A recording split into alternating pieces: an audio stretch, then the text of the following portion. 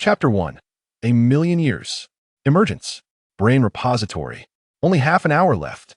There are just 30 minutes remaining until the million-year disciple recruitment task issued by the system concludes.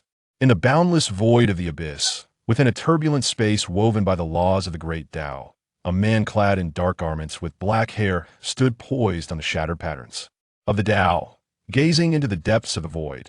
Behind him lay countless dark, purple spatial lines, coalesced from the chaotic currents of time and space. This was the ancient tomb of the heavens.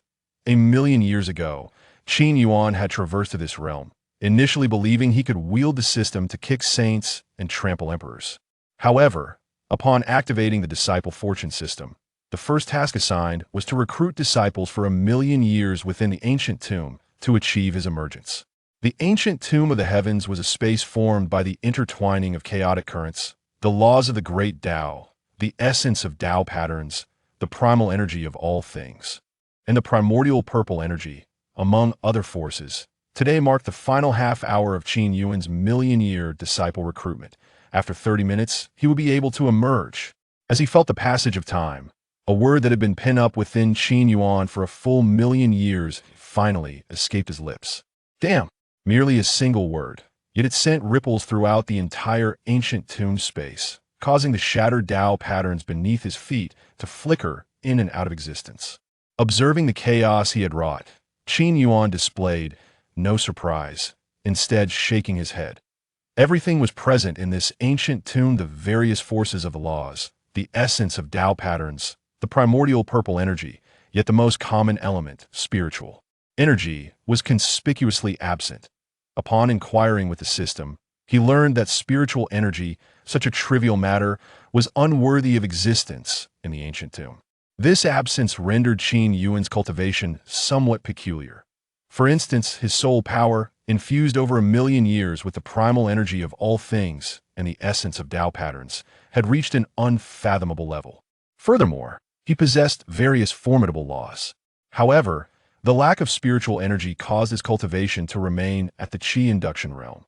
Yet, this was of little consequence to Qin Yuan. The level of cultivation? Such notions had become utterly irrelevant to him. For within this Qi induction realm, he could instantaneously defeat emperors. The time to emerge is near. I do find myself somewhat nostalgic for my disciples, Qin Yuan mused, staring at the fractured breach in space, silently counting down the moments. As memories of his disciples surfaced, a faint smile crept upon his face. The initial years in the ancient tomb had been arduous, yet this space connected various spatial points across small thousand realms, activating randomly. Thus, every few thousand years, external cultivators would step into this realm. For practitioners, this place was a veritable treasure trove, by merely exerting a sliver of his power. Qin Yuan had become known throughout the myriad realms as the master of the tomb, a figure of unparalleled might. Nevertheless, he did not neglect his system tasks. Over the million years, he had gathered no fewer than 800 disciples, each meticulously selected by the system, and he was immensely pleased with them. He had repaired supreme bones for his disciples, enhanced their dual pupils, and bestowed upon them the essence of supreme elixirs, the essence of swords, and various top-tier techniques. As time wore on, he had even taken in any being capable of enlightenment, whether flora or fauna. As long as they could awaken their consciousness, they became his disciples. He even welcomed beings from other races. In summary, having disciples was a boon, for upon his emergence, he would rely on the realms his disciples had established to assert his influence. Crack! The sound of space fracturing echoed in Qin Yuan's ears. Gazing at the widening breach, a grin stretched across his face. At last I am emerging. Previously, due to system constraints, even with the breach open, he could not depart. Yet now, the million-year task was complete. Taking a deep breath, Qin Yuan stepped forward, and as his form entered the spatial passage, he vanished without a trace, leaving behind only ripples of the Tao's intricate patterns.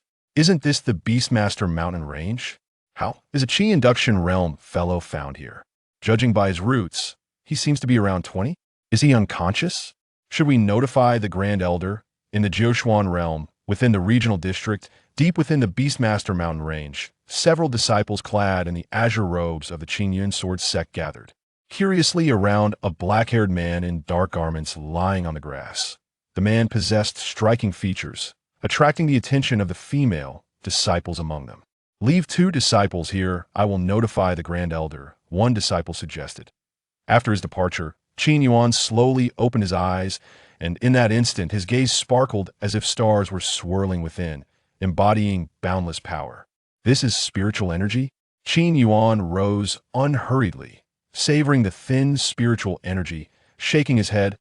No wonder such energy was absent in the ancient tomb. It was meant for cultivation.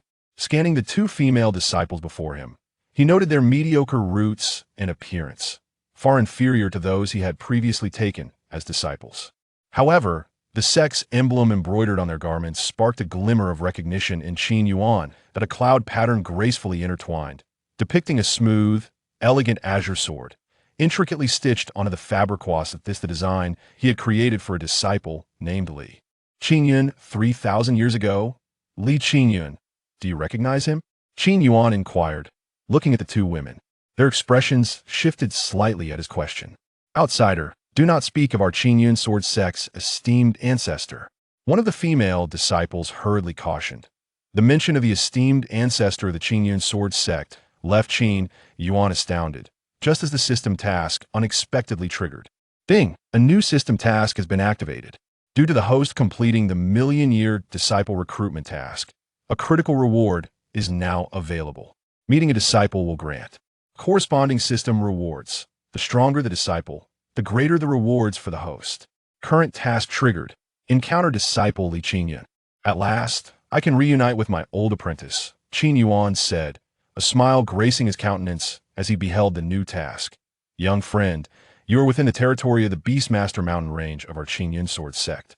Though I know not how you entered, since you are within our Qin Yuan sword sect's jurisdiction." The elder in azure robes approached Qin Yuan. "You shall accompany us. We will ensure your safety until you leave the Beastmaster mountain range." Such courtesy? Qin Yuan scrutinized the elder of the Qin Yuan sword sect, astonished that we, as a sect, hold our regulations in high regard. Even ordinary cultivators deserve equal treatment. The elder of the Qin Yuan sword sect replied with a smile. "Young friend, our Qin Yuan sect's reputation is renowned across the lands. You must have heard of it?" Qin Yuan, meeting the elder's hopeful gaze, shook his head indifferently. "Not in the slightest." The elder of the Qin Yuan sword sect. Chapter 2. So the young friend is extraordinary. In the Beastmaster mountain range, along a forest path. "So, you intend to venture into the deeper regions to slay the 7th-tier Qingming swordman beast?" With a mere thought, Qin Yuan perceived the entirety of the Beastmaster mountain range. Indeed, within those depths lay a beast of formidable prowess. However, this beast was not merely 7th tier, it was unequivocally 8th tier. An 8th tier beast was akin to a peak cultivator in the human realm, dwelling within the Zifu realm. The cultivation levels ascend from low to high, commencing at the Qi induction realm, followed by the foundation establishment realm, the postnatal realm, and the innate realm. Upon reaching the innate stage, one could begin the spirit transition. Completing this transition would allow entry into the spirit transition realm, followed by the ascending spirit realm, and above that lay the divine concealment realm. In the realm of divine concealment, the strength of the cultivators corresponds to that of 7th tier magical beasts. Above this lies the purple mansion. Upon achieving the pinnacle of the purple mansion, one ascends to the realm of the Yuan spirit. Upon attaining the complete mastery of the Yuan spirit, one may then enter the void spirit realm, and beyond that, the realm of the void of heaven and earth. After reaching the pinnacle of the void, one must endure the divine tribulation to step into the realm of divine tribulation, and above that stands the most formidable of beings, the supreme realm.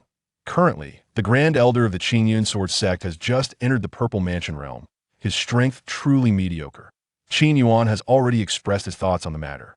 "Indeed, young friend, rest assured, I possess the cultivation of the 2nd level of the Purple Mansion realm. Slaying a 7th tier magical beast is a trivial task for me," the Grand Elder of the Qin Yuan sword sect declared confidently. Stroking his beard, he continued, "I must say, young friend, your celestial aura is quite pronounced, hinting at a remarkable innate talent. What do you think? Would you be interested in becoming a disciple of our Qin Yuan sword sect?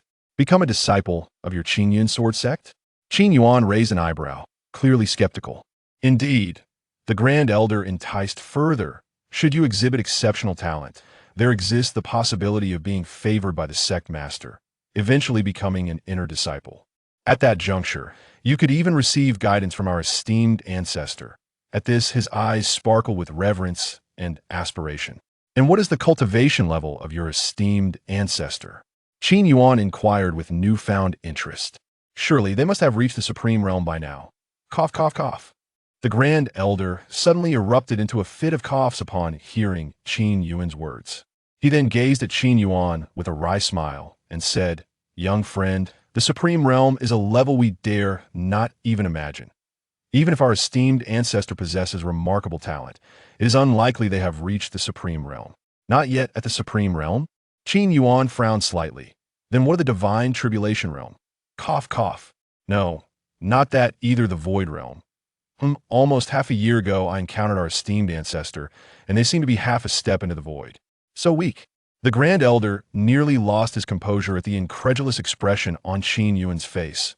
Suppressing the urge to eliminate this disrespectful individual, he slowly replied, "Half a step into the void is already the pinnacle of power in one domain."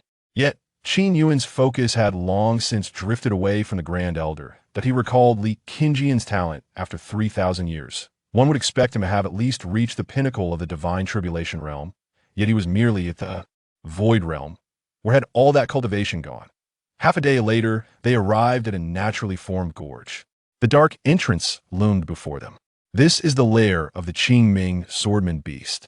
Once I slay it and obtain its 7th-tier magic crystal, we can return to the Qin Yuan sect," the Grand Elder, with a confident flourish of his sleeves, declared. He then leapt into the air, heading toward the dark cave, leaving behind a trail of purple light. His disciples gazed at him with envy. When will we reach the Grand Elder's level? We are only at the spirit realm now, with 2 major realms to cross. Let us observe the Grand Elder as he slays the Qingming swordman beast. To witness the Grand Elder's grandeur will greatly aid our cultivation. The disciples seized every opportunity to learn, their eyes fixated on the gorge below. Only Qin Yuan leaned leisurely against an ancient tree. Roar suddenly. A beastly roar reverberated throughout the gorge. The disciples of the Qin Yuan sect erupted with excitement. The Grand Elder must be engaged in battle. Listen, that's the cry of the Qingming swordman beast. Indeed, the Grand Elder should be able to dispatch that beast within the time it takes to burn an incense stick. Incorrect. I wager half a quarter of an hour. Just as they spoke, the gorge erupted into chaos once more. From within the dark cave, a torrent of azure sword energy burst forth. Qin Yuan sword technique. The Grand Elder has unleashed the Qin Yuan sword technique. The outcome is already determined. The surrounding disciples shouted. Yet, Qin Yuan merely cleared his ears. Is the outcome truly determined? Indeed, it was. In the next moment, the Grand Elder of the Qin Yuan sect shot out of the cave like a bolt of purple lightning, his body bearing several wounds. Run. The intel was incorrect. This Qingming swordman beast strength is not 7th tier. It is 8th tier. Run. The Grand Elder shouted frantically. The cave behind him suddenly erupted. The Qingming swordman beast emerged slowly, its body cloaked in a grayish-blue scaled armor, with sword energy crystals protruding from each scale. Its tail had morphed into 7 segmented sword bones, the final segment exceptionally sharp. As it moved, the sword energy crystals along its spine flared up like a mane, radiating a menacing aura. Now, its amber-hued, sword-patterned eyes coldly scrutinized the Grand Elder of the Qin Yuan sect and the disciples by the gorge. Eighth tier? Doesn't that equate to the peak of the Purple Mansion realm? Hurry, we must retreat. The disciples were paralyzed upon hearing the 8th tier classification. However, a few resolute individuals stepped forward and declared, "The Grand Elder is at the 2nd level of the Purple Mansion realm without our assistance. It would be even more challenging to confront that 8th tier beast. We will stay to help the Grand Elder." Yes, we will stay. A few disciples echoed that in the gorge. Amidst the chaos, the Grand Elder, touched by their loyalty, managed to fend off a claw strike from the Qingming swordman beast and shouted, "Do not worry about me. You must flee, no. Grand Elder, we will stay to assist you." The life-and-death moment stirred the Grand Elder's heart. At that moment, Qin Yuan finally moved. He stepped forward, observing the touching scene, and said, "In situations where the power gap is not vast, staying behind may provide a chance for a desperate counterattack. However, you're facing an 8th-tier magical beast that is nearly 2 or 3 major realms above you. That I would call those who choose to stay behind foolish." The faces of those who decided to remain flushed with indignation. Meanwhile, Qin Yuan looked up at the Grand Elder hovering above and said, "You are also at the Purple Mansion realm. Why the panic? Utilize the 3rd strike of the Qin Yuan sword technique to attack the 4th segment of its tail joint." The Grand Elder, momentarily taken aback, was startled when he noticed the 8th-tier Qing Ming swordman beast's pupils flickering suddenly.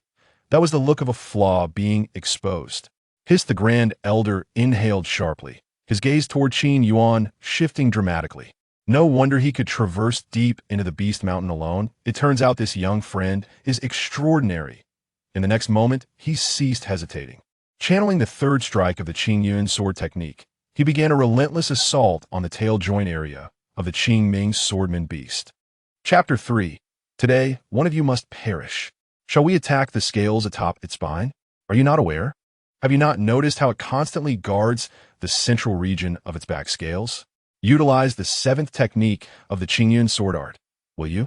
And then, you inquire of me? Are you incapable of discerning the beast's vulnerabilities? Such a glaring flaw, and yet you remain oblivious? How can you, as the esteemed elder of the Qin Yuan sword sect, possibly be in this position? Did you ascend through merit or connections? Moreover, how about dismantling its tail vertebrae? Remove its 7 sword-like bones. You claim you cannot pierce its back scales with your sword? Why not use its own bones to stab it? Are you intent on driving me to madness?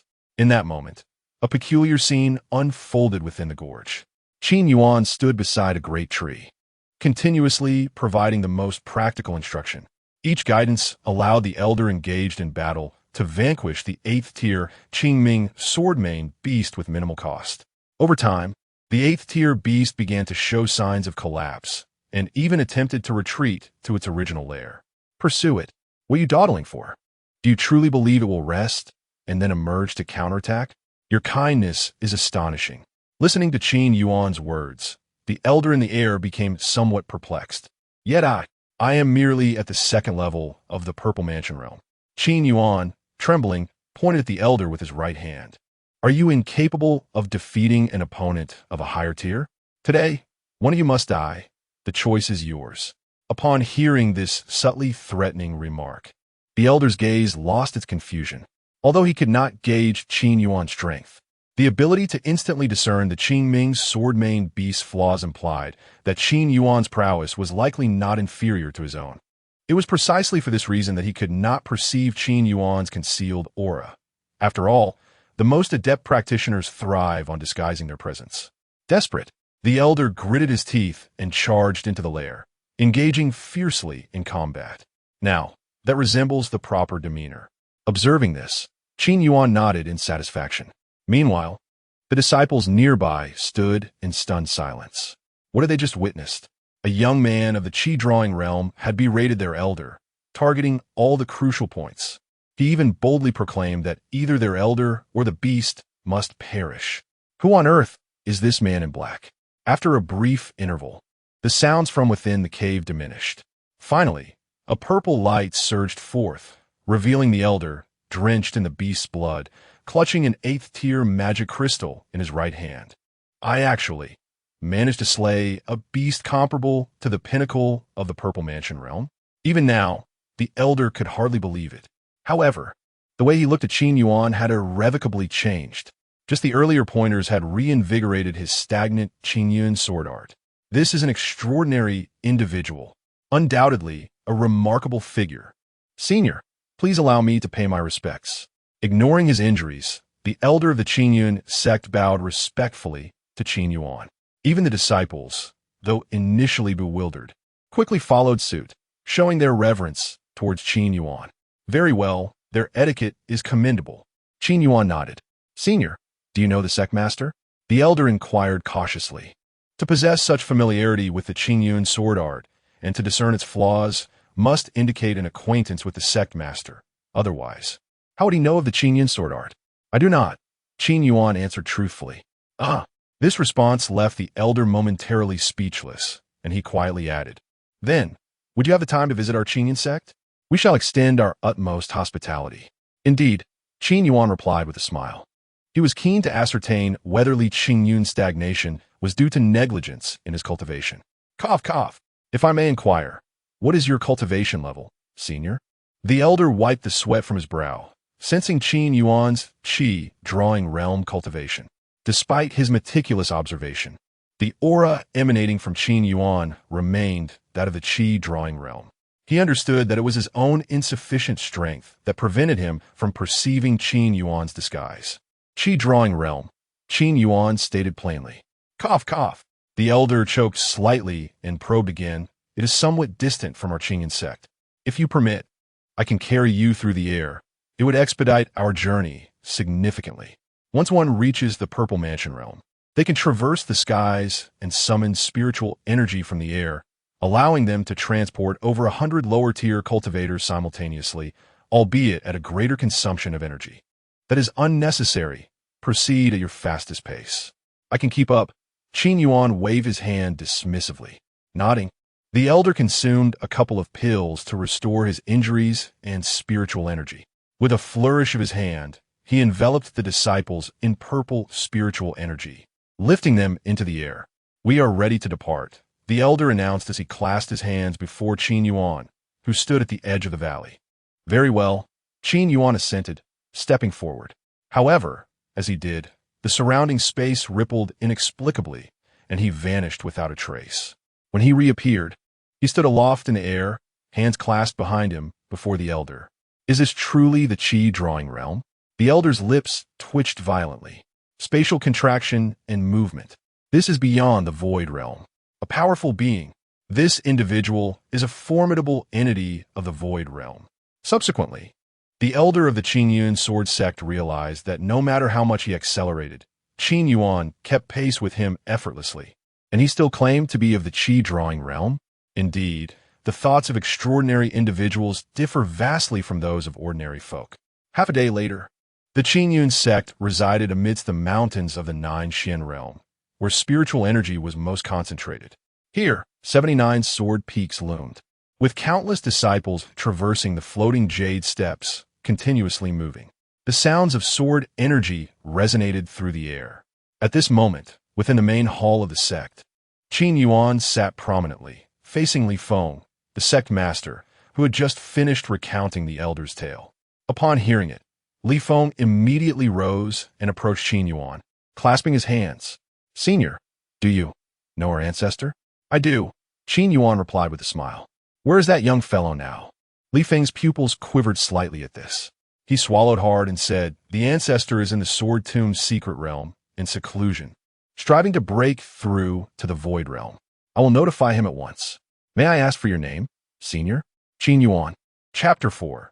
Meeting the master in the Qin Yuan sect, within the sword tomb's secret realm, lies a small expanse of heaven and earth where the spiritual energy is remarkably dense. Surrounding this area is a veil of ethereal mist, swirling and tangible. The mountains rise and fall, with sword peaks standing like colossal dragons. The sword tomb, secret realm, claims to be a world unto itself, the very foundation upon which the Qin Yuan sect was established. Ordinary individuals cannot hope to enter this sacred place. At present, atop the sword's peak, there are only two figures seated opposite each other. To the left is a middle-aged man clad in a green robe, and to the right sits an elder, whose gaze towards the man is filled with admiration. Old Ancestor, the battle 500 years ago took a tremendous toll on your foundations. Otherwise, with your talents, you would have reached the void realm long ago. The elder's voice is deep, his fists clenched, and his eyes blaze with wrath. If it weren't for my dragging you down back then, you would surely have. Enough, do not blame yourself, Li Qingyun interjects, waving his hand. At present, I am merely a step away from the void realm. As he speaks, a hint of ferocity flickers across his face. Once I enter the void realm, I shall return to exact vengeance on the Qin sect. Old Ancestor, I have heard that the supreme master of the Qin Yuan sect entered the void realm a century ago, and after 100 years of cultivation, he has likely reached the third heaven of the void realm. The elder grits his teeth, speaking somberly. Just the third heaven. Even if he were at the ninth heaven, I would still confront him. Qin Yuan sneers. My master once advised me that if one is to act, one must act against those stronger than oneself. The elder swallows hard, having heard the old ancestor speak of his master many times. Yet he knows not the name or origins of this figure. As the old ancestor remains silent, they dare not pry further. At this moment, the jade pendant at the elder's waist vibrates slightly. Old ancestor, it is Li Feng seeking an audience. The elder informs Qin Yuan. Very well, Qin Yuan nods. After a brief moment, a rift in space appears, and Li Feng materializes at the mountain's summit within the Sword Tomb secret realm. Greetings to the Supreme Ancestor and the Supreme Elder. Li Feng bows respectfully to the two men. What brings you here? The elder inquires, stroking his beard. It is as follows. In the Monster Beast Mountains, our leading elder has discovered a... Li Feng succinctly recounts the events that transpired in the Monster Beast Mountains. You mean to say that a potential Void Realm expert is currently visiting our Qin Yuan sect? The elder is taken aback. A Void Realm practitioner is a formidable presence anywhere on this continent. They must not offend him. At the very least, they should cultivate a favorable relationship. You just mentioned he provided guidance to the elder in the Monster Beast Mountains. How did he offer this guidance? At this moment, Qin Yuan's voice suddenly rings out, and in an instant, he appears before Li Feng. The way this Void Realm expert provided guidance is rather peculiar. Li Feng clears his throat. Is it akin to being disappointed in someone? Did he even scold him a few times? Qin Yuan interjects swiftly. Indeed, you are correct, old ancestor. That is precisely it. Li Feng nods vigorously. At this point, Qin Yuan's breath quickens, his voice heavy with intensity. Did this esteemed figure mention his name? I inquired about his name. Li Feng replies earnestly, meeting Qin Yuan's gaze. He said his name is Qin Yuan. Boom! In that instant, Qin Yuan feels as though his mind has been struck by a colossal hammer. Without a moment's hesitation, he tears through the spatial ripples of the Sword Tomb secret realm, vanishing without a trace. What is happening to the old ancestor? Li Feng is left dumbfounded. The usually composed old ancestor's sudden behavior has left him bewildered. Could it be? Beside them, the Supreme Elder's pupils tremble as if he has realized something. He promptly inquires, have you treated this esteemed figure with the utmost respect? Do not neglect him. Rest assured, Supreme Elder, every member of our sect adheres to the teachings of the old ancestor and has shown no disrespect. Li Feng gulps. Who is this esteemed figure? I cannot be certain at this moment. Let us proceed to the main hall. The Supreme Elder declares gravely. With that, he leads Li Feng away from the Sword Tomb secret realm. Meanwhile, at the main peak of the Qin Yuan sect, within the Grand Hall, a multitude of disciples have gathered, some from the outer sect, others from the inner sect, along with various elders. They have all come to pay their respects to the esteemed figure.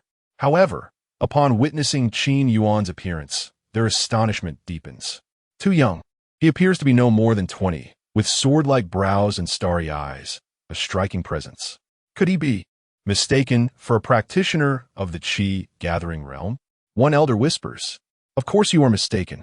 The leading elder admonishes, "This esteemed figure is concealing his true strength.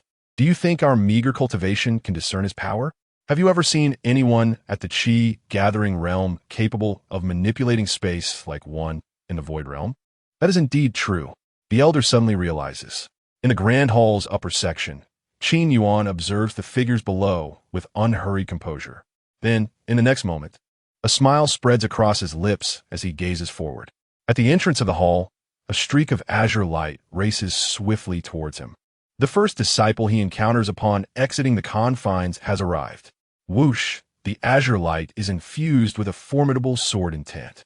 The presence of a half-step void realm cultivator sends shivers down the spines of the elders and disciples within the hall. It is the Supreme Ancestor. The Qin Yuan old ancestor has arrived. Who is this young man? Could he be an extraordinary talent who has remained hidden from the world? Just moments ago, the leading elder proclaimed him to be an esteemed figure. Yet, he appears younger than I am. All disciples and elders of the Qin Yuan sect hold their breath. Bowing towards Qin Yuan, who descends from above, we pay homage to the Qin Yuan old ancestor. At this moment, two more radiant figures appear. It is Li Feng, the sect master, and the supreme elder, who hastily follow. They fix their gaze upon Qin Yuan and Qin Yuan, observing that Qin Yuan pays no heed to the bows of the elders and disciples below. Instead, his eyes remain fixed upon Qin Yuan, his eyelids growing increasingly red. Step by step, he approaches Qin Yuan until he halts 3 meters away. Only then does Qin Yuan regain his senses. And before all the disciples and elders present in the grand hall, he kneels before Qin Yuan, who sits upon a jade chair. I am your disciple, Qin Yuan. I pay my respects to my master. With that, 3 resounding thuds reverberate through the hall, as if shattering the fabric of time and space. Each bow strikes the ground with tremendous force, causing the entire hall to tremble, fissures appearing upon the floor. In an instant, the air seems to freeze, plunging the hall into an eerie silence, where even the sound of breathing vanishes. Only the echoes of the kneeling thuds resonate within the lofty dome of the hall, lingering long after. Chapter 5. Is it forbidden to kill beyond ranks? Then one is unworthy of being a disciple of the master. Hey, senior brother, did I just experience auditory hallucinations? What did you hear? I seem to have heard the ancestor of our Qin Yuan sword sect address that young man as Master? I think I heard too. In the great hall, all disciples and elders held their breath. When they turned their gaze back to the stage, they were astonished to see their ancestor of the Qin Yuan sect kneeling before Qin Yuan. In other words, Qin Yuan was the master of their ancestor. Below the platform, the sect leader and the supreme elder, who had just arrived, suddenly froze in place. Their eyes were filled with undeniable astonishment. In fact, at the moment they witnessed their ancestor kneeling, a ripple of chaotic energy surged within them. Rise! Qin Yuan looked at Qin Yuan before him, whose appearance had changed slightly. Yet the soul imprint remained unchanged. Thank you, Master. Qin Yuan slowly stood up, his eyes already tinged with red. As an orphan, he had no parents and had cultivated through adversity. After revealing his talent, he fortuitously entered the ancient heavenly tomb, a place of extraordinary opportunity, where he received teachings from Qin Yuan, took on disciples, and after 30 years, left the secret realm to showcase his abilities. Now, in the central state of the 9 mysterious realm, he had established the mighty Qin Yuan sword sect. However, no one knew that all his achievements were bestowed upon him by his master. What are you all standing there for? Are you not going to pay your respects? Once Qin Yuan stood up, he glared at the stunned disciples and elders below, instantly shouting. His voice reverberated in everyone's ears, bringing them back to their senses. All dared not show the slightest negligence and bowed to Qin Yuan on the stage. Disciples of the Qin Yuan sect, elders of the Qin Yuan sect, sect leader of the Qin Yuan sect, salutations to the ancestor master. Qin Yuan smiled gently, nodded, and waved his right hand lightly. A gentle breeze lifted everyone from below. All right, everyone rise. He then continued to gaze at Qin Yuan before him. Ding. Task completed. Ding. Current disciple status. Name. Qin Yuan. Age. 3,100 years. Strength. Half-step Dongshu realm. Root bone. Qing Luo. Sword embryo. Shattered. Can break through to the divine calamity realm at its peak, but remains stagnant here. Ding. Based on the disciple's performance after leaving the sect, cultivation, encounters, number of enemies slain, and other comprehensive factors, this disciple can provide the host with 5 billion points of fortune. Note, fortune points can directly enhance cultivation or be used to enhance others' cultivation. They can also be exchanged for cultivation techniques, root bones, and more in the shop. 5 billion points of disciple fortune. Not too much, not too little. After all, previously, exchanging for a sacred level technique in the ancient heavenly tomb required 10 billion points of fortune. In other words, this disciple was worth 5 sacred level techniques? Qin Yuan exhaled softly, fixing his gaze on Qin Yuan, and then slowly said, Qin Yuan, tell me, how did your Qing Luo sword embryo shatter? With one sentence, he directly pierced through the greatest hidden danger in Qin Yuan's cultivation. Master, Li Qingyun clenched his fists. Back then, the Qin Luo, sword embryo, I bestowed upon you theoretically could have allowed you to reach the supreme level within 3,000 years. Even if you did not achieve supremacy, you should at least have reached the half-step supreme level. Yet now, you are only half-step Dongshu? Qin Yuan shook his head, raising his right hand and extending 5 fingers.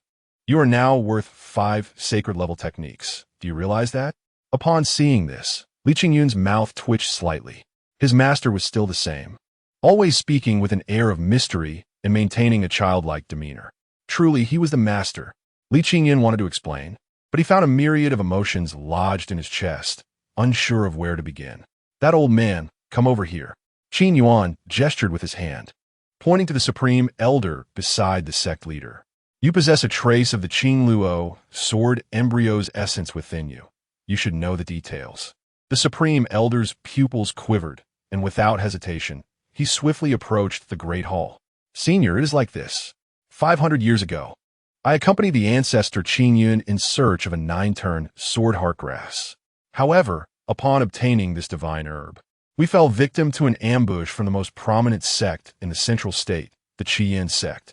At that time, Ancestor Qin Yuan had already reached the half-step Dongshu level, yet they dispatched 2 supreme elders and their sect leader against us. The sect leader of Qian's sect was only at the half-step Dongshu level, so Ancestor Qin Yuan was not intimidated. However, those 2 supreme elders had already stepped into Dongshu, becoming formidable opponents at the 3rd level of Dongshu. In the end, Ancestor Qin Yuan sacrificed himself to save me and imparted a trace of the Qin Luo, sword embryo's energy to ensure my survival. Because of this, the essence of Ancestor Qin Yuan's sword embryo was depleted, and I feel guilty. As the supreme elder spoke, his eyes grew red with emotion. Stop with the theatrics. Qin Yuan raised his hand to interrupt, disrupting the supreme elder's emotional buildup. With your minor injuries, you cannot possibly affect the Qin Luo sword embryo I gathered for Qingyun. Qingyun, you tell me what happened. Seeing this, Li Qingyun could only clear his throat and scratch his head, saying, well, at that time, after I returned to the sect and settled in, I infiltrated the Qian sect. When I fought against their 2 supreme elders, they spoke ill of Master, and I couldn't bear it. I thought about killing them both and leaving. Qin Yuan smiled. Now that's the disciple I trained. Meanwhile, the elders, sect leader, and supreme elder in the great hall were all dumbfounded. There was such an event back then, and then? Qin Yuan asked with a grin. Then, just as I'd killed their supreme elder, I was discovered. Subsequently, the entire sect came after me, even activating their protective formation. Li Qingyun cleared his throat. I had no choice but to burn my source sword embryo to escape. But rest assured, Master, at that time, I at least killed over half of their elders. I did not bring shame to you. The sect leader of Qin Yuan and everyone below were drenched in cold sweat upon hearing this. So, their ancestor had been so formidable back then, to infiltrate the Qian sect as a half-step Dongshu and even slay one of their supreme elders? And in the end, he truly managed to escape after depleting the sword embryo's essence? Ancestor Qin Yuan, that was far too dangerous. You were only at half-step Dongshu at that time, and in a wounded state. The opposing supreme elders were all at the 3rd level of Dongshu. The supreme elder swallowed hard. As a disciple of the master, one must be capable of killing beyond ranks. Otherwise, one is unworthy of being the master's disciple. Li Qingyun puffed out his chest proudly. As a disciple of the master, I take great pride in it. Chapter 6. Let us first ascend to the void realm. Well done. Now that is the spirit of my disciple. Qin Yuan rose from his seat and approached Li Qingyun. I had wondered why your capabilities were so limited. Fear not. Now that I have emerged from seclusion, I shall restore your honor. Yet, my dear fellow, a mere half-step into the void realm is somewhat lacking. As his words fell, Qin Yuan raised his right hand and gently rested it upon Li Qingyun's shoulder. In an instant, the essence of the great Tao began to flow, enveloping them in a mysterious power akin to the primal energies of creation. At that moment, a radiant beam of light burst forth from Qin Yuan's fingertips, shimmering like the stars and embodying unparalleled might. Within it lay the purest essence of the Qin Luo Sword's original power. as though it could rend the heavens and reshape the universe.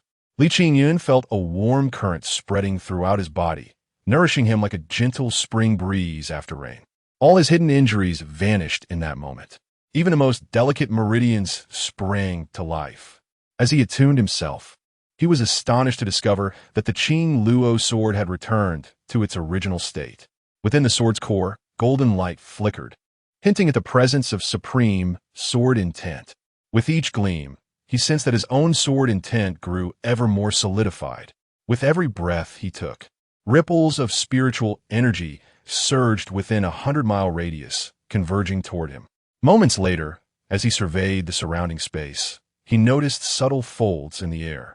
With a single step, he found himself transported to a mountaintop 1,000 miles away.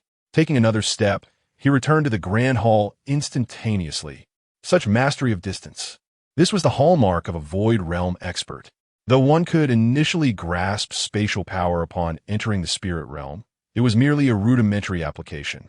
Only upon ascending to the Void Realm could one truly claim mastery over such powers. The Void Realm, the third heaven. As Qin Yuan reigned in his consciousness, he discovered 3 resplendent stars shimmering within the vast emptiness of his mind-SC. This was the manifestation of the third heaven of the Void Realm. Beside him, Li Feng, the Grand Elder, and other disciples bore expressions of astonishment. In that moment, they realized that Qin Yuan's strength and capabilities far exceeded their expectations. What is there to be so excited about it, merely the third heaven? Qin Yuan doused Qin Yuan's burgeoning pride with cold water. One might think you had reached the supreme third heaven. Cough, cough. You are indeed correct, Master. Qin Yuan's momentai arrogancia dissipata antireli. Below, the elder who had first interacted with Qin Yuan could not help but gasp. It was as if Qin Yuan's tone mirrored that which he had used to discipline his own disciple in the valley. Truly, a master of his craft. Master, you have emerged from your seclusion, yet you still remain in the spirit realm? Qin Yuan whispered, observing his teacher. The disciples were well aware of their master's prowess. It seemed he held little regard for conventional spiritual cultivation, opting instead to cultivate the fundamental essence of the Tao, the primordial energies of all things, and the ethereal violet energy. This choice had resulted in his apparent stagnation within the spirit realm. You have reminded me. As Qin Yuan approached the steps of the hall, he realized that remaining in the spirit realm might attract some puzzled gazes. Let's first ascend to the void realm. In the grand hall, all eyes turned toward Qin Yuan, particularly the sect leader and the elders, who seemed to perceive a world transformed. So, the revered Ancestor, master truly, was in the spirit realm. With a flick of his dark robe, Qin Yuan's garments billowed, as if resonating with the void. With a single step, the air rippled beneath his feet. Simultaneously, his cultivation surged, vaulting from the spirit realm through 3 levels, reaching the post-heaven realm. With the second step, his momentum soared again, transitioning from the post-heaven realm to the pre-heaven realm. The third step shattered the barrier of the spirit realm beneath him like thin parchment, utterly unable to withstand his advance. With each step, he ascended like an immortal. Qin Yuan's voice resonated, keeping rhythm with his steps as his power climbed. With the 4th step, he entered the spirit ascension realm. The 5th step brought him into the divine concealment realm. The 6th step led him into the purple palace realm. All paths converged as his voice, like the thunderous sound of the Tao, reverberated throughout the hall. The 7th step, the primordial spirit realm. The 8th step, the spirit god realm. Upon completing the 9th step, his power settled firmly within the first heaven of the void realm. The pressure of the first heaven of the void realm descended like a collapsing sky, enveloping the surroundings. This pressure was far more terrifying than that of their ancestors' third heaven of the void realm. At this moment, Qin Yuan stood with his hands clasped behind his back in the hall's expanse, his gaze reminiscent of twinkling stars.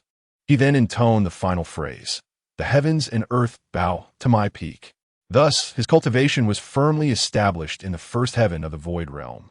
Within the hall, all disciples of the Qin Yuan sect bore expressions of profound shock.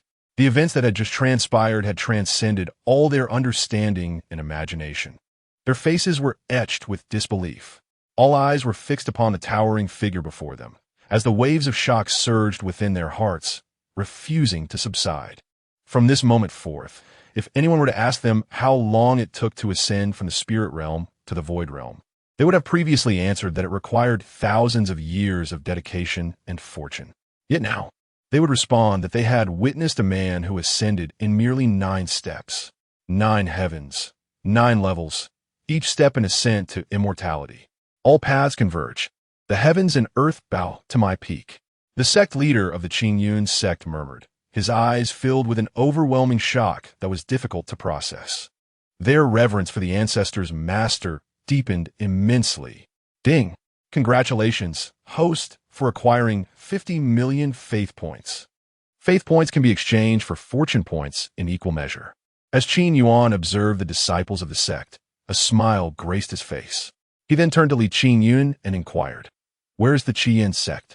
I wish to visit, enjoy some tea, and appreciate the scenery."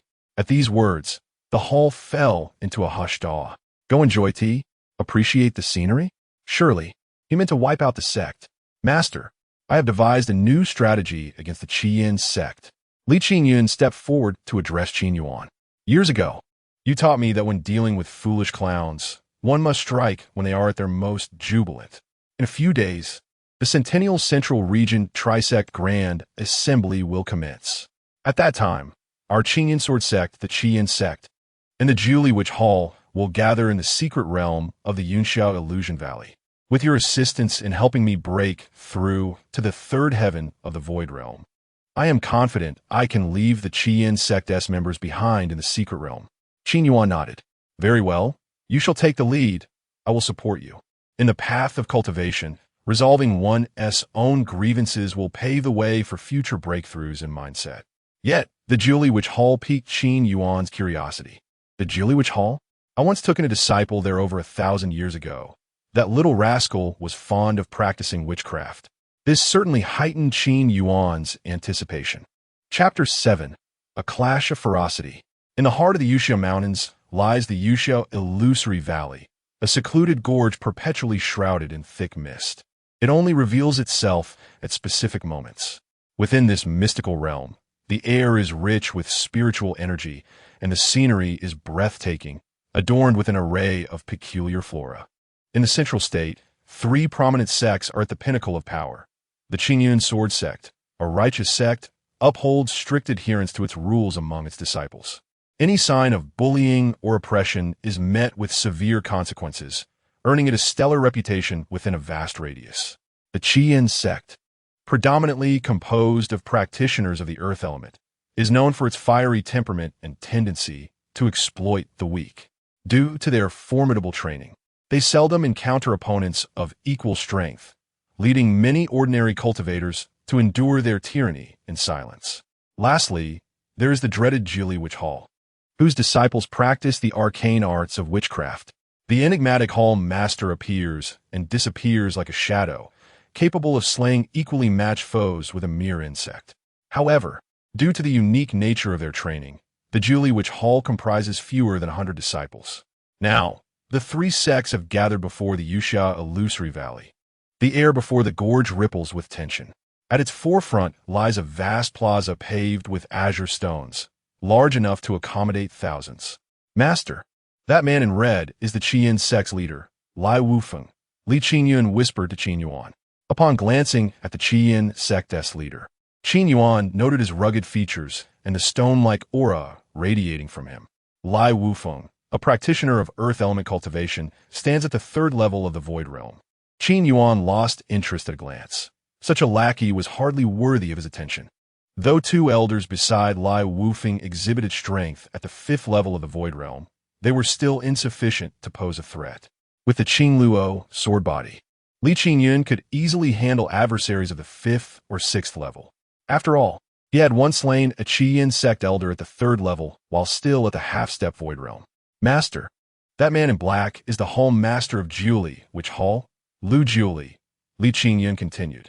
A smile crept across Qin Yuan's lips. Indeed, his beloved disciple had grown formidable.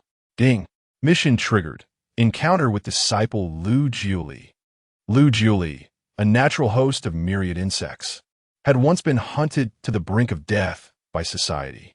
By chance, he entered the ancient tomb of the wilderness, where Qin Yuan saved him and took him as a disciple. Due to the peculiar nature of his body, he could only grow for a millennium before being consumed by the very insects he commanded. However, Qin Yuan had generously transformed Lu Jiuli's body into the Tianyin insect emperor body, an ultimate evolution with virtually limitless growth potential. Unexpectedly, he found himself encountering two disciples here. Yet his gaze shifted to the distant figure of Lu Jiuli, cloaked in black robes, deep in thought. "Master, the Qin Ancestor has indeed broken through?" murmured an elder from the Qin sect, alongside a young man at the first level of the Void Realm. "What's there to panic about?" Lai Wufeng replied, surprised yet confident. "I too am at the third level of the Void Realm, and we have a fifth-level elder on our side."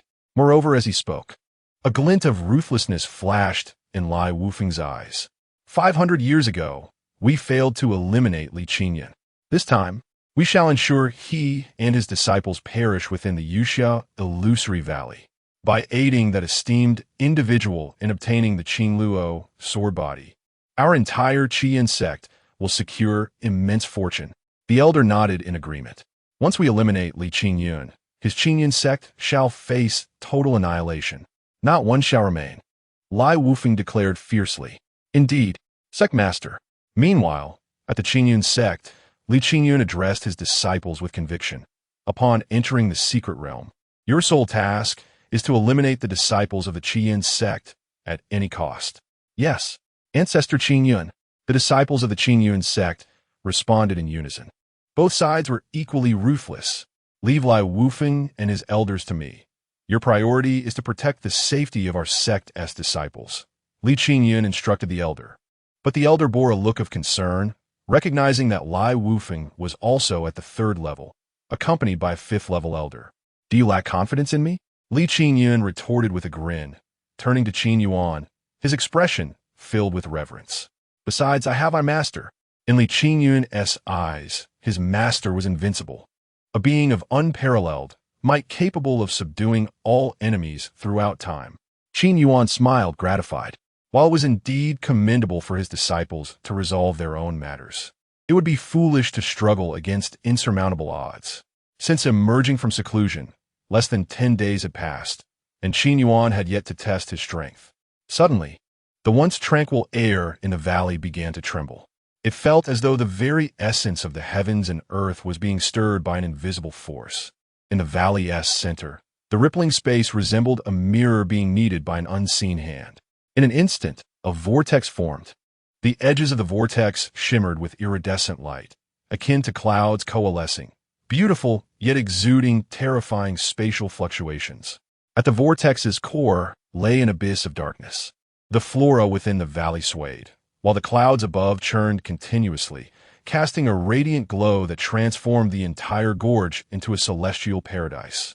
Clearly, the Yuxiao illusory valley had been activated. Within, numerous other sect practitioners and rogue cultivators gathered, for this was a grand assembly of the three sections. The valley also housed a plethora of rare treasures and spiritual herbs, promising substantial enhancements to their cultivation. "Disciples of the Qingyun sect, heed my command. Enter." Li Qingyun waved his hand, leading hundreds of disciples into the shimmering entrance of the illusion. On the opposite side, all disciples of the Jili Witch Hall, under Lu Jiuli's guidance, also stepped into the illusion. As all had entered, the Qin sect remained silent, following Lai Wufeng swiftly into the illusion.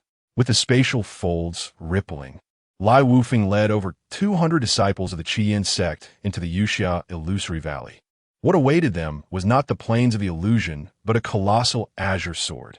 The sword stretched hundreds of feet long, its crystalline body radiating a brilliant azure glow. Sharp and imposing, brimming with murderous intent. Lai Wufeng froze momentarily, his expression shifting dramatically. "Li Qingyun, you lack martial ethics." In response, a thunderous voice rang out. "I speak of your mother." Chapter 8. You are worth at most 5 imperial-level techniques. On the plains within the mystical realm of Yunxia Illusion Valley, There remained a number of wandering cultivators who had yet to delve deep into the secretive depths in search of opportunities and rare treasures. When they beheld the sudden assault by the ancestor of Qin Yuan's sect, they were all rendered utterly bewildered. In that moment, the air around them was sliced apart by the sword qi emanating from the Qin Luo sword embryo, producing a piercing hum that echoed through the atmosphere. There was no time for contemplation. With a fierce roar, Lai Wufeng unleashed the stone shield. The stone attribute spiritual energy within him surged wildly, coalescing before him into a shield resembling a towering mountain. Boom! Rumble! The collision reverberated through the entire mystical realm, shaking it to its core. Kill! The first strike of the Qin Yuan sword technique. The second strike of the Qin Yuan sword technique. Meanwhile, the disciples of Qin Yuan's sect, still suspended in midair, found themselves encircled by the disciples of Qin Yuan's sect. The essence of Qin Yuan's sword began to envelop the plains of Illusion Valley, plunging the scene into chaos. What on earth is happening between Qin Yuan's sect and Qin Yuan's sect? The surrounding cultivators were perplexed. They had just entered the mystical realm, and already combat had erupted. You ask me? The nearby wandering cultivators were equally dumbfounded. Even the disciples of Julie, which Hall observed with confusion. At this moment, Lu Julie, shrouded in a black robe, slowly removed his hood. His complexion was pale, and his eyes possessed an eerie quality, as if countless poisonous insects were writhing within. A chilling aura emanated from him, sending shivers down spines. However, unbeknownst to anyone, an ancient character of Li was etched upon his neck. His gaze fell upon a man dressed in dark garments among the forces of Qin Yuan's sword sect. Upon recognizing the familiar visage, his entire body trembled violently. Master, what troubles you? Beside him, the eldest disciple noticed the master's unusual demeanor and stepped forward. No matter. Lu Julie shook his head, instructing them to wait. With that, he soared towards Qin Yuan. Lu Julie? The master of Julie Witch Hall? What does he want with us? The elders of Qin Yuan's sect exchanged glances, their expressions shifting in astonishment. Could it be that Qin Yuan's sect and Julie Witch Hall were colluding? As they processed this shocking revelation, Lu Julie had already approached within 10 meters of Qin Yuan. Gazing at the familiar face and the warm aura, he inhaled deeply and knelt before Qin Yuan. Disciple Lu Julie pays respects to Master. His trembling voice, though not loud, momentarily halted the chaos of battle in the distance. When the world is happening. The tense elders of Qin Yuan's sect were left utterly stunned at the sight of Lu Julie kneeling before Qin Yuan. In the distance, Qin Yuan, locked in combat with Lai Wufeng, also shuddered, gasping in shock. Though Master had mentioned having many senior brothers, he never expected that the master of Julie Witch Hall was also a disciple of his master. Meanwhile, Qin Yuan regarded Lu Julie, shaking his head. Rise.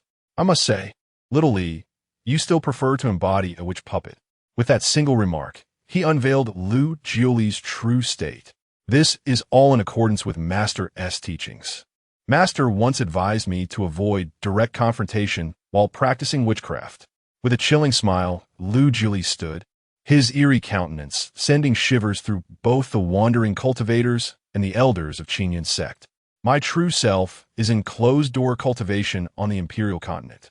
This is merely a witch puppet of mine, with strength at the 5th level of Dongshu. Suppressing his excitement, Lu Julie replied, And what is the strength of your true self? Qin Yuan inquired. Perfected divine catastrophe realm. Half-step to sovereign realm, Lu Julie proclaimed proudly. After countless years since embarking on his journey, he had reached the threshold of the half-step sovereign. Such a pace of cultivation far surpassed that of his contemporaries. That means you are worth at most 5 imperial-level techniques, Qin Yuan calculated silently, unflinchingly declaring. I had thought you had reached the pinnacle of sovereign. Cough, cough. I have brought shame upon my master, Lu Julie coughed lightly. During their exchange, the nature of their relationship was laid bare. In the distance, Lai Wufeng, astonished for a moment, realized that the boy was actually Qin Yuan's disciple. How dare you call anyone boy? The next instant, a colossal azure sword, infused with a torrent of rage, descended from the heavens, accompanied by a tempest of Qin Luo sword chi. Li Qin Yuan's eyes blazed with sword intent. How dare this Lai Wufeng address my master in such a manner? A singular thought consumed him. I must eliminate him. Crack. Though Lai Wufeng summoned the stone shield to defend, he could not withstand Qin Yuan's furious strike. Puffed. Blood gushed from Lai Wufeng's mouth. Had it not been for the intervention of the elder from Qin Yuan's sect, he would have perished beneath that azure sword Qi. Look, Julie. Qin Yuan gestured toward Qin Yuan, indicating Qin Yuan, the junior brother from 5,000 years ago. Upon hearing this, Julie's insect-like pupils flickered slightly. He then produced the witch insect order from his robe. His voice devoid of any emotion, he commanded, "All disciples of Julie Witch Hall, heed my order. Annihilate Tian, sect disciples." Those who became disciples of Julie Witch Hall were all formidable individuals. Though they were shocked that the youth in dark attire was the master's disciple. The command of their master was absolute. In an instant, over 100 disciples skilled in witchcraft began to lick their lips, casting their spells, and joining the fray. With their involvement, the scene turned utterly gruesome. The horrifying sight of insects devouring flesh sent waves of dread through the surrounding wandering cultivators.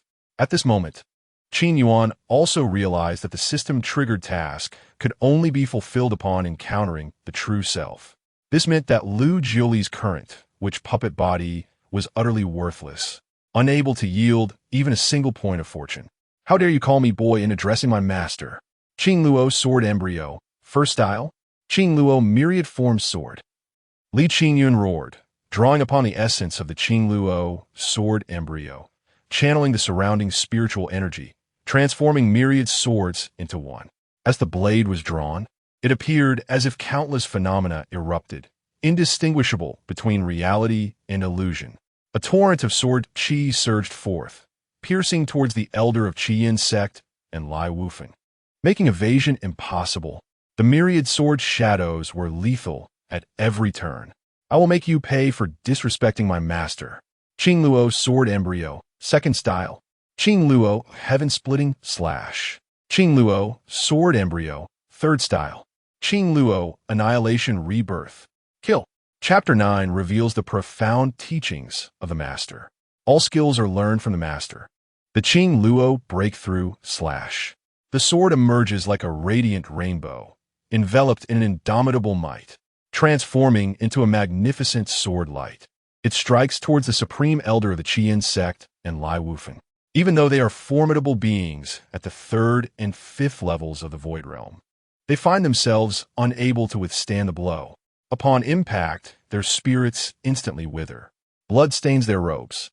Yet, awaiting them is the 3rd form of the Qin Luo sword body, the Qin Luo annihilation. Countless sword energies converge into a singular point, forming an extraordinarily pure and terrifying essence of the Qin Luo sword. It possesses an overwhelming tendency for a myriad of swords to return to their origin. Although visually less grand than the previous 2 moves, it harbors the power to annihilate the heavens and the earth. Moreover, it can directly pierce the essence of the enemy. A strike is certain to hit. A hit is bound to wound. A wound is destined to kill. Are you not going to make a move? Sensing the futility of resisting this strike, Lai Wufeng suddenly roared towards the void behind him. At the moment his voice fell, a crack resounded. The space shattered. In an instant, icy tendrils, as tangible as reality, burst forth from the ruptured space. 2 figures stepped forth, treading upon the void with deliberate grace. They were 2 gaunt old men, clad in voluminous black robes adorned with silver sword patterns at the edges. Their faces were lined with wrinkles, high cheekbones, and deep-set eyes. Yet their gaze radiated a sharp sword intent. The elder on the left bore an ancient long sword upon his back, its scabbard as dark as ink, with a silver thread coiling around the hilt.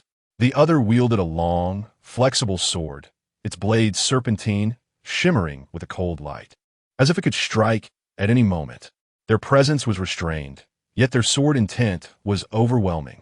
They were 2 formidable sword cultivators. The ghostly dual swords? The 2 supreme elders of the Zhuling sect from the eastern continent. The identities of the 2 elders were instantly deciphered by Julie.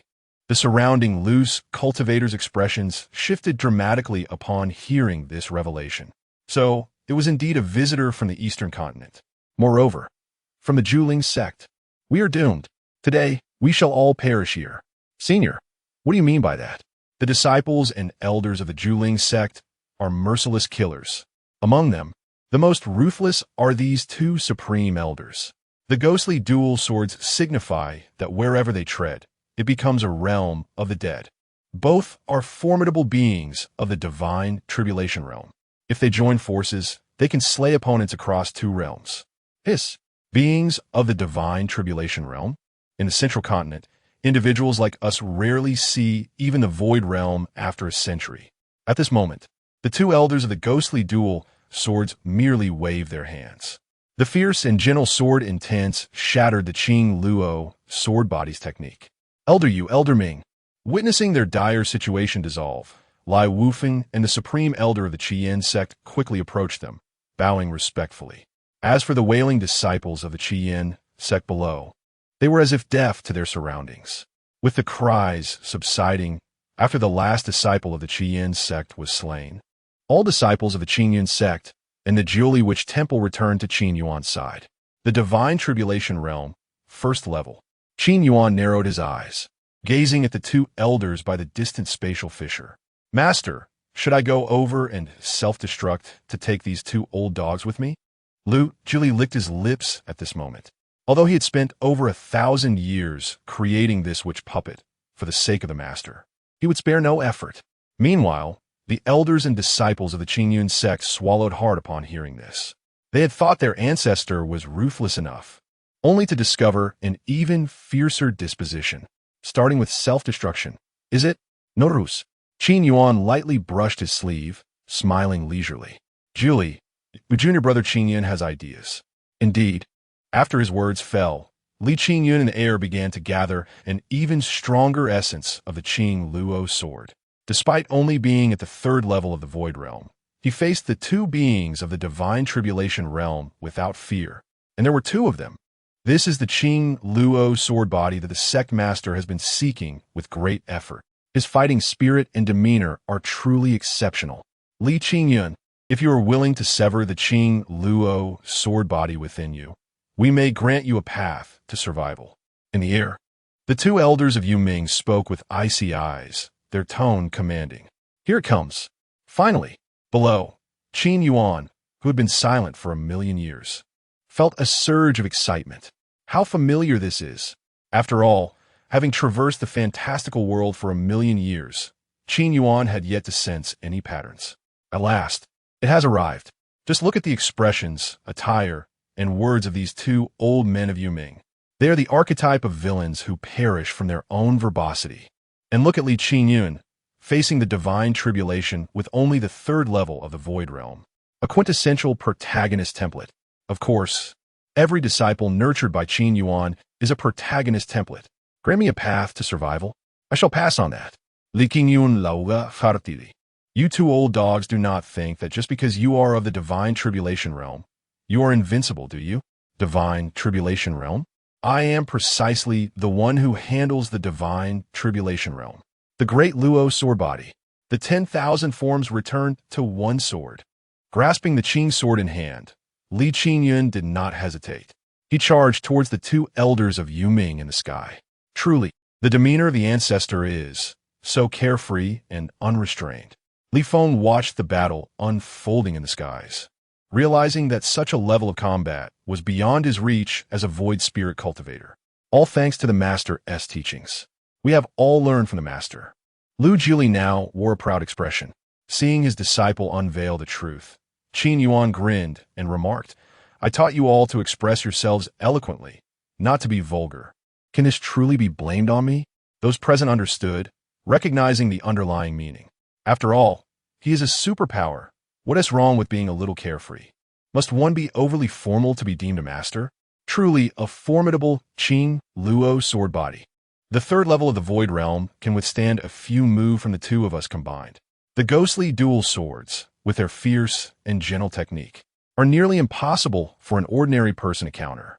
Yet, the two of them were increasingly astonished. Despite sustaining injuries, the opponent grew bolder. They even found opportunities to counterattack. Although they could not break through their sword intents, this was enough to showcase his terrifying prowess. It is noteworthy that the two of them combined could struggle against even a peak Divine Tribulation Realm opponent. In other words, this Qin Yuan could withstand the initial phase of the Divine Tribulation Realm with the Qin Luo sword body without falling. No wonder the sect master dispatched us here. You are indeed not an ordinary elder that can be dealt with. The eyes of the ghostly dual swords gleamed with frigid light. Their strikes grew increasingly cunning and vicious. Julie, hasten to assist your junior brother. Qin Yuan, perceiving their intent, turned his head and said, "Yes, master." Lu Jili nodded swiftly. His figure transformed into a ghostly apparition, soaring into the sky, instantly vanishing into the heavens. Junior brother, do not panic. Your senior brother is here to assist you. Chapter 10. Disciple, retreat behind your master. In the plains at the entrance of the Cloud and Fog Illusion Valley, the sky was riddled with spatial rifts. With the arrival of Lu Jili, dark purple shamanic inscriptions began to emerge around these rifts. Lu Jili, are you also going to oppose our absolute cold sect? We respect your status in the Emperor's continent, but we are not afraid of you. If you interfere again, we shall show no mercy. Should we destroy your shamanic puppet, do not blame us. The two elders of Yuming felt the power of the surrounding inscriptions, their brows furrowed, their voices filled with displeasure. After all, Lu Jili, who practiced shamanic insect sorcery, had gained considerable notoriety in the Emperor's continent. Moreover, his true form was at the pinnacle of the Divine Calamity realm, making most sects reluctant to confront him. You have harmed my junior, and now you do not allow me, his senior brother, to restore his honor? Lu Jili sneered twice, continuously employing his shamanic insect secret techniques. In an instant, the two elders of Yuming felt the strain. The situation began to shift dramatically. Lu Jili, a shamanic puppet at the 5th level of the Void Realm, faced Qin Yuan, who was at the 3rd level. Together, they managed to push back the two adversaries at the 1st level of the Divine Calamity Realm. The onlookers on the plains were left astounded. The imbalance of the battle led them to question whether they were truly practicing within the same system. We have been patient. Lu Jili, do not blame us, the elders proclaimed. Their objective in coming here was to seize the Qin Luo sword embryo from Qin Yuan, even if it meant offending Lu Jili. With the Qin Luo sword embryo in their possession, they would have no fear of Lu Jili. 10,000 insects devouring souls. Lu Jili refrained from further dialogue, immediately unleashing his most powerful sorcery. Surrounding him, the space glowed with purple radiance, and countless shamanic inscriptions and insects erupted from the void. Qin Yuan was equally resolute, wielding his azure sword and channeling the power of the Qin Luo sword embryo to execute his sword techniques. Yuming sword art. The Yuming elders no longer held back, unleashing their strongest attacks. The battle raged with ferocity, the residual energy capable of shattering distant mountains. After all, this was a clash of Divine Calamity level warriors. The Divine Calamity realm represented a qualitative ascension, achieved only after surviving the calamity of thunder. However, for those with weak resolve or who resorted to shortcuts, the mortality rate during the thunder calamity was significantly high. In summary, anyone who could step into the Divine Calamity realm would be considered a formidable force in any corner of the Joshuan realm. The two elders indeed possessed formidable skills. While Qin Yuan could contend with the Divine Calamity realm using the Qin Luo sword embryo, he was still merely at the 3rd level of the Void realm. Lu Jili, though at the 5th level, was merely a puppet and could not fully manifest his true power. After a relentless exchange of over 100 rounds, both Qin Yuan and Lu Jili began to show signs of retreat. Junior brother, go back to master. I will self-destruct. Lu Jili's face hardened, contemplating the centuries of refinement put into the puppet. If a shamanic puppet at the 5th level of the Void realm can eliminate 2 at the Divine Calamity realm, as master would say, it would not be a loss. If I take 1, it's even. If I take 2, it's a profit. Senior brother, Qin Yuan gritted his teeth. Just as Lu Jili prepared to reverse his technique, a clear voice resonated in their ears. Disciples, retreat behind your master. Qin Yuan had spoken. The thought of their master, possessing unparalleled might, stepping in sent shivers down Qin Yuan and Lu Juli's spines.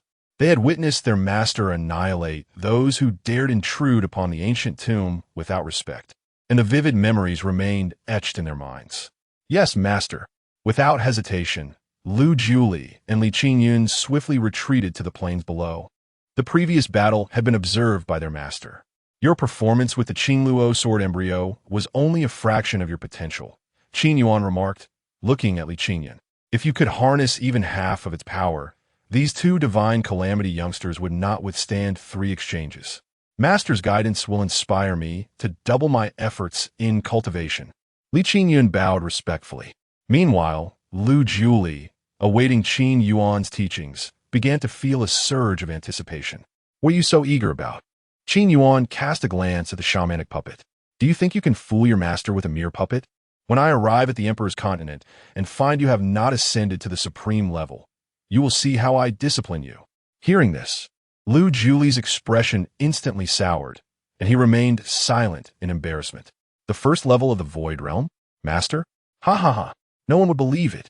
In the sky, the 2 Yuming elders saw Lu Juli and Qin Yuan retreating behind a figure in a dark robe and immediately activated their soul perception. Once they sensed Qin Yuan's strength, their withered faces filled with astonishment.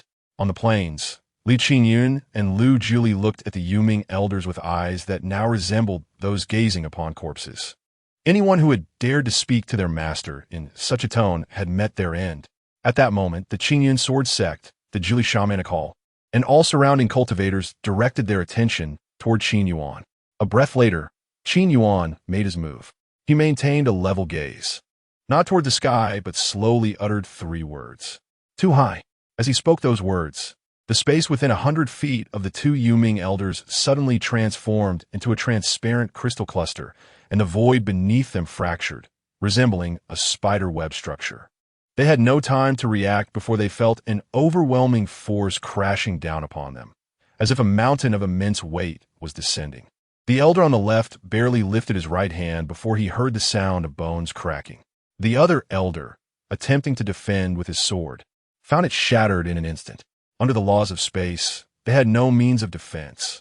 Additionally, their bones began to shatter inch by inch, their forms turning into streaks of fire, mingling with spatial ripples as they plummeted onto the plains below, creating a deep pit over 100 feet wide.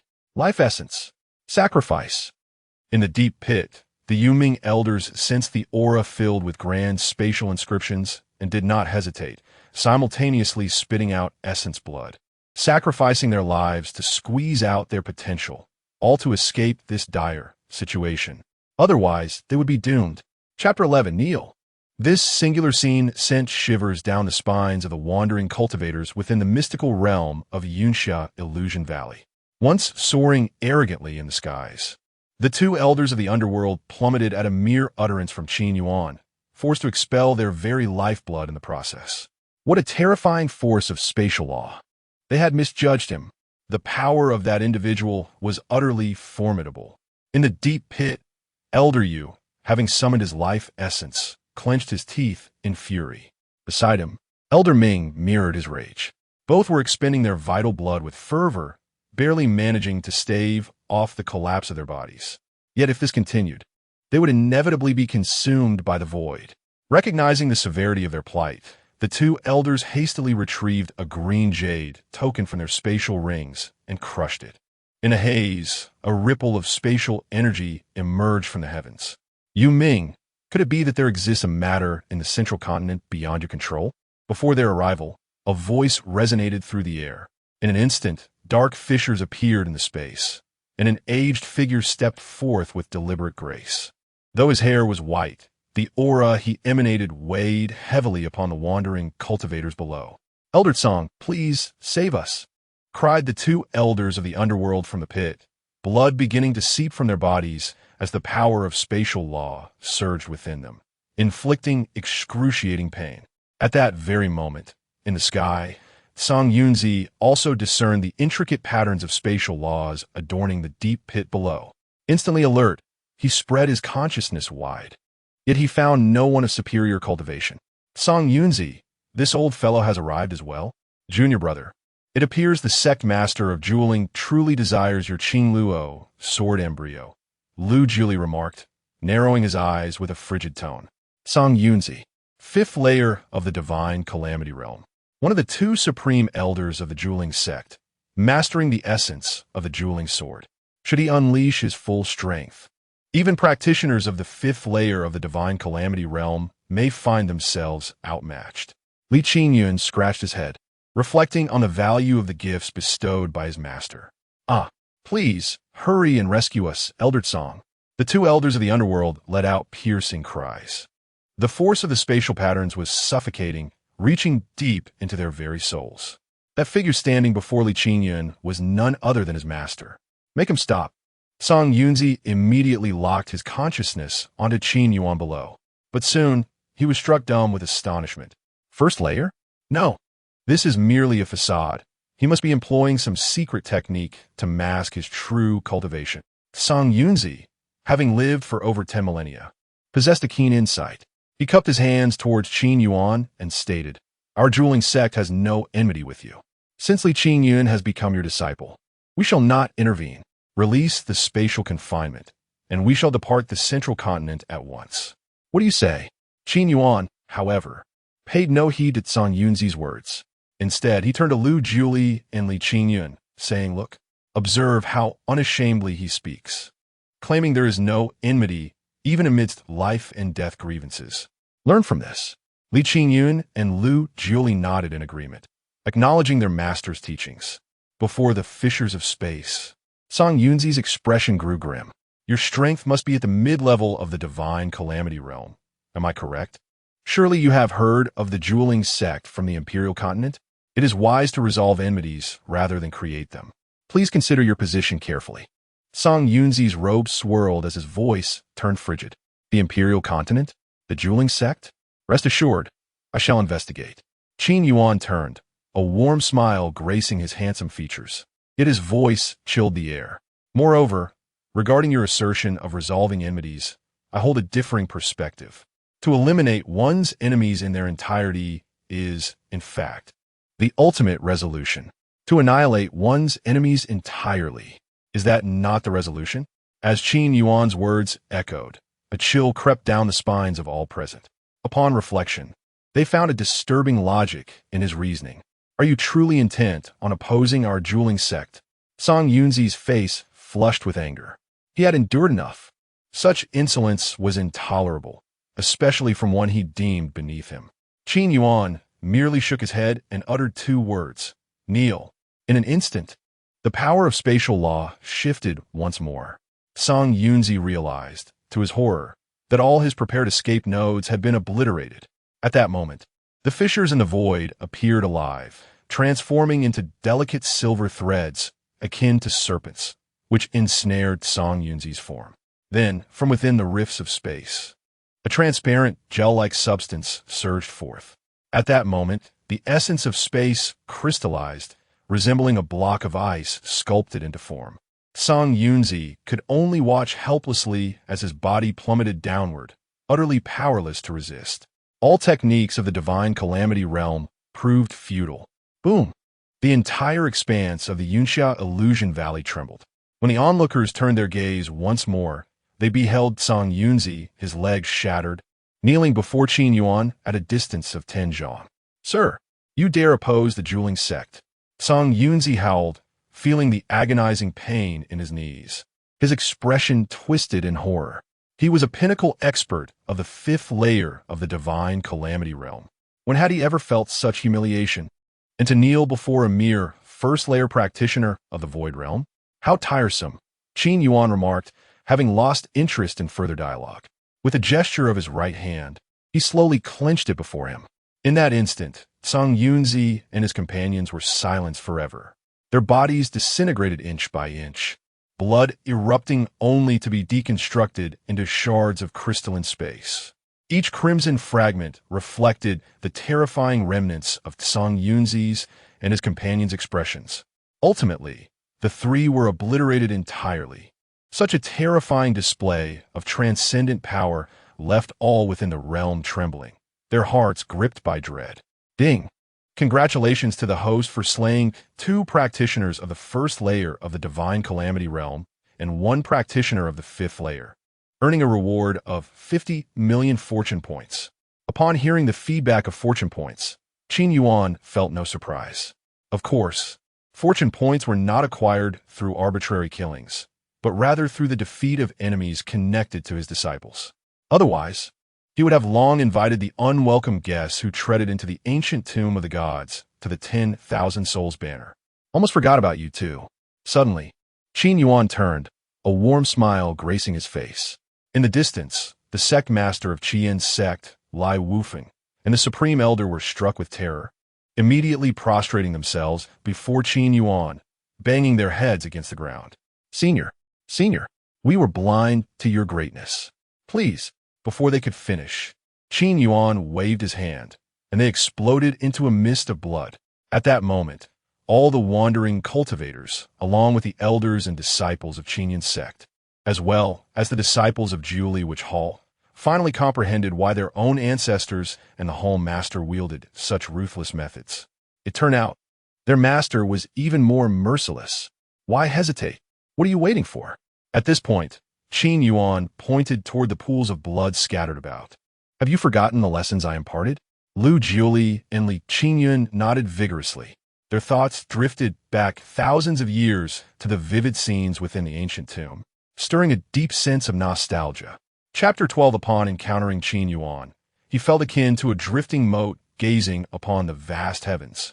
The scene was surreal against the backdrop of the ethereal clouds and mystic plains. Before the assembly, an extraordinary spectacle unfolded. The venerable ancestor of the Qin Yuan sword sect and a master of the Julie Witch Hall appeared as youthful as children, joyfully sifting through pools of blood. Eureka! The spatial ring. Li Qingyun jubilantly approached Qin Yuan after discovering the opponent's spatial ring concealed within the sanguine depths. Despite having lived for millennia before his master, who had existed for 1,000,000 years, he seemed but a 3-year-old child. Lu Jili was no more than 4. Master, I have found one as well. Lu Jili, shedding his previous enigmatic demeanor, hastened to stand before Qin Yuan. Indeed, Qin Yuan nodded, waving his hand to dispel the soul restrictions on several spatial rings. The elixirs and treasures are somewhat lacking, but I have always delighted in collecting such items. With a mere thought, the contents of the spatial rings, elixirs, weapons, techniques, and spiritual herbs materialized in the air. Observing them, he shook his head and sighed. The quality is rather mediocre, far inferior to what I gathered in the ancient tomb of the wilderness. Yet, I have always relished collecting these items, regardless of their merit. This item possesses some intrigue. Among the floating artifacts, one caught Qin Yuan's attention, prompting him to lift his gaze. With a wave of his hand, a bronze key emanating an ancient, ethereal glow appeared in his grasp. The key, measuring 3 inches in length, was inscribed with 9 winding crimson grooves, reminiscent of an ancient beast's throat bone. However, the top seemed to lack a segment. Qin Yuan's finger lightly brushed the irregularities on the key, causing dark golden ripples to emanate. This is one of the 9 underworld knocks that unlocks the burial sovereign abyss, one of the 3 great secret realms of the Emperor continent. Upon seeing the key, Lu Julie's expression transformed into one of exhilaration. The burial sovereign abyss? Indeed, within the Emperor continent of the Joshuan realm, there exist 3 ancient secret realms. Lu Julie swiftly elaborated. Of these, the most enigmatic is the burial sovereign abyss. It is said to hold the tremendous opportunity for ascension to the supreme realm. My own body has achieved the pinnacle of the divine calamity realm, and this 9 underworld knock is precisely what I have long sought. Although rumors suggest that the absolute Ling sect possesses 2. Who would have thought that one was on San Yunzi? Master, we have made a tremendous profit. After understanding the key's significance, Qin Yuan casually tossed it to Lu Julie. Here, take it. Master. Lu Julie was overwhelmed with excitement, his voice trembling. This item is far too precious. Do you not want it? Qin Yuan tilted his head. I do. Lu Julie declared without hesitation, swiftly stowing it within his spatial ring, a broad grin spreading across his face. This scene left the onlookers in awe, particularly the disciples of the Julie Witch Hall, who had never witnessed their master display such exuberance. However, the worth of such an item. Master, do you truly believe I need this trinket? Qin Yuan's rhetorical question rendered Lu Julie momentarily speechless. Upon reflection, it was indeed a valid point. His master was the sovereign of the ancient tomb, a being of unparalleled might. Such an opportunity to ascend to the supreme realm held little value for Qin Yuan. Yet in that very moment, a sudden change occurred. The pool of blood that had once been Song Yunzi convulsed violently. A blue radiance surged forth from the ground, and minute spatial rifts materialized. Soul, just wait. Li Qingyun, Lu Jili, and your master. Upon my return to the Absolute Ling sect, I shall repay today's humiliation 100-fold. This turn of events caused the faces of the Qin Yuan sect members to shift dramatically. The life-saving trump card of the Divine Calamity Realm. When cultivators reach the Divine Calamity Realm, they can coalesce their soul after enduring heavenly tribulation, allowing them to leave behind a fragment of their soul, even if their corporeal form is shattered.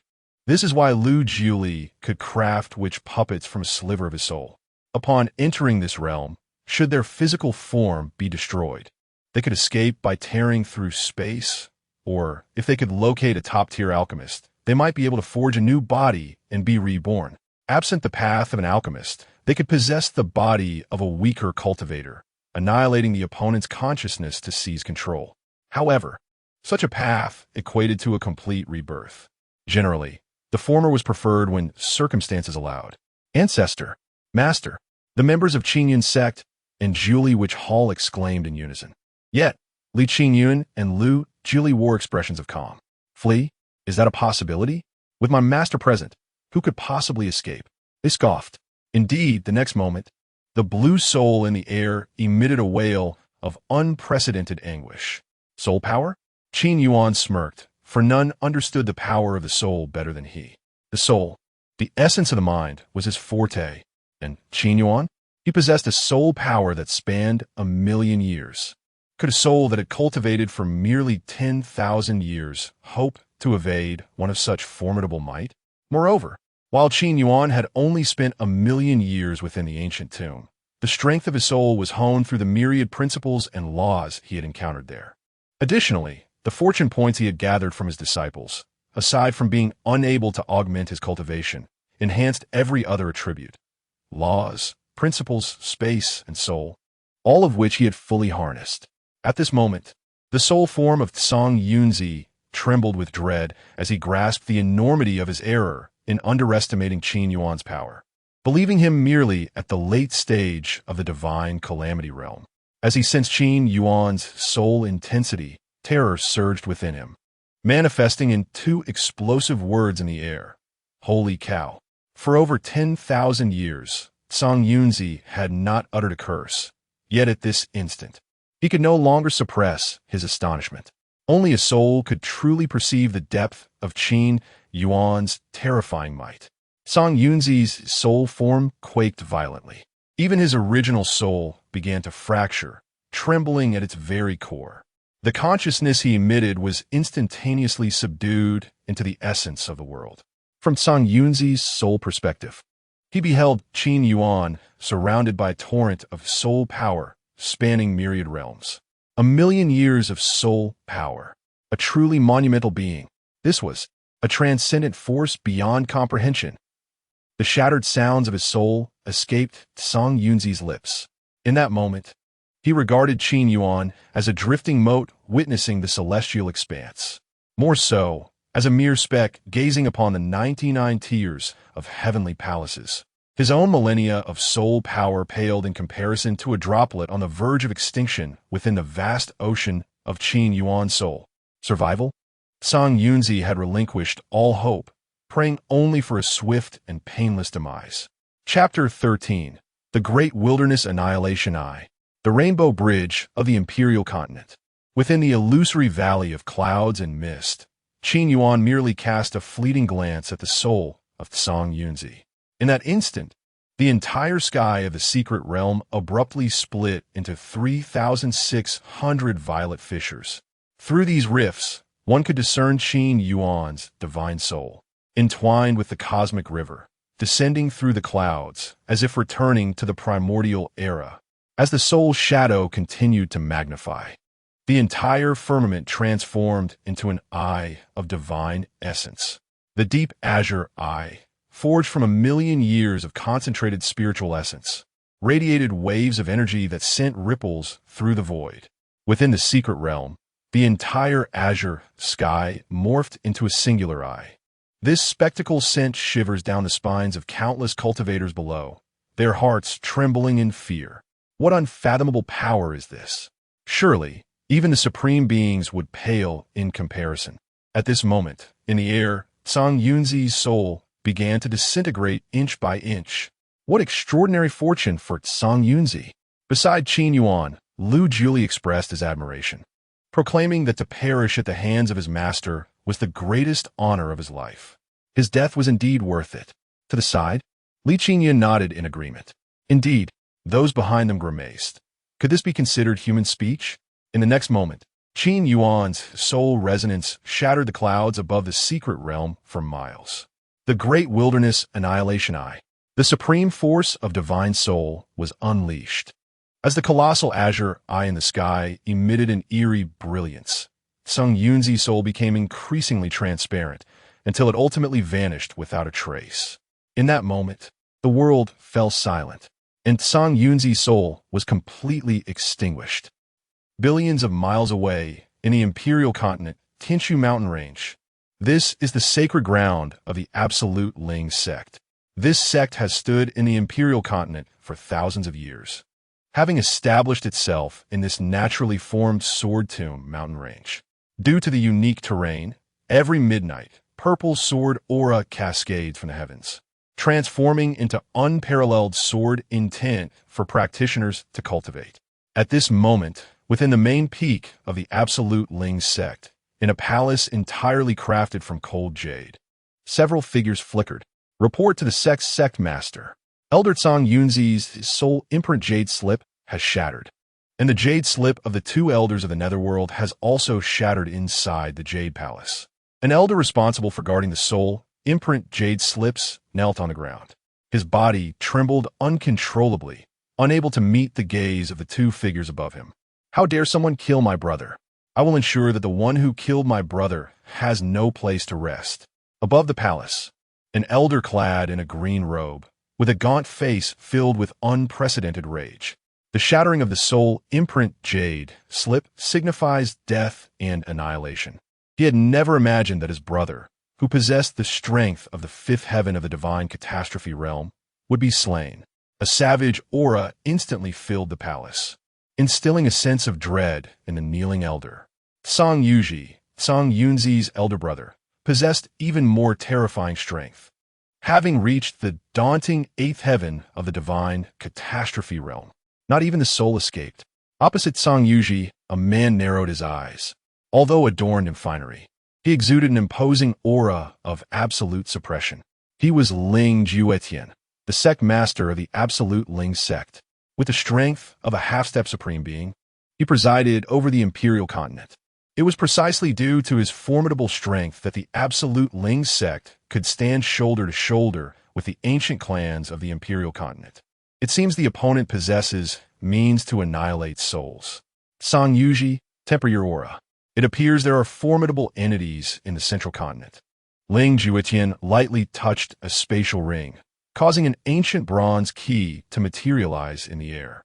Regrettably, we have only one key left for the 9 underworlds.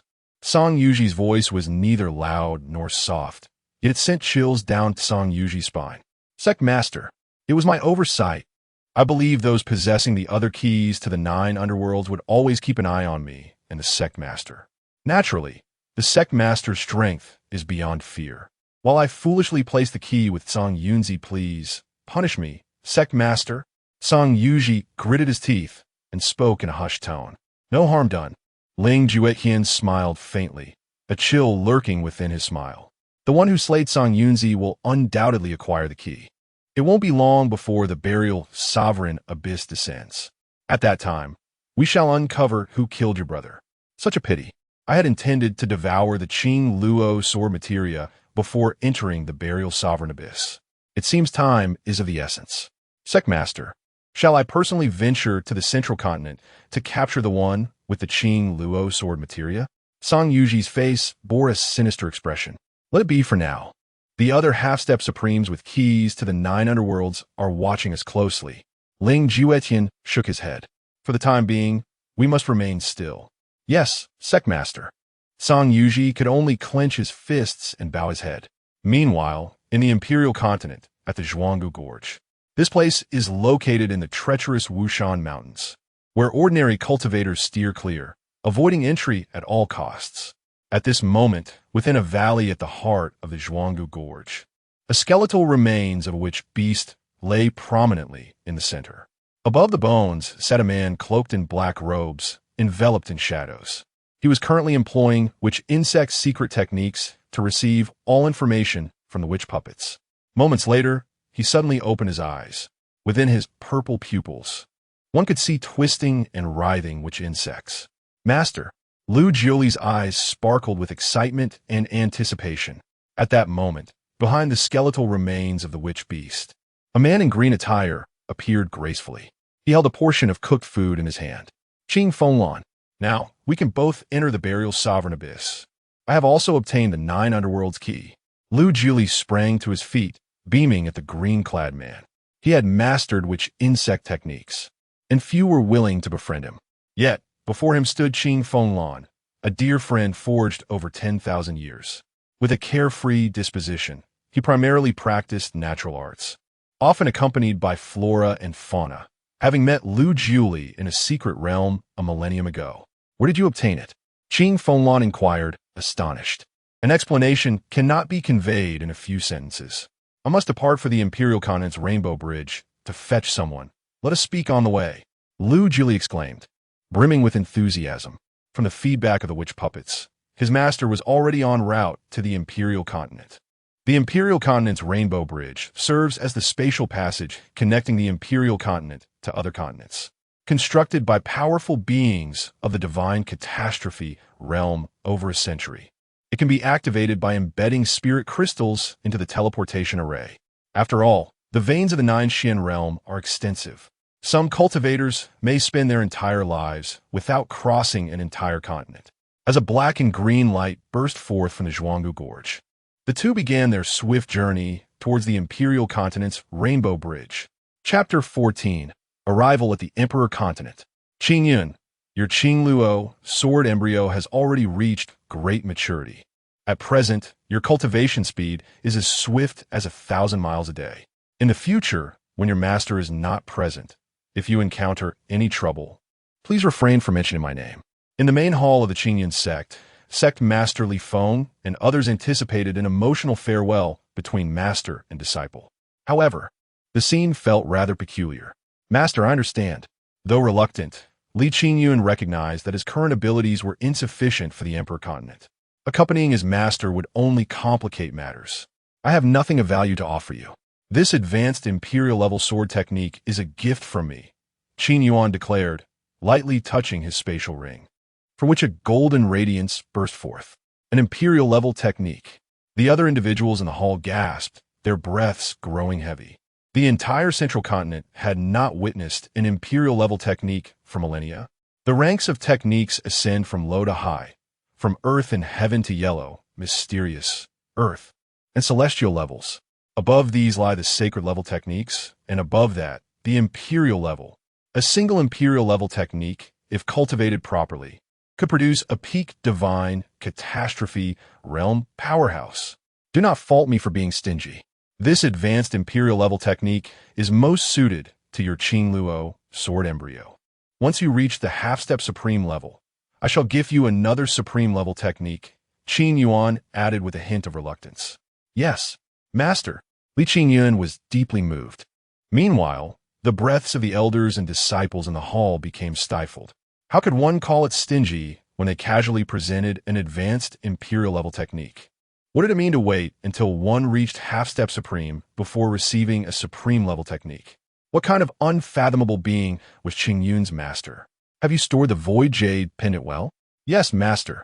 Should you find yourself in a life-or-death situation, crush the void jade pendant, and I shall come to your aid." Qin Yuan reassured him. "Yes, master. Very well, I must be on my way." Qin Yuan chuckled lightly, for he still awaited the feedback points from Lu Juli. This boy thought to dismiss him with a mere puppet. A glance at the puppet nearby sent a shiver down Lu Juli's spine. With a tear in space, Qin Yuan and Lu Juli vanished from their location. In the grand hall, Li Qingyun stood in place for a long while before regaining his senses. He turned around, resuming the demeanor of the ancestral figure. "Notify all members of the sect. Annihilate the Qin sect." The sect master and some inner disciples of the Qin sect perished within the Yuxiao Illusion Valley secret realm. Yet the Qin sect still exists outside. Since we have forged enmity, we must eliminate them entirely.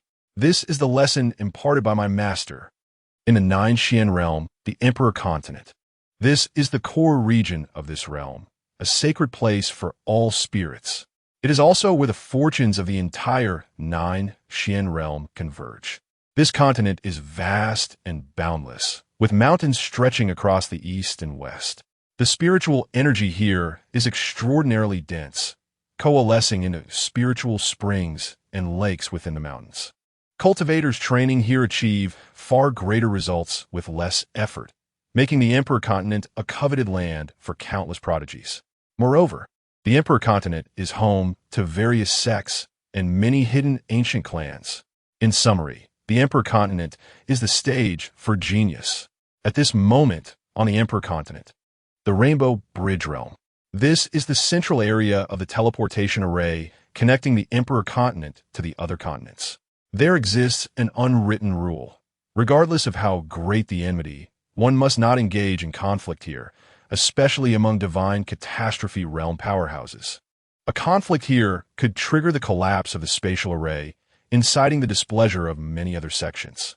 After all, numerous sects frequently send disciples and elders to other continents for training, where they may discover talents to bring back to their sects, revitalizing their ranks. On the Rainbow Bridge platform, constructed from billions of stellar steel pieces to withstand the forces of spatial rifts, Lu Juli paced anxiously. Although his puppet had met his master, it was merely a puppet, not his true self. Beside him, Qin Fenglan gazed at Lu Juli's demeanor, unable to hide his astonishment. In over 10,000 years, he had never seen Lu Juli so flustered. During their conversation, Lu Juli had mentioned that his master was coming to the Emperor continent. Qin Fenglan had heard Lu Juli speak of his master before. While no specific background was revealed, Lu Juli referred to him in 2 words: Invincible. Suddenly, the spatial rainbow bridge shimmered with ancient energy. The bridge connecting the central continent to the Emperor continent was about to open. Lu Juli's nervousness intensified. Moments later, 2 figures emerged gracefully. Upon seeing his master, an overwhelming wave of emotions surged within Lu Juli. He had once been pursued due to his innate 10,000 insects body and, by chance, fell into the ancient heaven tomb. Recognized by his master, he became a disciple. His master taught him to control the myriad insects within him, and with immense transformative power, strengthened his 10,000 insects body, breaking the curse and achieving the heavenly transformation insect emperor body. He owed everything to his master. Now, upon seeing Qin Yuan, Lu Juli could no longer contain himself. With a swift step, he approached Qin Yuan and knelt heavily on the Rainbow Bridge platform. Disciple Lu Juli pays respects to master. Ding. Mission to meet with disciple completed. Ding. Current disciple status. Name: Lu Juli. Age: 11,000 years. Strength: Divine Catastrophe Realm. 9th layer: Perfect Half-Step Supreme. Root Bone: Heavenly Transformation Insect Emperor Body. Ding. Commencing acquisition of Disciple Feedback Fortune Points. Congratulations to the host for obtaining 50 billion fortune points. Upon hearing the system's notification, Qin Yuan finally revealed a smile. 5 Imperial-level techniques had been secured. Who is this? Qin Yuan inquired, pointing at Qin Fenglan. Qin Fenglan approached Qin Yuan, performing a respectful bow. Junior Qin Fenglan, greetings to the esteemed senior. Master, this is my good friend. Lu Juli introduced Qin Yuan. He is also at the peak of the divine catastrophe realm, and we plan to enter the burial sovereign abyss together, hoping to find an opportunity for a breakthrough to the supreme level. He originally intended to give me a 9 nether token, but now we have 2. We can both enter the burial sovereign abyss. Lu Jili gestured, and the puppet instantly entered his spatial ring.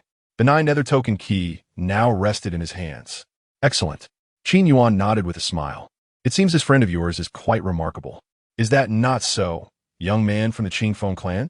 With a single glance, he penetrated Qin Feng Lan's true lineage. A flicker of green ripples crossed Qin Feng Lan's pupils as the powerful beings of his clan employed extraordinary techniques to conceal their Qin Feng clan's aura. Even a supreme realm powerhouse could not discern it at a glance. Yet Lu Juli's master could see through it in an instant. Could it be that his strength surpassed that of the supreme? Upon contemplating this, a cold sweat began to trickle down Qin Feng Lan's back. Chapter 15. I considered you a brother, yet you are not a comrade. From the Qin Feng clan? Lu Juli was momentarily taken aback, realizing that throughout the millennia, he had been utterly oblivious to Qin Feng Lan's true identity, perceiving him only as a dear friend. Senior, Lu Juli. I did not intend to conceal my identity. Qin Feng Lan's Sudeli Fuutsto. Hastily clarifying, I bear no ill intentions. I simply, Qin Feng clan, so what of it? Lu Juli replied, somewhat astonished. You can't possibly think that the events of 30,000 years ago, involving your Qin Feng clan and the human race, would alter my perception of you? Qin Feng Lan felt somewhat uneasy. Back then, before he could finish, Qin Yuan interjected, Stop. This is not about Jili. Are you planning to leave your master standing here, listening to your explanations? Cough. Let us go, master. There exists a first-class celestial residence within the imperial capital's Hongxiao realm. I have reserved the most luxurious floor in advance, where the cuisine consists of a variety of exquisite delicacies. Come, allow me to treat you. Lu Jili slapped his forehead, smiling awkwardly. Now that's more like it. Qin Yuan nodded slightly. Finally, there was a disciple who resembled a proper one, capable of treating him to fine dining.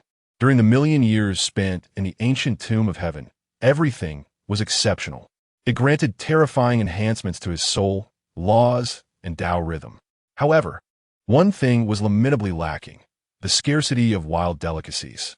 This led Qin Yuan, despite no longer needing human sustenance, to still crave such pleasures, drinking wine and feasting on meat, indulging his palate without reservation.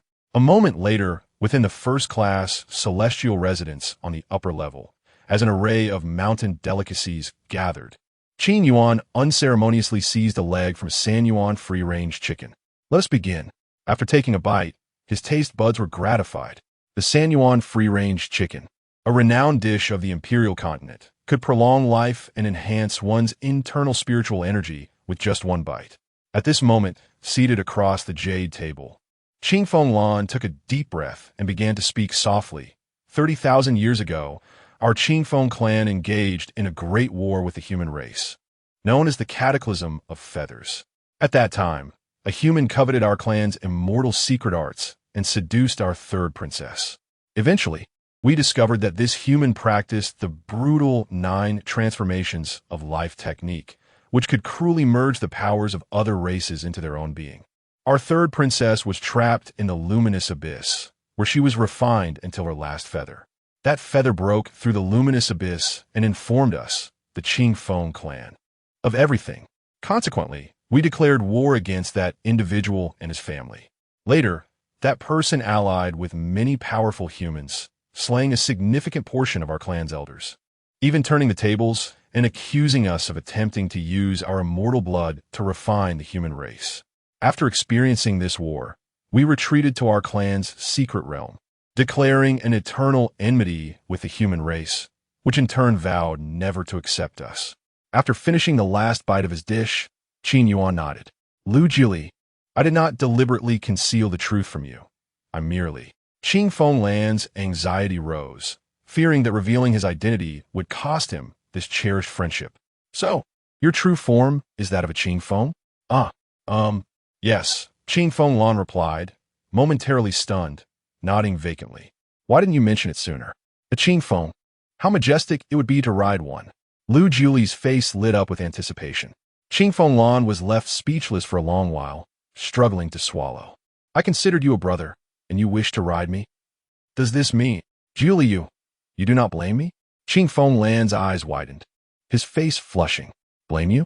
Why would I? Lu Julie exclaimed, astounded. Master has always said, friendship must be sincere. If you bore malice towards me, we could never have become good friends, right? Indeed. Qin Fenglan stood, visibly excited. Thus, since we are all good brothers, it is not too much to ask for a favor, is it? Lu Julie chuckled, stepping closer to Qin Fenglan. What favor? I've lived for 10,000 years and have yet to ride a Qin Feng. Surely, you wouldn't deny me such a trivial request? Qin Fenglan's face twitched as he protested. I am a male Qin Feng. I know, Lu Julie replied. Master has said that one must bravely face challenges. Qin Fenglan. Seeing this exchange, Qin Yuan clicked his tongue. All right, Julie, enough of this nonsense. Let us discuss the matter of the dueling sect. Lu Julie cleared his throat, immediately adopting a serious demeanor. He approached Qin Yuan, took a seat, and began. The dueling sect is located in the Tianshu mountain range. The entire sect primarily cultivates the dueling sword intent, led by sect master Ling Jutian, who possesses the dueling sword embryo. His strength is comparable to mine at the half-step supreme realm. The other elders of the sect are not a cause for concern. Previously, sect master Yu eliminated Song Yunzi, but he has a brother named Song Yuzi, whose strength lies at the 8th level of the divine calamity realm. Now, we have 2 keys to the 9 underworlds. The dueling sect possesses only one. The remaining 6 keys are held by various hidden sects and other top-tier sections. Calculating the days, the burial of the Supreme Abyss will open in less than a month. The entrance is located in the Jilling Plains of the Imperial Continent. The Jilling Plains are peculiar, filled with a sense of dusk, and spiritual energy cannot coalesce here. Thus, for a long time, no cultivators have ventured into this area. Only when the burial of the Supreme Abyss opens do cultivators risk entering for a chance at glory. Upon hearing Lu Julie's explanation, Qin Yuan nodded. Qin Fenglan, I sense the essence blood of a Qin Feng within you. Your status in the Qin Feng clan must be considerable. Qin Yuan suddenly turned to Qin Fenglan and inquired, Senior, I am the son of the current clan leader of the Qin Feng clan. Qin Fenglan dared not conceal the truth. The elders of my clan have determined that my opportunity to achieve the supreme realm lies within the burial of the Supreme Abyss, thus granting me a key to the 9 underworlds. If I were your clan leader, for safety's sake, I would require at least one clan member to accompany you into the burial of the Supreme Abyss, Qin Yuan remarked. Who from your clan will accompany you? Upon hearing this, Qin Fenglan broke into a cold sweat, as if all the arrangements of his clan were transparent to the other party. To answer, Senior, it will be my father, the clan leader. What is his strength? Qin Yuan inquired. Supreme. 2nd level. Barely acceptable, Qin Fenglan replied. Very well. Knowing your allies suffices. Let's go. Qin Yuan stood, stretching lazily. Where to? To the dueling sect. Chapter 16. The performance of my disciple fills me with gratitude. In the 9 mystic realm, within the Imperial Continent, lies the Tianshu mountain range, a perilous location.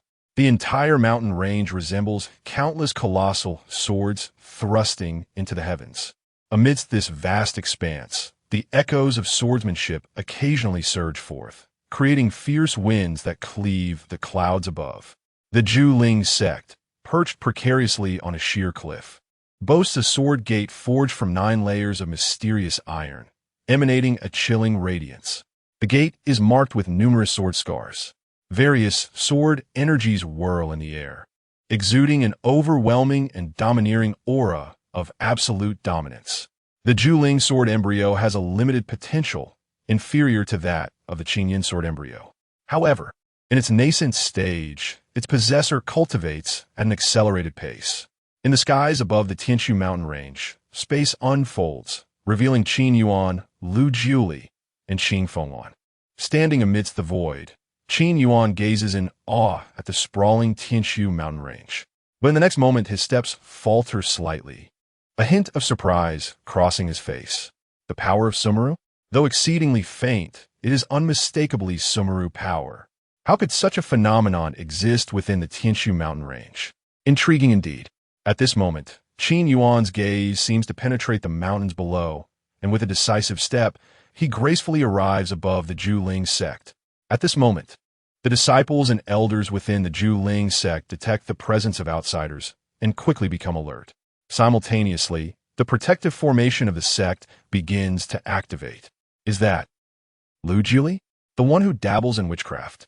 Beside him stands an unfamiliar young man, but the one in green is Qing Fenglan, a practitioner of natural techniques. His strength is on par with Lu Jili, a formidable figure at the pinnacle of the divine catastrophe realm. What brings them to our Zhuling sect? Quickly, activate the protective formation. The elders of both the inner and outer sects of Zhuling become vigilant. Lu Jili's name has echoed through the millennia. His vicious witchcraft has led to the demise of all who bore him enmity, leaving not even a trace behind. With the infusion of spirit energy from these elders of the divine catastrophe realm, the protective formation of the sect begins to stir.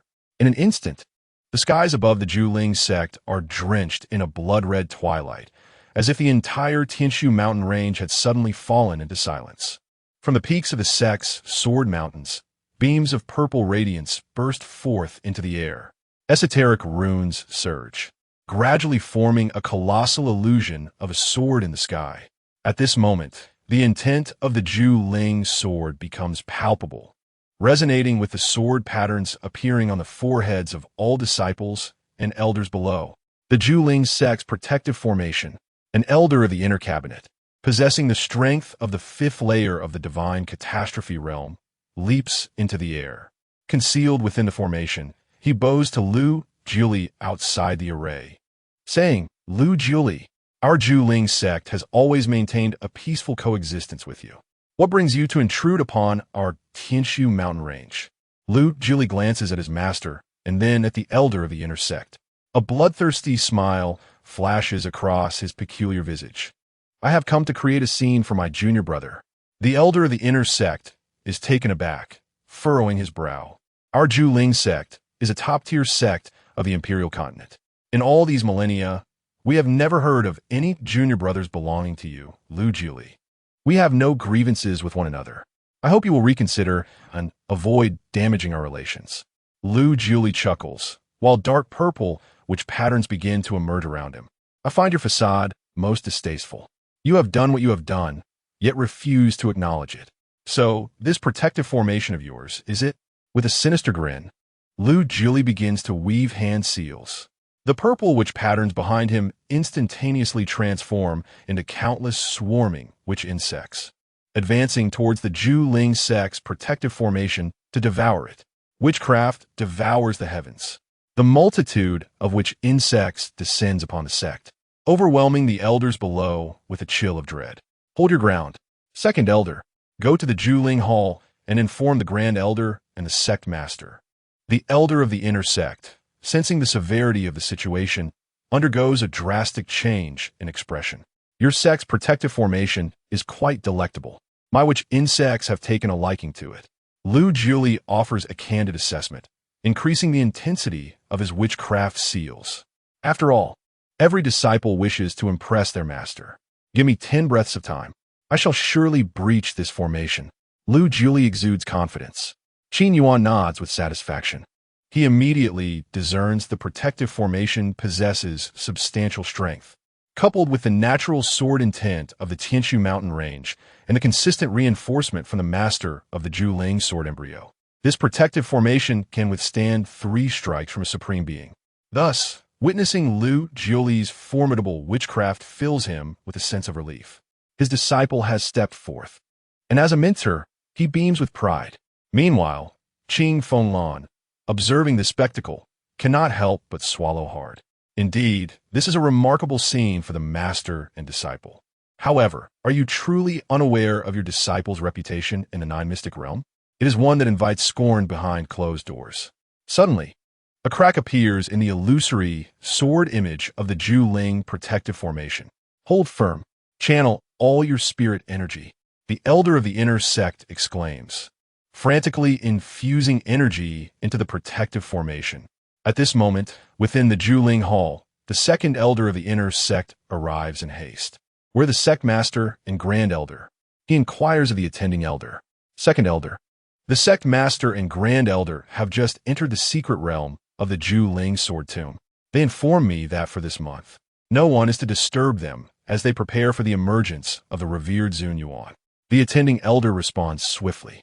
Upon hearing this, the second elder wastes no time and produces 2 communication jade slips from his spatial ring. With a pair of crisp snaps, the slips shatter. In the depths of the Juling sword tomb, the esteemed Ling Juetian, having only recently settled into a meditative state, furrows his brow as he feels the disturbance. This time, he has entered into the Juling sword intent faster than ever before, yet the elders have shattered the communication slips meant for emergencies. Reluctantly, he exits his meditative state. The expression of Song Yuzi before him mirrors his displeasure. Let's see what transpires. Ling Juetian frowns, effortlessly tearing through space. In the next instant, he and Song Yuzi arrive in the Juling Hall. Second elder? What urgent matter requires such haste? Ling Juetian's brow furrows, his voice tinged with irritation. It is dire. Sect master, grand elder. The second elder points emphatically towards the hall's entrance. Lu Jili has gone mad. He is clamoring for a reckoning for his junior brother. He is currently breaching our Juling sect's protective formation. Chapter 17. Did you not explode when I came to block you early? Junior brother? Lu Jili? What does this mean? Ling Juetian furrowed his brows. His absolute ice sect had no prior interactions with Lu Jili, so how could it be related to his junior brother? Let us go, take a look. Casting a glance at the nearby Song Yuzi, he waved his hand, tearing through the space before him, stepping forward. In an instant, his figure appeared before the protective formation of the sect. Song Yuzi followed closely behind. Upon their arrival, they noticed numerous intricate cracks had emerged on the protective formation. If they continued this way, it would be breached within 3 breaths. Lu Jili, my absolute ice sect has no dealings with you. What is your intention? Ling Juetian's expression turned icy as he gazed at Lu Jili, who was casting a spell. I said, I came to provide a venue for my junior brother. Outside the formation, Lu Jili smiled slightly at Ling Juetian, while the spell in his hand ruthlessly struck the formation. Crack! As a gap opened, the formation shattered, dispersing into countless streams of spiritual energy, vanishing into the ether. The protective formation, capable of withstanding 3 attacks from a supreme realm, had been destroyed. Moreover, even the essence of the formation had suffered irreversible damage. The 9th level of the divine calamity realm, the peak of the great perfection, was indeed terrifying. Your junior brother? Ling Juetian's face darkened. What? Are you coveting my junior brother's Qingluo sword embryo, yet dare not admit it? A worm was writhing in Lu Juli's right hand. It's you. Ling Juetian suddenly realized. No wonder the 2 old men from Xianming and Song Yuzi failed. It turns out it was you who intervened. Beside him, Song Yuzi erupted in fury. The surrounding absolute ice sword intent began to surge wildly. It's you, Lu Jili. You killed my brother. Behind Song Yuzi, an illusory giant sword began to take shape. The sword intent at the level of the divine calamity realm made the disciples of the absolute ice sect feel an unprecedented killing intent. You, a mere 8th level of the divine calamity realm, dare to release your aura in front of me? Lu Jili's expression remained indifferent, and in the next moment, the terrifying pressure of half a supreme realm descended upon Song Yuzi. Boom! The killing intent that had just coalesced was shattered in that instant. Cold sweat appeared on Song Yuzi's forehead. His clarity of mind returned slightly. He nearly forgot that Lu Jili was indeed a terrifying figure at the 9th level of the divine calamity realm. His own strength as an 8th level of the divine calamity realm paled in comparison. Lu Jili, bullying those of lower realms, what does that amount to? Ling Juetian frowned, immediately releasing his half-supreme aura to disperse Lu Jili's pressure, and coldly remarked, how shameless can you be?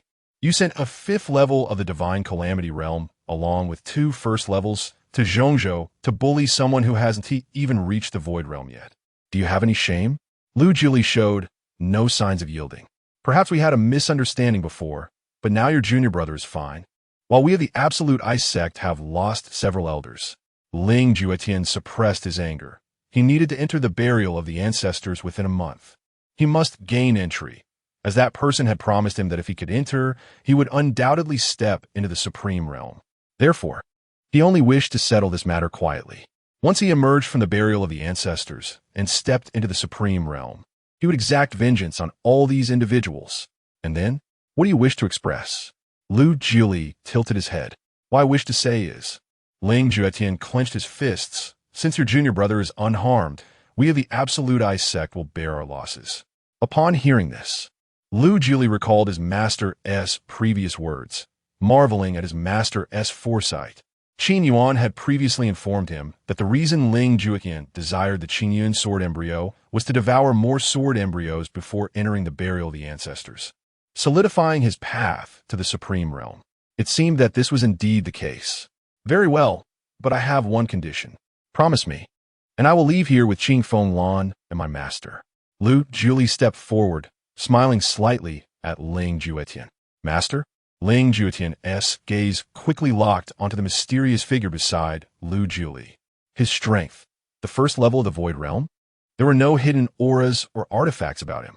Is this his master, or merely an avatar? Ling Juetian took a deep breath and nodded. What condition? Hand over the 9 underworld knocker you hold, and we shall leave, Lu Jili stated. You. A tangible aura of sword intent erupted above Ling Juetian's head. What? Lu Jili grinned, revealing a set of pristine white teeth. You don't think I would just wait patiently for the burial of the ancestors to descend after acquiring the 9 underworld knocker, only to meet you again inside, do you?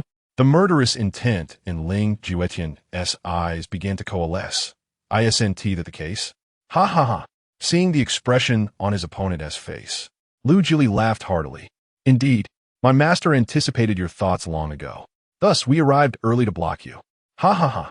Hearing Lu Jili's raucous laughter, Ling Juetian began to gather an overwhelming sword intent around him. Even the illusory figure of the Absolute Ice sword embryo appeared behind him. Lu Jili, you are merely at the great perfection of the Divine Calamity Realm. Even if you and Qing Fenglan join forces, you could not gain any advantage over me in such a short time. Moreover, with the Absolute Ice sword embryo paired with the Absolute Ice sword technique, I can contend with even the Supreme Realm. Have you truly thought this through? If we engage, I will surely leave you both gravely injured. Consequently, a month from now, you may find it impossible to enter the burial of the ancestors. With a flick of his right hand, a silver longsword appeared in Ling Juetian's grasp. At that moment, the space around him began to exude a chilling sword intent.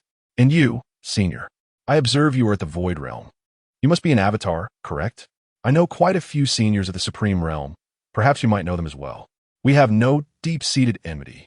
So why not? Before Ling Juetian could finish, Qin Yuan interrupted. Enough of your prattling. I did not come here to listen to your blathering. Digging in his ears, Qin Yuan turned to Lu Jili and said, Jili, I've told you before, when encountering someone who talks too much, do not waste time. Just act. Strike hard and swiftly. Show him what we can do. Yes, master, Lu Jili responded, invigorated as if he had been electrified, his spirit reaching its zenith. Immediately, torrents of witchcraft energy surged violently from his body. He charged towards Ling Juetian with great fervor. Chapter 18. The Melody of the Green Silk Sword. The might of a single strike. Jili, I shall assist you. Upon seeing Lu Jili charging towards him, Qing Fenglan ceased his hesitation. The art of nature began to manifest, employing the flora and fauna of the entire Tianshu mountain range as instruments of his assault. In an instant, the two formidable beings, both at the 9th level of the Divine Calamity Realm, joined forces to suppress Ling Juetian, the avatar of the 1st level of the Void Realm. I shall strike you down first. With a swift motion, Song Yuzi, a practitioner of the 8th level of the Divine Calamity Realm, directed his longsword at Qin Yuan's chest. Just as his sect leader had remarked, Ling Juetian indeed recognized several powerful beings at the Supreme Realm. Yet, Those capable of manifesting avatars from the Void Realm typically possess strengths ranging from the first to the third levels of the Supreme Realm. Moreover, the mysterious man before him was merely at the first level of the Void Realm, indicating that his true form could only be at the first level of the Supreme Realm. He felt no fear. Is he your brother? Qin Yuan sensed the familiar sword intent and smiled. This is fine. I can send you brothers down to reunite. Song Yuzi's expression changed dramatically. What do you mean? My brother Song Yunzi was killed by you? Qin Yuan chuckled. Congratulations, you are correct. The reward is sending you to meet your brother. Absurd. You, an avatar of the first level of the Void Realm. Before Song Yuzi could finish, the ethereal shadow of the green silk sword began to materialize in Qin Yuan's eyes. He would naturally employ the techniques all disciples mastered, for his body was infused with the essence of the great Tao. The formation of the green silk sword could be achieved in an instant. Do you not desire my disciple's green silk sword? Did you not express a wish to devour it? Qin Yuan shook his head, his expression growing colder. At that moment, the ethereal image of the green silk sword began to emerge from his back, as the space around him rippled and the overwhelming pressure of swordsmanship coalesced. Master is about to strike. How exhilarating! While Lu Jili remained engaged in battle with Ling Juetian, preventing him from diverting his attention. The space beside Qin Yuan shattered like a mirror struck by a blow. From within the fissures, one could almost hear the mournful cries of sword patterns from the ancient sword tomb. Such potency, such formidable sword intent. Even Ling Juetian felt his sword-based assault slow momentarily. The mere release of sword intent caused Song Yuzi, at the 8th level of the Divine Calamity Realm, to feel as if his scalp were about to burst. The long sword in his hand shattered in response. His so-called ultimate strike could not even breach Qin Yuan's sword momentum. Is this the sword intent that can be wielded by one at the Void Realm? Song Yuzi appeared ensnared in the air, his pupils filled with unprecedented fear. For within his line of sight, he seemed to see his own reflection in Qin Yuan's eyes, gradually disintegrating. It was as though Qin Yuan's gaze had transformed into two swirling maelstrom capable of devouring souls. This is impossible. You cannot possess such formidable sword intent. The green silk sword intent cannot be this powerful. No. Before he could finish his protest, Song Yuzi witnessed countless beams of azure light piercing through the dense clouds above the Tianshu mountain range. A colossal sword, forged from the essence of the green cloud sword, descended from the heavens. At that moment, Qin Yuan leisurely raised his right hand. A massive hand, as dark as ink, materialized from the void to grasp the hilt of the giant sword. Green silk sword embryo, first form, slash. The attack, devoid of any embellishments or techniques, saw the colossal green silk sword begin its slow descent, infused with the rhythm of heavenly retribution. The sword's edge did not even touch Song Yuzi, yet the momentum of the sword's aura was already upon him. Song Yuzi found himself utterly immobilized in midair, as the pressure from the sword's aura began to annihilate his very being. Moments later, the right half of Song Yuzi's body, flesh and bone, along with his internal organs, turned to ashes. As he regained his senses, he beheld the remnants of his own disintegrated form. The agonizing sensation of his soul being torn asunder elicited a scream from Song Yuzi. His wail echoed throughout the entirety of the dueling sect, but was swiftly drowned out by the sound of the sword's resonance. When the azure sword pierced through Song Yuzi's body, the fragmented reflections in space revealed the torment his soul was enduring under the weight of the sword's Tao. Yet the strike was far from over. After obliterating Song Yuzi, the terrifying force continued descending upon the dueling sect. Boom! The various sword peaks of the dueling sect began to collapse in unison. The earth trembled violently, and the immense Tianshu mountain range shuddered in response. The ground seemed to weep in that moment. Bang! The azure giant sword fell upon the mountains. The entire Tianshu mountain range felt as if it were being pressed into the molten lava of the Earth's core by an unseen hand. The strata beneath the surface began to fracture, the echoes of breaking rock resonating upwards, plunging the dueling sect into despair. The aftermath continued to rage. Retreat, quickly retreat. In the sky, Ling Juetian's expression twisted with fury as he witnessed the collapse of the sect he had nurtured for over 10,000 years, his spirit teetering on the brink of collapse. Yet, the residual force of the green silk sword's melody surged towards him. In that instant, he finally comprehended the terrifying divine power Tsang Yuzi had just faced. Unbearable, immovable, he dared not even entertain the thought of retreat. Every inch of his being was ensnared by the binding power of the green silk sword's melody. Crack! The sound of shattering soul reverberated through him. This was followed by the rupture of his veins, bones, and internal organs. Within Ling Juetian's body, the dueling sword embryo sensed its master's peril and attempted to protect him. However, the newly formed sword intent was swiftly devoured by the supreme sword melody of the opponent. In this moment, the dueling sword embryo, which Ling Juetian took pride in, was utterly shattered and dissipated. The elders of the dueling sect were engulfed in sheer terror. The sword strike from a man in the dark robe seemed to sever space itself, cleaving through the stars. Such might was beyond their comprehension. They had never witnessed anything like it. Not even the supreme realm exuded such terror. As the green silk sword's melody gradually faded, Lu Jiuli and Qin Fenglan, who had retreated behind Qin Yuan, gazed upon the Tianshu mountain range. What remained of the once majestic mountains? All that met their eyes was a massive pit, hundreds of feet deep, carved into the fractured rock. The Tianshu mountain range had been utterly obliterated. In the air, the last remnants of Ling Juetian's vitality faded, his expression ashen and his pupils dim.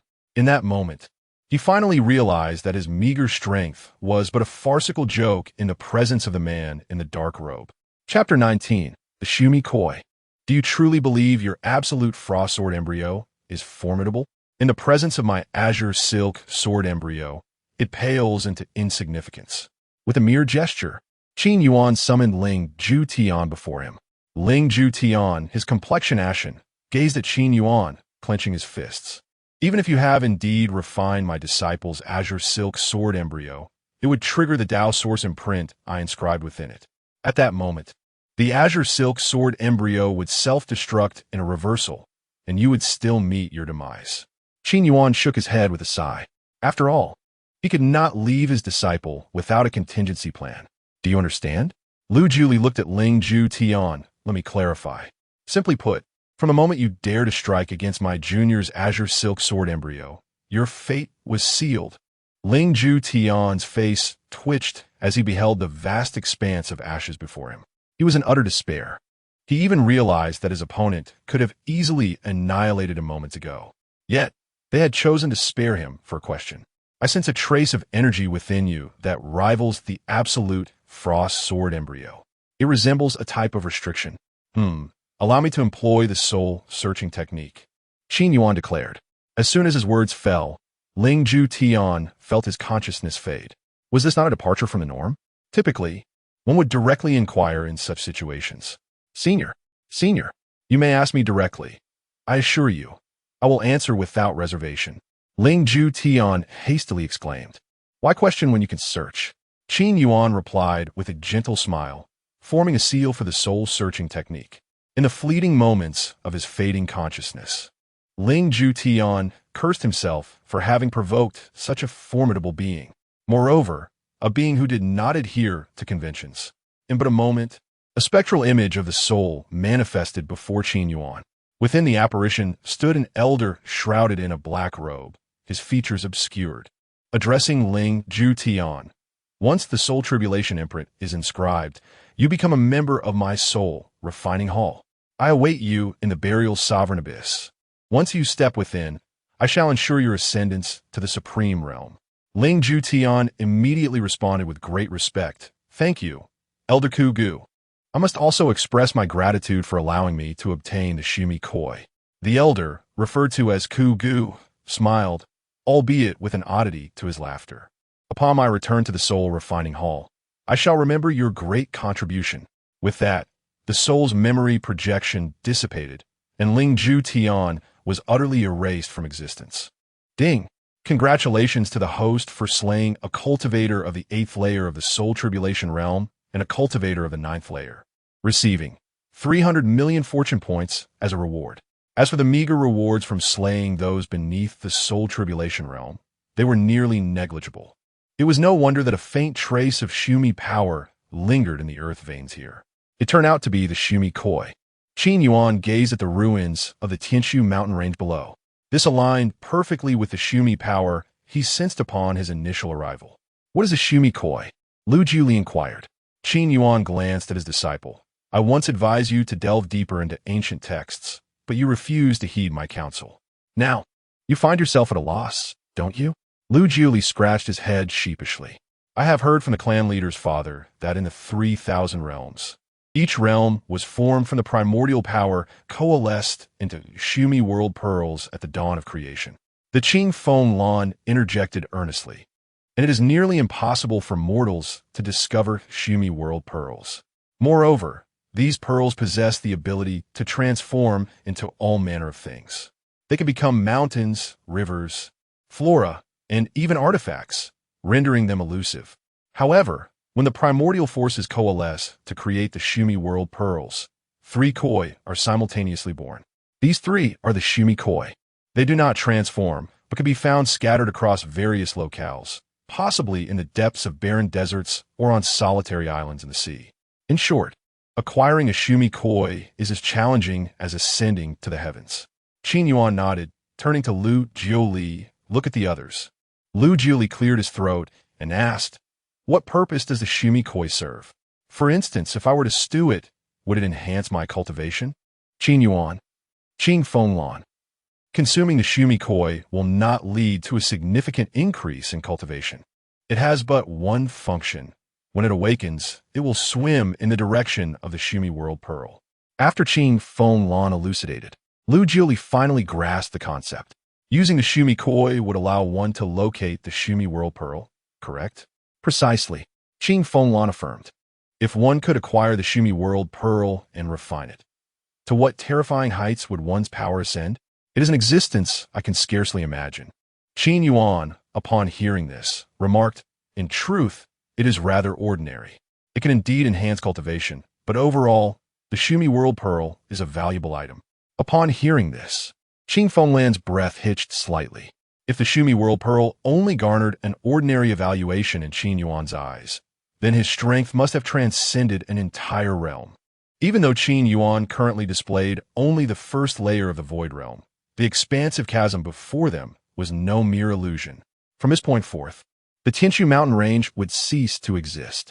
What remained would be the ruins of the Tianshu mountain range. In the Empire continent, the silent spirit plain, here lay a desolate expanse forgotten by time, devoid of any living creatures. Only silence and desolation intertwined within. The boundless wasteland stretched endlessly, barren of even the slightest blade of grass. Even the winds could not coalesce here. The sky hung low, and the oppressive gray clouds loomed like a heavy curtain, obscuring the light of the sun and stars above. There was no distinction between day and night, only an eternal dusk. Amidst this flat expanse, a figure cloaked in black suddenly opened his eyes. His pupils were no longer human, but flickered with ghostly flames. The elder's visage was withered to an extreme, appearing devoid of flesh and blood, resembling a mere skeleton. He lowered his head, revealing a vague and obscure black imprint upon his palm.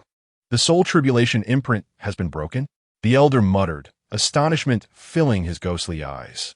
The soul tribulation imprint, as its name implies, once inscribed within a cultivator's body, would seize their soul upon their demise, transferring their soul's power to the one who marked them. But now, the elder discovered that the soul tribulation imprint he had inscribed on Ling Ju Tian had been shattered, and he received no feedback of soul power. This revelation astonished him. The most formidable technique of the soul refining hall had been undone. This burial sovereign abyss had become intriguing. The elder's chilling laughter echoed. Since you could slay Ling Ju Tian, you must have acquired the 9 Nethernock you possessed. Naturally, you will venture into this burial sovereign abyss. Excellent. Splendid. Once you all arrive at the burial sovereign abyss, you shall become the sustenance for my soul. He cackled maniacally. Chapter 20. Do not venture into the valley of death. When will you ascend to the pinnacle? In the realm of Jioshuan, on the expansive land of the Emperor continent. Vast and boundless territories stretch forth. Certain regions even possess the capacity to form their own lineage. Take, for instance, the Qin Yuan mountain range, forged from celestial fire, nestled in the southern reaches of the Emperor continent. Since ancient times, when heavenly fire descended upon the world, it intertwined with these mountains, resulting in the breathtaking spectacle that exists today. The Qin Yuan mountain range extends for thousands of miles, its peaks rising and falling in a majestic rhythm. Yet, these mountains are not mere aggregates of ordinary rock. Rather, they are composed of an array of crystals, refined by the force of heavenly fire. The predominant hues here are crimson, deep blue, and golden, as the ancient flames have reshaped the earth, imbuing it with an aura of mystery and searing heat. Moreover, at the summits of all the peaks within the range, unknown flames burn brightly, licking the sky and casting the heavens above into a gradient of scarlet and gold. Almost every mountain features a colossal waterfall of flames, cascading not upward but downward, transforming into shards of glass-like fiery crystals as they descend. At the foot of the mountains, these winding rivers of fire course through the fissures of the earth, ultimately converging in the abyss of heavenly fire. In the abyss of heavenly fire, the very air appears warped by the power of celestial flames. The air currents manifest as waves of fire, suggesting that even time itself slows in this place. For humans, demonkind, and beastkind alike, this realm is akin to a purgatory of blazing infernos. Amidst this fiery purgatory lies a lake of flames, where a man gradually rises from the inferno. Handsome and fierce, he bears a lotus flame mark between his brows, reminiscent of an unquenchable flame. His eyes are deep and fervent, faint golden fire patterns flickering within his pupils, as if his gaze alone could ignite the very air around him. He slowly raises his hands, clenching them slightly, as a faint crimson glow pulsates beneath his skin, akin to flames surging through his veins. The burning heaven technique bestowed by my master is indeed formidable. The man's voice, calm yet powerful, distorts the surrounding air. His long hair cascades down, with tiny sparks dancing between the strands. The golden and red lotus flame patterns adorning the cuffs and hem of his robe signify his esteemed identity, Xiaojin, a terrifying genius capable of devouring and refining celestial fire. His mastery of the flame lotus fusion technique is unparalleled, rendering him an invincible force among equals. I have refined 48 types of heavenly fire. Following my master's teachings, I need only to refine one more to ascend to the supreme realm. Xiaojin opens his right hand, and a flash of light from a spatial ring reveals an ancient key, the 9 nether key, nestled in his palm. Within the abyss of the buried sovereign, there exists a celestial fire. Breathe, refining heavenly fire to step into the supreme realm. I shall bring glory to my master. With a soft exhalation, Xiaojin's figure rises, transforming into a comet of fire that soars into the sky. After discerning the direction of the abyss of the buried sovereign, he begins to take steps in the air. With each step, it seems as though a blooming flame lotus blossoms beneath him, propelling him forward at an incredible speed. A month later, in the Emperor continent, at the abyss of the buried sovereign, in the silent spirit plains, Qin Yuan, Lu Jiuli, and Qin Fenglan have arrived. Here, even the air is permeated with a suffocating aura, the scent of death. It is dense, almost tangible, eroding every inch of this space. Gazing across the expanse, one finds no living beings, no birds or beasts, and even the chirping of insects is absent. Everything appears drained of life, leaving behind only an endless void and silence. Even the spiritual energy is alarmingly thin, mingled with a palpable deathly aura, rendering refinement nearly impossible. Truly, the silent spirit planes live up to their name. Qin Fenglan swallows hard, observing the desolation before them. The abyss of the buried sovereign opens only once every 10,000 years. Although this is not their first exploration here, it is the first time they delve so deeply. The ground is riddled with cracks resembling desiccated veins, stretching towards the horizon. Along the way, numerous skeletal remains lie exposed to the elements. Even the slightest breeze generated by their movement is enough to reduce these bones to dust. It is not without reason that this place is deemed a forbidden zone for cultivators, a grave for living beings. Yet, it is equally true that within such so-called forbidden zones and graves lie unimaginable treasures. For instance, the abyss of the buried sovereign, which opens once every 10,000 years, harbors secrets that could lead to the supreme realm. Despite the perilous journey that promises near certain death, some still flock to it. Along the way, Qin Yuan and the others occasionally encounter scattered cultivators, adding a hint of life to this barren land. Master, the abyss of the buried sovereign opens once every 10,000 years. Only within this time frame can one find a 9-nether key to access the innermost core of the abyss, where the mysteries of ascending to the supreme realm await. Lu Jiuli's voice is filled with enthusiasm. For cultivators, once they break through to the divine calamity realm and undergo the baptism of heavenly tribulation, if they wish to ascend to a higher tier as they did before, mere diligence in cultivation will not suffice. One must have the right timing, location, and fortune. Moreover, great opportunities are essential for further advancement. For example, transitioning from the void realm to the divine calamity realm requires enduring the trials of lightning calamity. Similarly, to ascend from the divine calamity realm to the supreme realm, one must face the supreme calamity. For ordinary individuals, lacking extraordinary means, they may find themselves perpetually stalled at the divine calamity realm. The supreme realm represents the pinnacle of existence in the Jiuquan realm. With countless cultivators, how many can truly reach the threshold of the supreme? Qin Yuan smiles and nods at the excited Lu Jiuli. Indeed, as my disciple, your approach is commendable. Strike down foes with lethal force.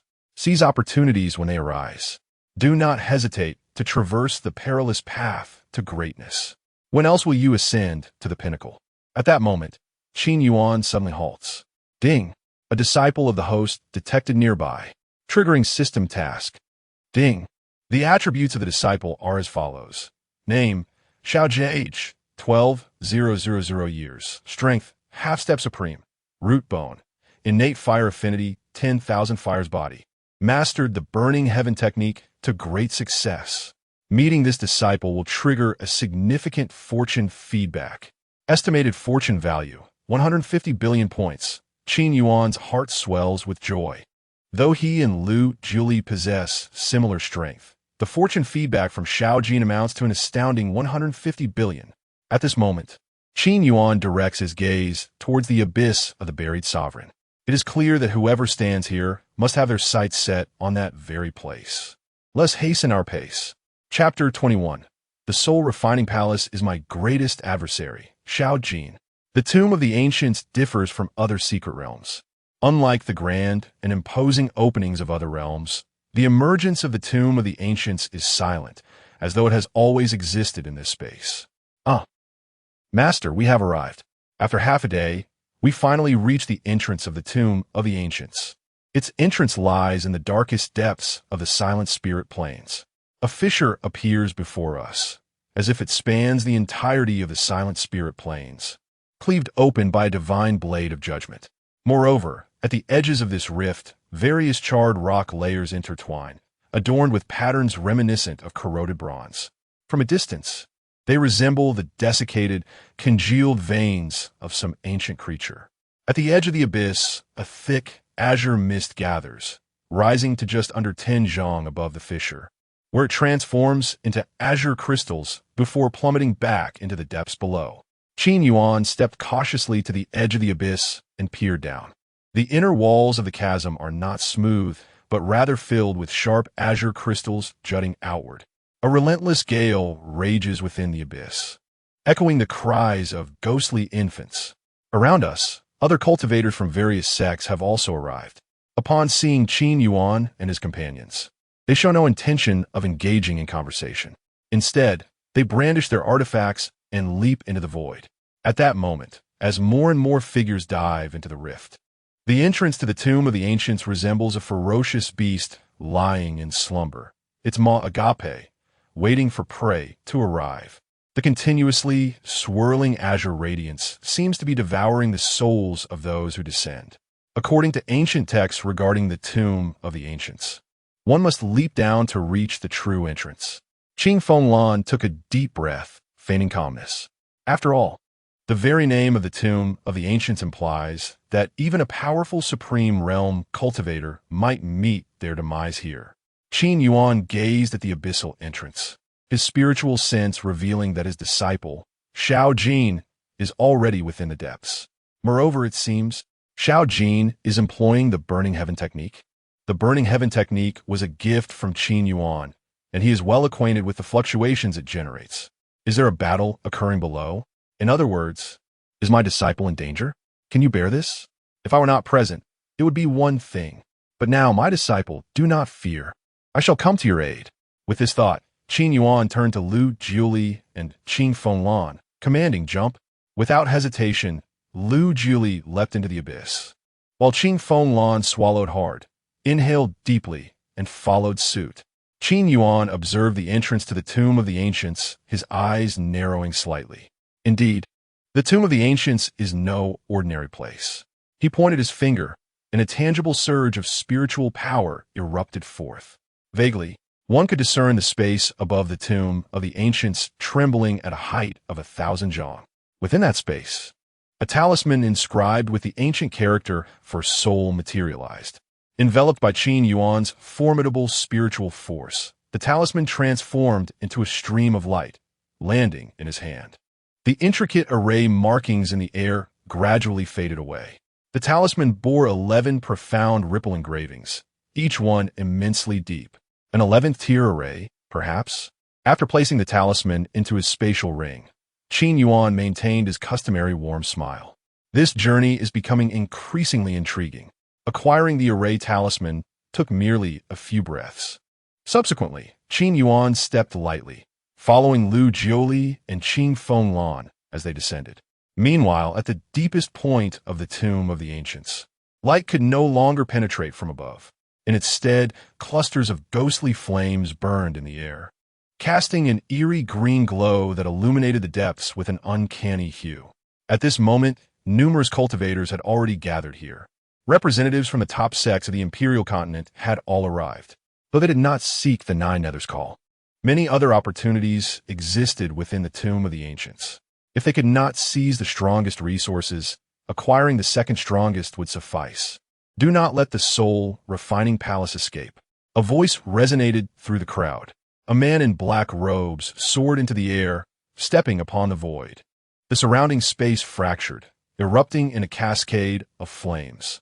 Around his form, flames of various colors rose, creating a surreal and ethereal spectacle. Is that Xiao Jin? Hiss! Xiao Jin, the prodigy who plays with fire? Upon recognizing Xiao Jin, the members of other sects displayed expressions of astonishment.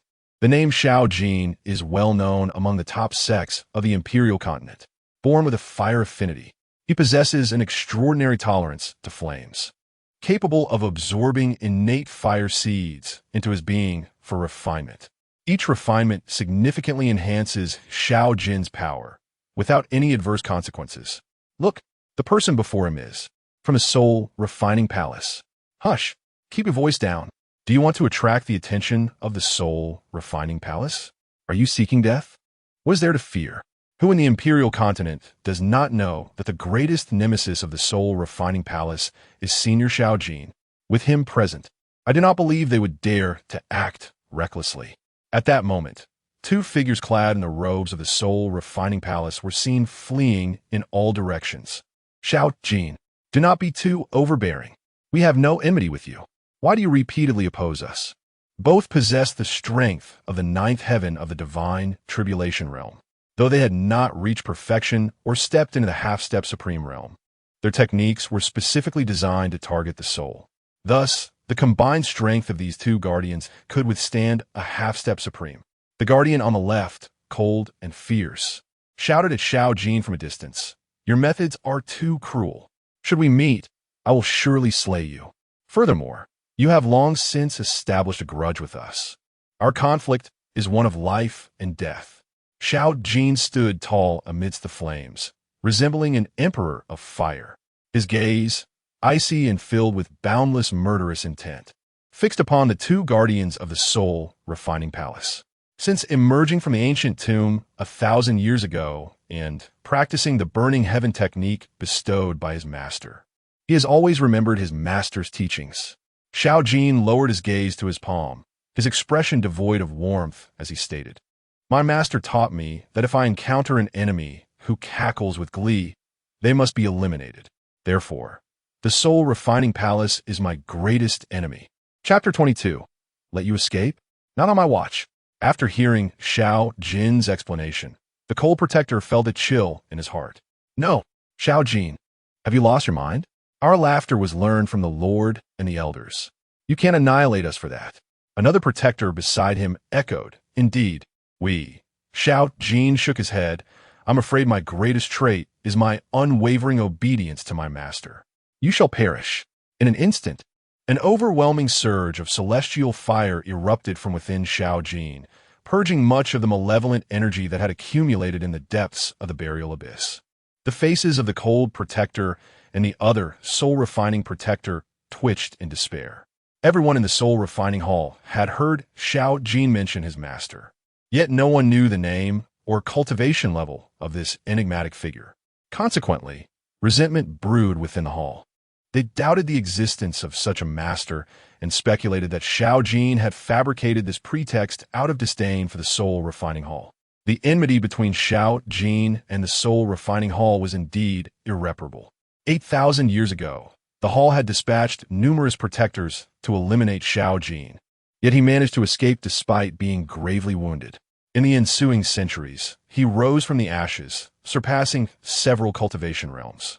From that point on, whenever he encountered protectors or elders from the soul refining hall, his response was singular: kill.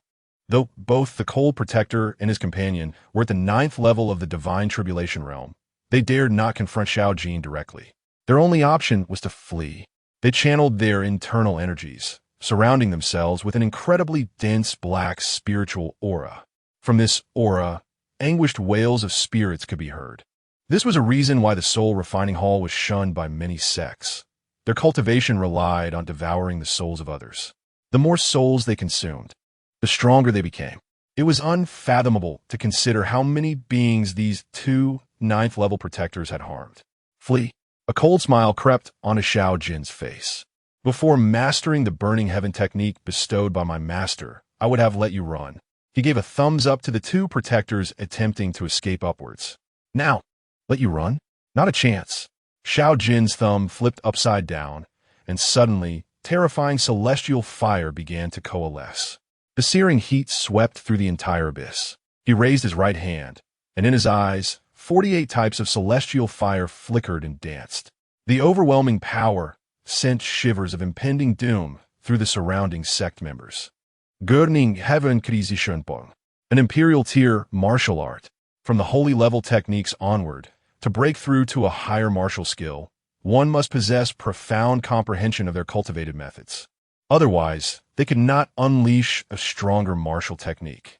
At this moment, Xiao Jin unleashed the mightiest imperial tier martial technique, the burning heaven creation palm.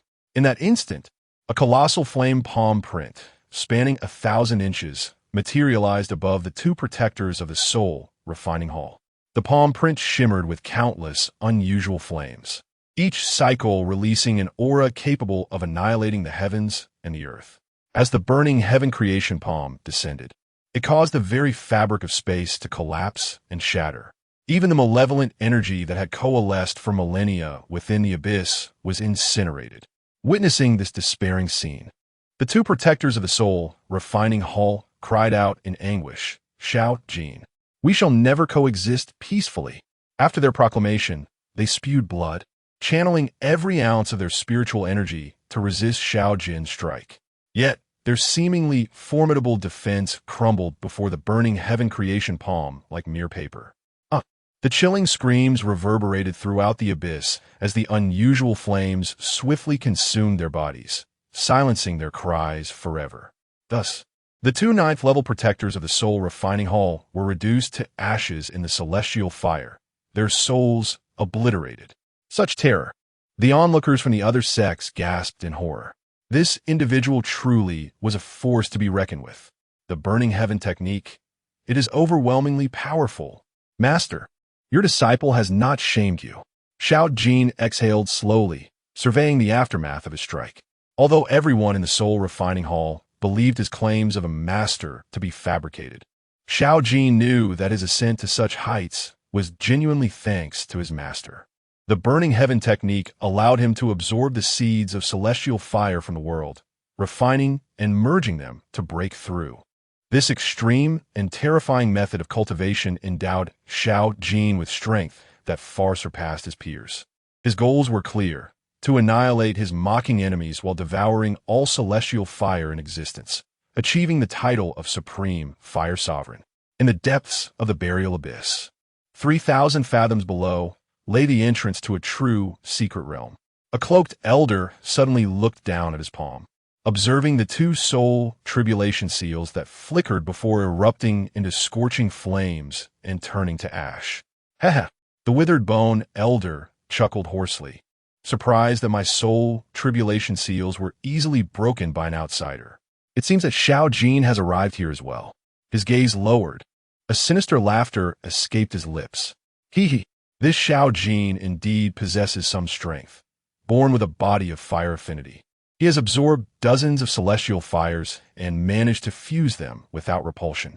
Had our hall's master not been in seclusion back then, he would have perished at our hands long ago. The withered bone elder gazed at the dark cliff before him, where several obscure ancient inscriptions lay. These inscriptions shared a common origin with those inscribed on the 9 nether key. His attention then shifted to another elder, garbed in similar attire. This time, however, even Xiao Jin shall perish here. Alone, I would indeed be cautious of him, but now the withered bone elder released a bone-chilling laugh.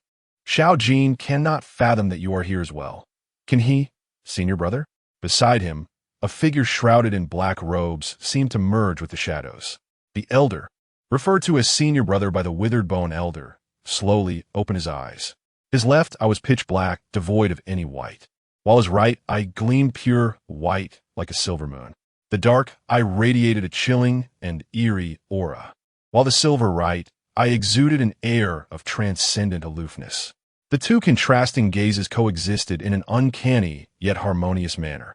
The elder in black nodded slowly, his voice raspy yet powerful. Fear not, junior brother. This time, not a single one of them will escape.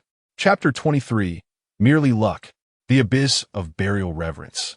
At its depths, the residual heat in the air still serves as a reminder of the terrifying methods employed by Xiao Jin. At that moment, a tremendous sword aura suddenly cleaved through the fabric of space. Subsequently, one figure stepped forth from within, clad in flowing white robes, surrounded by an imposing sword energy. Upon recognizing the newcomer, the crowd could not help but exclaim in astonishment. It was the master of the Flying Sword sect, Li. It was said that the master had transcended to the supreme realm 500 years ago, yet no one anticipated his arrival at the abyss of burial reverence. In the next instant, another spatial rift appeared. Rays of starlight refracted outward, bathing the area in a surreal, radiant glow.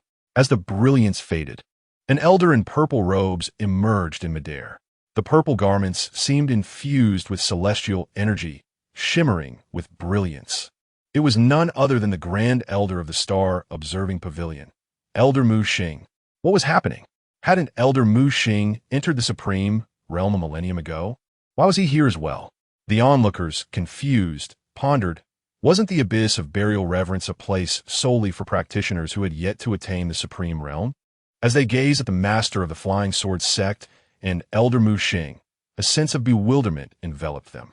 At that moment, the master of the Flying Sword sect and Elder Mu Xing, witnessing the aftermath of this one-sided battle, could not help but draw a sharp breath. Xiao Jin, indeed, is a formidable talent. Given time, I believe your accomplishments will surpass those of my Flying Sword sect. The master regarded Xiao Jin with admiration in his eyes. Beside him, Elder Mu Xing stroked his beard and remarked, Xiao Jin, indeed, as the outsiders proclaim, you are terrifyingly powerful. Were we of the same realm, even we would not stand a chance against you. Despite Elder Mu Xing possessing the strength of the second tier of the Supreme Realm, he dared not claim he could defeat the current Xiao Jin in the great completion of the Divine Calamity Realm. Xiao Jin, looking at the master of the Flying Sword sect and Elder Mu Xing, smiled faintly. Is merely luck. The crowd, upon hearing this, displayed varying expressions of intrigue. Xiao Jin was a figure of clear morality. If one did not provoke him, they could share a drink in camaraderie. He was invariably polite and courteous. And after a battle, if someone praised him, he would undoubtedly respond with his catchphrase, merely luck. Thus, behind his back, Xiao Jin had earned the nickname Brother Luck. Young friend Xiao Jin, I recall you have a close friend. Why has he not come? Elder Mu Xing inquired curiously. You mean Lin Chong? Xiao Jin replied. He is my junior apprentice brother. He is currently in seclusion, honing his great wilderness finger technique, and is unable to emerge. I see. Elder Mu Xing sighed in relief. Perhaps the common folk were unaware, but the top sects knew very well. Thousands of years ago, two extraordinary talents emerged in the southern part of the Empire continent. One wielded heavenly fire as if he were the sovereign of flames, while the other mastered the power of the great wilderness, his finger techniques transcendent. When these two geniuses crossed paths, a battle was inevitable. That confrontation saw two 8th-tier Divine Calamity Realm geniuses unleash the might of the 3rd tier of the Supreme Realm. 1,000 miles of space crumbled into nothingness, and mountains spanning 10,000 miles lay barren, especially at the climax, when the techniques of the Fire Lotus and the Giant Finger clashed. Even a supreme being would likely be injured and forced to retreat. However, it was precisely because of that battle that these two geniuses became the best of friends, even proclaiming to the world that they shared the same master. Thus, their names began to resonate throughout the southern region of the Empire continent. Yet I did not expect you both to come to the abyss of burial reverence. Xiao Jin gazed thoughtfully at the two figures in the sky. In other words, the dangers within are far more terrifying than the legend suggests. Conversely, it implies that there are treasures within worthy of even your supreme realm individuals to contend for. With this thought in mind, a smile returned to Xiao Jin's face. He addressed the master of the Flying Sword sect and Elder Mu Xing with a grin. Should we discover any significant fortuitous encounters in the abyss of burial reverence, then let each rely on their own prowess. The implication was unmistakable. If a great opportunity were uncovered, it would belong to whoever seized it first. Facing a 1st-tier and 2nd-tier Supreme Realm powerhouse, Xiao Jin exhibited no fear. Rather, he appeared eager for the challenge. In the sky, the master of the Flying Sword sect and Elder Mu Xing exchanged glances and cleared their throats. They had no desire to become adversaries with this formidable individual. And as for the great opportunity within the abyss of burial reverence, they could only take it step by step. At the depths of the abyss of burial reverence, Qin Yuan had just ascended when he sensed something amiss. Quite intriguing. Along the way, guided by the abyss of burial reverence, we experienced two spatial shifts. In other words, there are several entrances to the secret realm of the abyss of burial reverence. Qing Fenglan nodded in agreement. Indeed, senior. There are 3 entrances to the secret realm of the abyss of burial reverence. Each can only be accessed through 3 9 nether knocks. If someone is unfortunate, even if they possess the 9 nether knocks, they may miss the opportunity by failing to locate an entrance. Understood. Qin Yuan nodded. This particular entrance appeared devoid of human presence. Moreover, through his senses, he detected no trace of Xiao Jin. It was evident that Xiao Jin had entered through another entrance. Lanner. At that moment, a voice sounded from behind Qing Fenglan.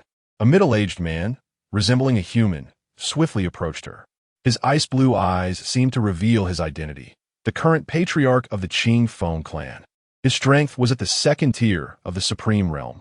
In a glance, Qin Yuan discerned the man's identity and power. Qing Fenglan quickly introduced Qin Yuan and Lu Jiuli to her father. As the patriarch of the Qing Feng clan, Qin Yu felt as though he had been struck by a heavy blow the moment he touched Qing Fenglan. He seemed frozen in place.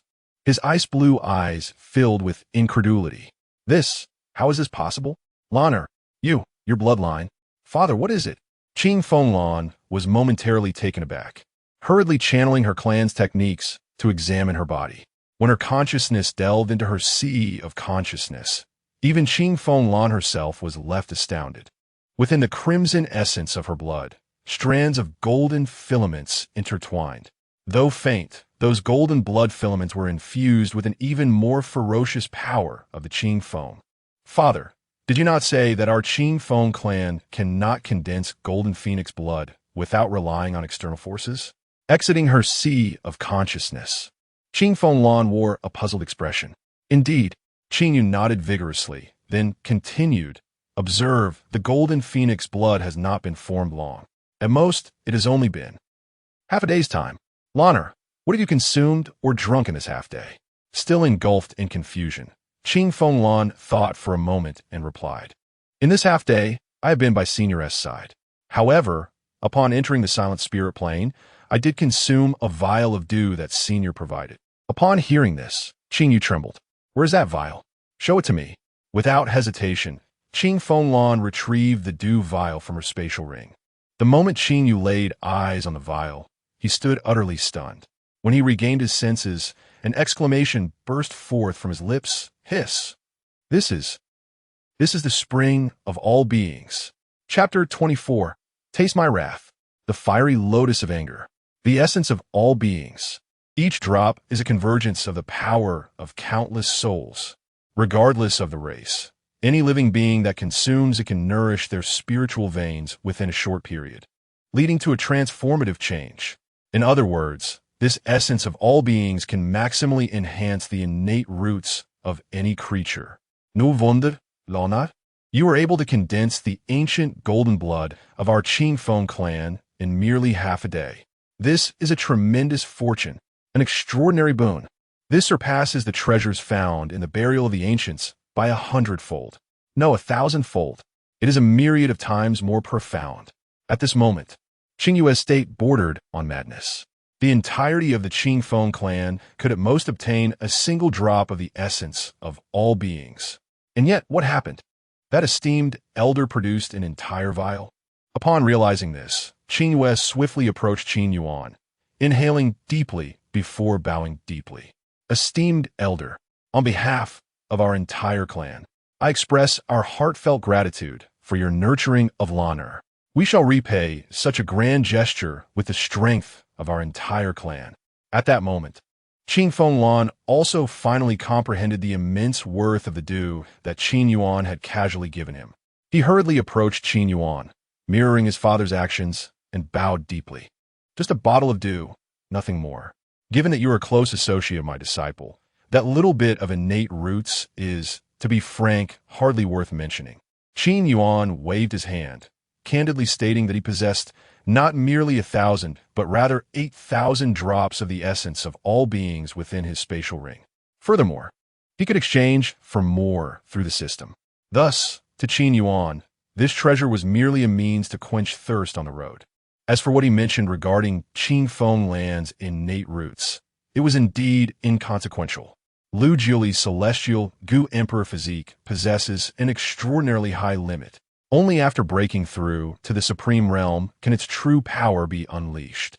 Since this esteemed elder is a close associate of my disciple, I might as well be generous. Esteemed elder, I have heard from Lanner that you do not possess the 9 nether bell. I offer this to you. Qin Wei reverently presented a 9 nether bell from his spatial ring, holding it with both hands before Qin Yuan. "Do you think I need this trinket?" Qin Yuan waved his hand dismissively and stepped toward the black cliff before him. Upon contact, the cliff immediately rippled like water. Subsequently, the entire cliff erupted with a dark light. A terrifying force surged toward Qin Yuan in an instant.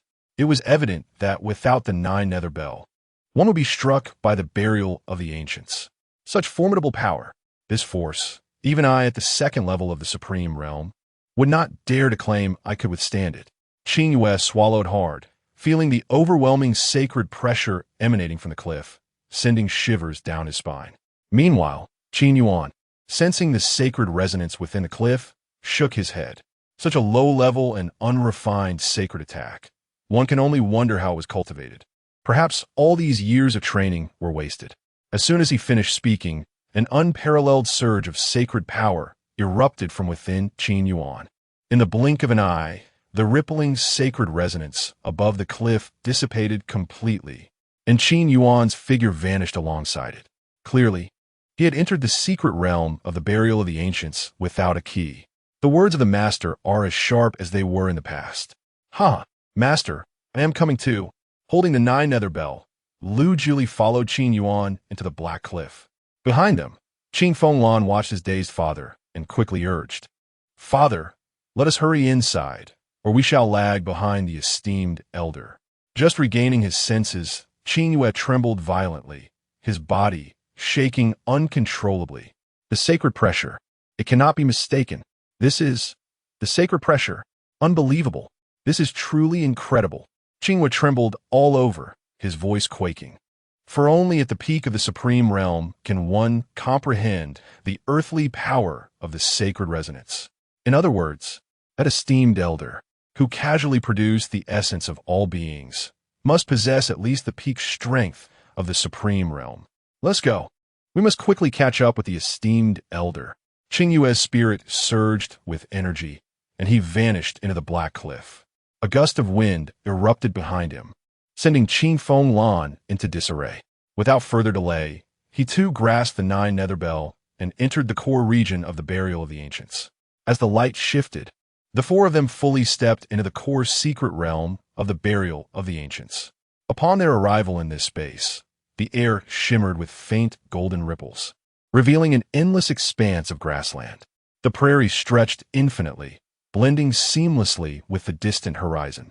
Looking down, one could see peculiar diamond-shaped leaf plants covering the ground, Qingwu grass. It is highly toxic. Even cultivators at the God Tribulation realm could fall victim to its lethal effects if unprotected. Recognizing the grass, Qin Yuan's expression changed. Indeed, these toxic Qingwu grasses swayed gently, releasing nearly imperceptible dark purple miasma that continuously emanated from them, resembling tiny serpents slithering across the ground. Gazing upward at the sky, devoid of sun or moon, it was shrouded in various mica stones. These mica stones emitted a soft glow, illuminating the entire space as if it were daytime.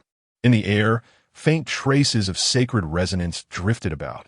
The moment Qin Yuan set foot here, he comprehended everything. This was the place where a half-saint had attained enlightenment. No wonder it could serve as a treasure trove for those stepping into the supreme realm.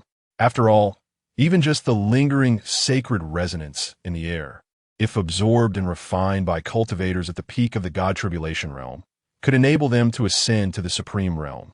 Furthermore, those who achieve the supreme realm here would have their tribulation power absorbed by the sacred resonance in the air, replenishing and enhancing it anew. It was indeed a remarkable opportunity for cultivators in the God Tribulation realm. Just then, a loud shout echoed from afar. "100 flames, old dog. Do not attempt to flee. I never expected to find you here. Taste my wrath." The fiery lotus of anger. Before the voice could fade, a fiery lotus of azure and crimson began to expand in the distance. Ultimately, a thunderous explosion resonated across the entire Qingwu plain. Chapter 25. Whose flame is mightier, mine or his sorcery?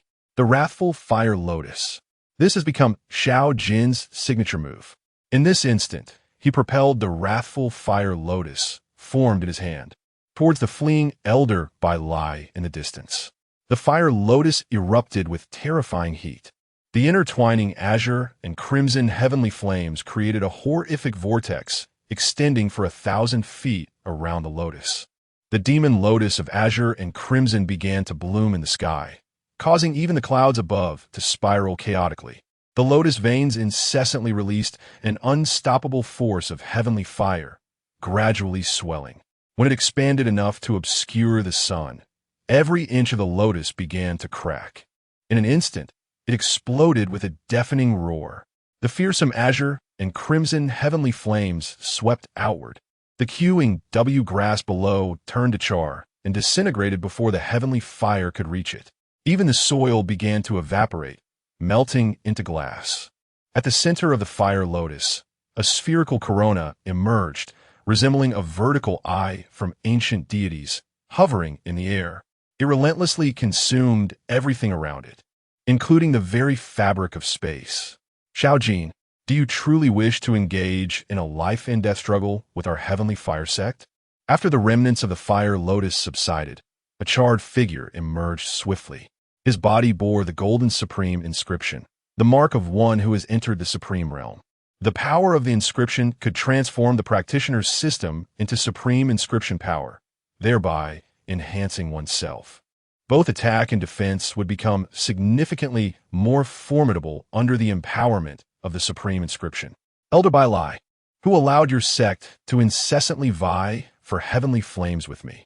Faced with Bai Lai, a first-tier supreme, Xiao Jin displayed no fear in his eyes. Instead, he continued to coalesce the fire lotus. It seems you have also received news of the 10,000 calamities burning heart flame within the burial of the ancients, haven't you? Let me make it clear. This 10,000 calamities burning heart flame is an absolute necessity for my journey. I doubt others will contest this heavenly fire with me. Only your heavenly fire sect poses a threat. My master taught me that the first step in extinguishing a threatening spark is to stamp it out. Therefore, Elder Bai Lai, take another wrathful fire lotus from me. Hearing this, Bai Lai's aged visage twitched violently. Even as a first-tier supreme, he dared not confront Xiao Jin's fire lotus head-on. He quickly coalesced the supreme inscription, and once the flame inscription emerged, his figure began to retreat rapidly. Do not flee, old dog. Eat a couple more of my fire lotuses. Xiao Jin bellowed, nearly causing Bai Lai's supreme inscription to dissipate amidst his retreat. Not far away, on the QW grass, Qin Yuan squinted at the blooming fire lotus in the distant sky, a smile of satisfaction gracing his lips. Xiao Jin, a disciple taken in a millennium ago, naturally gifted with a fire affinity. He generously bestowed upon him the most suitable cultivation method, the Flame of Heaven technique. This technique is unlike any previous method. It can evolve. However, to evolve, it must consume other heavenly flames. It seems that Xiao Jin has indeed grown remarkably. He has taken my teachings to heart. Well done, Xiao Jin. He has arrived. Upon witnessing the iconic fire lotus, Qin Yu could not help but swallow hard. Xiao Jin, even with only half a step into the supreme realm, has already earned the title of supreme in the flames. In the pinnacle battle, he was targeted by the soul-refining temple, where 3 first-tier supremes and 1 second-tier supreme were sent to capture him. That battle shook the entire southern region of the imperial continent. Xiao Jin single-handedly slew the 3 first-tier supremes, and at great cost, also took down the second-tier supreme. After that battle, he attained the title of supreme in the flames, even if he is not a supreme. Qin Yu took a deep breath, yet his expression relaxed. Fortunately, he encountered a senior. Loner has already received great fortune from the elder, and even the opportunities within the burial of the ancients pale in comparison to the grand destiny bestowed by the elder. At this moment, in the distant sky, as yet another fire lotus exploded, the man known as Bai Lai was on the verge of collapse. You are indeed ruthless. Just wait and see. This time, the 10,000 calamities burning heart flame in the burial of the ancients will belong to our heavenly fire sect.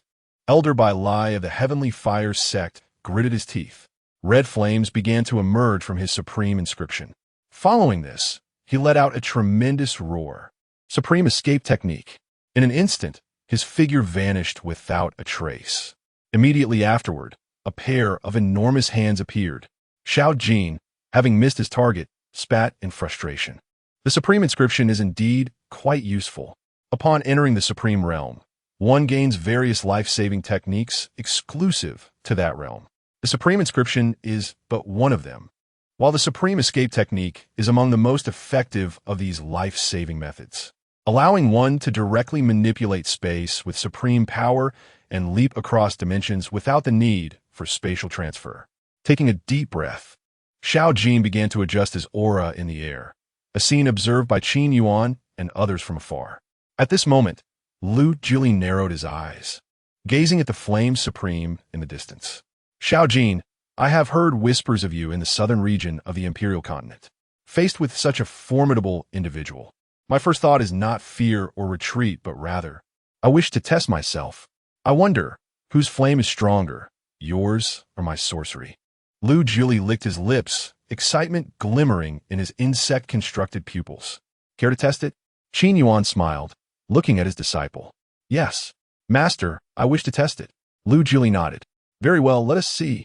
Juli, do you still have the identity token I bestowed upon you? Yes. Good. The token carries my profound power. Should you find yourself in a losing battle, use the token to save yourself. Understood, Master. I shall depart now. Lu Juli's eager heart could no longer be contained. In the next moment, dark purple, which patterns appeared beneath his feet. He transformed into a purple meteor, hurtling towards the distant fire lotus. Perfected, divine, tribulation realm. Half a step into the supreme realm.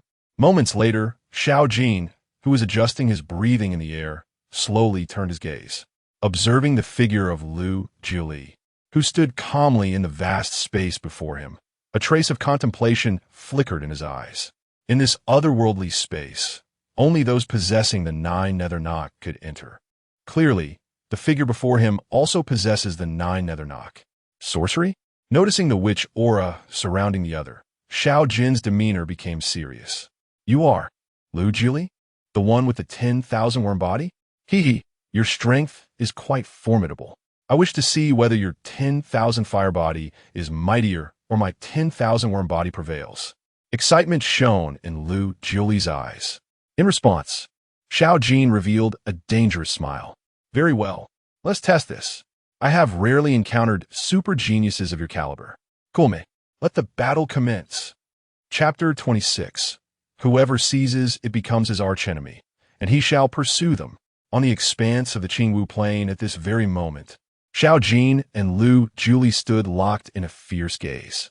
An aura of boundless martial spirit radiated from them, instantly attracting other possessors of the 9 underworld's knocks who had arrived. With whom had Xiao Jin engaged this time? The space rippled momentarily. An elder Mu Xing of the Star Observation Pavilion appeared not far from Qin Yuan and others. Upon seeing Qin Yu and Qin Fenglan, he expressed a slight surprise.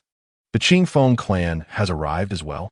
Although the Qin Feng clan had ceased interactions with the human race since the calamity of Yufeng, as a supreme of the second heaven, Elder Mu Xing, coupled with his stargazing techniques, deduced the identities of those present. Acknowledging their identities, he inclined his hands in greeting. Qin Yu responded in kind. Elder Mu Xing of the Star Observation Pavilion, a supreme of the second heaven, represented one of the most formidable forces in the southern region of the imperial continent. Even the Qin Feng clan could not claim to rival them. Qin Yu stated this with a measured tone. Qin Yuan nodded in agreement. At that moment, another figure appeared, clad in white and enveloped by an intense aura of sword intent. It was Master Li of the Flying Sword Sect, a supreme of the first heaven. Qin Yu was momentarily taken aback, sensing something amiss. This was clearly an opportunity for those of the Divine Calamity realm to break through to the Supreme realm. Why were there so many Supremes gathered? Thus far, several possessors of the 9 underworld's knocks had made their appearance. Elder Bai Lai of the Heavenly Fire Divine Sect, Clan Leader Qin Yu of the Qin Feng clan, along with his son Qin Fenglan, Elder Mu Xing of the Star Observation Pavilion, and Master Li of the Flying Sword Sect. Alongside Xiao Jin and Lu Juli, there were now 7 individuals with the 9 underworld's knocks. The whereabouts of the remaining 2 were unknown. Is that Lu Juli? I have long heard of a terrifying genius in Central Imperial Continent who wields the witchcraft techniques. Upon witnessing him today, he is indeed extraordinary. At this moment, Elder Mu Xing's eyes began to secretly operate the technique of divination. Master Li of the Flying Sword Sect, observing this scene, could not help but gasp. Just then, the space tore open once more. Elder Bai Lai, previously driven away by Xiao Jin, reappeared and approached Qin Yu and the others directly. The Qin Feng clan? I didn't expect you to also possess the 9 underworld's knocks. Well, it matters not. The sole purpose of my Heavenly Fire Divine Sect's visit here is clear. You heard just now, right? Elder Bai Lai wore a familiar demeanor. Since the establishment of my Heavenly Fire Divine Sect, we have always had a singular goal, to collect and refine the heavenly fire of this world.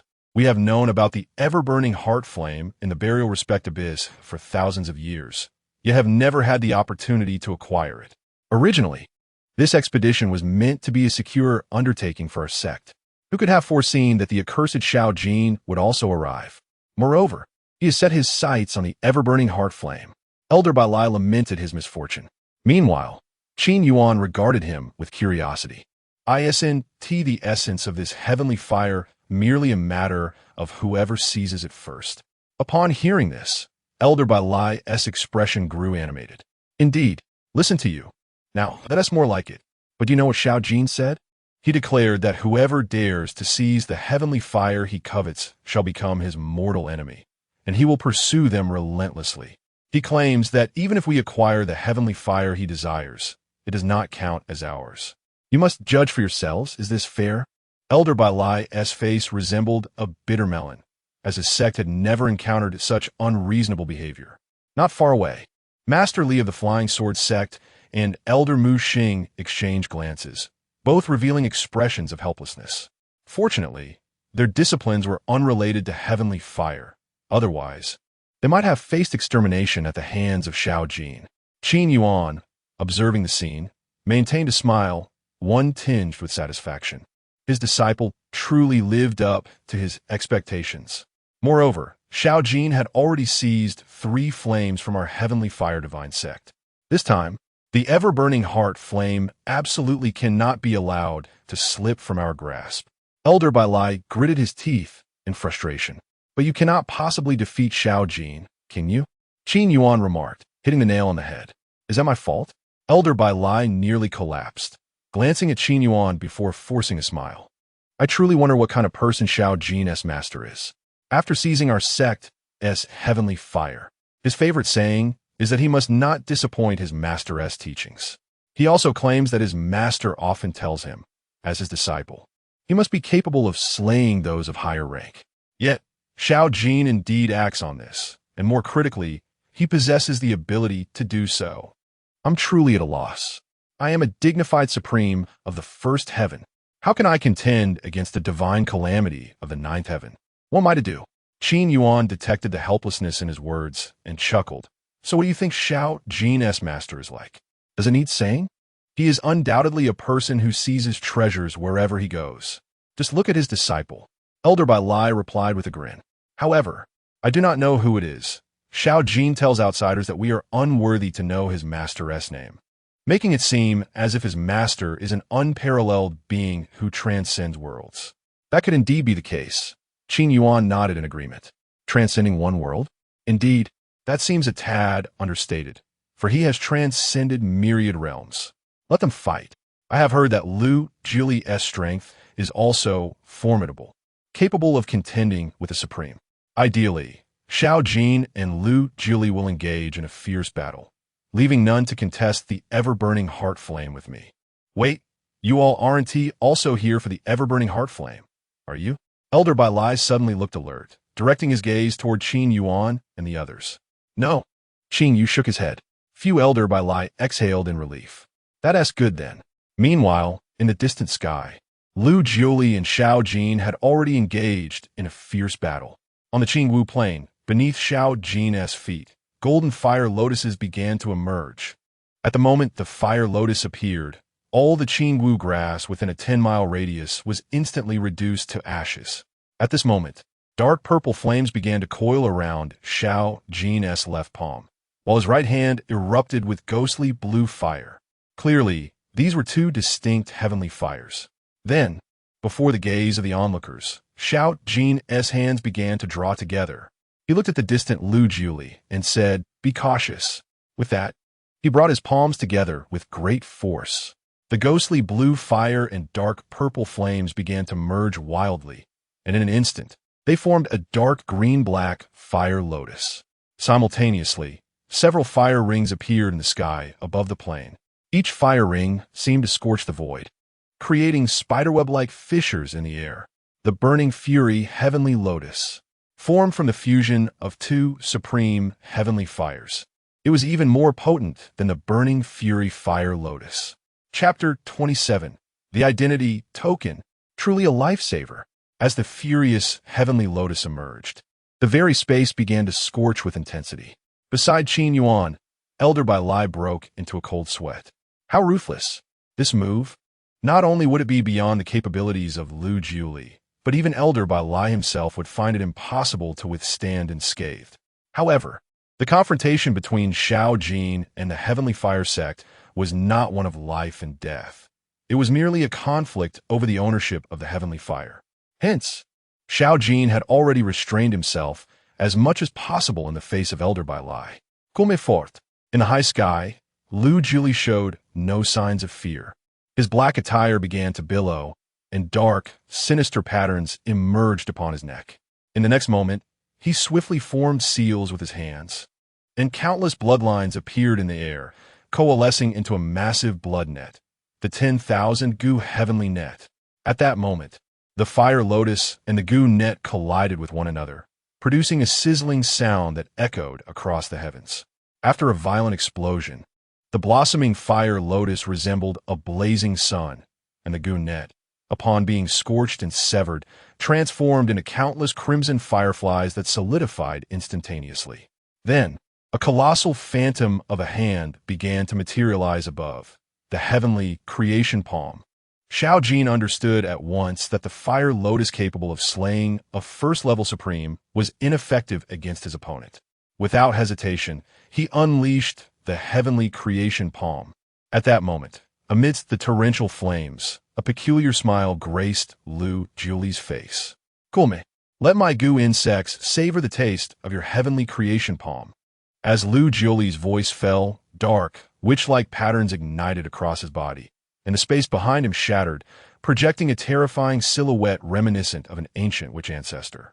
A monstrous, bizarre creature, hundreds of feet long, emerged, beginning to gnaw at the immense hand. This was the spirit-devouring Gu, a creature capable of feasting upon spiritual energy. In that instant, the flames within the heavenly creation palm were consumed by the spirit-devouring Gu. As Xiao Jin witnessed this, his expression transformed from shock to exhilaration. Upon seeing his heavenly creation palm being devoured and torn into illusory fragments, he felt a surge of euphoria. Suddenly, Xiao Jin's form soared thousands of feet higher, and his pupils ignited with a brilliant golden light. The manifestation of myriad fires coalesced behind him into a titanic flame illusion. As three types of heavenly fire manifested upon his being: ethereal blue, dark purple, and lustrous gold, the tricolor furious lotus. It had been ages since anyone had compelled him to unleash this technique. Xiao Jin reveled in the moment. The three flames began to fuse wildly, and in the blink of an eye, a colossal fire lotus infused with the essence of all three heavenly flames emerged. Below, Elder Bai Lai's scalp tingled at the sight. Xiao Jin was indeed a madman. The fusion of two types of heavenly fire was already a daunting challenge, and a slight misstep could lead to self-destruction. Yet, this fellow managed to merge three types so effortlessly, truly inhuman. As the tricolor fire lotus came into being, the Qingwu plain below began to crack open, revealing molten chasms within. The mere residual energy caused the ground to warp and distort. "It is my turn." Lu Jiuli's eyes glimmered with dark intensity. Faced with the tricolor fire lotus that surpassed the furious heavenly lotus, he remained undaunted, forming witch seals with his hands. A silhouette of a witch ancestor slowly materialized behind him, and chains erupted forth from the phantom. The chains, an eerie dark purple, were entwined with intricate witch patterns, rapidly coiling around Lu Jiuli's neck and joints. A chilling smile spread across his face. Suddenly, the clouds above Lu Jiuli erupted. A witch seal, seemingly projected from the ancient era, descended from the heavens. Within its bizarre patterns, one could hear the wails of spirits. Even Elder Mu Xing, possessing the strength of a second-level supreme, began to sweat upon sensing this overwhelming force. Faced with such celestial might, he dared not confront it directly. Meanwhile, in the sky, Xiao Jin shouted just in time. He then raised the fire lotus and hurled it skyward with all his might. Upon collision, the fire lotus and witch seal seemed to sever time itself. First, there was an absolute silence, followed by the two forces beginning to devour one another, forming a bizarre vortex. Ultimately, a dark green orb materialized, its surface cracking with net-like fissures. The next moment, boom, A violent tremor reverberated, tearing the heavens asunder. The scorching flames in which Seal rendered the space into shards of glass, exposing an endless void. The sky transformed, adorned with strange four-colored patterns. However, as spiritual energy surged forth, Lu Juli realized that his witchcraft was beginning to falter. After all, the spirit insects were naturally at a disadvantage against flames. In the midst of the distorted light patterns, Lu Juli noticed Xiao Jin soaring toward him from the remnants of the explosion. Yet, he had not yet regained his composure and recalled his master's earlier words. If he were to falter, he should produce the token bestowed upon him by his master to resolve the situation. Without a moment's hesitation, Lu Juli retrieved an oddly shaped wooden token from his spatial ring. The token bore his name, carved in a knife-like script. It was ancient, perhaps even simple, yet it gleamed with a luster, as if polished over time. Upon producing the identity token, rumored to be imbued with great magical power, Lu Juli discovered that the surrounding space remained unchanged, as if it were merely a piece of wood. But in the next instant, a hurried breath echoed before him. Whoosh! Xiao Jin had retracted all his attacks, gazing at Lu Juli as if he had witnessed something extraordinary. His eyes locked onto the wooden token in Lu Juli's hand, recognizing the familiar shape and the somewhat worn inscriptions. Indeed, it is the handiwork of my master. Lu Juli, you are my junior brother. By sensing the age of the token, Xiao Jin deduced that Lu Juli must be the disciple his master took in after him. His expression filled with excitement as he produced his own identity token, engraved with his own name. Lu Juli, somewhat dazed, gazed at his master's unique script and exclaimed, "You are my senior brother?" "Indeed, I am your senior brother."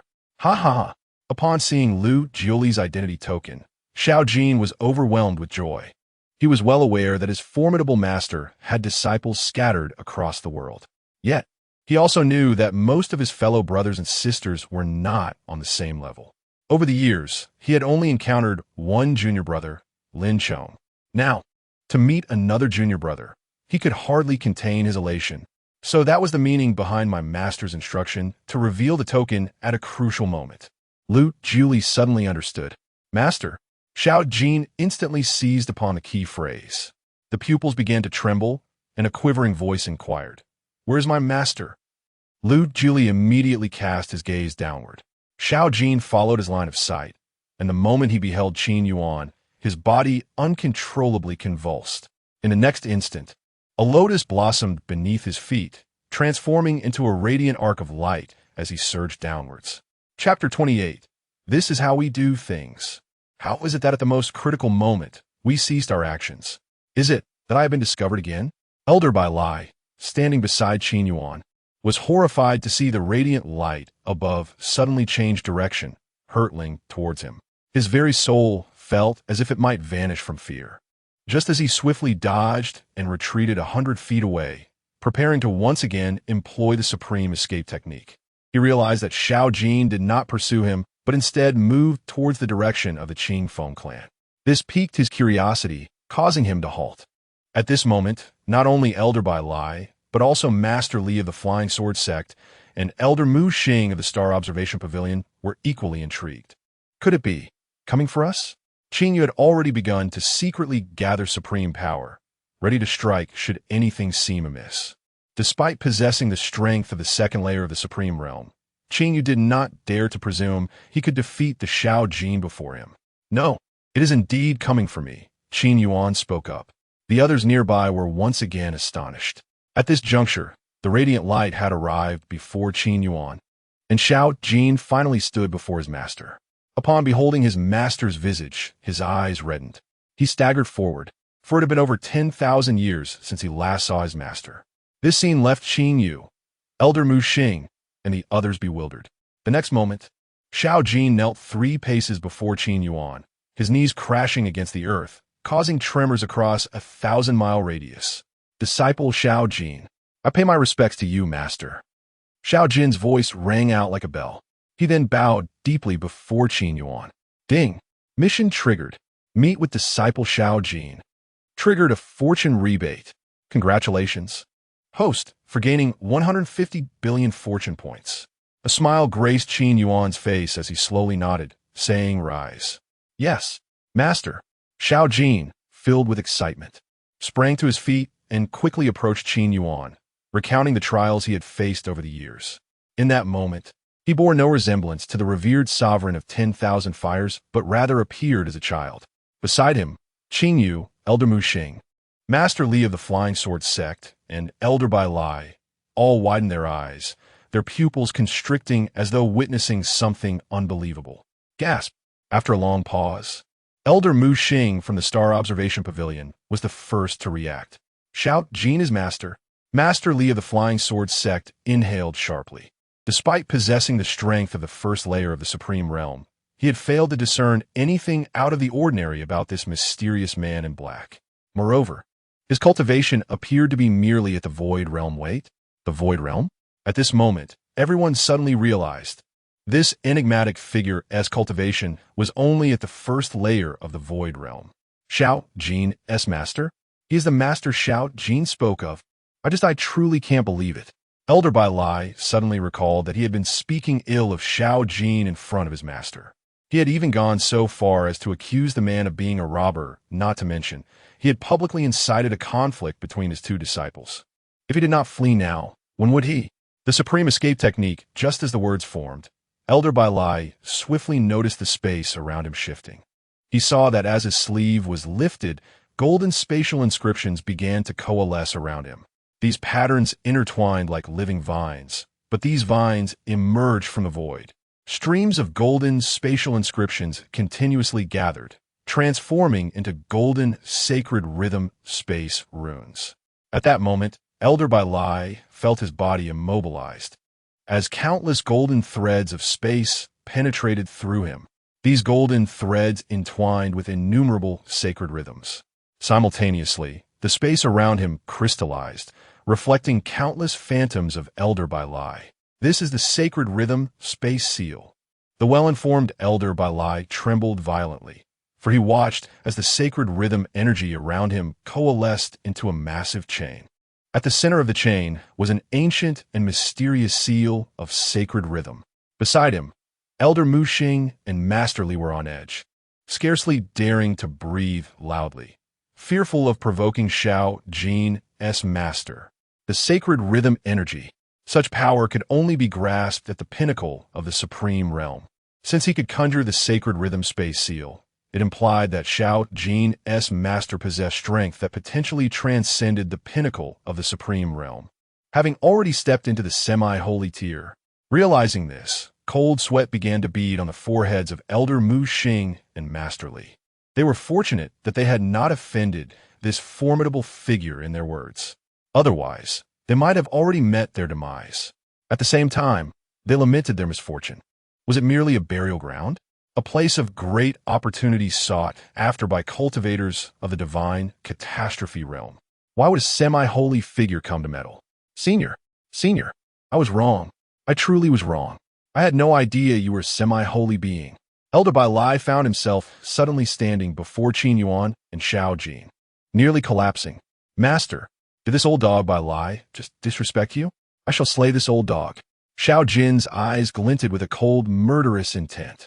Although he had had past conflicts with the Heavenly Fire Divine sect, they had always been measured, as they were not mortal enemies. However, the situation had changed. To dare speak ill of his master was tantamount to a mortal grudge.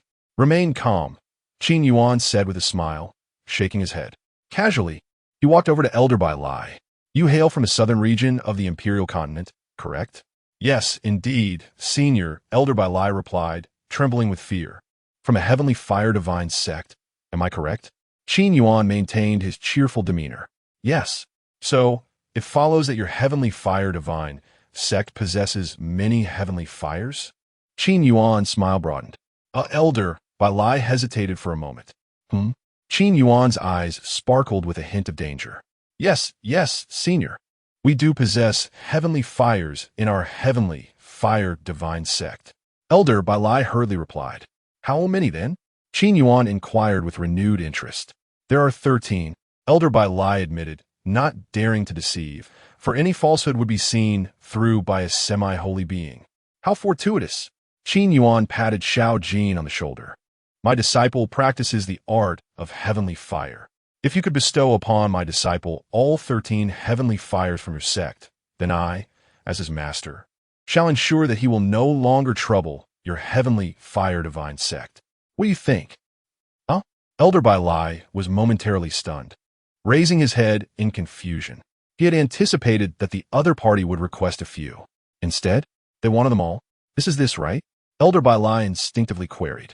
Meanwhile, Qin Yuan wore an even brighter smile. However, this smile caused Elder Bai Lai to suddenly awaken, nearly forgetting that he was facing a half-saint. At that moment, Qin Yuan smiled and, in response to Bai Lai's confusion, remarked, "This is how we conduct our affairs." Chapter 29. I hold 2 scrolls of martial arts. Senior, as you know, I am merely an elder of the Heavenly Fire Divine Sect, possessing only the strength of the Supreme First Heaven.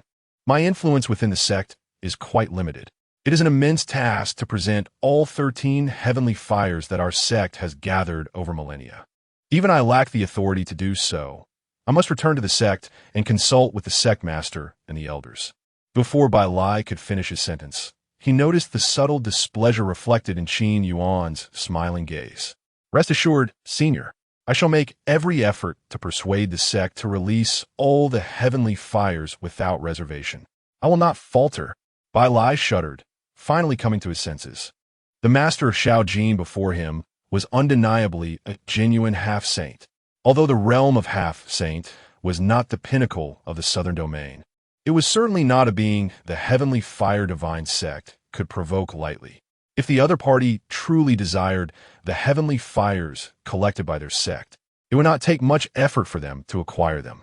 Thus, Bai Lai came to understand, while heavenly fire is indeed a precious treasure, one must also possess life to enjoy it. That is more like it. Qin Yuan nodded, a smile gracing his features. With a flick of his hand, the intricate patterns of the sacred rhythm space lock vanished once more into the void, leaving behind a single golden thread entwined around Bai Lai's wrist. Do not look further. This is the sacred rhythm mark. With this, no matter where you go, I shall know your whereabouts in an instant. Once all 13 heavenly fires have been gifted to my disciple, I shall reclaim this mark. Qin Yuan's expression remained cheerful, yet to Bai Lai, he appeared as a devil. Indeed, their master had a clear purpose. They were akin to thieves. However, these thoughts are ones he dared only to whisper in his heart. At this moment, the raging flames and chaotic mystical currents above the plain had subsided into tranquility. Lu Juli swiftly appeared before Qin Yuan and Xiao Jin. Master, what is happening? Lu Juli expressed his confusion. Juli, allow me to introduce you. This is your senior brother, Xiao Jin. Qin Yuan smiled gently, formally introducing the two. Greetings, senior brother. Lu Juli immediately performed the customary greeting upon learning his identity. Greetings, junior brother. Xiao Jin returned the gesture. The two exchanged glances, both beaming with smiles. I never expected that my senior brother, who possesses the title of the Supreme of 10,000 fires in the southern domain, would be none other than you. Lu Juli exclaimed. I also had not anticipated that a genius of Gu from the central region would turn out to be my junior brother. Xiao Jin replied with a laugh. Senior brother, junior brother, senior brother, junior brother. Stop. Qin Yuan could no longer bear the relentless flattery. The exchange of compliments had reached its conclusion. Meanwhile, Elder Mu Xing, the leader of the Flying Sword sect, and Elder Bai Lai all gasped in astonishment. Well, this is intriguing. Practitioners of fire and Gu are actually brothers in the same sect. It seems the southern region of the empire is in for quite a spectacle. Master, I have a question that troubles me. Lu Juli suddenly approached Qin Yuan, his expression filled with perplexity. What is it? Master, you previously mentioned that if one were to face defeat against Xiao Jin, one could simply present the identity wooden tablet to resolve the issue. Lu Juli produced the wooden tablet, examining it closely, yet he could not sense the great power that his master had spoken of. But, Master, where's the great power you mentioned? Upon seeing this, Qin Yuan's expression grew serious. Juli, your cultivation is insufficient. and thus you cannot perceive the might contained within the wooden tablet. Moreover, this is something I carved personally during my leisure time, capturing the essence of heaven and earth. Furthermore, the most vital point is that this is a pure hand-carved piece by me. It took 1,000,000 years. Even I do not know how many disciples I will eventually have. During his time in the ancient tomb, whenever he had a moment of respite, he would select materials and handcraft the identity wooden tablets for his disciples. Though the tablets appeared somewhat peculiar and the characters were not aesthetically pleasing, it was precisely this uniqueness that rendered them impossible to replicate.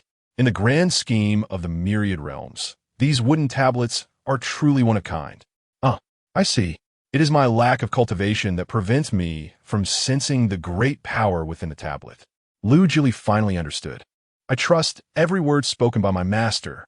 Junior brother, you are well aware of master's formidable strength. Xiao Jin stepped forward, expressing immense gratitude.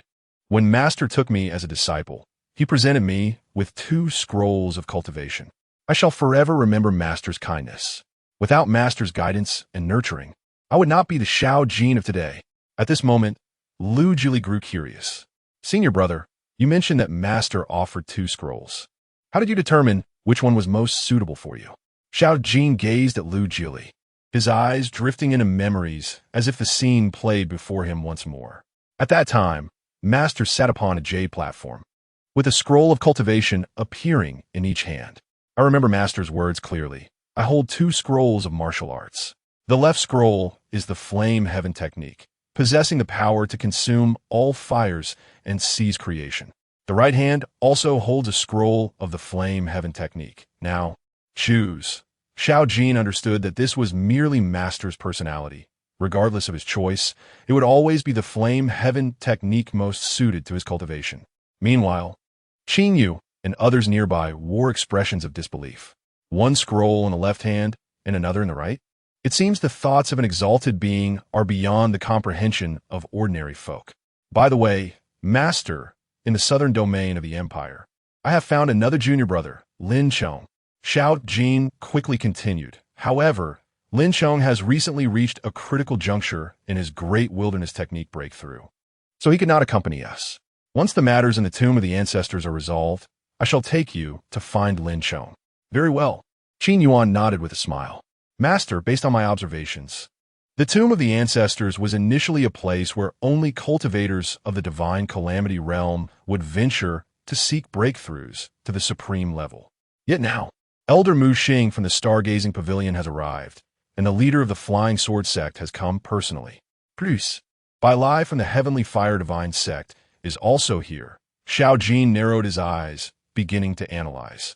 Previously, at the entrance of the secret realm, I eliminated 2 enforcers from the Soul Refining Hall. This means aside from the 8 of us, there is still 1 individual with the 9 underworlds knock, likely affiliated with the Soul Refining Hall. No, Qin Yuan shook his head. I did not rely on the 9 underworlds knock to enter. Xiao Jin smacked his forehead, right? I almost forgot. This small secret realm cannot possibly impede master. That means including myself and my junior brother, along with the 2 from the Qingfeng clan, Elder Mu Xing from the Stargazing Pavilion, and Bai Lai from the Flying Sword sect, we have 7 individuals with the 9 underworlds knock. Upon hearing this, Elder Bai Lai's mouth twitched violently, while Qin Yu and Qingfeng Lan exchanged glances, both wearing wry smiles. It appeared that their identities no longer required concealment. However, there are still 2 individuals. From what I know of the Soul Refining Hall, they must have made preparations. It is highly probable that they are members of the Soul Refinement Temple. The moment Xiao Jin's voice fell, an eerie laughter indeed echoed from afar in the sky. He. Truly, Xiao Jin, you have deduced this so astutely. Chapter 30. Can it really be refined in half an hour? On the Qingwu plain, a peculiar black mist flickered. A gaunt old man emerged slowly, his sunken eyes resembling those of a desiccated corpse. The eerie cackles emanating from his lips confirmed his sinister presence. The Supreme Incarnation? So, he has resorted to this, unwilling to reveal his true form. Upon witnessing this black mist, Xiao Jin couldn't help but scoff. Flames of celestial fire, capable of incinerating soul energy began to envelop him. With a glance, he discerned that this figure was merely the supreme incarnation of the skeletal elder, possessing strength only at the initial stage of the divine tribulation realm. Master, he is the skeletal elder from the soul refining palace, one of the core elders. His power is at the second tier of the supreme realm, which may prove somewhat troublesome, Xiao Jin explained to Qin Yuan in a calm tone. Qin Yuan nodded. Just a mere supreme incarnation, and his interest waned immediately. The only thing that piqued Qin Yuan's curiosity was the Shumi Koi. Naturally born, there are only 3 in existence. Possessing a Shumi Koi grants one access to the Shumi World Pearl, which is truly valuable. Skeletal old dog, rest assured, no matter how many of you from the Soul Refining Palace come, I will find a way to keep you here. You had better pray that your true form does not cross my path. As Xiao Jin raised his gaze, golden celestial fire erupted forth, instantly incinerating the skeletal elder's supreme incarnation, silencing any potential cries of despair. Meanwhile, in another part of the Qingwu wasteland, the space was continually spawning black soul energy. The skeletal elder, suspended in midair, furrowed his brow in frustration. Damn Xiao Jin. However, I have gathered sufficient information from that side. He swiftly relayed the intelligence acquired by his supreme incarnation to another elder clad in black robes floating nearby, his senior brother, the dual soul elder. Possessing 2 souls within one body, the dual soul elder had joined the soul refining palace and advanced with extreme violence, even resorting to slaughtering fellow enforcers to achieve breakthroughs. He ultimately reached the supreme realm, becoming a core elder of the soul refining palace. At this moment, the dual soul elder's robe fluttered down, revealing his aged visage, with wrinkles etched deep like scars on parched skin, resembling the bark of a desiccated tree. His lips curled downwards as he slowly opened his eyes. The left eye, shrouded in a black hue, radiated a savage aura, while the right eye remained as tranquil as still water. The duality of his souls lent him a character of extreme calmness. Having grasped the situation regarding Xiao Jin, the dual soul elder began at most. He is at the second tier of the supreme realm. Not to be feared, the Qingfeng clan presents a slight complication. Their immortal feather technique may leak information. Leak? Impossible. We shall directly suppress them, preventing their kin from having the opportunity to act. Indeed, the dual soul elder mused. Though the skeletal elder recognized this as a dialogue between his 2 souls, he then turned to the skeletal elder and declared, "Let us begin. We must not allow Xiao Jin and his companions to hinder our progress. After all, they are already dead." As he spoke, a chilling, killing intent radiated from the duality of the elder's black and white pupils, infused with an unprecedented excitement. Now, in the core area of the burial respect abyss, we have located our target. We need only establish the eye of the 11-tier soul devouring rotation array here, and we can refine all beings present. The dual soul elder's voice crescendoed. I have concealed the array symbols of the 11-tier soul devouring rotation array 1,000 feet above the exterior of the burial respect abyss. Even if they realize we have set the array, it will be futile, for without locating the symbols, they could never breach the array. At this moment, the dual soul elder spat out a mouthful of essence blood, unleashing the terrifying pressure of the 4th tier of the supreme realm. Skeletal 1, begin constructing the soul devouring rotation altar. Once the altar is complete, we can utilize the remnants of the saintly resonance and soul energy left by the semi-holy being within the burial respect abyss to activate the 11-tier soul devouring rotation array. At that time, those who have entered the burial respect abyss with a 9 Nethernock will be transformed into the purest essence of life's source soul energy, to be refined and devoured by me. My strength will then soar to unprecedented heights. The skeletal elder revealed a bloodthirsty smile. Yes, brother. Following this, the 2 began to weave their hand seals. On the Qingwu plain, the ground erupted with a series of thunderous roars, as if some demonic entity were about to emerge from beneath. Indeed, in the next moment, a massive altar, as if torn from the depths of hell, began to rise slowly from the ground. This altar was forged from the bones of an ancient behemoth, emanating a phosphorescent gray hue. Each inch of its surface was inscribed with soul-devouring secret patterns from the soul-refining palace. At that moment, the dual-soul elder's black and white pupils fixated on the bronze giant python at the pinnacle of the altar.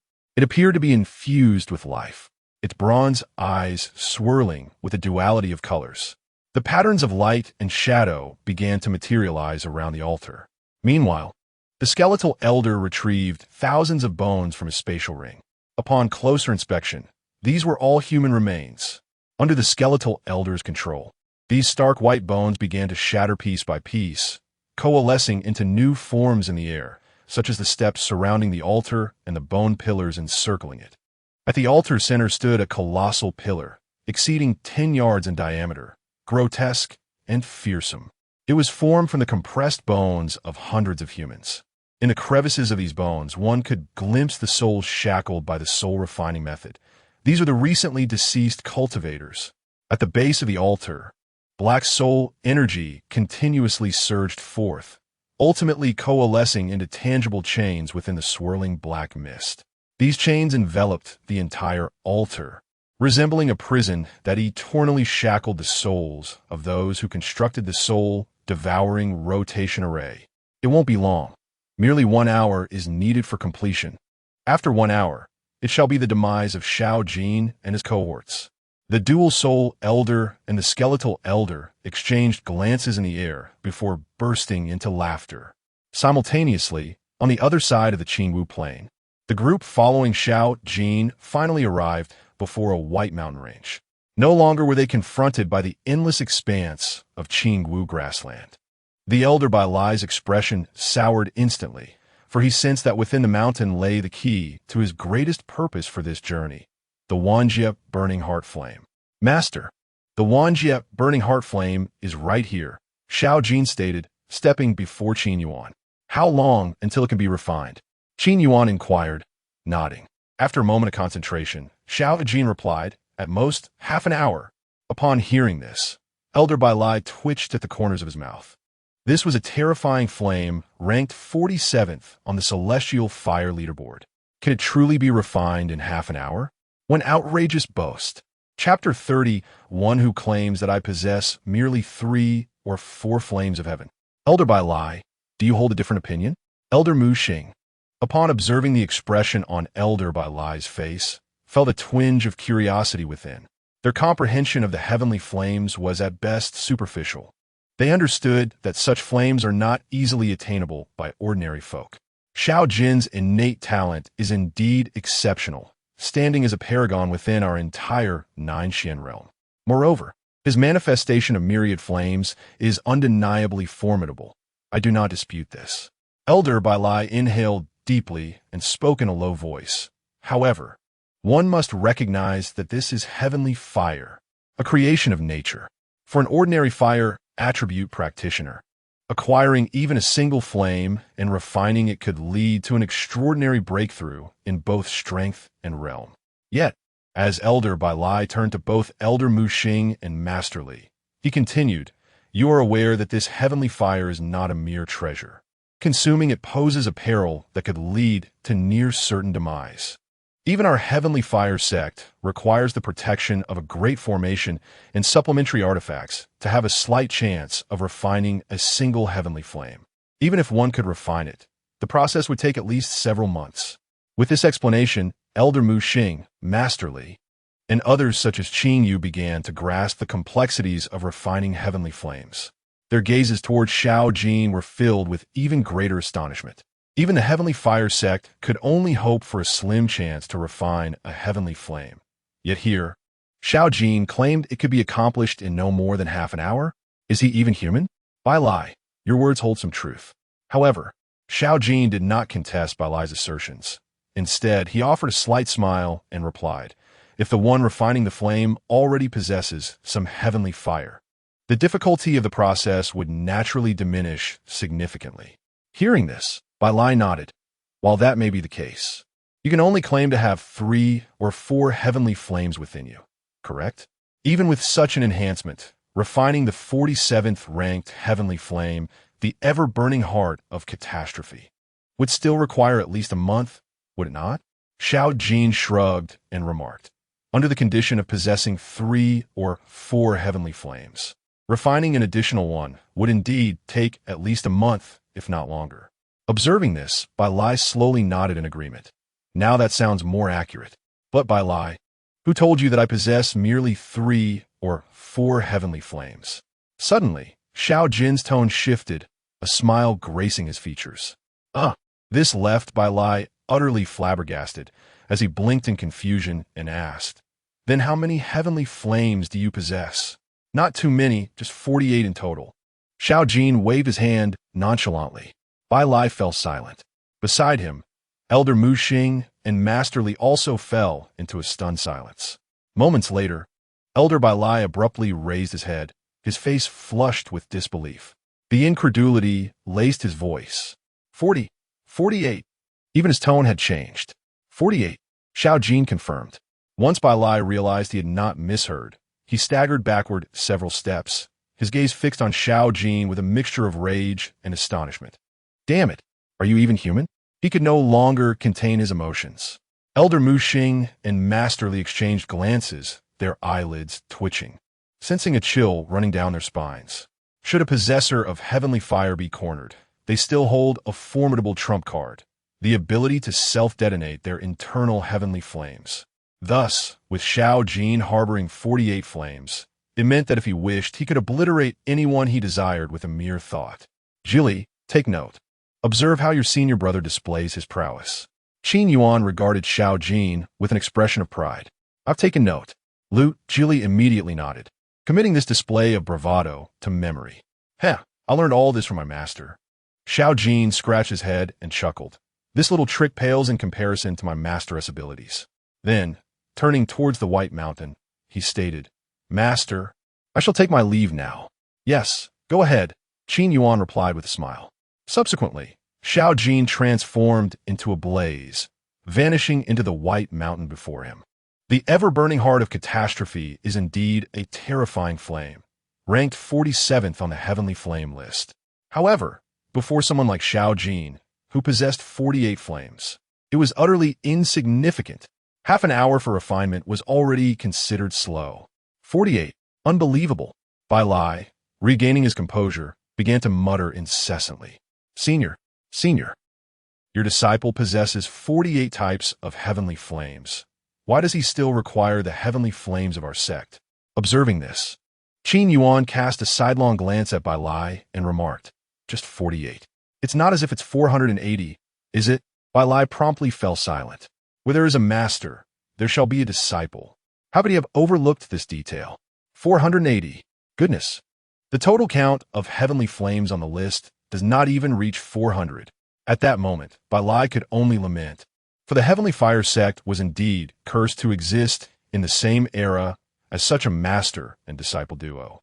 Therefore, Qin Yuan exhaled lightly, waving his hand as a stream of light flickered from his spatial ring. A chair crafted entirely from flowing jade material appeared behind him. Almost simultaneously, a jade table of the same material materialized, adorned with amber-hued patterns that, upon closer inspection, contained the essence of the world. Above the jade table, vapor continuously condensed in the air, ultimately forming tiny droplets that fell into a green jade pot below. Behind him, Lu Juli, witnessing his master-esque display, immediately stepped forward. Skillfully, he retrieved an unknown type of tea from beneath the jade table and began to brew it with practiced ease. All of Qin Yuan's disciples were aware that he had a penchant for tea. This is the spirit rhythm jade essence? Gasp. Elder Mu Xing, well-versed and knowledgeable, was rendered speechless upon seeing the jade chair and table before him. Within the entire star observation pavilion, it would be impossible to procure such a large piece of spirit rhythm jade essence. This precious material is imbued with spiritual rhythm, a treasure sought after desperately by supreme realm experts. Thus, in the entire southern region of the empire, even a piece the size of a fist could fetch an astronomical price. Even Elder Mu Xing had only seen a half-fist-sized piece within the pavilion, and that was treated as a cherished treasure by the elders. Yet here, Qin Yuan had actually carved such a large piece of spirit rhythm jade essence into a chair and table. What a wasteful extravagance! And this water, Could it be the spring of all spirits? Master Li of the Flying Sword sect and Elder Bai Lai of the Heavenly Fire sect found themselves utterly stupefied upon witnessing the dew forming in the air. The spring of all spirits, a heavenly treasure capable of directly enhancing one's very essence. It is said that when a realm is first opened, several spiritual springs will manifest. One of these is the spring of all spirits. All beings in this realm thrive through the nourishment of these waters. Today, such a treasure has become exceedingly rare. Yet, here on this jade table, there's an entire pot of it. Stay composed. It's not as if this is something extraordinary. Qin Yuan shook his head. After all, you are among the top forces in the southern region of the empire. Do not present yourselves as if you have never seen the world before. At that moment, Master Li, Elder Mu Xing, and Elder Bai Lai all fell into silence. Seated upon the jade throne, Qin Yuan noticed that Lu Juli was still engaged in the art of tea brewing, and thus offered a slight smile to Elder Mu Xing and the others before speaking. Pray, enlighten me. What could possibly compel esteemed beings of your caliber to gather for a mere opportunity of the divine tribulation realm? I implore you to consider your responses carefully. I wish to hear the truth. Although Qin Yuan's voice was soft, it instilled in Elder Mu Xing and the others a profound sense of caution against harboring any thoughts of deceit. Chapter 32. The Supreme Thunder Tribulation. Ascending to Supremacy. To speak candidly, esteemed Elder, at the jade table, Elder Mu Xing exchanged a glance with Sect Master Li, both wearing bitter smiles. 5 centuries prior, our star observation pavilion, through the art of divination, discovered that in the depths of the burial respect abyss in the central region of the imperial continent, a half-saint had attained eternal rest. Elder Mu Xing inhaled deeply, noting that the other elders within the pavilion surpassed him in strength. They feared that dispatching a particularly powerful elder might reveal their intentions to other sections. Hence, I was sent in their stead. Moreover, they sought out Sect Master Li of the Flying Sword sect to accompany me. Sect Master Li nodded, his expression filled with resignation. Is it true that a half-saint rests here? Elder Bai Lai's face was etched with astonishment, clearly unaware of this matter. Elder Bai Lai, does your heavenly fire divine sect genuinely remain oblivious to this? Elder Mu Xing was somewhat dazed. I was sent by the sect solely to collect the eternal flame of heartburn. Elder Bai Lai responded, bewildered. Hearing this, Elder Mu Xing could only chuckle wryly once more. He continued, where a half-saint has rested, there must be the remains of the half-saint. The sacred resonance contained within the bones, if absorbed and refined, could propel our sect's strength to unprecedented heights. However, to absorb the sacred resonance from the half-saint's remains, one must possess at least the strength of the 4th layer of the supreme realm. Perhaps this is why I was dispatched. Elder Mu Xing lamented. Even if I were to obtain the half-saint's remains, I would be incapable of absorbing the sacred resonance within. Half-saint remains, indeed. Qin Yuan nodded slightly. Once cultivators ascend to the supreme realm, they invariably possess a singular ambition, to achieve sainthood. That is the realm transcending the supreme level. Upon attaining the status of a saint, one could truly claim dominion over this continent. Neither ancient clans nor so-called top sects can withstand a saint's might. Below the saint, all are but ants. This assertion was not mere hyperbole. Even a half-saint level was sufficient to reign over a continent. Suddenly, a crisp cracking sound ruptured the distant snow-capped mountains. The mountains erupted as if a volcano, surging flames leaping toward the heavens. Thunder rumbled as golden lightning manifested in the firmament. The Supreme Thunder Tribulation. Those who had witnessed this scene, including Elder Mu Xing, gazed up at the sky. The Supreme Thunder Tribulation was a familiar sight to them, a necessary trial for those in the 9th layer of the Divine Tribulation realm aspiring to ascend to the Supreme Realm. Clearly, at that moment, Xiao Jin had refined the eternal flame of heartburn and was invoking the Supreme Thunder Tribulation to ascend to supremacy. Why does it feel like? This Supreme Thunder Tribulation is far more immense than what we encountered during our own ascension. Elder Bai Lai, though pained over the eternal flame of heartburn, could not help but express his astonishment upon witnessing the overwhelming thunder above. The greater the intensity of the invoked thunder tribulation, the more it indicated the cultivator's extraordinary talent. Elder Mu Xing inhaled deeply, explaining at this moment, the heavens have been torn open, revealing a vast rift. From it, thousands of lightning bolts resembling golden serpents emerged, tearing through the clouds, devouring and merging with one another. Ultimately, they coalesced into 9 supreme thunder dragons that circled the universe. Each scale of these thunder dragons exuded the terrifying might of the celestial thunder. Their whiskers danced with life, sparking fierce lightning with every movement. Typically, when supreme cultivators break through, they condense lightning. Only those prodigiously gifted geniuses may manifest the supreme thunder dragons at their ascension. This spectacle left even the well-versed Elder Mu Xing utterly dumbfounded. The ancient texts within our star observation pavilion recorded that our most exceptional genius, upon breaking through to supremacy, had only summoned a single supreme thunder dragon. Yet now, Xiao Jin had summoned 9. What does this signify? In other words, it is but a matter of time before Xiao Jin attains sainthood. Only 9? Qin Yuan mused, shaking his head slightly, his tone laced with dissatisfaction. As his disciple, born with the innate affinity for myriad fires and endowed with the burning heaven technique he had gifted, it was disheartening that during the breakthrough to supremacy, he had only summoned 9 supreme thunder dragons. At the very least, he should have summoned 99. This was a display of negligence? Upon hearing this, Elder Mu Xing and the others staggered, collapsing to the ground. Indeed, the standards set by high achievers for their disciples are exceedingly stringent. In the sky, the supreme thunder tribulation commenced. The 9 thunder dragons radiated golden brilliance, descending upon the mountains below. Each collision carried the force equivalent to the full might of a supreme realm cultivator at the 3rd layer.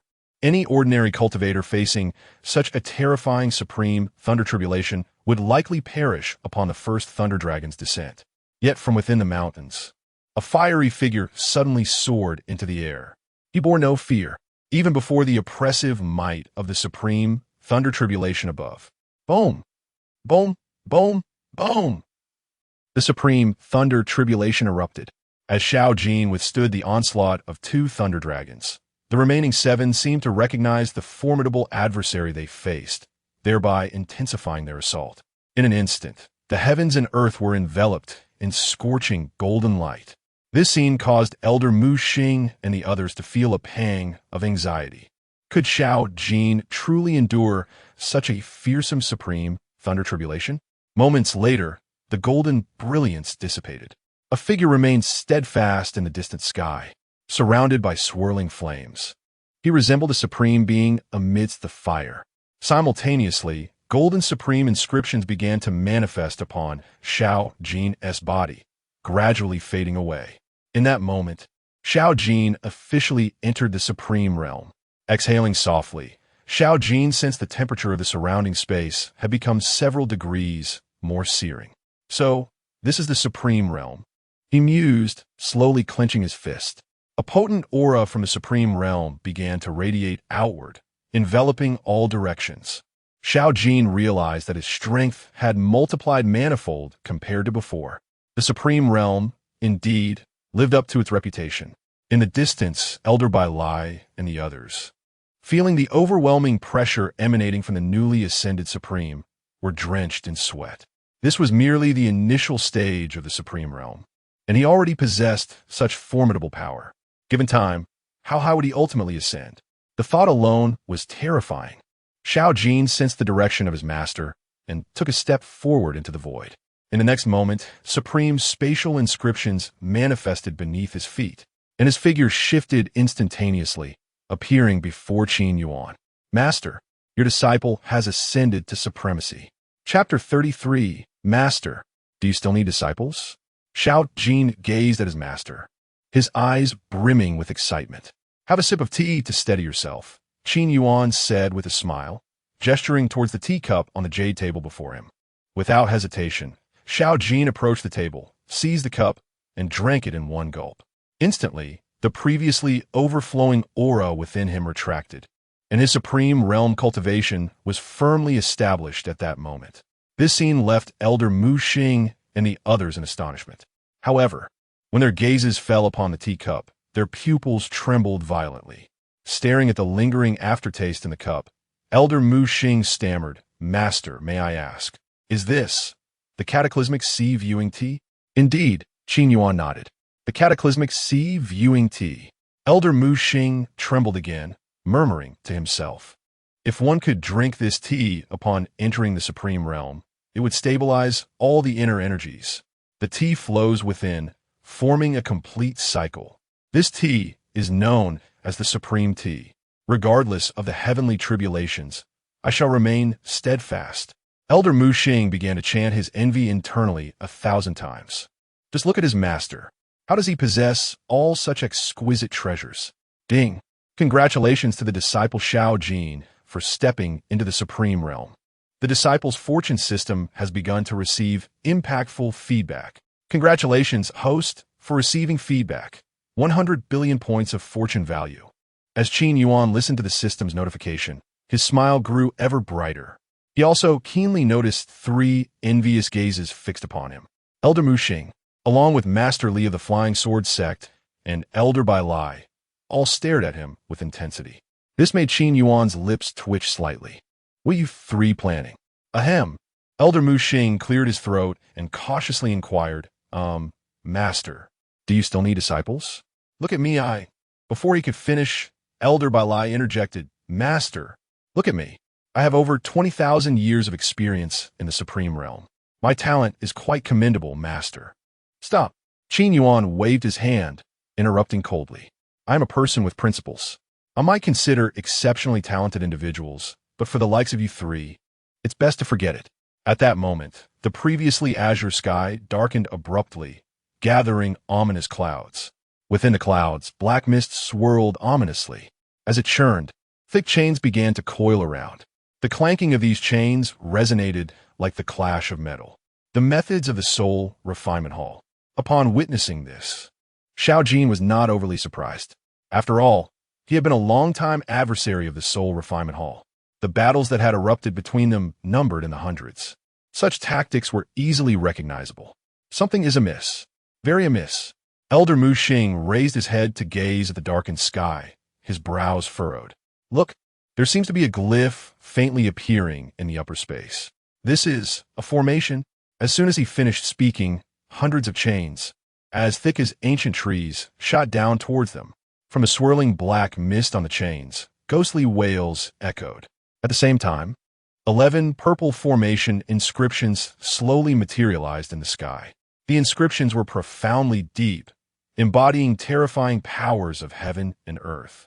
A tremendous binding force cascaded down from above. "They have gone mad. I see they're truly insane at the Soul Refinement Hall. They are deploying an 11-tier formation. Are they attempting to refine us all here?" Elder Mu Xing's expression darkened with fury upon seeing the 11 purple formations. His stargazing pavilion was one of the top sects in the southern region of the empire. Although they had not directly clashed with the Soul Refinement Hall in thousands of years, it did not mean they feared them. The Soul Refinement Hall was courting death. Elder Bai Lai was also incensed. "Doesn't he fear the retribution from our heavenly fire sect?" Master Li of the Flying Sword Sect frowned as well. "My Flying Sword Sect is certainly not afraid to battle." All right, Qin Yuan interjected, unable to bear the scene any longer. "You few should refrain from making threats. If you have any ultimate moves, now is the time to unleash them. Otherwise, when the formation is fully established, we truly won't be able to escape." Upon hearing this, Elder Mu Xing and the others ceased their delay and began to unleash their supreme powers. However, they peculiarly found that no matter how they exerted their strength, those thick chains seemed to keep pace with them. "This is bad. The one reinforcing this formation is stronger than us." Elder Mu Xing realized that even he, at the 2nd tier of the Supreme Realm, could not escape these chains. Isn't this stating the obvious? Qin Yuan was utterly exasperated. Since the Soul Refinement Hall dared to set up an 11-tier formation here, they had certainly prepared for everything. You think being at the second tier of the Supreme Realm is impressive? Elder Mu Xing's face twitched, yet he found himself speechless. At this moment, Shao Jin ignited the heavenly fire within him. With the enhancement of the heavenly fire, he enveloped Qin Fenglan, Lu Jiuli, Qin Yu, and his master entirely. The massive chains began to melt upon contact with the heavenly fire. For the time being, those present with Shao Jin were unaffected by the chains. In the distance, a dark silhouette gradually emerged in the sky. This shadow did not appear through ordinary movement, but rather through spatial leap. In a breath's time, it had traversed thousands of miles. Upon closer inspection, it turned out to be an altar. At that moment, on the black altar in the air, two figures stood. You didn't expect this, did you? The skeletal old man stood with his hands clasped behind his back, gazing down at the crowd entangled with the soul-binding chains, grinning malevolently. As the altar slowly descended with a thunderous crash, it landed steadily 100 meters away from them. With the approach of the 11-tier soul-devouring rotating formation altar, the binding force of the soul-binding chains intensified. Master Li of the Flying Sword sect and the others began to show signs of distress. Do not waste words with them. Focus on the refinement. The Twin Souls Elder sneered coldly beside him. It's you, the Twin Souls Elder. Elder Mu Xing's face paled slightly at the sight of the Twin Souls Elder. Born as one with dual souls. Since joining the Soul Refinement Hall, his heinous methods had rapidly enhanced his strength. He even resorted to slaughtering fellow enforcers within the hall in a desperate bid for breakthroughs. Elder Mu Xing's voice was tinged with anger. Have you forgotten the rules of the southern region of the Empire? Those below the 4th tier of the Supreme Realm, including those at the 4th tier, are prohibited from entering the central region of the Empire.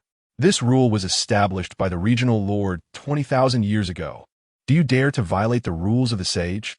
Chapter 34. The Unexpected 10th Person. Upon hearing the name of the lord of the southern region of the Empire, the Elder of Dual Souls trembled slightly before regaining his composure. In a low voice, he murmured, "The mountains are high and the waters are deep. Even the lord of the southern region cannot oversee all areas of the empire at all times." Moreover, the elder's throat was hoarse, and his dual-colored eyes, one black and the other white, betrayed an indescribable eeriness. I command the 11th Order Soul Devouring Rotation Array. Now that the formation is complete, it can refine all beings with cultivation levels below or equal to that of the array holder. You shall all perish here, and since you are to die, no one shall leak this information. A sinister laughter escaped him, unmistakably marking him as a member of the Soul Refinement Palace. Within the encirclement of heavenly fire, Qin Yuan gazed at the two enforcers of the Soul Refinement Palace on the altar, a surge of indescribable excitement coursing through him. The Soul Refinement Palace, Shao Jin, heavenly fire, and this eerie laughter, everything aligned perfectly. Qin Yuan suppressed his exhilaration. He knew that Shao Jin bore a striking resemblance to an old acquaintance from his past. Indeed, everything matched. "Ah, master, what aligned?" Shao Jin asked curiously upon hearing his name. "You are still young and do not understand." Qin Yuan waved his hand dismissively. Seeing this, Shao Jin could only lower his head in contemplation. Indeed, in his master's eyes, he would forever be but a child. Nonetheless, Shao Jin relished this feeling. After all, having a formidable protector was truly comforting. At the very least, no matter the chaos he caused, his invincible master could always resolve it for him. Elder of Dual Souls, have you forgotten that my stargazing pavilion possesses a secret technique? Even if I were to perish here, the technique would activate, and my pavilion would surely detect the anomaly. At that time, the other elders of my pavilion will report this matter to the Lord. Let us see how your Soul Refinement Palace will respond. Elder Mu Xing's voice brimmed with fury.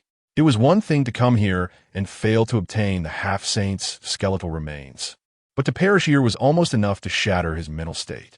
Stop invoking the Lord. The Elder of Dual Souls sneered coldly. As I have said, the mountains are high and the sun far away. He cannot attend to the entire empire. Furthermore, my 11th Order Soul Devouring Rotation Array possesses the ability to obscure heavenly secrets. I have long been aware of your stargazing pavilion's secret techniques, and have already taken precautions against them. In summary, all of you present here today must die. With that, the Elder of Dual Souls began to channel the power of the altar, focusing all his attention on Xiao Jin. In his eyes, Xiao Jin was the most troublesome of them all. This truly is a matter of 3 bowls of yellow soup crossing the pass to self-proclaim as a lord in the martial world. Qin Yuan remarked with a click of his tongue. Beside him, Lu Jili asked curiously, Master, what does that mean? Well, Qin Yuan explained with a smile. It means that the people of the Soul Refinement Palace are akin to the grassroots forces within the empire. After drinking a few bowls of strong liquor, they wish to establish themselves as kings in remote areas. On the altar, the Elder of Dual Souls' expression subtly shifted as he listened to the analogy. His dual-colored eyes quickly locked on a Qin Yuan. Dongshu. First layer. In the next moment, he was taken aback. Isn't this the tomb of the respected? How could a person of the Dongshu realm enter here? Wait. The Elder of Dual Souls abruptly realized that the number of people was somewhat amiss. Old Bones, count how many people have entered the tomb of the respected. He instructed rapidly. Brother, are you losing your mind? The Old Bones replied, frowning slightly. Count. The Elder of Dual Souls' voice now bore an edge of displeasure. I will count. The Old Bones' withered face twitched, and he began to scan the crowd ahead. Brother, and I won too. The leader of the Flying Sword Sect, 3. Elder Mu Xing of the Stargazing Pavilion, 4. Elder Bai Lai of the Heavenly Fire Sect, 5. 2 from the Qing Feng clan, 6, 7. Xiao Jin, the 8th person, and that young lad skilled in witchcraft. Lu Jili, the 9th. And there's one more. As he reached this point, the Old Bones paused, his gaze swiftly locking onto Qin Yuan. First layer of Dongshu? The 10th person? Brother? What is the meaning of this? Wasn't it said that there are prohibitions in the tomb of the respected, allowing only those with 9 nether knocks to enter? How can it be a 10th person? At this moment, the two finally recognized the anomaly. A secret realm that could accommodate only 9 individuals had inexplicably welcomed a 10th. How foolish! Xiao Jin scoffed at this realization. Did they finally notice the master? Qin Yuan yawned. Finally, something feels off. With your senses, how can you be the villains? With that, Qin Yuan stepped forward towards the heavenly fire barrier. However, beside him, Qin Yu quickly warned, Senior, beware of the heavenly fire. But in the next second, they beheld Qin Yuan casually stepping into the inferno, capable of incinerating both body and soul, completely unaffected. Heavenly fire? Such a thing is but a trifling flame before my master. Xiao Jin gazed at his master's figure, filled with admiration. At that moment, stepping out from the heavenly fire barrier, Qin Yuan approached the altar, a distance of 100 zhang. Old Bones, this person is no simple matter. Let us combine our strengths and activate the 11th Order Soul Devouring Rotation Array. We must strike him down with full force. The Elder of Dual Souls fixed his gaze on Qin Yuan from a distance, despite the latter possessing only the strength of the first layer of Dongshu. His innate dual souls endowed him with a far superior perception of spiritual essence compared to ordinary individuals. He could sense that the person before him was undoubtedly a terrifying figure. The Old Bones dared not grow complacent, and the two began to frantically weave their soul seals. At that moment, the heavens above suddenly began to fracture, revealing countless blood-red chains within. Instantly, those chains, entwined with innumerable vengeful souls, rained down like a torrential storm. Each chain bore a shadowy, ghostly face, and the cacophony of 10,000 souls wailing was enough to send chills down one's spine. 11th Order Soul Devouring Rotation Array. Soul Devouring Chains of 10,000 layers. On the altar, the Elder of Dual Souls and the Old Bones shouted in unison. The countless blood-red chains surged toward Qin Yuan with a speed rivaling that of a volley of arrows. This formation has some merit, but only to a degree. Qin Yuan observed the overwhelming onslaught of blood-red chains, shaking his head slightly. As the chains approached within 10 zhang of him, Qin Yuan raised his hand slightly, gathering the power of holy resonance in his palm. Freeze! In an instant, a translucent ripple materialized in the space surrounding Qin Yuan, and the blood-red chains, like ink, were abruptly immobilized in midair. Chapter 35, Am I not capable of controlling this formation without destruction? Not only that, at this very moment, the haunting cries of countless spirits on the Qin wilderness vanished without a trace. Upon closer inspection of the chains, it became apparent that, at some unknown point, they had begun to transform into a strange, transparent hue, originating from around Qin Yuan. It seemed as though a force transcending the comprehension of all present was infiltrating these chains. In an instant, the once inky sky transformed into a brilliant white. As the first chain began to crack, it triggered a chain reaction, causing all the sanguine chains to become riddled with deep fissures. With a gentle step forward, Qin Yuan exhaled, and in that moment, all the translucent chains in the sky shattered. Crack, crack, crack. They disintegrated. The formidable strike of the 11th tier soul, devouring, rotating formation could effortlessly annihilate a supreme-level being at the 5th tier and severely wound one at the 6th tier. Yet before Qin Yuan, it collapsed into dust. The specters seemed to witness an unspeakable force, retreating back into the rifts of the sky. The heavens once again fell into tranquility. What? On the black altar, the Elder of Dual Souls and the Elder of Bones stared in astonishment at this scene. How is this possible? The strongest strike of the 11th tier soul, devouring, rotating formation. The Elder of Bones appeared as if he had seen a ghost, his withered face reflecting disbelief. They had truly unleashed the formation's most powerful strike moments ago. And yet, this man of the 1st tier of the Void Realm stood before them unscathed. Bones, did you sense anything just now? The Elder of Dual Souls fixed his gaze intently on Qin Yuan. What? Bones paused in confusion. It seems to be the power of sacred rhythm. The Elder of Dual Souls was somewhat uncertain. Sacred rhythm. Upon hearing this, the Elder of Bones' pupils constricted sharply. Only those at the pinnacle of the Supreme Realm could perceive the existence of sacred rhythm in the world. Could it be that this individual before them was a peak supreme powerhouse? Brother, that fellow is approaching us. The Elder of Bones swallowed hard. Stay calm. The Elder of Dual Souls steadied himself slightly. Look at Qin Yuan. The 11th tier soul, devouring, rotating formation, is a formation symbol personally crafted by our esteemed Hallmaster. Even if that fellow's strength is unfathomable, he cannot defy the power of the heavens. Once our formation is complete, it merges with the entire secret realm of the burial of the sovereigns. He cannot penetrate our altar. Rest assured. The Elder of Dual Souls began to channel the formation's power once more, preparing to conjure another attack.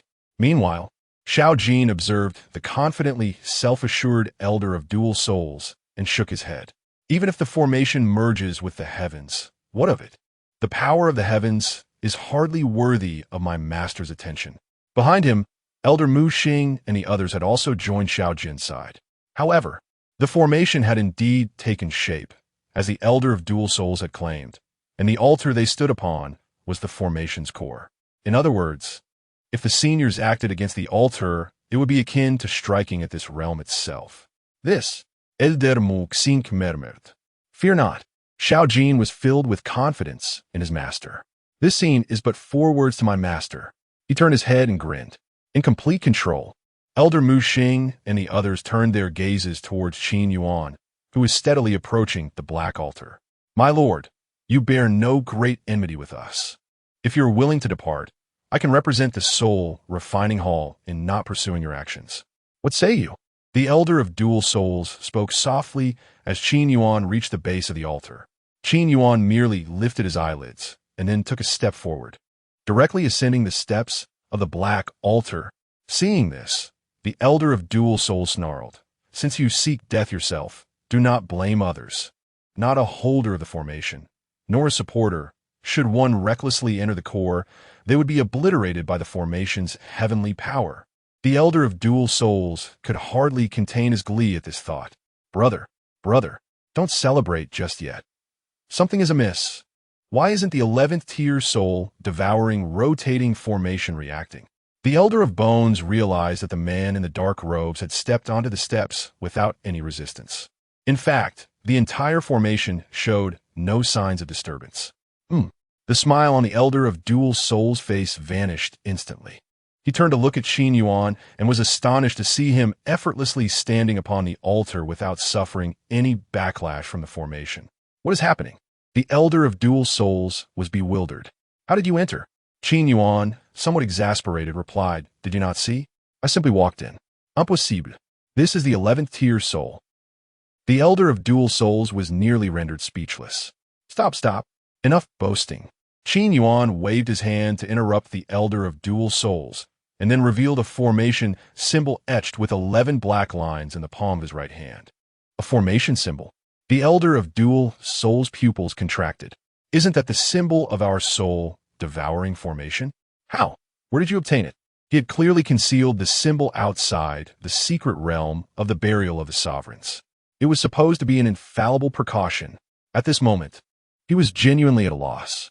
You say, if I can control this formation, would it not explode? Qin Yuan ignored the elder of dual souls' question, fiddling with the formation symbol in his hand and offering a faint smile toward the elder of dual souls on the altar. Impossible, even if you possess the formation symbol. You cannot possibly master this formation in such a short time. The elder of dual souls furrowed his brows, sensing that the situation was spiraling out of control. Then shall we test it? Qin Yuan smiled. With a simple wave of his left hand, the entire black altar began to tremble. The black chains encircling the altar emitted intense sounds of friction and collision. In the next moment, they lashed out like dark tendrils toward the elder of bones and the elder of dual souls. Is it truly under control? Who exactly are you? The elder of dual souls' face paled as he beheld the black chains. Even with his strength at the 4th tier of the supreme realm, he dared not withstand the attack of the 11th tier soul devouring rotating formation. Senior, how terrifying. Below the altar, Elder Mu Xing and the others were rendered speechless as they gazed upon Qin Yuan, who was reversing control of the formation. In such a brief encounter, the means employed by Qin Yuan had utterly overturned their understanding. Is there a possibility that this formation technique is merely one of the many skills my master possesses? Xiao Jin's face brimmed with pride, for his master was invincible, capable of traversing heaven and earth. There was nothing beyond his reach. In this world, there existed no power system that his master could not master. Chapter 36. Can you endure the consequences within? The elder Mu Xing swallowed hard, while Elder Bai Lai wiped the cold sweat from his forehead. Bang, bang, crack. At this moment, the sacrificial platform array began to emit cracking sounds, clearly under the overwhelming strain of Qin Yuan's utilization of the array's power. An 11th tier array could ultimately not bear such a burden. In the end, it shattered into countless fragments. The array, reputed to be capable of slaying those at the supreme 5 heavens, completely collapsed at this instant. My lord, who exactly are you? The dual soul elder gazed at the disintegrating array, nearly choking with rage. Qin Yuan looked down at the shattered black sacrificial platform. The intricate patterns of the array, formed from the forces of heaven and earth, began to slowly dissipate into the void. He bowed his head, his eyes, akin to those surveying all of creation, radiated tranquility. Do you truly wish to know who I am? Since his emergence from seclusion, Qin Yuan had always presented himself as a master. Aside from his disciples, no one else knew his true identity. The dual soul elder inhaled deeply, fixing his gaze upon Qin Yuan. Qin Yuan smiled, looking at both the dual soul elder and the elder of bones. I can answer your inquiry, but can you bear the consequences therein? Upon hearing these words, the dual soul elder's pupils trembled violently. The power of karma. Impossible. Absolutely impossible. No one across the entire Jioshuan continent had ever witnessed the force of karma. This individual before him dared to utter such absurd claims? The dual soul elder shook his head vigorously. My lord, please refrain from being cryptic. Qin Yuan stood with his hands clasped behind his back, gently sighing. In those days, there were many like you, waiting to bear the weight of karma. Yet in the end, they all perished. His gaze drifted away from the dual soul elder and the elder of bones, for in his eyes, they had already become as dead men, and his thoughts wandered back to hundreds of thousands of years prior. Scenes from the ancient tomb of heaven began to materialize before him. It seemed but a fleeting moment, yet it felt like an eternity. Qin Yuan murmured, I do not know how the world refers to me. I only know that they call me the master of yin and yang, the burier of the heavens, shattering karma, suppressing the 8 desolations. Upon uttering these 12 words, the dual-soul elder shuddered, his murky pupils abruptly contracting, his entire being felt as though struck by a thunderbolt, as memories from tens of thousands of years prior flooded back. He recalled perusing an ancient tome long buried in the Soul Refinement Hall. It chronicled an era of chaotic antiquity, a time when the myriad realms faced a dark upheaval, and a towering figure shattered the void to arrive. It was merely a shadow, and the people of the realms could not discern his visage. He seemed trapped within a barrier, and his true form could not cross over. He had once claimed to have come to reverse time, unable to remain for long. Ultimately, he appeared to have intervened, thoroughly quelling the source of the dark turmoil. Afterward, that celestial figure vanished. Simultaneously, the legend of the master of yin and yang, the burier of the heavens, shattering karma, and suppressing the 8 desolations began to circulate throughout the realms. You truly exist. The dual-soul elder murmured in disbelief, his voice betraying his astonishment. Qin Yuan perceived the understanding dawning in the depths of the elder's eyes. He must have recalled his existence from some ancient text. Then he proclaimed loudly, I wield the yin and yang steel, burying the graves of the divine and demonic across the heavens. With the tolling of the midnight bell, I shatter the ancient paths, incinerating the first to bear karma. As these ancient prophecies flowed from Qin Yuan's lips, the heavens trembled violently. The entire space of the burial of the ancients fractured into countless shards. Below, the dual-soul elder had long since lost all hope of escape. His eyes were filled with terror. In the shattered, pitch-black void, formless chains began to entwine around him. This power was indescribable, unnameable. Is this the power of karma? The dual-soul elder's expression twisted in desperation, instinctively striving to break free from this force. It was futile. In an instant, his form suddenly disintegrated. He transformed into countless motes of light, vanishing before everyone's eyes. The formless web of karma enveloped the dual-soul elder completely and swiftly refined him. Death and dissolution. He entered no cycle of rebirth. Nothing remained. It was as though he had never existed in this realm. Simultaneously, the Elder of Bones, too, became increasingly transparent under the indescribable force of karma. His face froze in the final moment, filled with profound unwillingness and deep-seated fear. Yet he could ultimately not withstand this vast power. He dissipated into nothingness. The black sacrificial platform shattered completely. With a mere thought, 2 black spatial rings floated gently before Qin Yuan. Although the power of karma had been unleashed, he must not forget his old craft. After all, one must not forget their roots. These 2 black spatial rings belonged to the Elder of Bones and the dual-soul elder. With a flick of his wrist, he dispelled the seals on the spatial rings and retrieved all their contents, examining each item floating in the air. For only the truly valuable treasures were worthy of Qin Yuan's collection. Around him, the world had returned to tranquility, as if the web of karma had never existed. As if nothing had transpired at all. Besides Xiao Jin, whether it was the Elder Mu Xing from the Star Observation Pavilion, Elder Bai Lai from the Heavenly Fire Sect, or the Leader Li from the Flying Sword Sect, or even Qin Yu, the patriarch of the Qing Feng clan, they all gazed at Qin Yuan from afar, their eyes filled with an indescribable shock. Master of yin and yang, burier of the heavens, shattering karma, suppressing the 8 desolations. My heavens, I'd always thought that was merely a legend from the chaotic antiquity. Elder Mu Xing's scalp tingled as he looked at Qin Yuan, his entire being seeming to pulse with the resonance of thunder. Trembling words escaped his lips. The legend of the chaotic antiquity speaks of a person wielding the yin and yang steel, traversing the river of time, arriving from the future, harnessing unparalleled might, burying the source of turmoil from the chaotic antiquity. That region is also referred to as the graves of the divine and demonic. And that individual shattered the ancient path of heaven, burning away the forces of karma that pursued him through the river of time. Elder Mu Xing, merely reciting these verses, was already shaking uncontrollably. Qin Yuan was similarly awestruck, his eyes brimming with unprecedented reverence and shock. Elder Bai Lai's scalp prickled, his words faltering. I truly seek death, daring to speak to a predecessor in such a manner. Even if he demands the 13 celestial flames of the heavenly fire sect, I would comply. Even if he were to claim the entire heavenly fire sect, we would have to give it up. Moreover, this could even be our sect's fortune, a grand fortune. Upon witnessing the reactions of the crowd, Xiao Jin and Lu Jiuli's faces shone with immense pride.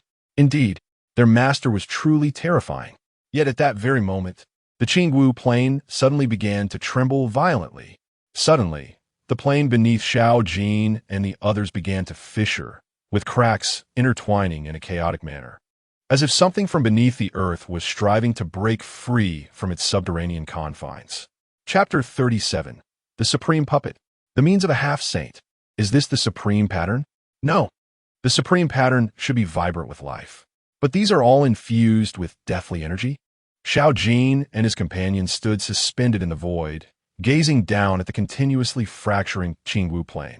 They observed black inscriptions proliferating, imbuing the entire plain with an indescribable eeriness. At that moment, Qin Yuan had finished searching the spatial rings of the two souls and their skeletal remains. In his right hand, he held a transparent fish tank suspended in mid-air, within which a koi lay in slumber. Its scales were markedly different from an ordinary koi, not merely vivid in color, but exhibiting a peculiar luster. To the left of the koi was an inky blackness, deep as the night sky, seemingly containing boundless dark energy. On its right side, its scales gleamed white as snow, radiating an intensely pure yang essence.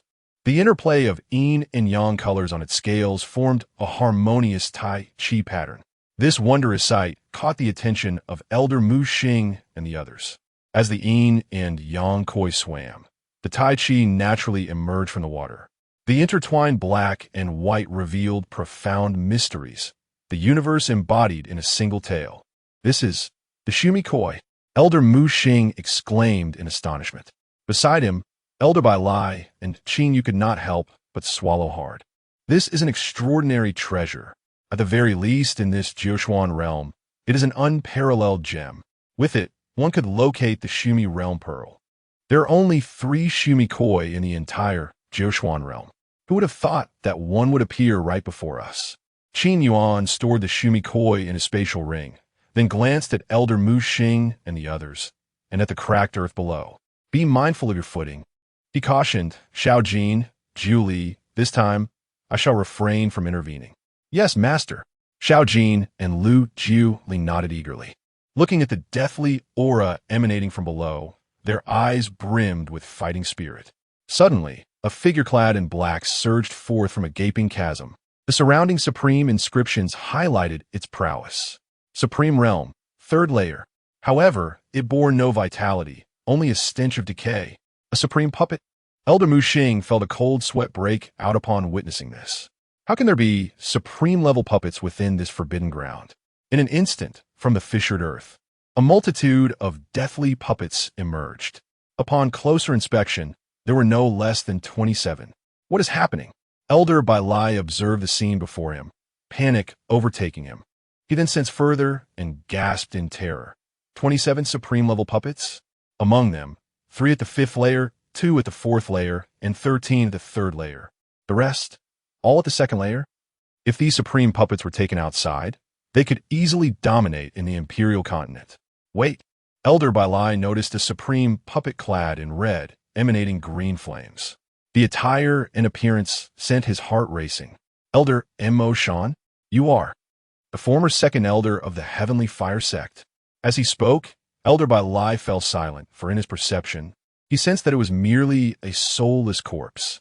Among them, there were some familiar faces.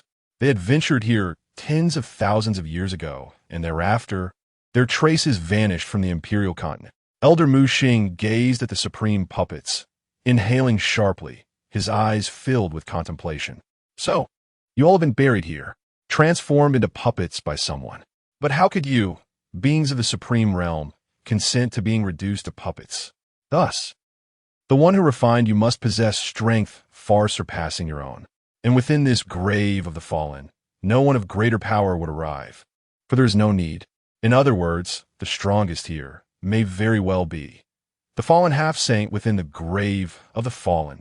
At this point, Elder Mu Xing felt his throat dry.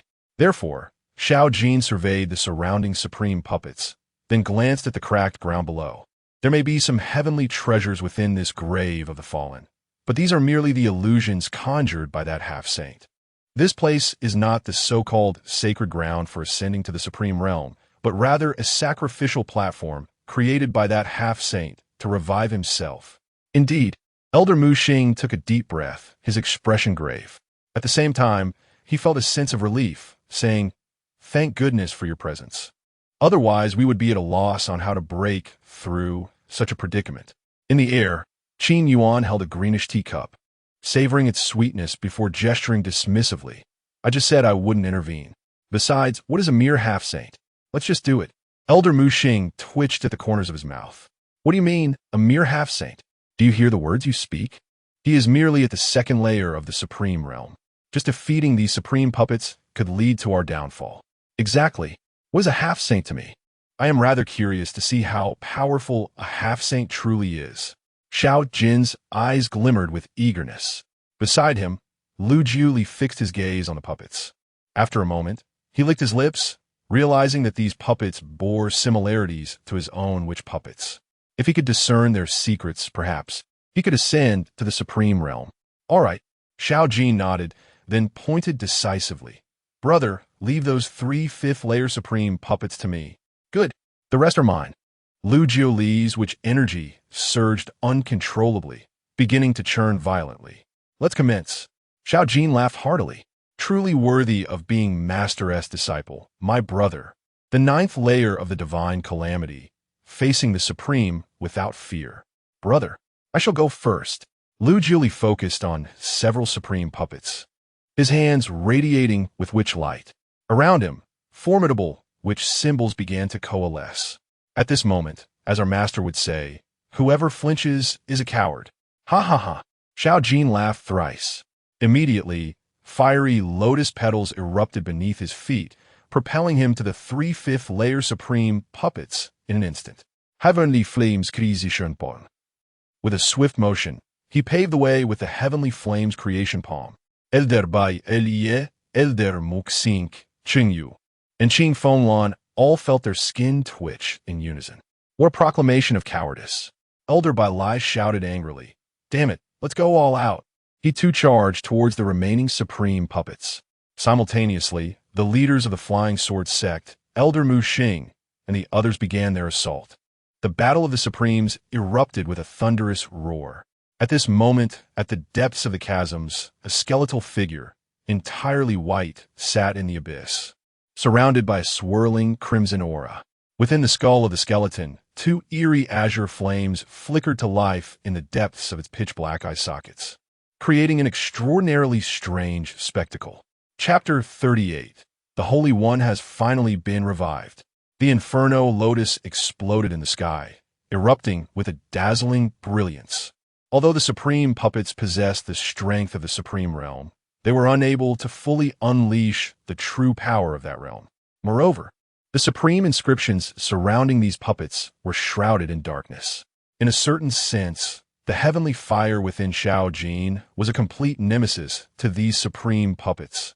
Despite Lu Jiuli's prowess at the 9th level of the divine tribulation realm, his shamanic techniques were extraordinarily formidable. During the battle, he was even able to resonate with the spells on these puppets, exerting significant restraint over them. The elder Mu Xing and his companions, who were also engaged in combat, grew increasingly astonished. Initially, they believed they would face a one-sided onslaught against the 27 supreme puppets. However, the tide of battle was decidedly turning in their favor. Another puppet was vanquished. The terror was palpable. The 2 disciples of the elder truly were formidable. Elder Mu Xing swallowed hard, gazing at the fallen supreme puppets. They dare not claim they could defeat these puppets in such a short time. In fact, it was already a limit for the remaining members to merely hold back those puppets of the 2nd level of the supreme realm. Just as the majority of the supreme shamanic puppets were falling, the shamanic inscriptions on Lu Jiuli began to surge wildly. He appeared to enter a state of profound enlightenment. Behind him, Elder Mu Xing and the others stared in awe at this familiar sight. Supreme enlightenment.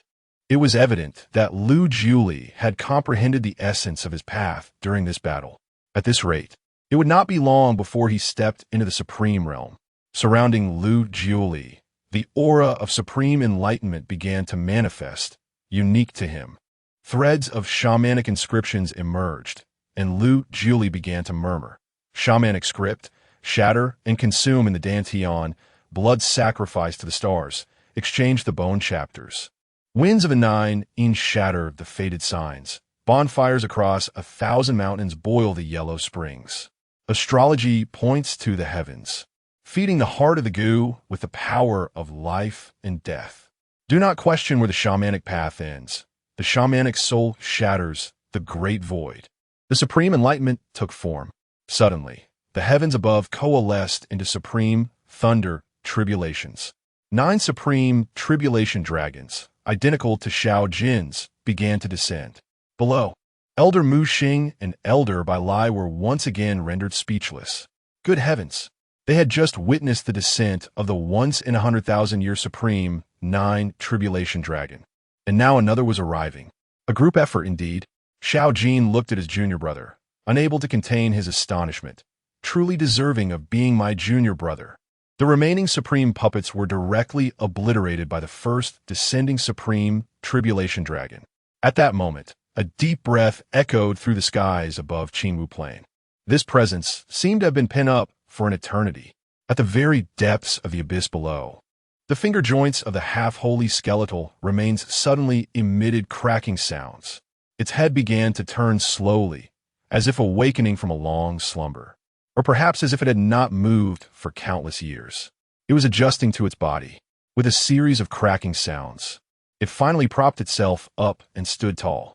Lowering its head, it gazed at its own palms. In the next instant, its form became enigmatic and inscrutable.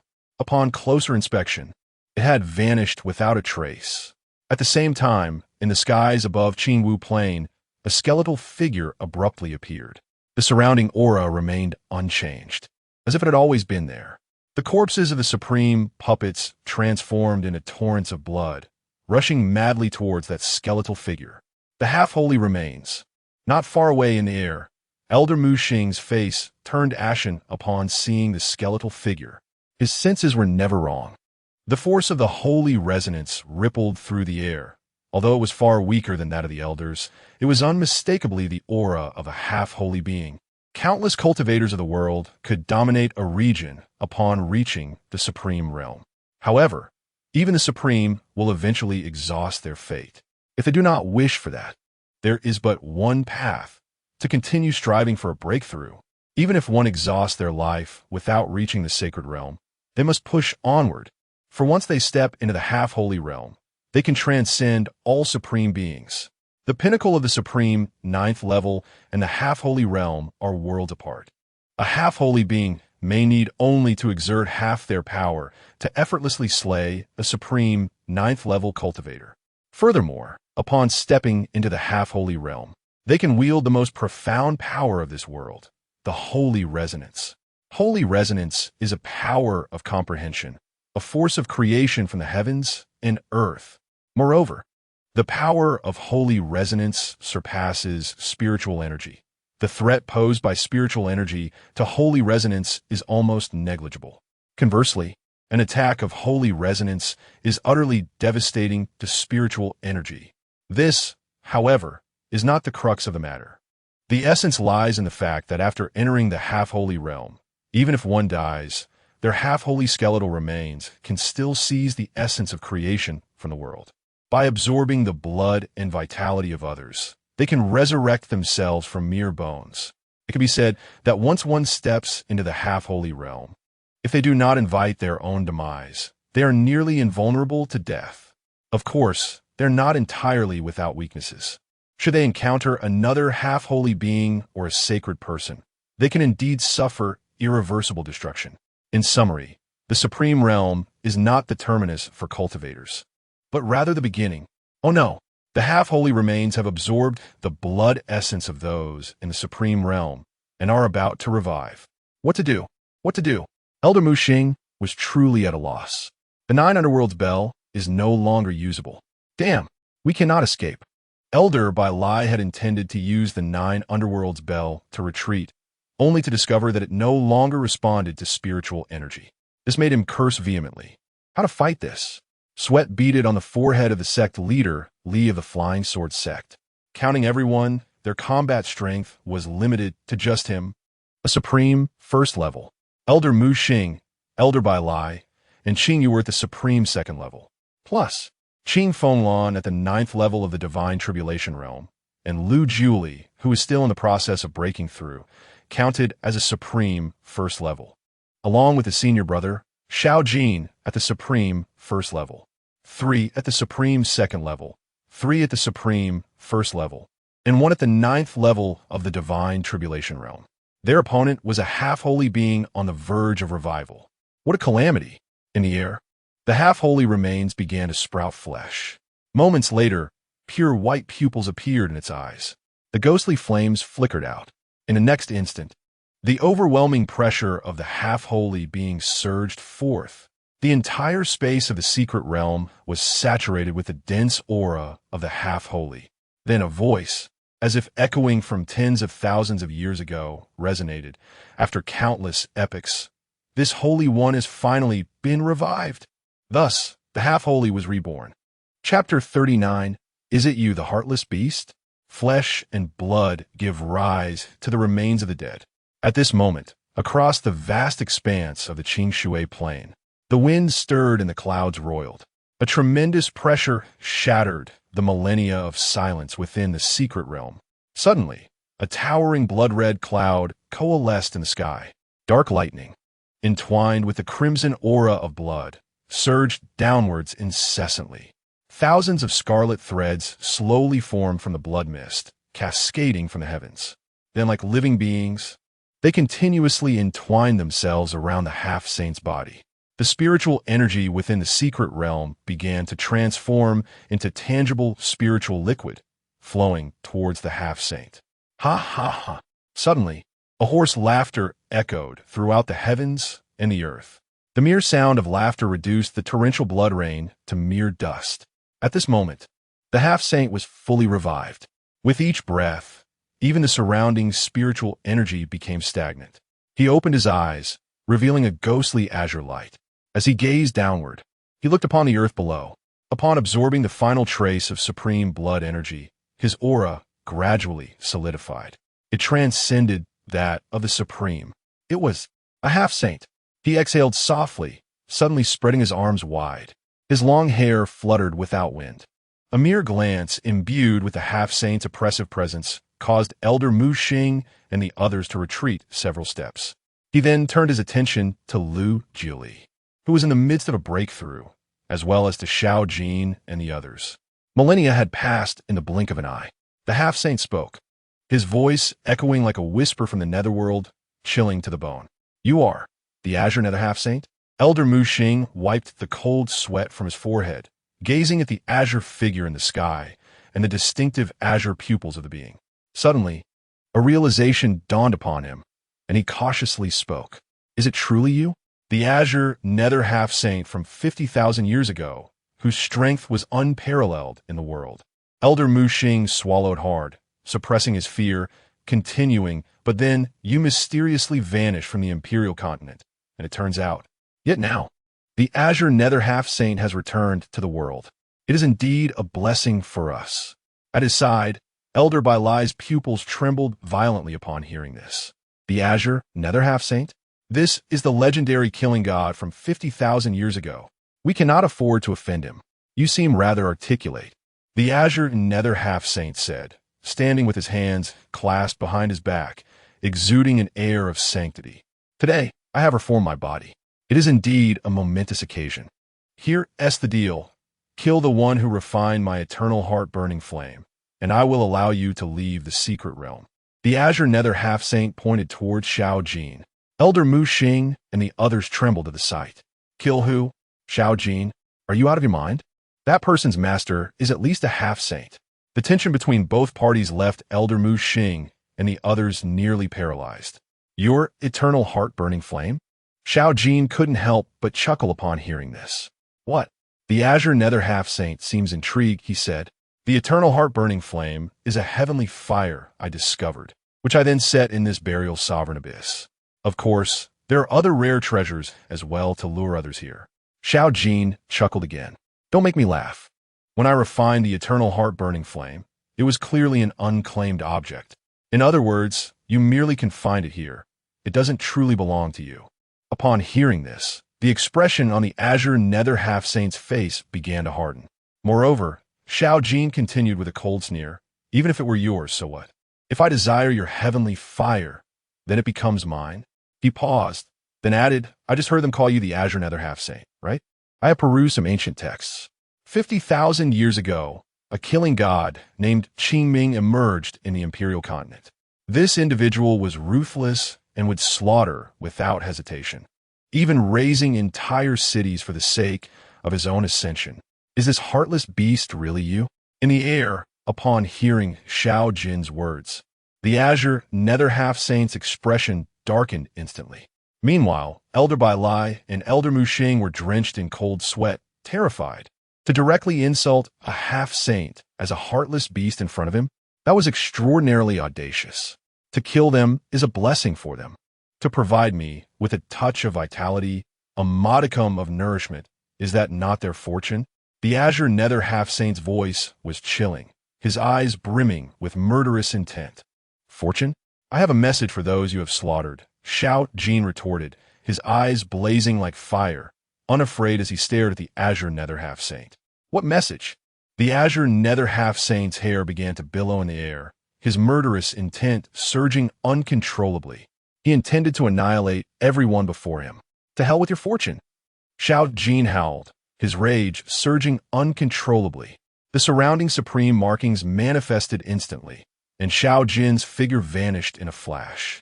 When he reappeared, he was suddenly before the Half-Saint. So fast, even the Azure Nether Half-Saint couldn't help but narrow his eyes. However, he showed no intention of retreating.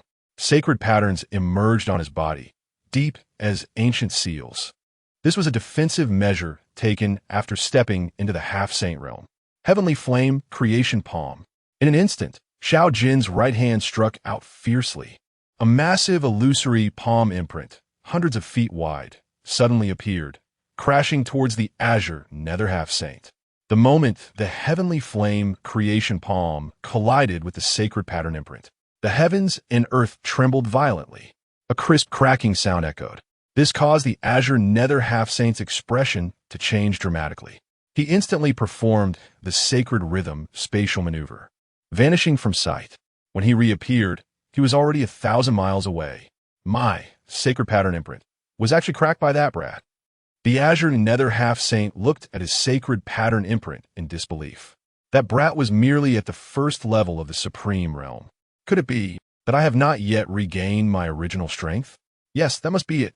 Upon realizing this, the Azure Nether Half-Saint's murderous intent surged anew. He resolved to wield his full power to obliterate everyone who dared to enter this burial sovereign abyss. At that moment, a shadow descended before the Azure Nether Half-Saint. Wuqian Palm, another powerful supreme attack, shattered several strands of the sacred pattern imprint before him. What? You are the one who just broke through to the supreme realm. The Azure Nether Half-Saint retreated swiftly as the sacred rhythm power surged around him. This was the essence of being a half-saint.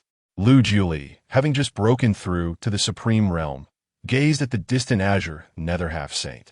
Meanwhile, Xiao Jin flashed to Lu Juli's side. Junior brother, to celebrate your ascension to the supreme realm, our master has left this half-saint for us. Xiao Jin declared with a loud voice. Lu Juli licked his lips and nodded. Yes, senior brother, I just heard it. This old dog is nothing but a beast. A half-saint? What qualifies him to be called a saint? In the words of our esteemed master, he is nothing but a scoundrel. Upon hearing this, Xiao Jin let out 3 hearty laughs and remarked, Indeed, he is nothing but a scoundrel. Subsequently, Both their gazes fell upon the grim-faced, furious figure of the half-saint Qingming. Half-saint, I shall deal with you, half-saint. In the next moment, Xiao Jin and Lu Jiuli took the initiative to strike, their feet treading upon the supreme pattern as they charged towards the half-saint Qingming. Chapter 40. The most powerful move of the sky-burning technique. Madness. Absolute madness. This world has descended into chaos. Two newly ascended supreme beings are charging headlong towards that ruthless half-saint, and yet their opponent is indeed a fierce and merciless half-saint. Elder Mu Xing and Elder Bai Lai, witnessing this spectacle, felt their mental faculties teetering on the edge of insanity. Can you believe it? Two newly minted supreme beings, both barely entering the first layer, audaciously hurling insults at that half-saint. This world has truly lost its mind. Heavenly burning creation palm. 10,000 gu devouring soul palm. In that instant, an overwhelming force erupted from the bodies of Xiao Jin and Lu Jiuli. Their singular objective was to annihilate the unworthy half-saint before them. Fear? They were utterly devoid of it. After all, their revered master was right there. What was there to panic about? The two combined their formidable skills, launching a fierce assault towards the half-saint. Those two rascals. The half-saint Qingming inhaled deeply. He had just completed the reconstruction of his physical form. The power of the saintly resonance within him was not yet fully stabilized. Nevertheless, he could effortlessly slay those at the pinnacle of the supreme realm. Yet now, the techniques unleashed by those two newly ascended supreme beings seemed to harbor the majestic might of heaven and earth. This was no ordinary technique. After evading their assault, the half-saint Qingming coldly remarked, "Indeed, those who enter my personally crafted burial ground are no ordinary foes. How fortuitous, for I find your techniques quite intriguing." So, his voice grew increasingly frigid, and the saintly resonance within him began to surge. The river of the underworld. The moment his voice fell, the surrounding space erupted into countless crystalline shards. At that moment, the half-saint Qingming raised his hands slowly, palms facing downward. Instantly, the already fractured ground of the Qingwu plain began to churn like the waves of an ocean. His eyes glimmered with an eerie blue hue. With a mere flick of his fingertips, the fissures in the earth widened to hundreds of thousands of feet. Deep beneath, something stirred ominously. Simultaneously, a foul and sinister aura coiled through the air. Black waters began to converge within the chasms, ultimately forming a colossal river. This was not true water, but the condensed essence of countless vengeful souls and curses, a river of the underworld. From its depths, one could even glimpse the decayed remains of skeletal corpses. This river was consuming all living beings in its vicinity. Upon the emergence of the river of the underworld, Elder Mu Xing's pupils constricted once more, terror-stricken. According to records, the half-saint Qingming wielded his river of the underworld to slaughter hundreds of cities, refining ordinary people and cultivators alike. In the distance, upon witnessing the manifestation of his river of the underworld, the half-saint Qingming cackled sinisterly. "Now you understand. Prepare yourselves to enter my river of the underworld and become my sustenance."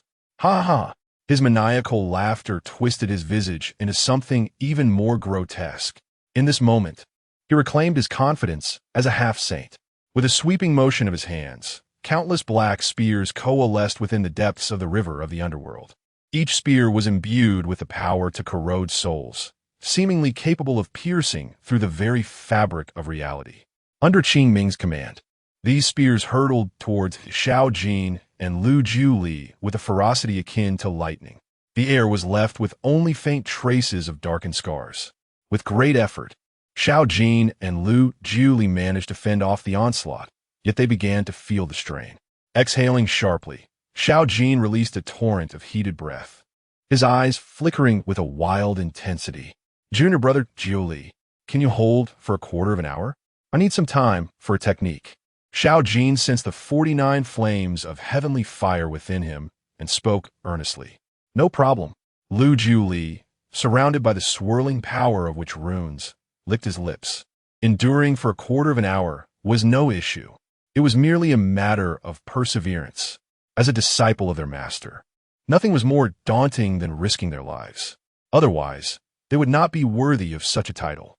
All right, Xiao Jin promptly seated himself in midair, beginning to channel the heavenly fire within him.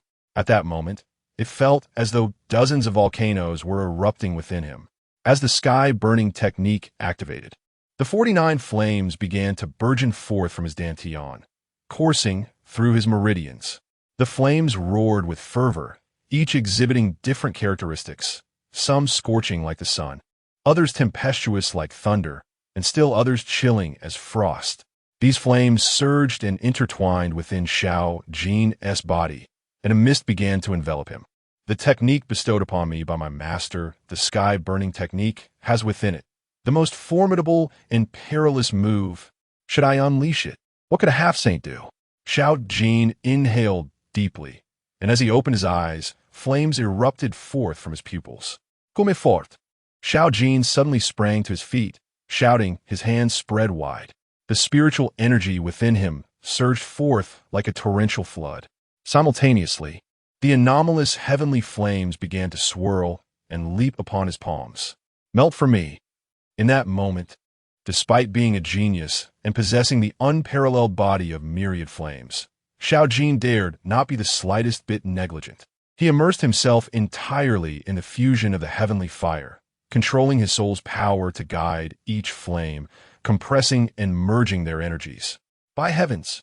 In the distance, Elder Bai Lai, witnessing the chaotic scene unfolding in the sky, felt his scalp tingle with dread. He has truly lost it. Xiao Jin intends to fuse all 49 flames together. Elder Bai Lai felt a tremor throughout his body, nearly collapsing in midair. This is madness. Elder Mu Xing, upon hearing this, felt a cold sweat trickle down his back. The leaders of the Flying Sword sect and the Qing Feng clan, Li Minju and Qin Yuan, swallowed hard. While they possessed supreme strength and were not afraid of a single flame, the prospect of 49 flames merging into one was utterly terrifying. Should he fail, the self-detonation of those 49 flames would obliterate the entire secret realm. Senior, please say something. This is too reckless.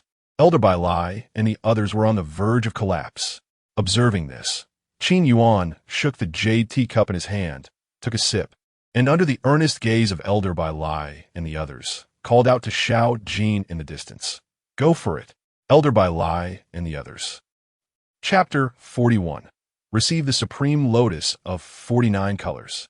At this moment, should you not command your disciple to cease this reckless behavior? The elders, including Elder Bai Lai, were utterly dumbfounded. Upon hearing the encouragement from his master, Xiao Jin immediately felt invigorated. The fusion of the heavenly fire in his hands accelerated with remarkable swiftness. At this juncture, the semi-saint Qing Ming seemed to have noticed the heavenly fire in Xiao Jin's grasp, intensifying his own assault. The waters of the Yuming River began to take the form of various weapons, relentlessly piercing toward Xiao Jin. However, these attacks were effortlessly neutralized by Lu Jili. The adversary's witchcraft appeared to have a peculiar interplay with his Yuming power, significantly diminishing the potency of Qing Ming's offensive. Damned ants!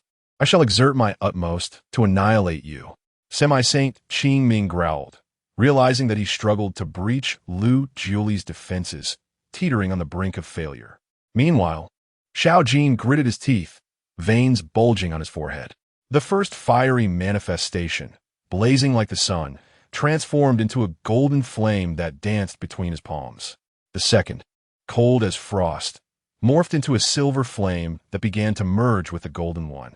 The third, tempestuous as thunder, became a purple flame that joined the conflagration.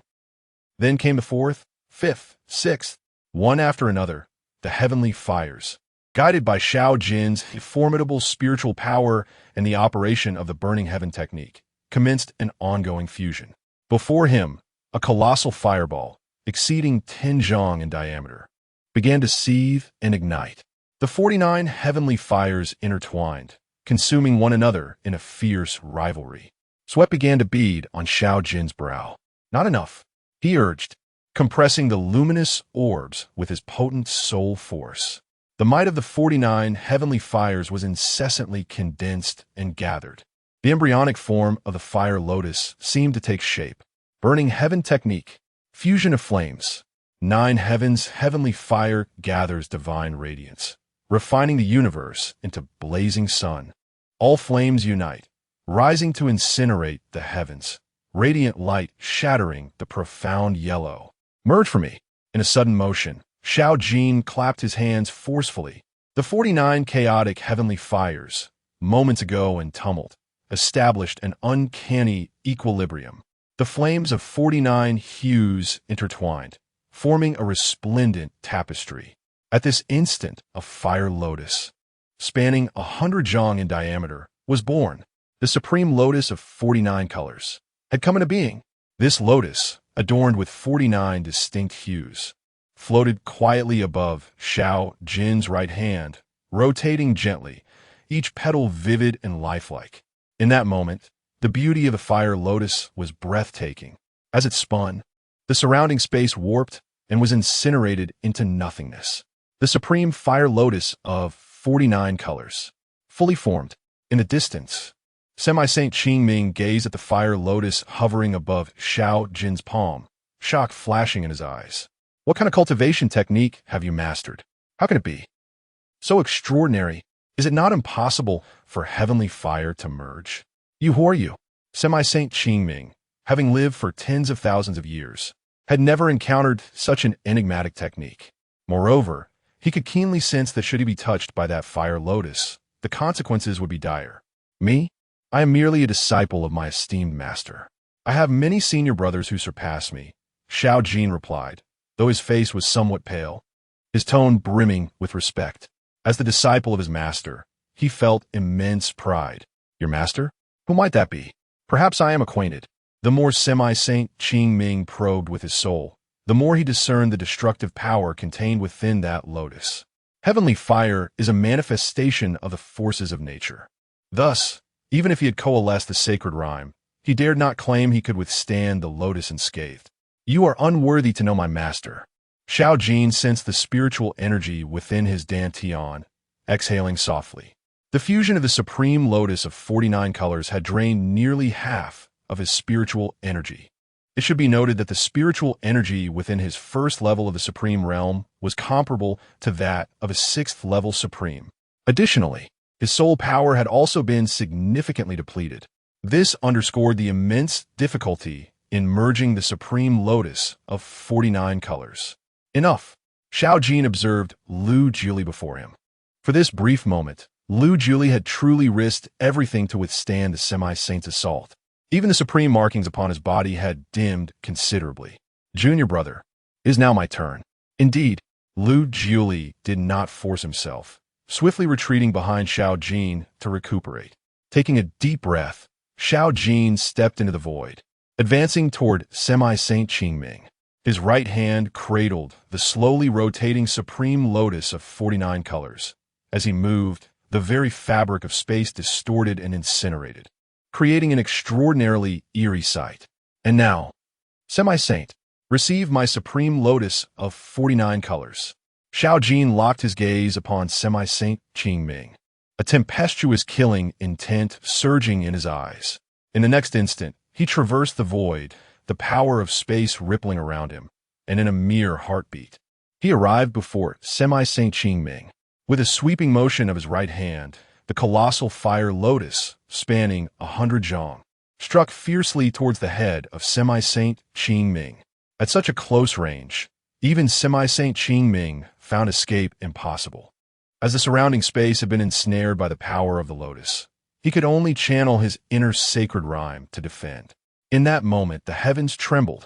The supreme lotus of 49 colors in Xiao Jin's hand descended with thunderous force. Semi-Saint Qingming prepared to execute his defensive measures, only to be horrified to find his right hand engulfed in flames. In that instant, the supreme lotus of 49 colors erupted. From its core, it collapsed the surrounding space into a searing white vortex. Impossible. I'm a Semi-Saint. How could an attack from a supreme realm inflict such devastation upon me? I refuse to believe it. A bone-chilling roar erupted from Semi-Saint Qingming's throat. At that moment, flames surged into his mouth and nostrils. With a deafening explosion, his eyes shattered, transforming into two burning orbs of white fire, his flesh turning to ash in that instant. The remnants of his skull were relentlessly consumed by the terrifying flames, spreading downward from his cranium. The flames capable of devouring the soul and extinguishing the sacred bones were now incinerating Semi-Saint Qing Ming's chest. Semi-Saint Qing Ming frantically clawed at his chest, only to realize he could not extinguish the bizarre fire of the lotus. In the collapsing space, a horrifying transformation of flames was taking place. Impossible. I'm a semi-saint. I have yet to step into the gates of the Xianke realm. I will not accept this. I will not accept it. After tens of thousands of years of scheming, having finally been resurrected, he could not resign himself to this fate. The anguished cries of Semi-Saint Qing Ming echoed across the heavens. The space around him had been scorched, creating chaotic fissures. This was the ultimate manifestation of spatial collapse. Within the lingering shadows of the fire lotus, this semi-saint was utterly obliterated in the radiant conflagration. The transformation of flames began to mend slowly, and ultimately, the lotus vanished without a trace. The entire sky of the secret realm was rendered in an eerie crimson hue. At this moment, the semi-saint met his ultimate demise. His spirit dissipated into nothingness, and even his holy body was reduced to ashes. However, before his death, this half-saint of the azure firmament revealed a piece of information that left Elder Mu Xing and the others, already shaken, in even greater astonishment. The Xianke Heavenly Gate. The legend is indeed true. There truly exists the location of the Xianke Heavenly Gate. Chapter 42. Ascend to Supremacy and Taste the Flavor. In the Qingwu Plain, the final desperate cry of the semi-saint, Qing Ming, still resonated in the ears of Elder Bai Lai and the others. A semi-saint has truly fallen completely? Elder Bai Lai inhaled sharply, shivering at the sight of Xiao Jin, who had returned to them. He had witnessed the immense power of the 49-colored Supreme Fire Lotus. It was a terrifying move capable of annihilating a semi-saint. Master, your disciple has not failed you. Xiao Jin bowed respectfully upon seeing Qin Yuan descend before the crowd. Do not be overly proud, Qin Yuan replied with a smile. Although you and Jiu Li jointly vanquished a semi-saint, it was merely because you both countered each other effectively, which granted you such an advantage. Furthermore, this semi-saint's attacks were feeble and lacking. Clearly a half-hearted semi-saint who had just revived and had not fully stabilized their power. Nonetheless, Qin Yuan nodded. Well done. Xiao Jin and Lu Jiuli exchanged knowing smiles.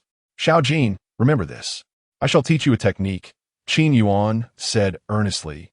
Before encountering an enemy next time, prepare the Fire Lotus. When the enemy approaches, simply hurl a 49-colored Supreme Fire Lotus at them, and they shall surely be obliterated. Xiao Jin's face lit up with understanding. Master's words are wise. I shall diligently follow your teachings. Elder Mu Xing and Elder Bai Lai's expressions twitched in disbelief at the thought of preparing a Fire Lotus before facing an enemy. To simply throw a 49-colored Supreme Fire Lotus upon confrontation? What a spectacle! Their opponent would be utterly devastated, both mentally and physically. Master, earlier I heard that Half-Saint mentioned something about the Xianke Heavenly Gate before he perished. What is that? Xiao Jin inquired curiously, prompting Elder Mu Xing and the others to perk up their ears, having heard whispers of it in rumors. The Xianke Heavenly Gate, to be frank, I have never been there, Qin Yuan replied candidly. After all, only the most exceptional of semi-saints have the chance to step within its threshold, and my own strength has yet to reach that level. However, he continued, a smile gracing his lips, there indeed exists such a place in the world. If legends of the Xianke Heavenly Gate linger in this realm, then they are authentic. At this moment, Elder Mu Xing became visibly excited, swallowing hard. Could it be that the Xianke Heavenly Gate truly exists? I'd always thought it was merely a myth.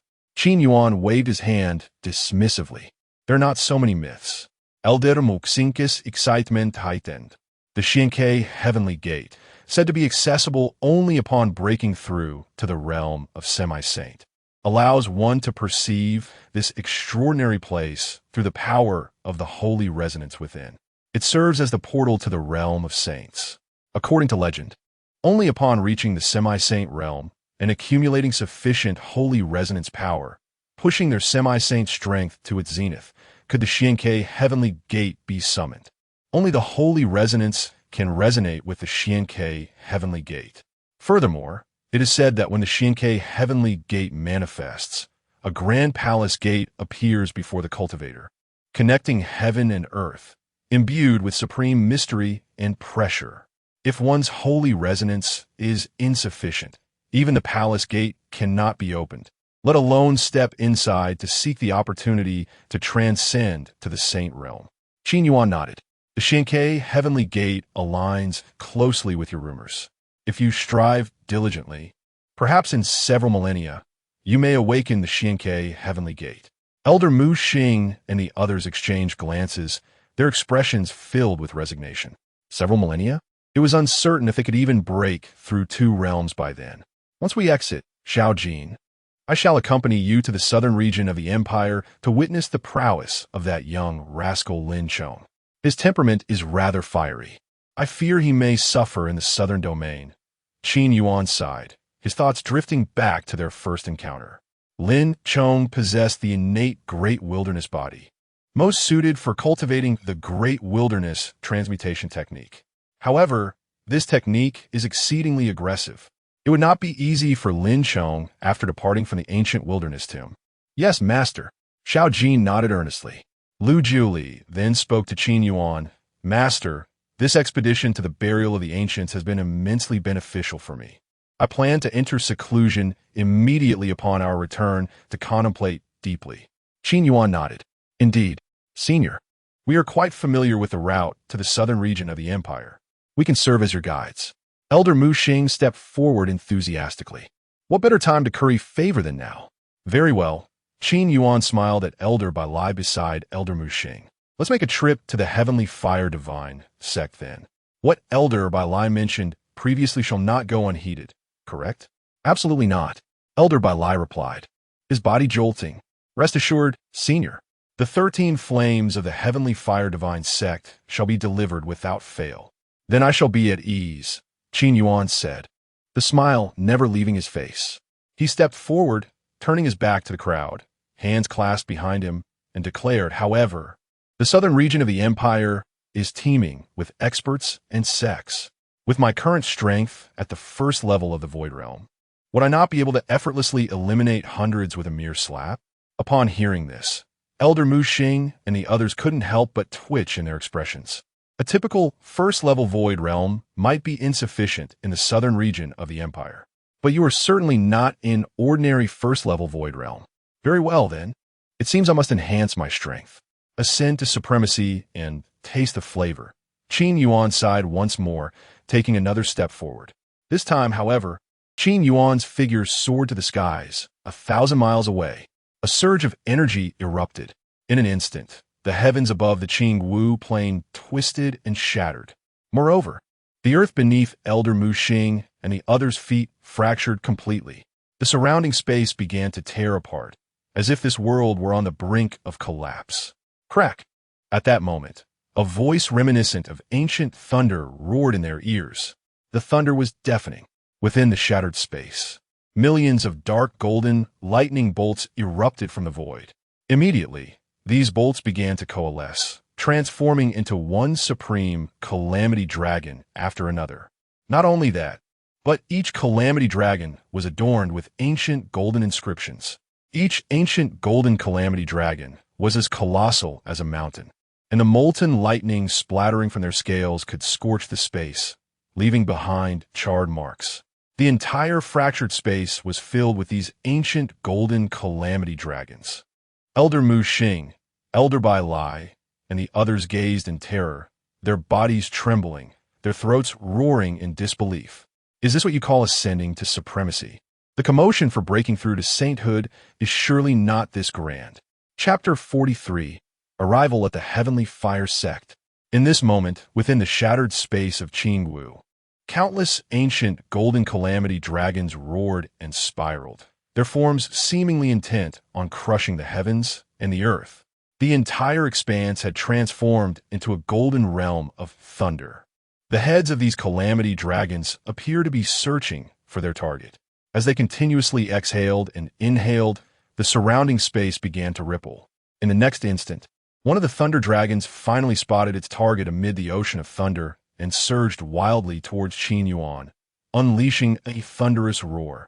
Qin Yuan stood upon the seething surface of the thunder pool, gazing at the colossal thunder dragon racing towards him, and gently shook his head. Then, with a casual grasp of his right hand in the air, it was as if he were capturing a firefly. In an instant, the most ferocious, ancient, golden supreme calamity dragon exploded into the purest essence of supreme power, which was then absorbed into Qin Yuan's body. The remaining golden calamity dragons seemed to have realized the sacrifice of their companion and began to charge even more frantically towards Qin Yuan. They dove madly, as if intent on devouring him. However, as a light chuckle escaped Qin Yuan's lips, the entire endless realm of thunder instantaneously collapsed. Tens of thousands of calamity dragons were twisted into a spiraling torrent by the distorted space, and then began to explode, transforming into countless purest supreme powers that surged towards Qin Yuan's body.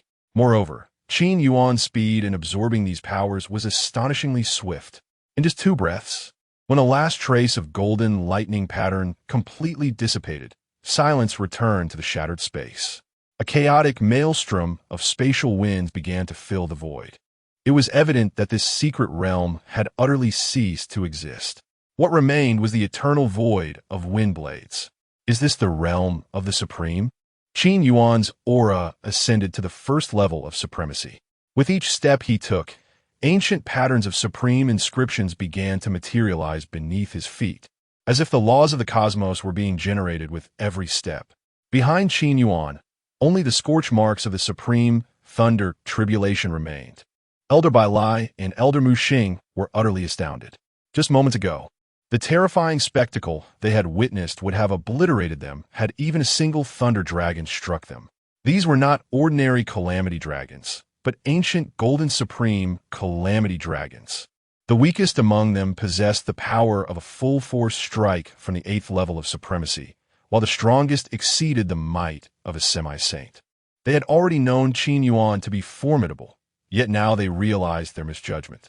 Qin Yuan was far stronger than they had imagined, beyond any measure they could conceive. Crack! The space began to collapse. With a single thought from Qin Yuan, everyone felt the world shift once more. Moments later, they found themselves outside the burial sovereign abyss, within the silent spirit planes. Before them lay the entrance to the abyss. Thank you, Senior. Elder Mu Xing and Elder Bai Lai immediately bowed respectfully. Qin Yuan waved his hand. At that moment, Lu Jili also approached Qin Yuan and knelt before his master. Master, I wish to remain in the silent spirit planes to seek enlightenment. Very well, Qin Yuan nodded. With a wave of his hand, a gentle force lifted Lu Jili. Jili, keep your identity token safe. If you encounter any insurmountable danger, remember to channel a strand of your innate power into the token. The crisis will be averted. After standing, Lu Jili flipped his palm, revealing the uniquely shaped identity token. At that moment, he suddenly realized that within the token, which he had previously been unable to sense any fluctuation, lay an indescribable supreme power. Master, what you said about the great magical powers enhancement, is it true? Lu Jili exclaimed in astonishment. Hearing this, Qin Yuan's eyelids twitched slightly. What? The Yufin Kiyist? And no, of course not. Ahem. Lu Jili coughed lightly. He finally understood that only upon entering the realm of supremacy could one perceive such a trace of greatness. It turned out that what Master had said about the identity token could indeed save his life at critical moments. Thinking of this, Lu Jili's eyes began to redden. Enough of the sentimental words. Save them for later. Qin Yuan waved his hand. Xiao Jin, let us set off to the southern region of the empire. Yes, Master. Xiao Jin nodded immediately, turning to Lu Jili. You take care, junior brother. We shall meet again in the southern region of the empire. With that, Qin Yuan, Xiao Jin, Elder Mu Xing, Elder Bai Lai and Master Li of the Flying Sword sect departed from this place. This journey has been fruitful. It is time for me to return to my clan. Qin Fengzhu Qin Yu reflected, gazing at Qin Yuan's departing figure with deep respect.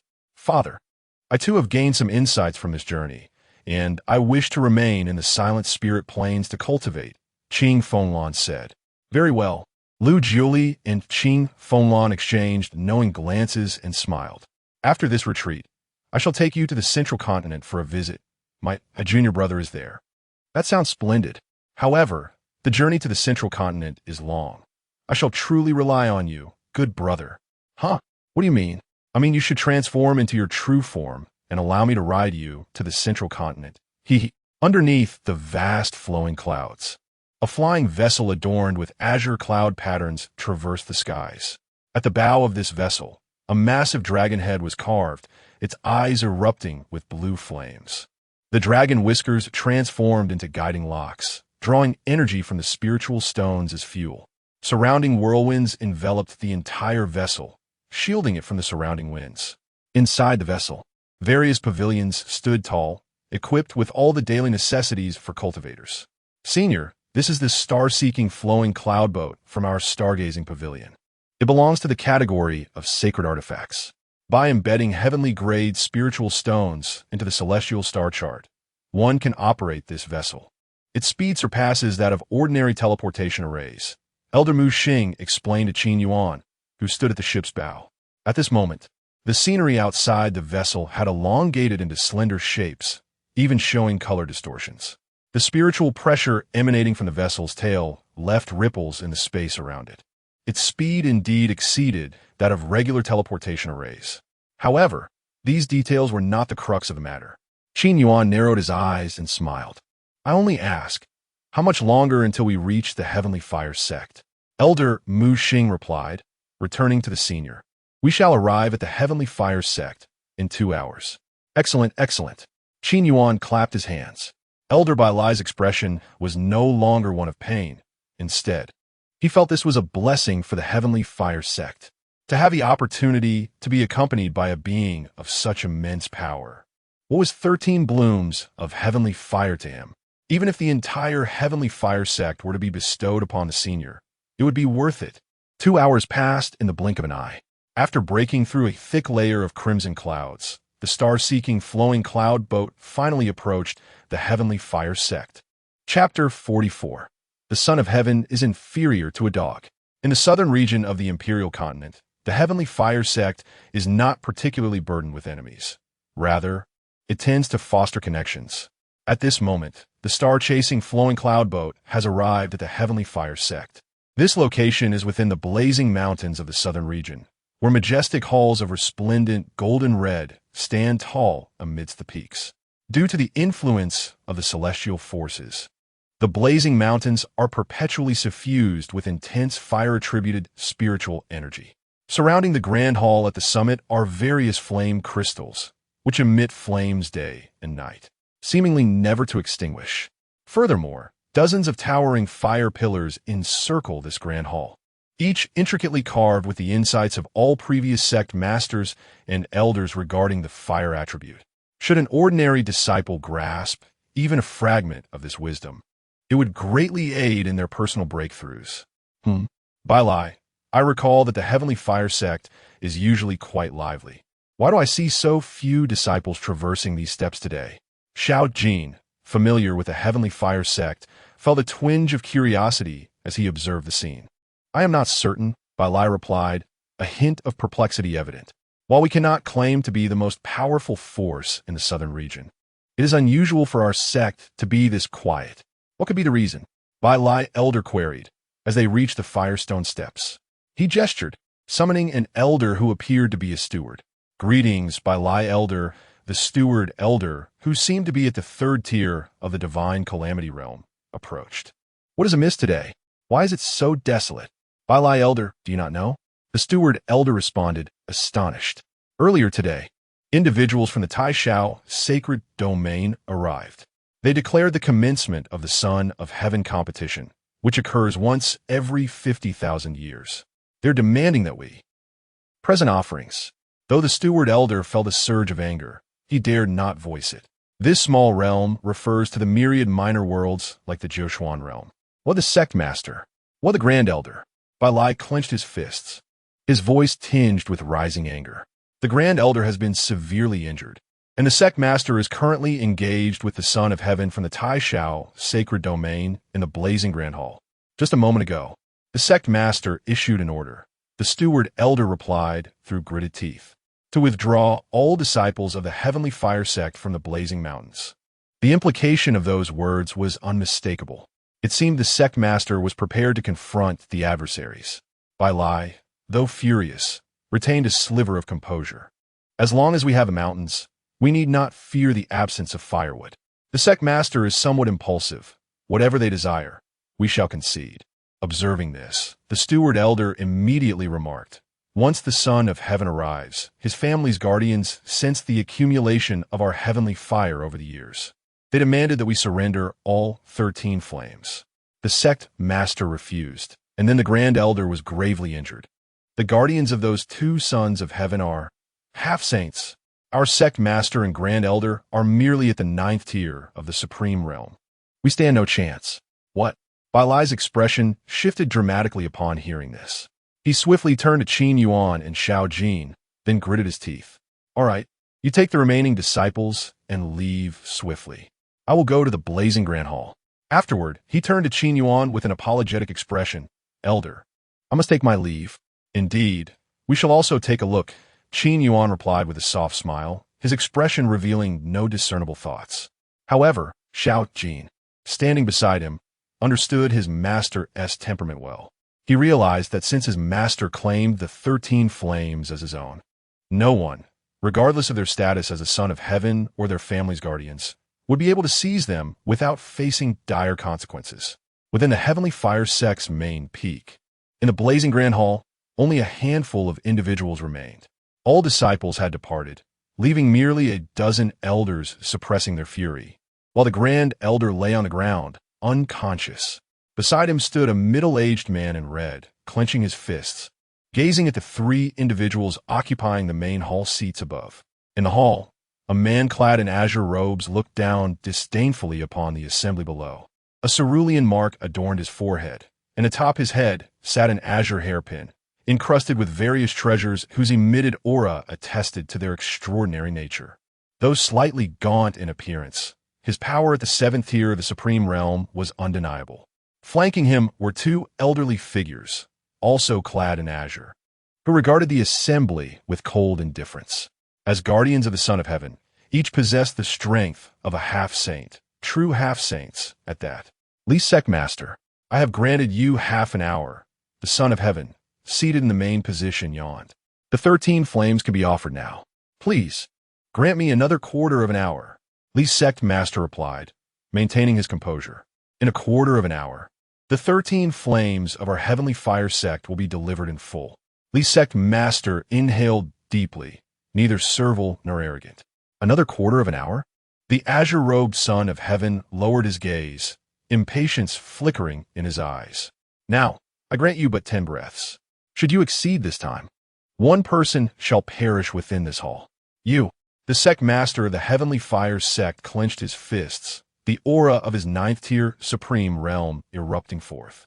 At that moment, the 2 guardians beside the azure-robed Son of Heaven furrowed their brows as the pressure of half-saint reverence descended, causing Lee's sect master to stagger backward.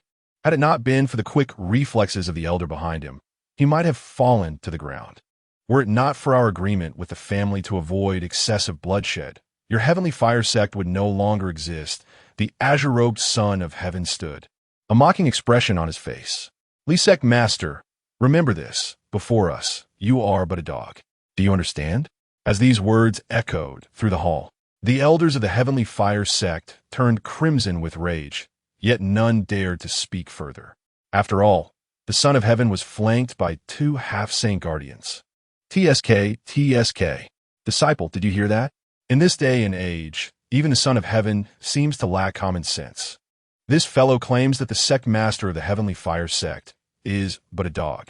Yet he is merely at the 7th tier of the Supreme Realm, while sect masterly stands at the 9th. Does that not imply The Son of Heaven is admitting he is inferior even to a dog?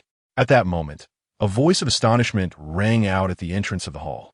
The tone was neither too loud nor too soft. It was heard clearly by all present. Chapter 45. Can you truly contend with me, even inferior to a mere dog? Who is this individual? In an instant, all the elders within the grand hall, as well as the leader of the heavenly fire sect, turned their gazes towards the source of the voice. There stood 3 figures. Among them, one was all too familiar, a recently dispatched elder by Lai, sent to the central region of the empire in search of the everlasting heart flame. The 2 individuals beside Elder by Lai drew the attention of Sect Master Li, who was momentarily taken aback. Xiao Jin, he recognized well, but the other person, who was he? The preceding words had indeed emanated from his lips. Master is right. Xiao Jin nodded, gazing at the figure of the young sage clad in green robes, shaking his head and stating, I have truly never heard a sage insult himself as a dog. Such audacity, truly remarkable. This was the immediate thought resonating in the hearts of all present. To directly insult the sage in front of him was an act of unparalleled courage from both Xiao Jin and this enigmatic figure. Master, however, the leader of the Heavenly Fire sect and others quickly discerned the crucial point. Xiao Jin often mentioned his master, yet no one had ever laid eyes upon him. As they regarded the man in the black robe, curiosity began to stir among the crowd. Was this the mysterious master that Xiao Jin spoke of? How dare you to speak to our Wang family sage in such a manner? You seek death. The 2 protectors beside the young sage in green exclaimed with harsh voices, preparing to strike. Wang Li, Wang Chong, do not intervene. This time, I shall personally take action. The young sage raised his hands, halting the 2 protectors. Since Qin Yuan and Xiao Jin's arrival, he had instantly perceived the prowess of both individuals. Merely 2 first-layer Supreme Realm practitioners. He himself was at the 7th layer of the Supreme Realm. Do you know who I am? The young sage in green advanced slowly. And you are? Xiao Jin tilted his head, scrutinizing the young sage. Frankly speaking, he had only heard rumors about the Taishao sacred domain, but knew nothing of its true nature. I am Wang Qing, the sage of the Wang family, belonging to the 3rd sacred domain of the Taishao sacred domain. Wang Qing's eyes sparkled with arrogance. For the Taishao sacred domain boasted 7 sacred domains, and his Wang family ruled supreme over the 3rd. His status alone was sufficient to make him look down upon the masses. I do not recognize you. Xiao Jin shook his head. Wang Qing's expression stiffened slightly. It was to be expected. Such a barbarous land was unworthy of knowing the Wang family. His demeanor grew increasingly cold. Earlier, you claimed I was merely at the 7th layer of the Supreme Realm, weaker than the leader of the Heavenly Fire sect. But I observe you. Both of you are merely first-layer Supreme Realm practitioners. Does that not mean you are even inferior to me? Wang Qing chuckled coldly, seemingly reveling in his verbal counterattack against them. Is it just you? Xiao Jin laughed, genuinely amused by his words. As if you could possibly contend with me. Upon utterance of these words, the hall was once again plunged into astonishment. Even the 2 protectors beside Wang Qing were momentarily stunned. Had Xiao Jin been at the 5th or 6th layer of the Supreme Realm, perhaps their surprise would have been less pronounced. But he was merely at the 1st layer. The 2 protectors recognized at a glance that Xiao Jin had only recently attained the 1st layer of the Supreme Realm. While their sage's strength was not as formidable as those from other domains, he was indeed a legitimate 7th layer Supreme Realm practitioner. How could a mere 1st layer practitioner hope to defeat him? Moreover, from the implications of your previous statement, do you admit to being a dog? Xiao Jin suddenly inquired. You. Wang Qing's forehead began to pulse with veins, his expression growing ever more frigid. The leader of the Heavenly Fire sect swallowed hard. Although he recognized Xiao Jin's might and daring demeanor, the current situation left them with no advantage whatsoever. Bai Lai, what is the meaning of this? Sect Master Li turned to Bai Lai, who had just arrived beside him, and whispered, Though Xiao Jin is powerful, he cannot possibly be a match for that sage. And who is his master? Rest assured, Sect Master, this sage is truly no match for Xiao Jin. Elder Bai Lai responded. Sect Master Li and the others were once more left dumbfounded. A 1st layer Supreme Realm practitioner against a 7th layer? They could have believed it if he were up against a 4th or even 5th layer practitioner, but that sage was a 7th layer. Indeed, the barbarous lands are often filled with individuals like you, frogs at the bottom of a well. Given your audacious courage, would you dare to contend with me in a single strike? Life and death disregarded, Wang Qing stood with arms crossed, looking down from his elevated stance. Though he had considered ordering his protectors to eliminate Xiao Jin, his rising fury compelled him to take action himself. Come. Xiao Jin stepped forward, his palm itching with anticipation. He was genuinely curious about the depth of the sage's strength from the Taishao, sacred domain. 7th layer supreme realm? He had even felt semi-saints before. Fear was not a sentiment he possessed. Wang Qing also stepped forward, slowly raising his palm, causing the surrounding spiritual energy to surge in fervor.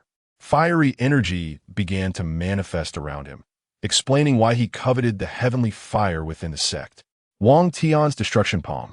A green flame coalesced before Wang Qing, forming a palm print adorned with azure supreme engravings. This was the Wang family's ultimate technique, an imperial-grade pinnacle martial art. Countless supreme realm practitioners had perished at the hands of this palm. Clearly, Wang Qing was intent on killing. The azure palm, enveloped in searing flames, surged toward Xiao Jin. The elders present, all at the supreme realm, began to sweat profusely. They pondered deeply whether they could withstand such a blow. Celestial flame creation palm. Xiao Jin chuckled. Mastery of palm techniques was his forte. In an instant, he unleashed 3 types of heavenly flames from within his body, with the 3 flames enhancing his celestial flame creation palm. Its power would only amplify. Moreover, he executed it with astonishing speed. As he raised his hand, purple, blue, and red flames erupted forth, coalescing into a magnificent tricolored palm before him. At the moment of impact, the aura surged like a mountain. 7th layer supreme realm? Xiao Jin chuckled. Did this individual truly believe himself to be a semi-saint? Bang! The azure palm and the tricolored palm collided in the air above the grand hall. In an instant, the azure flame hand shattered into pieces. Wang Qing's eyes widened in shock, exclaiming what? Yet before he could ponder further, the celestial flame creation palm was already barreling towards him. In that moment, Wang Qing felt as though he faced not a mere palm print, but an immense mountain forged from heavenly flames, descending upon him. His aura and the surrounding space were distorted and imprisoned by this overwhelming force. The supreme escape technique was rendered ineffective, and the speed at which the engravings could coalesce slowed drastically. Wang Qing could no longer maintain his dignity, bellowing in desperation, Wang Li, Wang Chong. Save me. Chapter 46. The principle of first come, first served. My heavenly fire sect discerns clearly. Within the blazing hall of the heavenly fire sect, a voice laced with terror echoed from Wang Qing. He found himself ensnared within the opponent's martial technique, acutely aware that should he fall victim to this strike, he would not only face death, but would also lose a significant portion of his life force. As Wang Qing cried out for help, far beyond in the southern region of the imperial continent, a desolate expanse, known as the ghost-crying plain, lay untouched, where ordinary cultivators dared not tread. For hundreds of miles, no living creature dared to approach. Even the fiercest beasts had vanished, for this was the domain of the Soul Refinement Palace. At the heart of the ghost-crying plain stood an imposing dark palace, exuding an eerie aura, where the wails of souls occasionally echoed. In the grandest of the black halls stood a man with his hands clasped behind his back, an ancient soul character marked upon his brow. Palace Master. The life tokens of the dual soul elder and the skeletal elder have been confirmed. They are deceased with even their souls unable to escape. A servant of the Soul Refinement Palace spoke softly from behind. Understood. The man in black nodded, a hint of regret flickering in his eyes. You may leave. Yes. After the servant departed, the man in black tilted his head and bowed slightly, addressing Holy Son. From the shadows of the hall, 3 figures emerged. The central figure donned a black robe, a soul mark evident on his brow, flanked by 2 slender old men whose ghostly eyes revealed their identities as half-saint guardians from the Soul Clan, a powerful faction of the second sacred domain in the Taishao sacred realm. Hun Wuhai, how goes your preparations? The Soul Clan's holy son stepped forward, his gaze fixed on Hun Wuhai. In response, everything has been arranged. Over the past 20,000 years, I have led the Soul Refinement Palace in refining 200,000 extraordinary souls. The Wanhun In Dan has now absorbed these souls and is ready for your command. Hun Wuhai replied, taking a deep breath and bowing. Excellent, Hun Li chuckled, though his smile was tinged with indifference towards life. In the Tai Shao sacred realm, other clans covet our powerful soul refining techniques and seek to unite against us. We have no choice but to refrain from employing such methods within the Tai Shao sacred realm. Or I might have already ascended to the half-saint realm. As he spoke, a trace of brutality emerged in Hun Li's eyes. He had long been trapped at the pinnacle of the supreme realm. With the early formation of the Wanhun Dan, he could have stepped into the half-saint realm, but the process was exceedingly cruel, requiring at least 200,000 robust souls, none exceeding the age of 20. Otherwise, their souls would be affected by external influences. Such barbaric methods were naturally intolerable to other clans and sects within the Tai Shao sacred realm. Thus, the Soul Clan dared not implement this plan there. Hun Vuhai, how many holy sons have arrived in the southern region of the imperial continent? Hun Li inquired. Hun Wuhai flipped his hand, revealing a square jade piece, upon which 3 names glimmered. The first was Hun Li, the second Wang Qing, and the third Hong Shitian. The Holy Sun's seal. Hun Li gazed at the jade piece, recognizing that if the Holy Sons were assigned to the same realm, they could perceive each other's statuses through this seal. Wang Qing, the Holy Son of the Wang clan from the 3rd sacred domain of the Tai Shao sacred realm, possesses strength at the 7th level. Hong Shitian, from the 5th sacred domain. The Hong clan possesses strength at the 9th level. However, they're not my adversaries. My true opponent is from the 1st sacred domain. That holy maiden is my greatest rival in becoming the foremost holy son. Hun Li inhaled deeply, suppressing his inner fury. Hun Vuhai, Hont mit von Hun Yindon. I shall refine this elixir and ascend to the half-saint realm. With this, he slowly clenched his fist, coldly declaring, in this contest for the holy sons, our Soul Clan shall undoubtedly secure the 1st position. Yes, holy son. Hun Wuhai presented the Wanhun Dan to Hun Li. In the heavenly fire sect, within the blazing hall, the 2 half-saints from the Wang clan swiftly raised their hands, exuding the power of holy rhythm that effortlessly diffused Xiao Jin's heavenly fire annihilation palm. Despite the palm being infused with 3 types of heavenly fire, it paled in comparison to the might of the 2 half-saints. How shameless! Xiao Jin scoffed, observing his attack dissipate. His expression one of mockery as he disdainfully regarded the ashen-faced Wang Qing. Is this what you call a one-on-one? Wang Qing silently closed his eyes.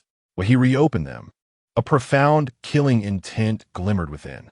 Having suffered such disgrace within the heavenly fire sect, he had resolved not to let this transgression go unpunished. Turning his gaze to the sect leader of the heavenly fire sect, he spoke indifferently.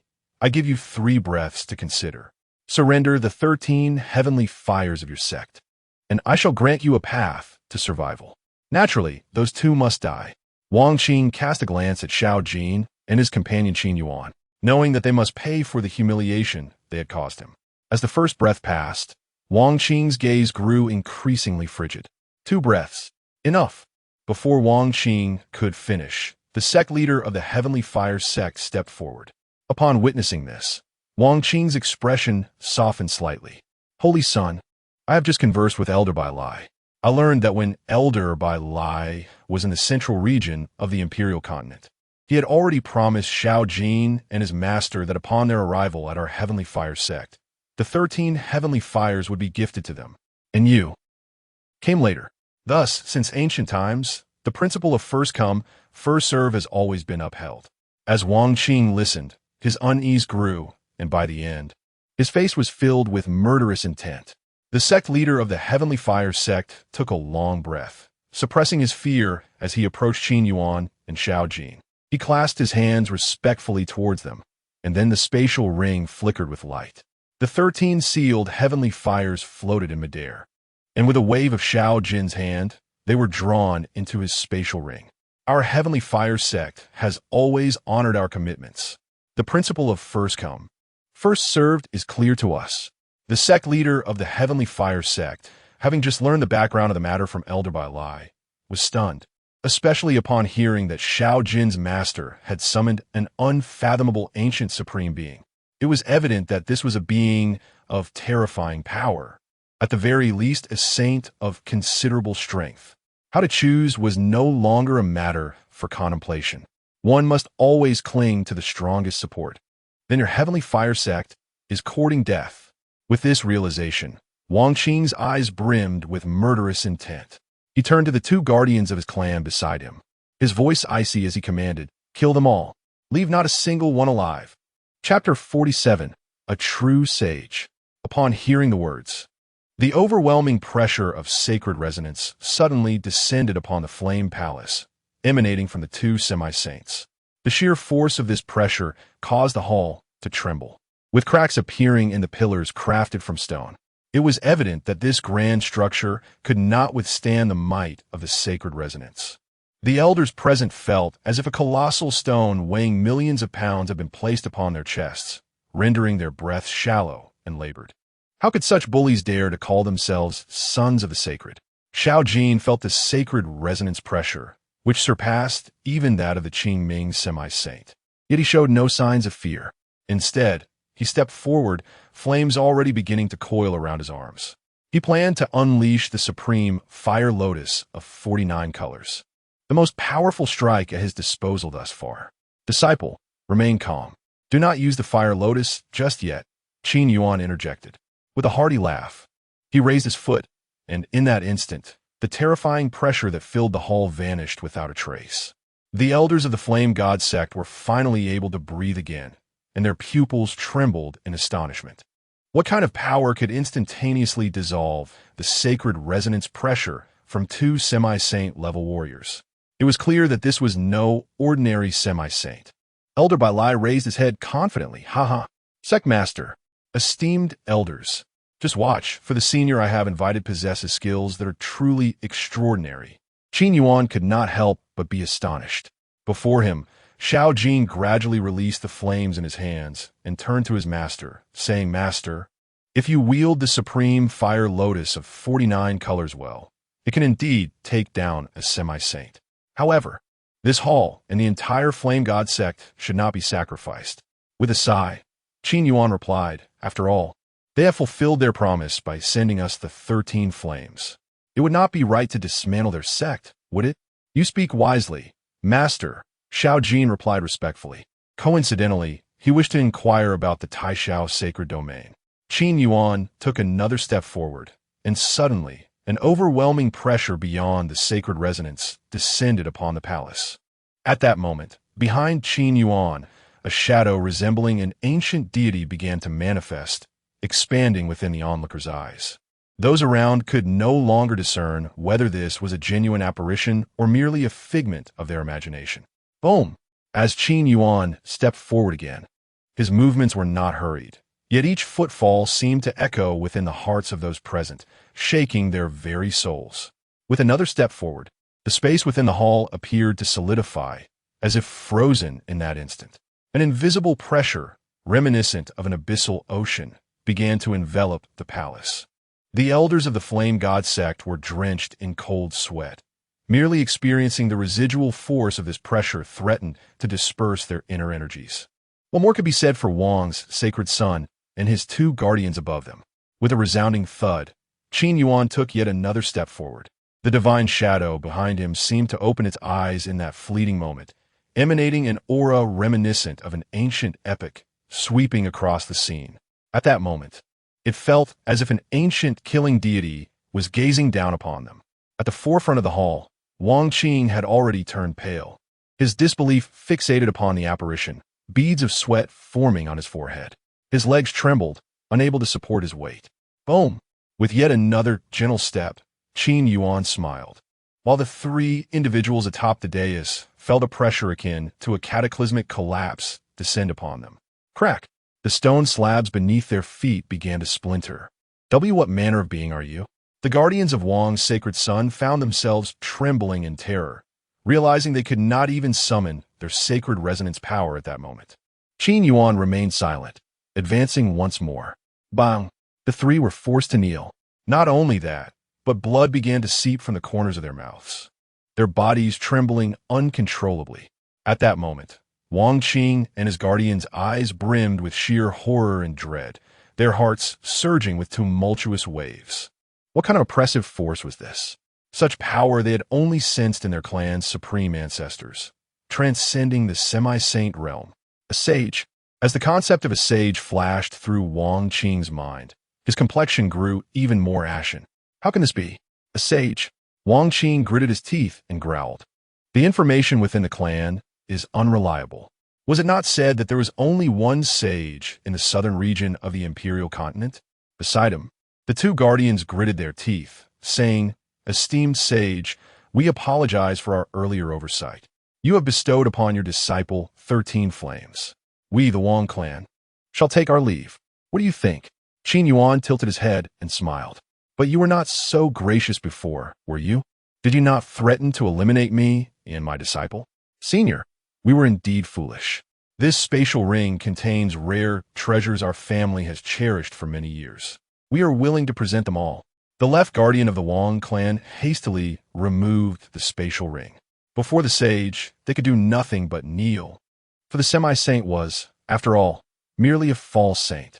Only those who truly entered the realm of the sage could be considered extraordinary, capable of effortlessly controlling semi-saints with a mere gesture. Just one. Qin Yuan squinted at the floating spatial ring. "And no, esteemed senior, there are 3. The left guardian swiftly signaled the other guardian and Wang Qing, who unwillingly removed his spatial ring, a flicker of pain crossing his face as he did so. "Just you wait." Wang Qing vowed silently.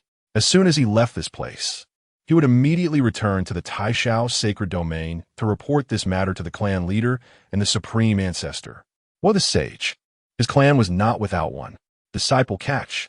With a wave of his hand, Qin Yuan tossed the 3 spatial rings to Xiao Jin, who began to rummage through them. "Master, this sacred son's treasures are indeed plentiful," Xiao Jin remarked as he searched. Wang Qing, hearing this, felt anger rise within him, his pallor deepening. "Esteemed senior, might we take our leave now?" The left guardian inquired gently. Qin Yuan took 2 steps forward and settled into the seat of the Flame Palace's main throne. Yet the sage's pressure upon the 2 guardians and Wang Qing did not dissipate. "Rest assured, I'm a man of my word," Qin Yuan said with a smile. "After I ask you a few questions, you may depart. Furthermore, I promise that today's events will be as if they never occurred." "Very well. A promise made by the senior is one that cannot be retracted." The left guardian nodded repeatedly. Below, Elder Bailai approached Xiao Jin, urgency etched upon his face. "Xiao Jin, you must persuade your master. We have already offended them to such an extent. They will not let this go easily." As Xiao Jin, in search of items within the spatial ring, lifted his gaze towards Bailai, he remarked, "Did my master not state this clearly?" After posing his question, he assured them of a safe departure, declaring that nothing untoward would transpire today. "So tell me, Bailai, what constitutes as nothing happening? Furthermore, should they depart from this place, or from the realm of existence altogether?" He pondered that. With a grin, Xiao Jin continued to rummage through the 3 spatial rings. It must be said, there is an abundance of treasures, truly befitting of a family of saints. Chapter 48. A single strike to annihilate. One must employ ruthless methods. "Senior," the 2 guardians beside Wang Qing addressed respectfully, "I inquire of you, how many individuals from the Taishao sacred domain have arrived? What is their purpose?" The guardian on the left, representing the Wang family, swiftly replied, in response to your esteemed question. "A total of 7 holy sons have been dispatched from the Taishao sacred domain.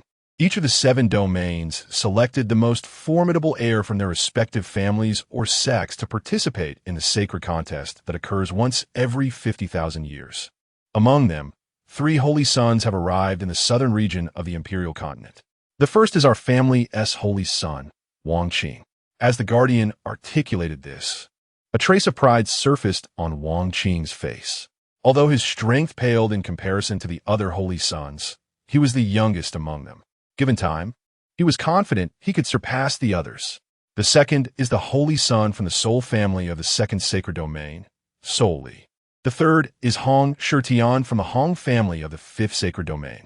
Both possess the formidable strength of the ninth heaven of the supreme realm. The Wang family guardian glanced at Qin Yuan and continued, "The Holy Sons have come here to seek the most powerful treasures of this realm, the Shumi Koi." Before the mighty presence of a sage, the guardian dared not conceal any details. The Shumi Koi. Qin Yuan narrowed his eyes, implying that the initiator of the Holy Sons contest in the Taishao sacred domain must possess at least one Shumi Koi. Otherwise, they would not have knowledge of the whereabouts of the other Koi. Indeed, the Wang family guardian nodded repeatedly, then proceeded to divulge further details.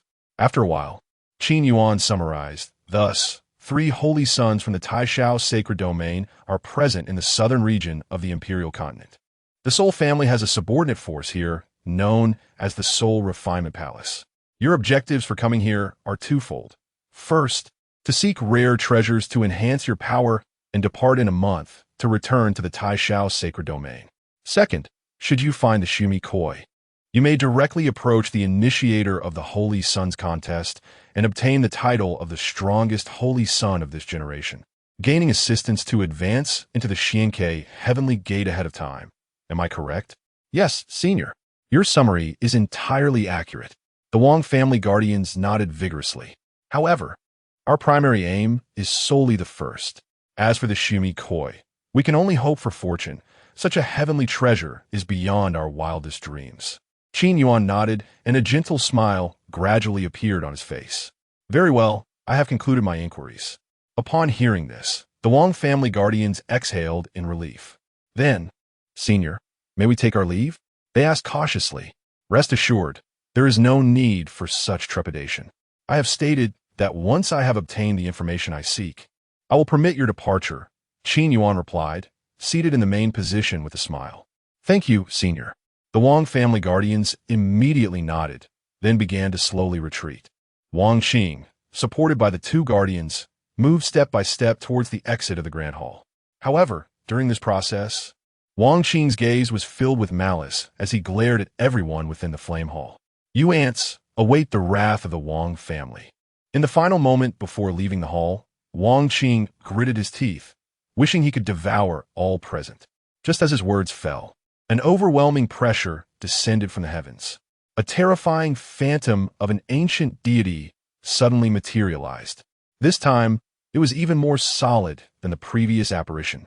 The pressure of the holy presence surged forth. The 2 guardians of the Wang family immediately knelt at the entrance of the Grand Hall, their eyes wide with fury. One of them shouted, "Senior, did you not promise to let us leave? You cannot go back on your word." The other guardian echoed angrily, "Senior, do you truly wish to sever ties with the Wang family?" Inside the Grand Hall, Qin Yuan cast a glance at the 3 Wang family members outside. "I said I would allow you to leave. Look, have you not already departed the Grand Hall?" He smiled, asserting, "I am a man of my word." Hearing this, the faces of the 3 Wang family members darkened. Qin Yuan continued nonchalantly, "Moreover, I despise threats above all else." "The Wang family?" He chuckled, and as he did so, his right hand slowly rose, making a gradual grasping motion towards the direction outside the hall. In an instant, the ancient deity's phantom at the entrance seemed to stir. An overwhelming force, capable of shattering souls, surged forth towards the 3 Wang family members. In an instant, the trio, including the Holy Son of the Wang family and 2 guardians at the semi-holy realm, exploded into a mist of blood. They did not even have time to scream before their souls were obliterated, perishing utterly. It would not be long before the entire Wang family would join them in the abyss. A glimmer of unparalleled ruthlessness emerged in Qin Yuan's gentle eyes. Having lived for 1,000,000 years in the ancient tomb of the heavens, he understood a singular truth. In a world dominated by cultivation, one must wield ruthless methods. Strength is the ultimate truth. This holds true in any realm. This was a killing? 2 semi-holy beings and a holy son. All the elders of the heavenly fire sect present in the hall swallowed hard, gazing at the deity as phantom outside. realizing that this was the legendary manifestation of a sage. Only upon entering the sage realm could one comprehend such terrifying techniques.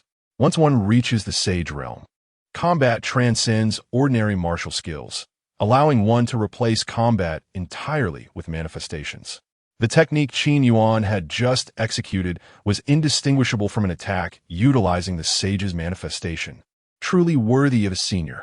Elder Bai Lai, feeling the prickling sensation at the back of his head, immediately exclaimed, "Of course, have you forgotten who our master is?"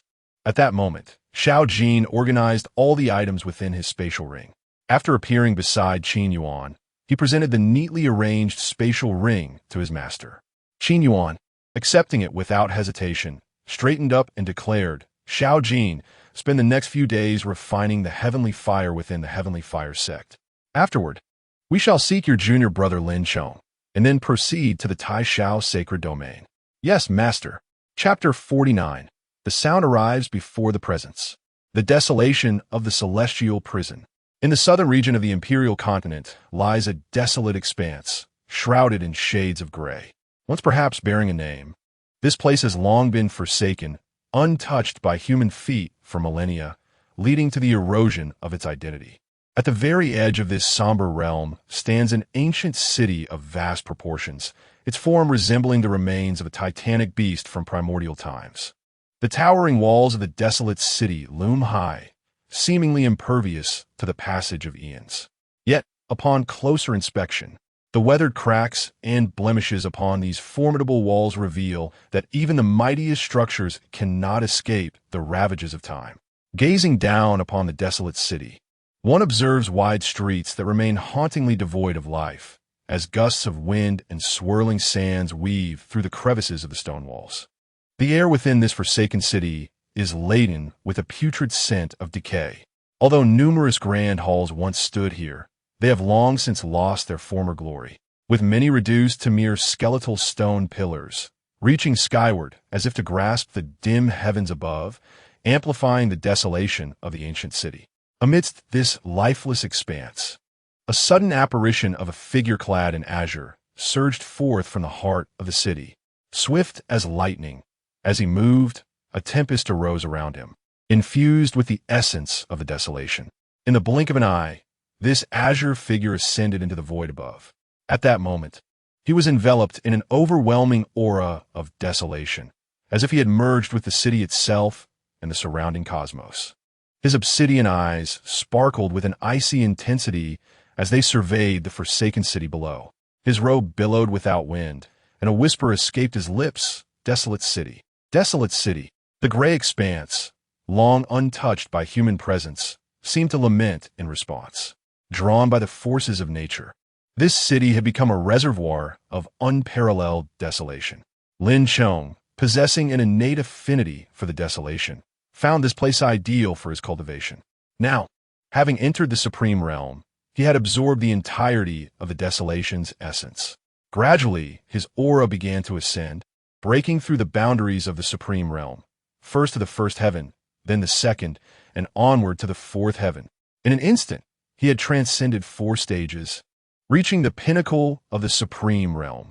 This sacred ground, a convergence of millennia of earthly power, had been entirely consumed by Lin Chong alone, a feat made possible by the intervention of his master, who had fortified his desolate physique.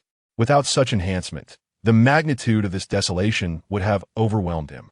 With a stern countenance, Lin Chong expressed profound respect for his master. He recalled the fateful day he stumbled upon the ancient celestial tomb, where, had it not been for his master's timely intervention, he would have surely succumbed to the beasts that roamed there. His master not only rescued him, but also imparted invaluable knowledge and unearthed the potential within him, enhancing his constitution and bestowing upon him the formidable Great Desolation technique, the Celestial Desolation Transformation. Lin Chong gazed toward the distant, gray horizon. In the next heartbeat, a powerful incantation erupted from his lips, Celestial Prison Destruction Finger. The incantation resonated like thunder through the air. He slowly raised his right hand, extending his index finger towards the void ahead. A vibrant azure light of desolation burst forth from his fingertip, though his motion appeared languid. The surrounding atmosphere trembled under the weight of immense desolation. In that moment, an enormous finger materialized in the void, its surface adorned with ancient and enigmatic desolation inscriptions, exuding an aura of decay and annihilation. This colossal finger, as robust as a mountain, surged forward, cleaving through the fabric of space itself, leaving a trail of ruptured dimensional shards in its wake. As Lin Chong directed his finger downward, the immense azure appendage crashed towards the earth with devastating force. The ground quaked in anticipation of its arrival, fissures erupting like a spider's web across the desolate plain. As the finger descended, the world trembled. The force of desolation swept across the expanse, obliterating all life beneath its shadow. The great desolation technique bestowed by his master proved exceptional. Lin Chong surveyed the devastation wrought by his actions, nodding in satisfaction. Now at the fourth heaven of the Supreme Realm, he pondered the fortunes of his companion, Xiao Jin. With that thought, he oriented himself toward the designated meeting place. Meanwhile, at the edge of the gray plain, 3 fiery figures materialized in the sky. One, a rugged man with a vibrant red beard, was flanked by 2 venerable elders clad in crimson robes, both exuding a formidable aura that marked them as semi-saints. What tremendous desolation power! Who could this individual be? I must forge an alliance, boomed Hong Shirtian, his red eyes alight with unbridled excitement. Saint, our purpose here is to seek opportunities and perhaps locate the elusive Shumikoi. Let us refrain from becoming entangled in other matters, cautioned one of the guardians from the Hong clan. Fear not, I shall not be deterred, Hong Shirtian declared, releasing the aura of the 9th heaven of the Supreme Realm. Besides, the Shumikoi is but a fleeting myth. Who could possibly find it? Even those with divine soul techniques like the Soul Fury would struggle to track it down. As he spoke, an image appeared within his perception, and without hesitation, he soared toward it, transforming into a streak of radiant light. The 2 guardians, undeterred, followed closely behind. As their proximity to the figure increased, Hong Shirtian's excitement surged. Ha ha ha! He laughed boisterously. Brother, before he could finish, a thunderous voice echoed from a distance. Celestial prison destruction finger. Instantly, a colossal azure finger adorned with desolation inscriptions manifested in the air, hurtling towards Hong Shirtian and his companions with tremendous force. Before their arrival, the sound had already heralded their presence. The celestial prison destruction finger unleashed. Chapter 50. Friendship? No. Above the void, a colossal azure finger, imbued with overwhelming desolation, forcefully descended upon Hong Shirtian and his companions. Hong Shirtian was momentarily stunned. He had merely passed by, sensing a formidable aura of desolation, and intended to engage in a friendly encounter. Yet, as he entered, he was met with an immediate attack. Reluctantly, he channeled all the spiritual energy within him. The Hong Mountain Palm. He unleashed his full strength, and a massive red hand materialized before him, surging towards the oncoming azure finger. Bang! At the instant of contact, the red hand shattered into fragments, while the towering azure finger merely dimmed slightly. What? Hong Shirtian was taken aback. He had exerted nearly 80% of his power.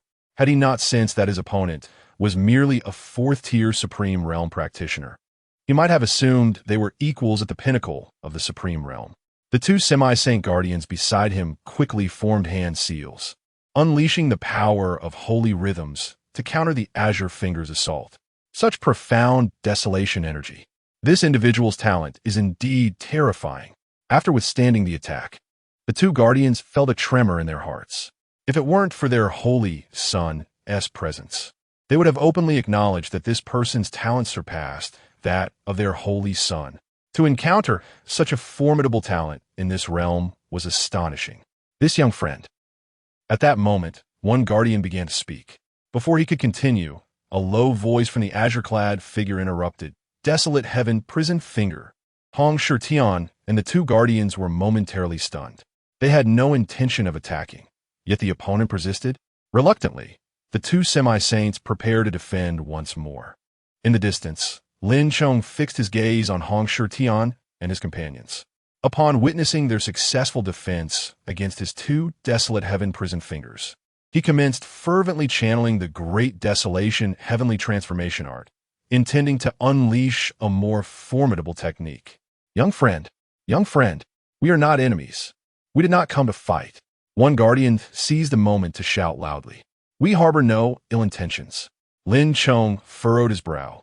Yet the Great Desolation Heavenly Transformation art continued its course within him. He remained vigilant, observing Hong Shitian and his companions. No ill intentions? My master advised me that when encountering someone stronger, it is best to act decisively without hesitation. Hearing this, Hong Shitian's face twitched. The style of the other party's master was undeniably fierce. We genuinely harbor no ill intentions. Just now, we witnessed you demonstrating your martial skills, and thus sought to befriend you. Hong Shitian approached Lin Chong, clasping his hands in greeting. Befriend me? Lin Chong remained cautious.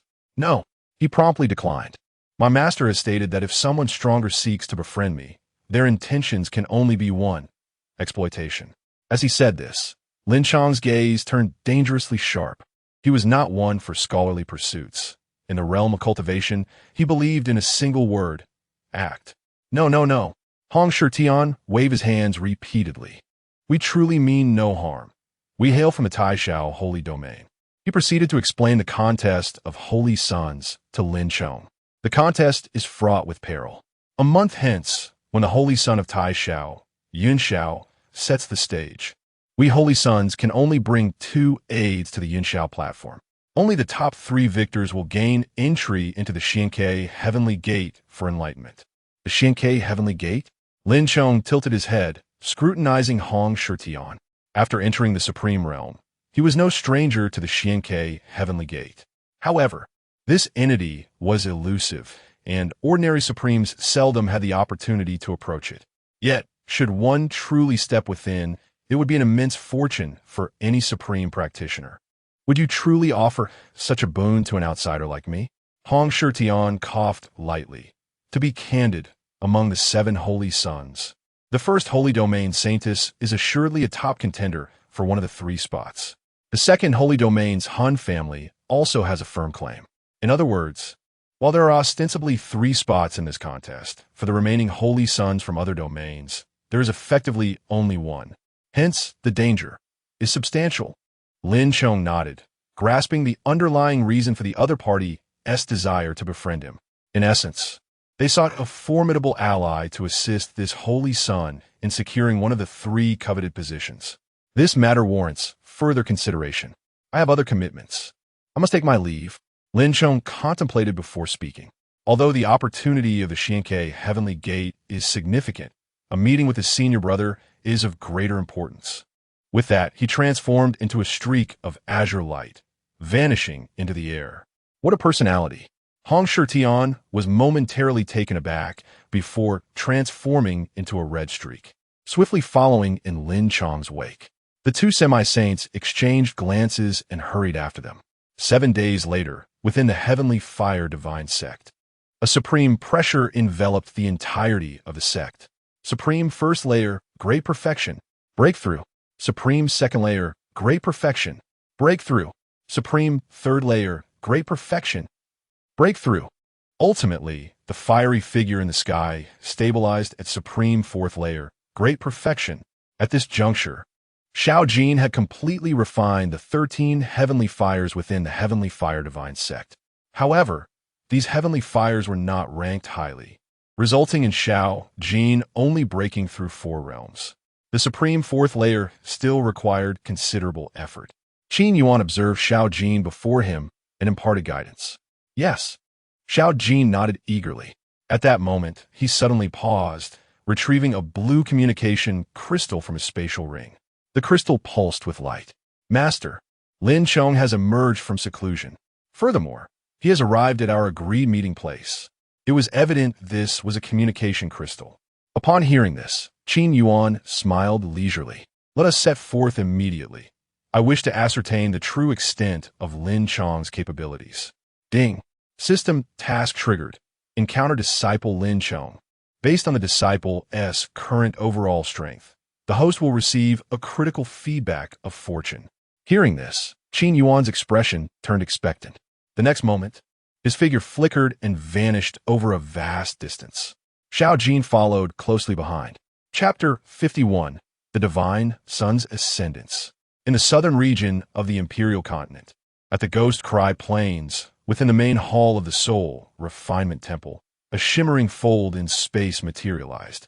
From this ethereal rift, the figure of Han Li and his two guardians emerged gracefully. The temple master, Han Wuhai, who had been waiting for some time, could not help but inhale sharply upon seeing Han Li.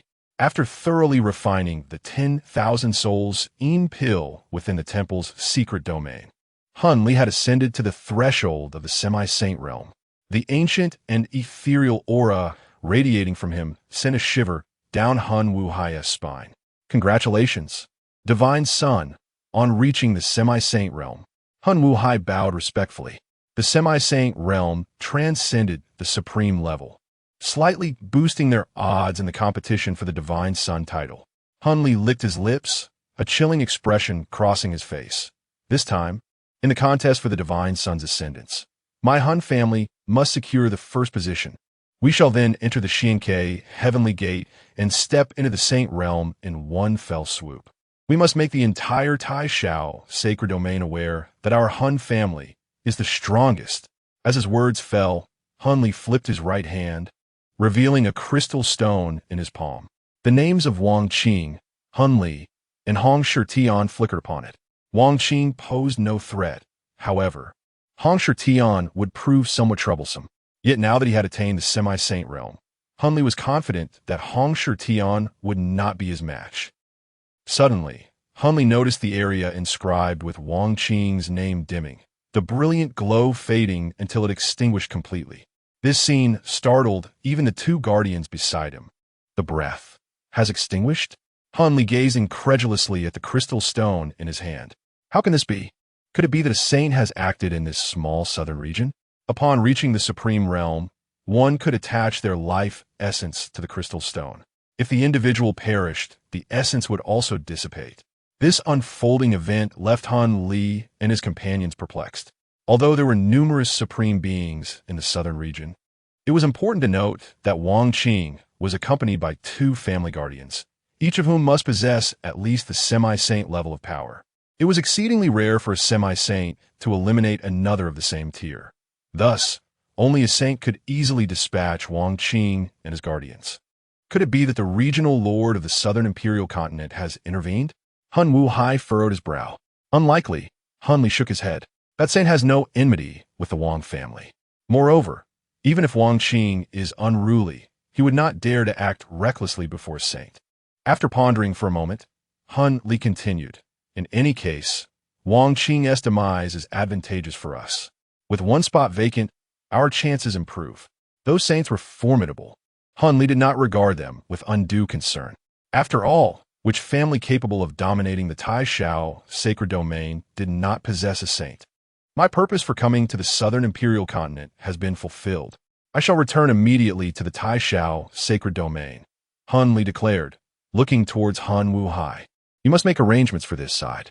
Remember the date 3 weeks hence. The family has sent me, along with you and your elder brother, Han Wuya, to participate together in the Divine Sun's ascendance. Yes, Divine Sun. Han Wuhai nodded solemnly. He had led the Soul Refinement Temple in the southern imperial continent for tens of thousands of years, achieving the pinnacle of the supreme realm. He was but a step away from the semi-saint realm and was confident in assisting the Divine Sun to secure victory in this contest. Han Li nodded at the two guardians, who simultaneously formed hand seals. A ripple of spatial constraints began to surround the three of them. The distance between the Taishao sacred domain and the southern imperial continent was vast, separated by countless miles and treacherous miasma. To traverse such distances, one must at least possess semi-saint strength. After watching the Divine Sun and his guardians vanish, Han Wuhai returned to his cold, ruthless demeanor. He turned and summoned a law enforcer to his side. How many souls have we captured? He inquired expressionlessly. There are 21 from the Supreme Realm and 237 from the Divine Calamity Realm, the law enforcer reported. Without hesitation, Hun Wu Hai waved his hand, dragging all these souls into the Great Soul Refinement Array. I will personally enter the array to refine them.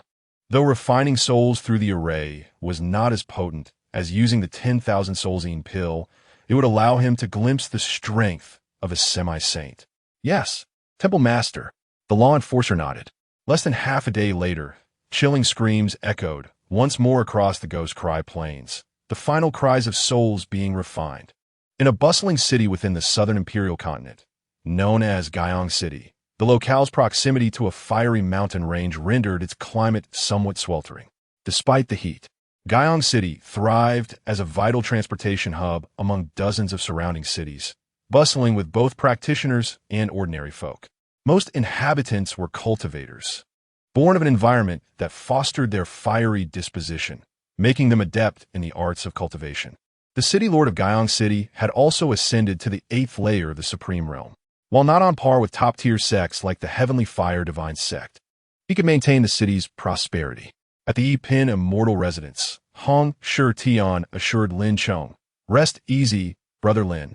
I have reserved the entire Yi-Pin Immortal Residence for today. All delicacies are at your disposal."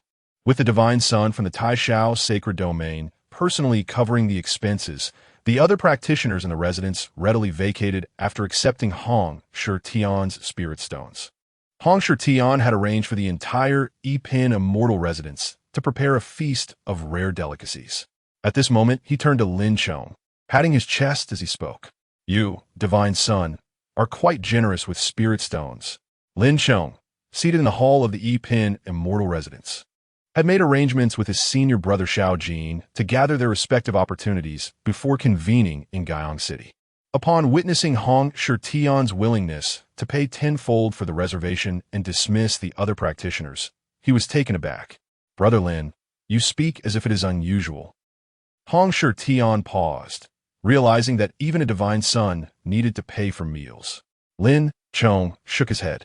"My master cautioned me that those bearing the title of divine son are often arrogant and overbearing, advising me to be vigilant." "Your master possesses remarkable foresight," Hong Shi Tian remarked, exuding a sense of helplessness. "By the way, Brother Lin, about my invitation for you to journey to the Taishao Sacred Domain."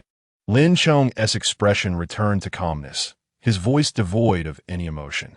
"We shall discuss it further once my senior brother arrives." Chapter 52. Accompanying your senior brother to slay a man. Saint Sun, is this truly appropriate? After waiting for half a day, the guardian of the Hong clan approached Hong Shi Tian, who was bustling about, and spoke in a hushed tone. Was it too submissive of him? After all, they belonged to the prestigious Hong clan, a top-tier family within the 5th sacred domain of the Taishao Sacred Realm. Such a status, combined with their strength, naturally fostered a sense of pride. "What do you understand?" Hong Shi Tian raised an eyebrow. "In that desolate region, you have not experienced the prowess of Brother Lin Chong's techniques? With merely the strength of a 4th-level supreme, he was able to dominate me in battle. More crucially, when facing the two of you semi-saints, he exhibited not a hint of trepidation. Moreover, have you not discerned the similarities between the great wilderness technique he cultivates and that of the Wilderness Heaven Pavilion?" Upon hearing this, one guardian furrowed his brow slightly. Indeed, the Wilderness Heaven Pavilion also practices the Great Wilderness technique, but there remain distinctions from what this young friend cultivates. However, the individuals from the Wilderness Heaven Pavilion are not to be trifled with.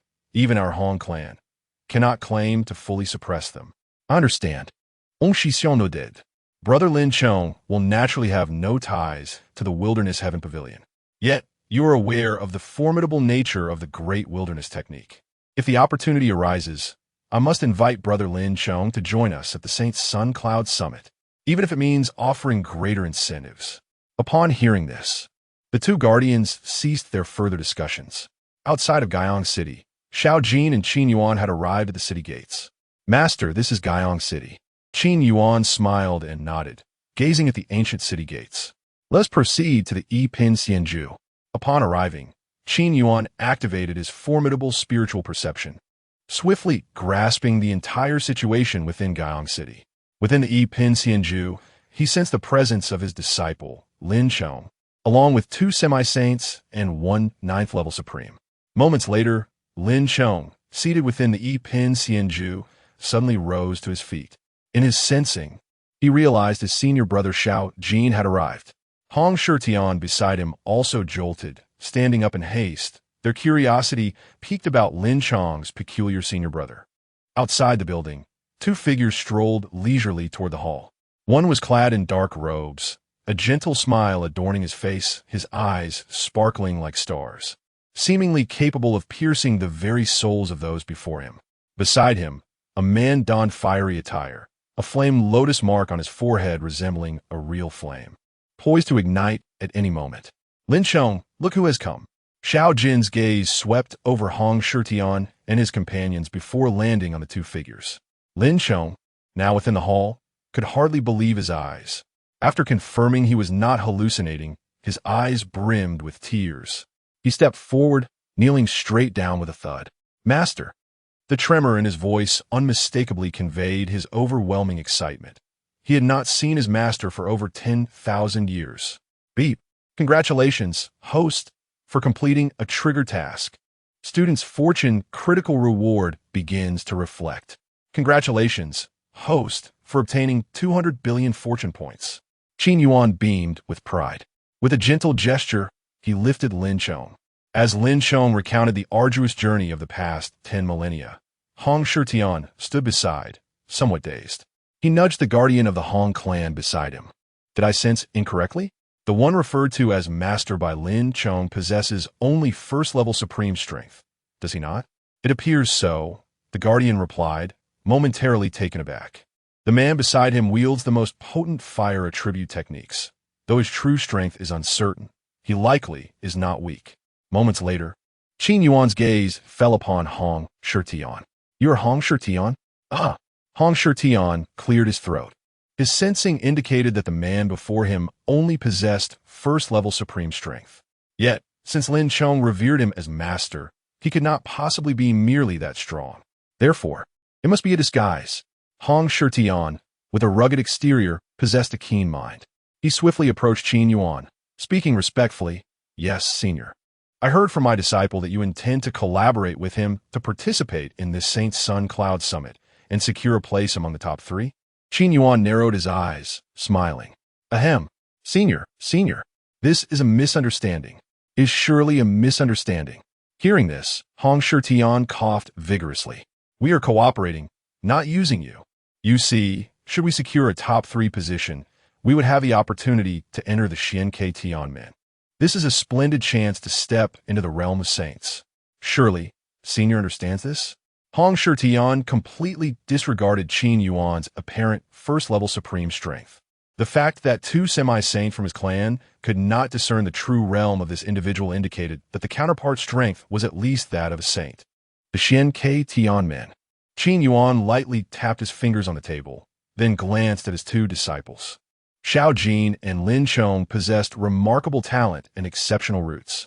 However, if they were to serve as mere henchmen for this Hong Shitian, frankly speaking, this saint's son was unworthy. With eyes closed and thoughts swirling, he recalled witnessing a jade token inscribed with the saint's son's decree during the annihilation of Wangqing.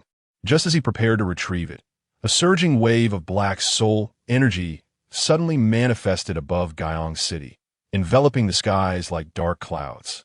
The aura of the Soul Clan? Could it be that scoundrel Hunli? Hong Shitian sensed it instantly, furrowing his brow. No, it seemed not to be Hunli. Who could it be? Within the Yi-Pin Xianju, Qin Yuan gazed at the delectable dishes just placed on the table, his lips twitching slightly. He had only just prepared to taste them when he was interrupted. Xiao Jin slowly stood, recognizing that aura all too well. Master, it is the Lord of the Soul Refining Hall, Hun Wuhai's presence. That scoundrel once pursued me when I was at the 7th level of Supreme. I managed to escape, but it was perilously close. Though Xiao Jin spoke lightly, the dangers he faced were nearly life-threatening. Lin Chong, accompany your senior brother. Qin Yuan set down his chopsticks. Still smiling. Let's go kill a man. Chapter 53. The Master of the Soul Refining Hall. A chilling laughter echoed, reminiscent of a casual remark made while dining. This declaration momentarily startled Hong Shirtan within the hall. It was evident that he recognized the individual outside, emanating soul energy, as someone with a grudge against Lin Chong's senior brother. However, beneath his perceptive gaze, he discerned that the man's strength subtly approached the threshold of semi-sainthood. Just moments ago, Hong Shirtian had been prepared to offer his assistance in calming the brewing conflict. Yet he could hardly anticipate the intent behind the opposing stance. Was it to eliminate the soul wielder, Hun Wuhai? Senior. Although Hun Wuhai's power may not match that of Hun Li, the techniques practiced by the Hun clan are notoriously ruthless and specifically target the essence of the soul. Perhaps it would be wiser for us to intervene. Before Hong Shirtian could finish, Jean interjected, "This is a trivial matter. We can handle it ourselves." Upon uttering these words, he stepped forward alongside Lin Chong, and in an instant, they vanished without a trace. This scene left Hong Shirtian momentarily dumbfounded. "Senior, I shall accompany you to observe." He promptly summoned the power of space and followed suit. The two semi-saints beside him exchanged glances, nodded respectfully to Qin Yuan, and hastily departed. In Guyong City, what had been a vibrant locale fell into an eerie silence upon the arrival of an overwhelming presence of soul energy. Is it the people from the Soul Refining Hall? What is happening? Our Guyong City has never had any conflicts with the Soul Refining Hall. Whispers of confusion spread among the populace. Wait, fellow cultivators, that appears to be the master of the Soul Refining Hall, Hun Wuhai. What? Hun Wuhai has personally come to our Guyong City? Is he here to capture someone? The crowd buzzed with speculation. Meanwhile, hovering above Guyong City, Hun Wuhai surveyed the entirety of the city enveloped in his soul energy, a sinister glint emerging upon his visage. After refining all the souls within the Soul Refining Hall, his power surged to the pinnacle of the supreme ninth layer, nearing the realm of semi-sainthood. Just a little more, and I shall step into true semi-sainthood. He chuckled malevolently, casting his gaze upon the city below. This city had been chosen deliberately. Its geographical position endowed its inhabitants with naturally superior soul strength. Moreover, the city's lord was merely at the eighth layer of the supreme realm, which, in Hun Wuhai's eyes, was utterly inconsequential. One supreme eighth-layer soul, coupled with the millions of souls within Guyong City, should suffice to propel me into semi-sainthood. The master of the Soul Refining Hall reveled in his thoughts. A voice beckoned from below. "Soul Hall Master." Hun Wuhai turned to see the figure of the city lord approaching like a shooting star.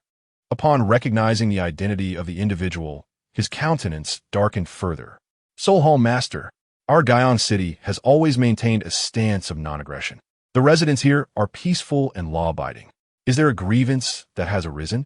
I am prepared to offer compensation with the rare treasures I have accumulated over the years." The city lord bowed respectfully. "Grievance? None. However," Hun Wuhai abruptly gestured, conjuring a torrent of black soul energy that transformed into a piercing arrow aimed directly at the city lord. "Today, I sense an opportunity for my breakthrough. The hall lacks souls. Therefore, I shall claim the souls of everyone in Guyong City as substitutes. Consider it your great fortune." With his unsettling laughter echoing, the city lord found himself unable to withstand the assault. His supreme markings shattered, his life force dwindled, and he crashed heavily into Guyong City below. City lord. Numerous cultivators rushed forward. Known for his amiable demeanor, the city lord had garnered considerable goodwill. "Flee quickly. The Soul Hall Master Hun Wuhai intends to devour this city." The city lord staggered to his feet, channeling his supreme power to alert the entire city. "Only now do you recognize the danger? Too late." Hun Wuhai snickered from above. Meanwhile, he personally activated the 11-tiered soul refining rotation array. Under the control of this supreme ninth-layer powerhouse, the array began to churn, unleashing a torrent of chains imbued with soul energy from the inky clouds, encircling Guyong City entirely. I previously mentioned today, all inhabitants of Guyong City shall experience a momentous transformation. You will serve as the nourishment for my ascension to sainthood. A black altar manifested beneath Hun Wuhai, who had already slaughtered nearly 80 cities. His strength assured him of no concerns. Crack! As Han Wuhai initiated the soul refining technique. A sharp crack resonated from within the encircled chains, creating a breach. Suddenly, two figures, one crimson and one azure, surged forth like streaks of light, arriving before Han Wuhai. Xiao Jin and Lin Chong, the master of the soul refining hall's expression, turned frigid upon seeing the two figures. I did not expect you both to be in Guion City today. Very well. I shall refine both of you as well. Han Wuhai sensed their power had both reached the fourth layer of the Supreme Realm, causing a flicker of surprise. Such rapid cultivation, if left unchecked for a century, could lead them to surpass his own existence. They must be eradicated at once to prevent future troubles. The soul refining hall only sent you an old dog. Xiao Jin released his soul perception, tilting his head to gaze at the master on the altar. You remain as sharp-tongued as ever, Han Wuhai retorted with a cold smile. Just then, 3 more beams of light emerged from the breach. Is that the holy son of the Han clan? On Shixiao, Hun Wuhai pushed, astonished by the unexpected turn of events in Guion City. Now, let us not ruin the atmosphere, shall we? Hong Shirtian, accompanied by 2 protectors, entered the space. Hong Shirtian, this matter does not concern you, Lin Chong stated, his voice calm as he looked towards Hong Shirtian. This is a personal feud between my senior brother and the Soul Refining Hall. Rest assured, my brother and I have calculated it. Within 10 exchanges, we shall eliminate this old dog, Han Wuhai. With this declaration, the atmosphere crackled with tension, poised on the brink of confrontation. Chapter 54. Seize the opportunity to strike. Uphold the truth of the master to the end. The expression of Soul Wuhai, suspended above the black altar, darkened gradually upon hearing Lin Chong's words. Do not presume that a mere spark of talent grants you the audacity to behave so arrogantly. At this moment, he had no desire to engage in further banter with the 2 before him, Xiao Jin and Lin Chong. They were merely at the 4th level of the Supreme Realm, and although they possessed the means to slay foes beyond their rank, he was already on the verge of reaching the semi-holy realm. Annihilating the 2 would be as effortless as a flick of the wrist. Activate the 11th order Soul Refinement Rotation Array, Soul Wuhai commanded, as he settled atop the black altar. Instantly, thick black chains of blood began to manifest from the void above. Hong Shirtian, witnessing Soul Wuhai's earnest mobilization, felt a pang of anxiety. Odison, what shall we do? He inquired urgently to the 2 protectors of the Han clan beside him. Given that Soul Wuhai is nearing the semi-holy realm, and considering the treacherous tactics of the Soul clan, should Lin Chong and his brother find themselves at a disadvantage, you must intervene immediately. Hong Shirtian took a deep breath, speaking with gravity. However, this would effectively place our Han clan in opposition to the Soul clan. One of the protectors muttered solemnly, "Let be. We have endured oppression from the Soul clan for countless millennia. We shall not cower this time." Hong Shirtian's fists clenched, a flicker of madness igniting in his crimson eyes. "Indeed, Holy Son," the protectors of the Han clan replied, ceasing further discussion. They remained poised, awaiting the moment to spring into action. Meanwhile, within the ancient city of Guion, all cultivators lifted their gazes, watching the unfolding battle with bated breath. It is Lin Chong and Xiao Jin. A few in the crowd recognized the identities of the 2 figures in the sky. It was rumored that they had long been at odds with the Soul Refinement Palace, even to the point of being mortal enemies. After all, Lin Chong's aura of desolation and Xiao Jin's innate fire affinity were quite distinctive. Above, the sky churned with dark clouds, and fierce winds whipped into blades. "Brother, I shall take the lead," Lin Chong declared, stepping into the void, his gaze sharp as a blade. The great wilderness heaven transformation technique surged within him, enveloping him in an aura of boundless desolation, akin to an endless wasteland. The great wilderness body indeed possesses some merit. Soul Wuhai squinted, yet he remained confident in his ability to eliminate both Xiao Jin and Lin Chong, thereby eradicating a future threat to the Soul Refinement Palace. Allowing them to roam free would only enable them to surpass him in due time. Great wilderness prisoner extinguishing finger. Lin Chong slowly raised his hand. As a low incantation escaped his lips, an ancient, resplendent azure glow began to coalesce at his fingertips. The appearance of this azure glow hushed the world around them, as the essence of the great wilderness permeated the air, ensnaring all in awe. Crack! In the next instant, as everyone was entranced by the aura of desolation, a colossal azure finger imbued with the essence of the great wilderness tore through space. It seemed to emerge from the ancient epic, carrying an overwhelming force of the vast wilderness, hurtling towards Sol Wuhai and the black altar beneath him. The immense finger, etched with patterns of the great wilderness, left a trail of shattered space in its wake. Sol Wuhai, sensing the might of this finger, dared not underestimate it. He poured every ounce of soul power into the 11-order soul refinement rotation array to mount a defense. Simultaneously, Xiao Jin, seething with rage, conjured a fiery lotus behind Lin Chong. After emerging from the grave of the ancestors, he had acquired 49 heavenly flames. Within the heavenly fire divine sect, he refined 13 more. Now, he possessed a staggering 62 heavenly flames within him, and he intended to unleash a grand display. Suddenly, 62 heavenly flames erupted from Xiao Jin's form, swirling around his wrist. Before him, a massive illusory lotus began to take shape. Again with that move, Sol Wuhai's expression shifted upon witnessing Xiao Jin's tried-and-true technique. After all, many esteemed elders of the Soul Refinement Palace had perished beneath the onslaught of his fire lotus. Upon realizing that Xiao Jin wielded a total of 62 heavenly flames, even Sol Wuhai could not suppress a gulp. "Xiao Jin, are you even human?" he shouted in fury, then directed the black altar towards Xiao Jin with unwavering resolve. However, Lin Chong's cold voice interrupted. "You think you can escape?" In the next moment, he unleashed a torrent of formidable desolation. Great Wilderness Heaven Transformation Technique. 5 fingers of the wilderness. Lin Chong's eyes brimmed with the essence of desolation as he raised a finger. First finger. One finger prisoning heaven and earth. A deafening roar erupted as boundless power surged forth, coalescing into a colossal prison that enveloped the black altar. Desolation prison. Confine heaven and earth. Even as Sol Wuhai approached the semi-holy realm, he could not hope to breach this desolation prison in such a short span. "Break it!"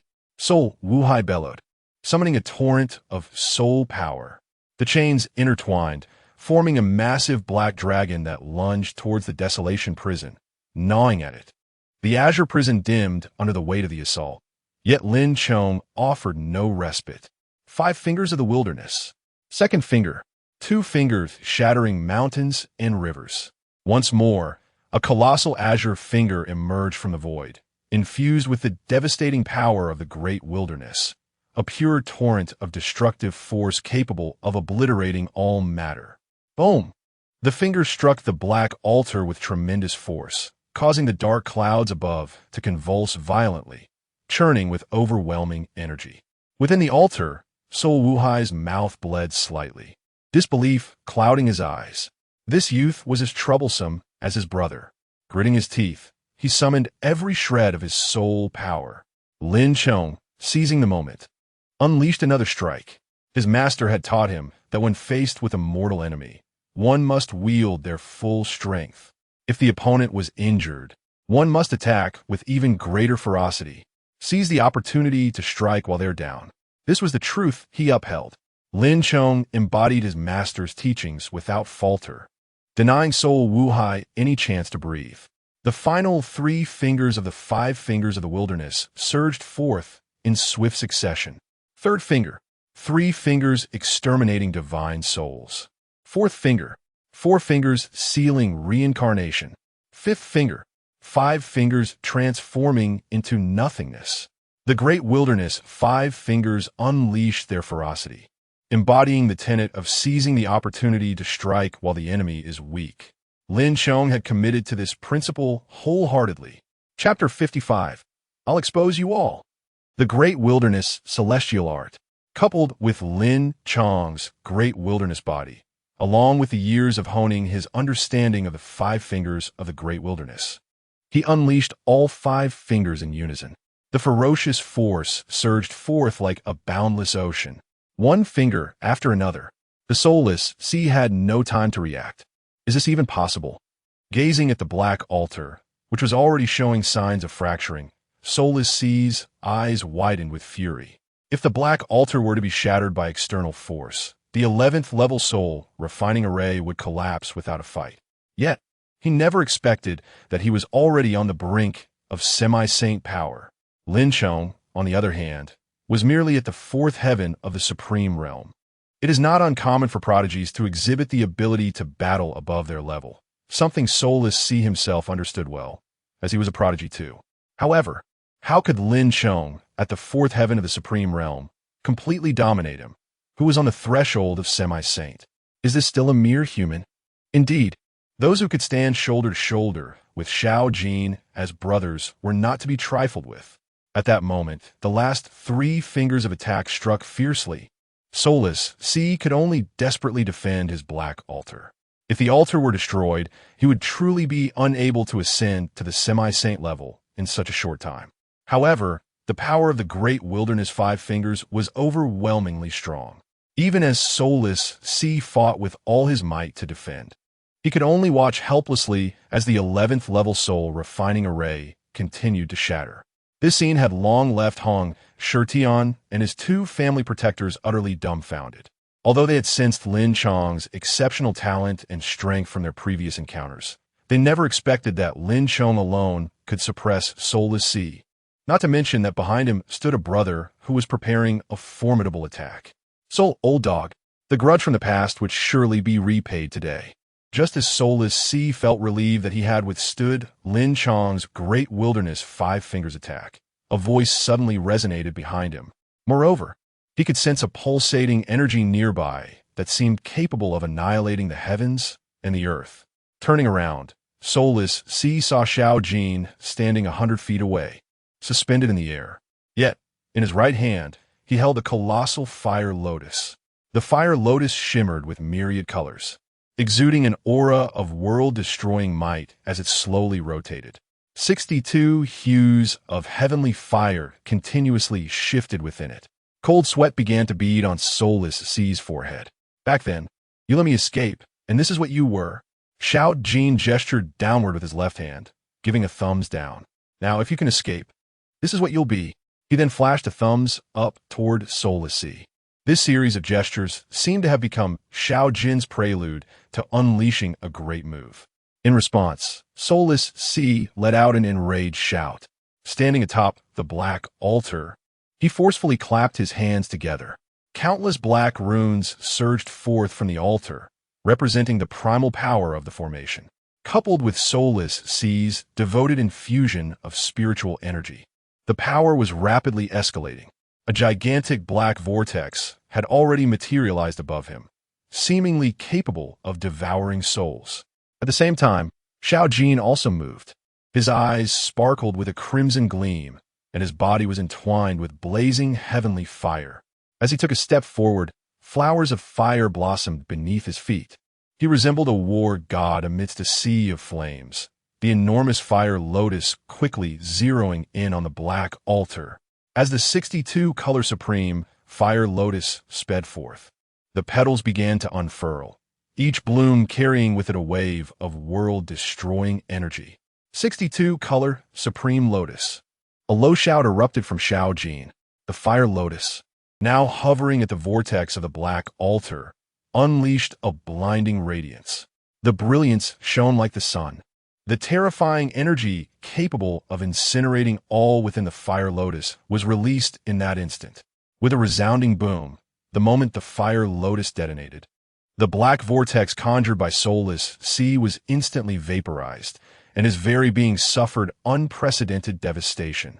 He spat out a mouthful of reverse blood, and the black light surrounding him quickly dimmed. Yet, the true might of the fire lotus was just beginning. Impossible. I am on the brink of semi-saint. How can I be killed by you? This is utterly inconceivable. Soulless C, hair disheveled and blood spilling from his mouth, was filled with unwillingness. He had become so formidable. Yet, the result was still defeat. Why? His unwillingness and fury drove him to madness. After countless years of restraint, soulless C could no longer hold back. Damn it, I'll expose you all. In the final moments of his life, he forcefully reversed his technique. Abandoning all defenses, he poured all his strength into reversing his dantian. He was going to self-detonate. Bang! The next moment, a massive plume of black light erupted. Soulless C, at the pinnacle of the ninth heaven of the supreme realm, self-destructed. However, in the presence of the 62-color fire lotus, this explosion's power could barely counter a third of it. Following Soulless C's self-detonation, the chains restraining ancient Sun City shattered into ashes.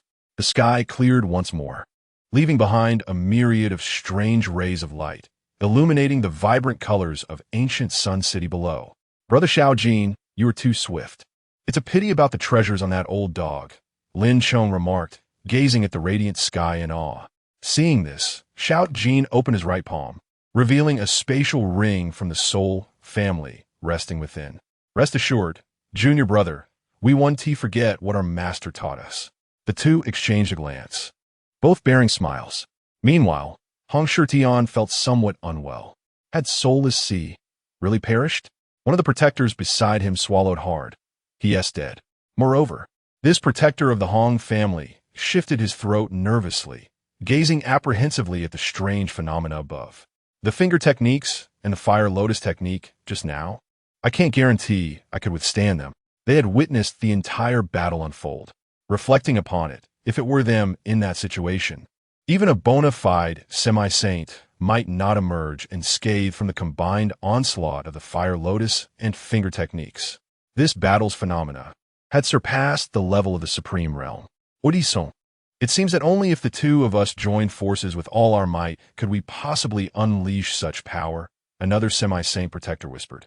Just then, the previously radiant sky began to shatter like a mirror. From the cracks in the fragmented void, an overwhelming pressure descended.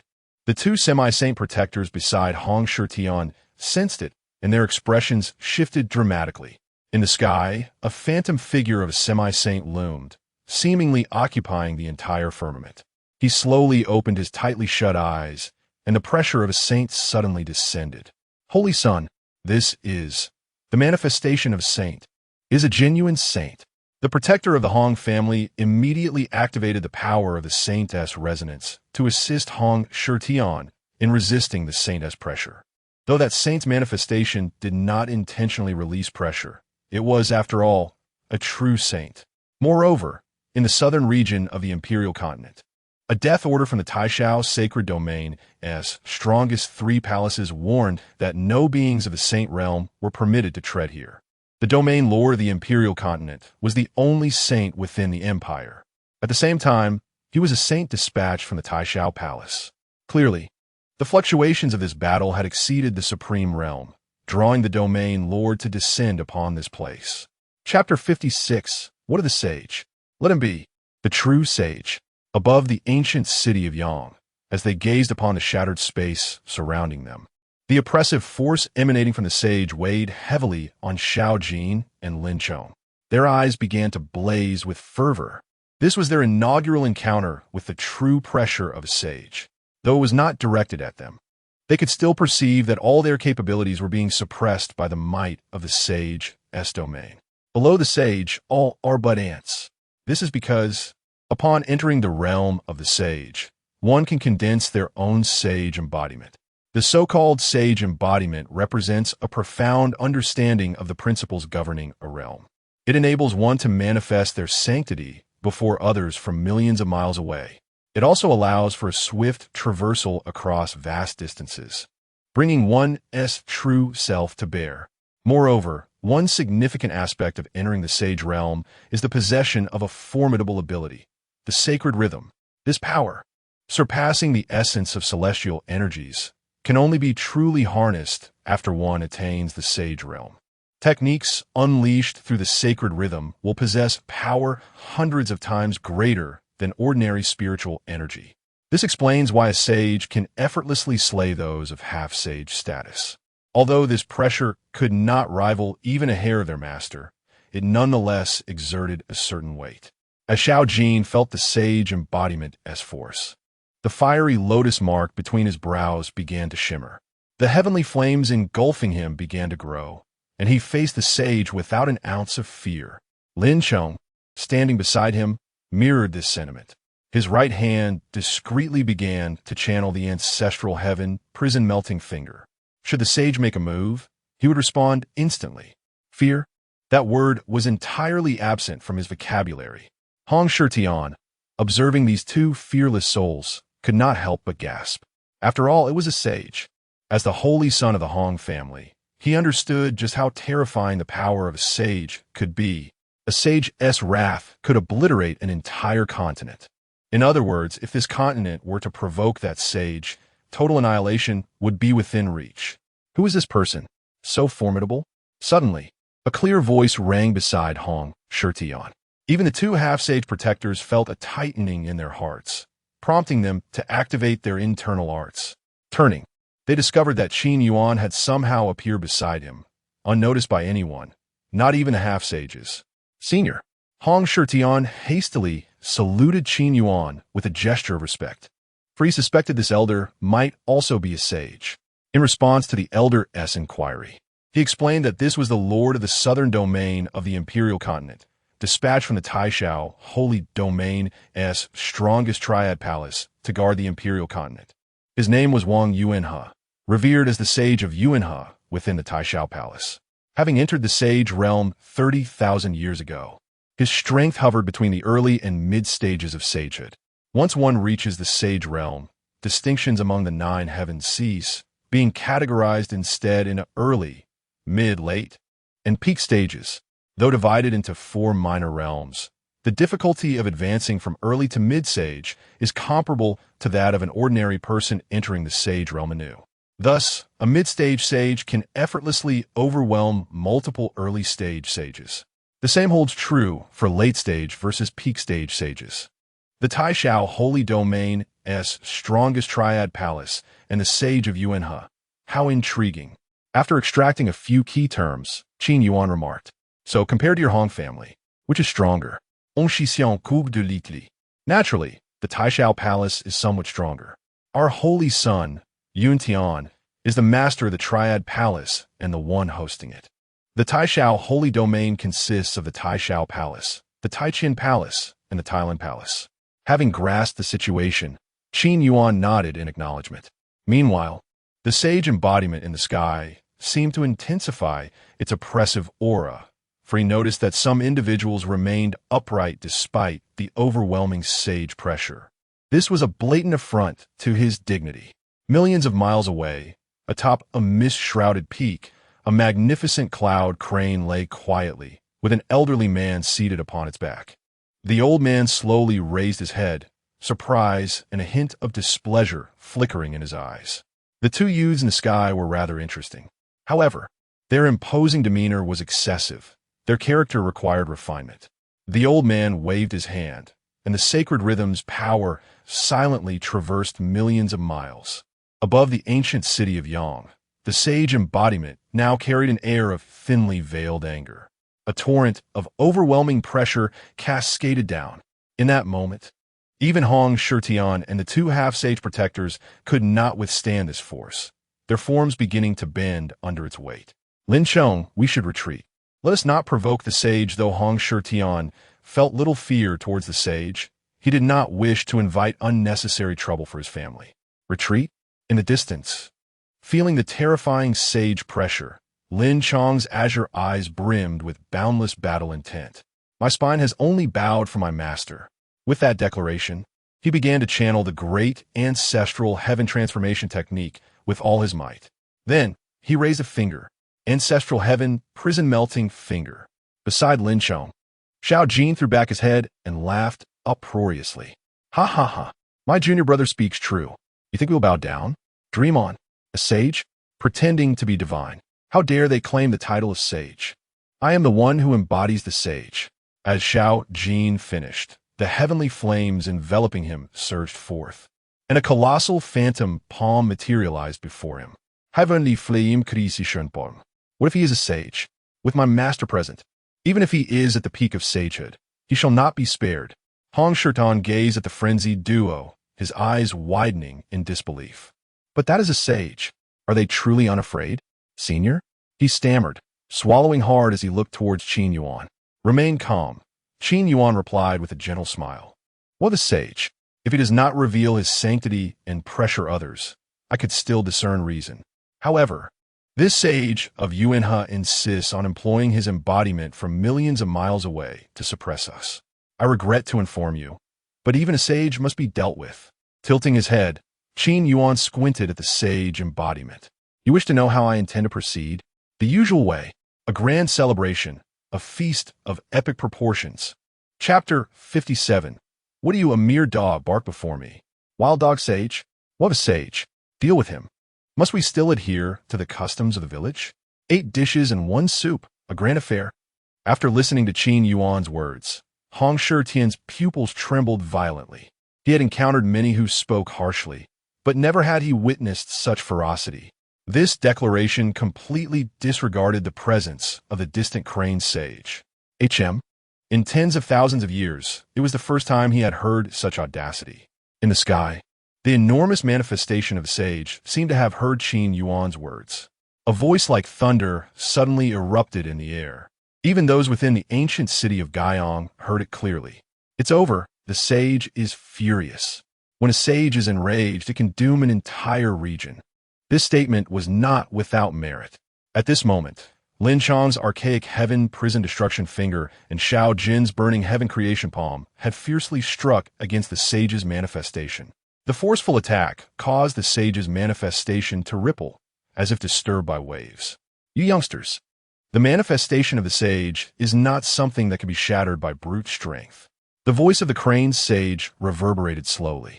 At the apex of the sage's manifestation, the void rippled, and an old man riding a cloud crane gradually appeared before the crowd. Clad in azure robes, with white hair and beard, he exuded an aura of benevolence at first glance. Were it not for his current endeavor of suppressing Xiao Jin and Lin Chong in the sky, one might mistake him for a kind-hearted individual. The crane sage traversed millions of miles, his true self directly arriving at this location. At this moment, he looked down upon Xiao Jin and Lin Chong. Very well, let us consider your youthful fearlessness. The crane sage's gaze slowly shifted towards Hong Shirtian. Although the methods employed by the soulless contravene the natural order, as representatives of the Taishao sacred domain, according to the customs of our Taishao palace, family guardians may only act to protect the sacred son in critical moments. Yet, you have taken it upon yourselves to slay the soulless sea. The Hong family. You truly have put me in a difficult position to explain. Upon the crane sage's arrival, he had already assumed that the soulless sea had been killed by the guardians of the Hong family. Otherwise, who else could have slain a being on the brink of semi-sainthood?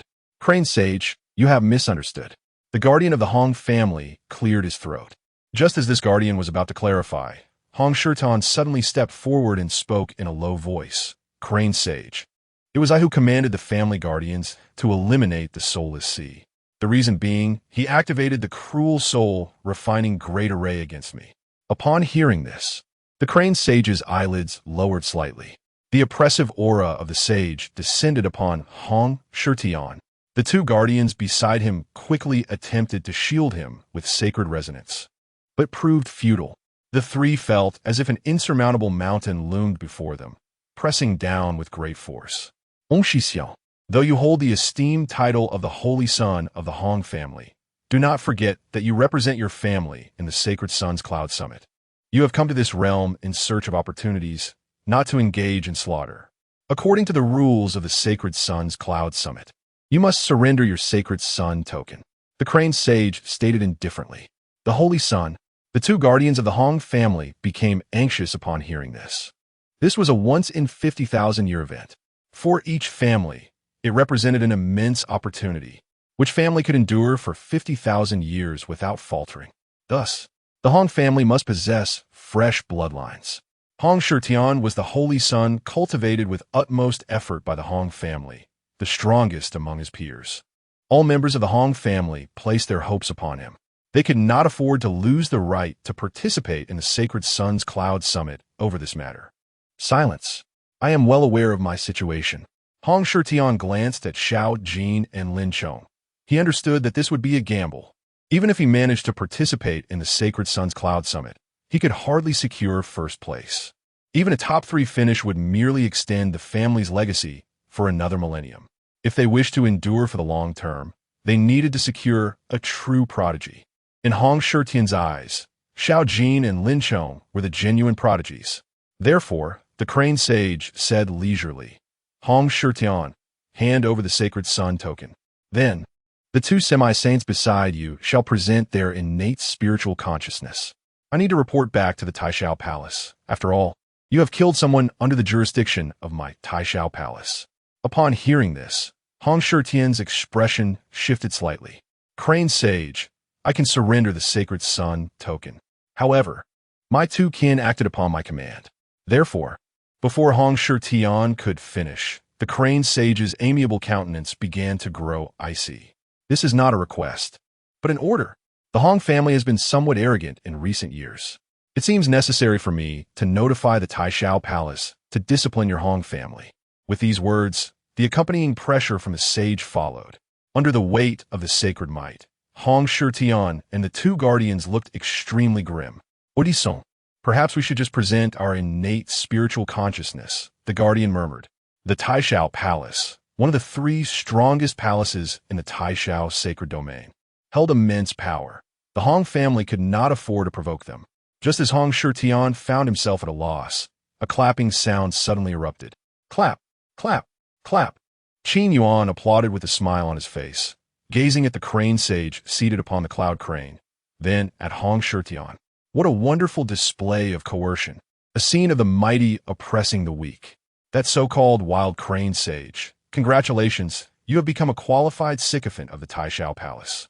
After Qin Yuan's words fell, the expression of the Crane Sage on the cloud crane immediately stiffened, his disbelief apparent as he stared at Qin Yuan. Just now, were you speaking of me?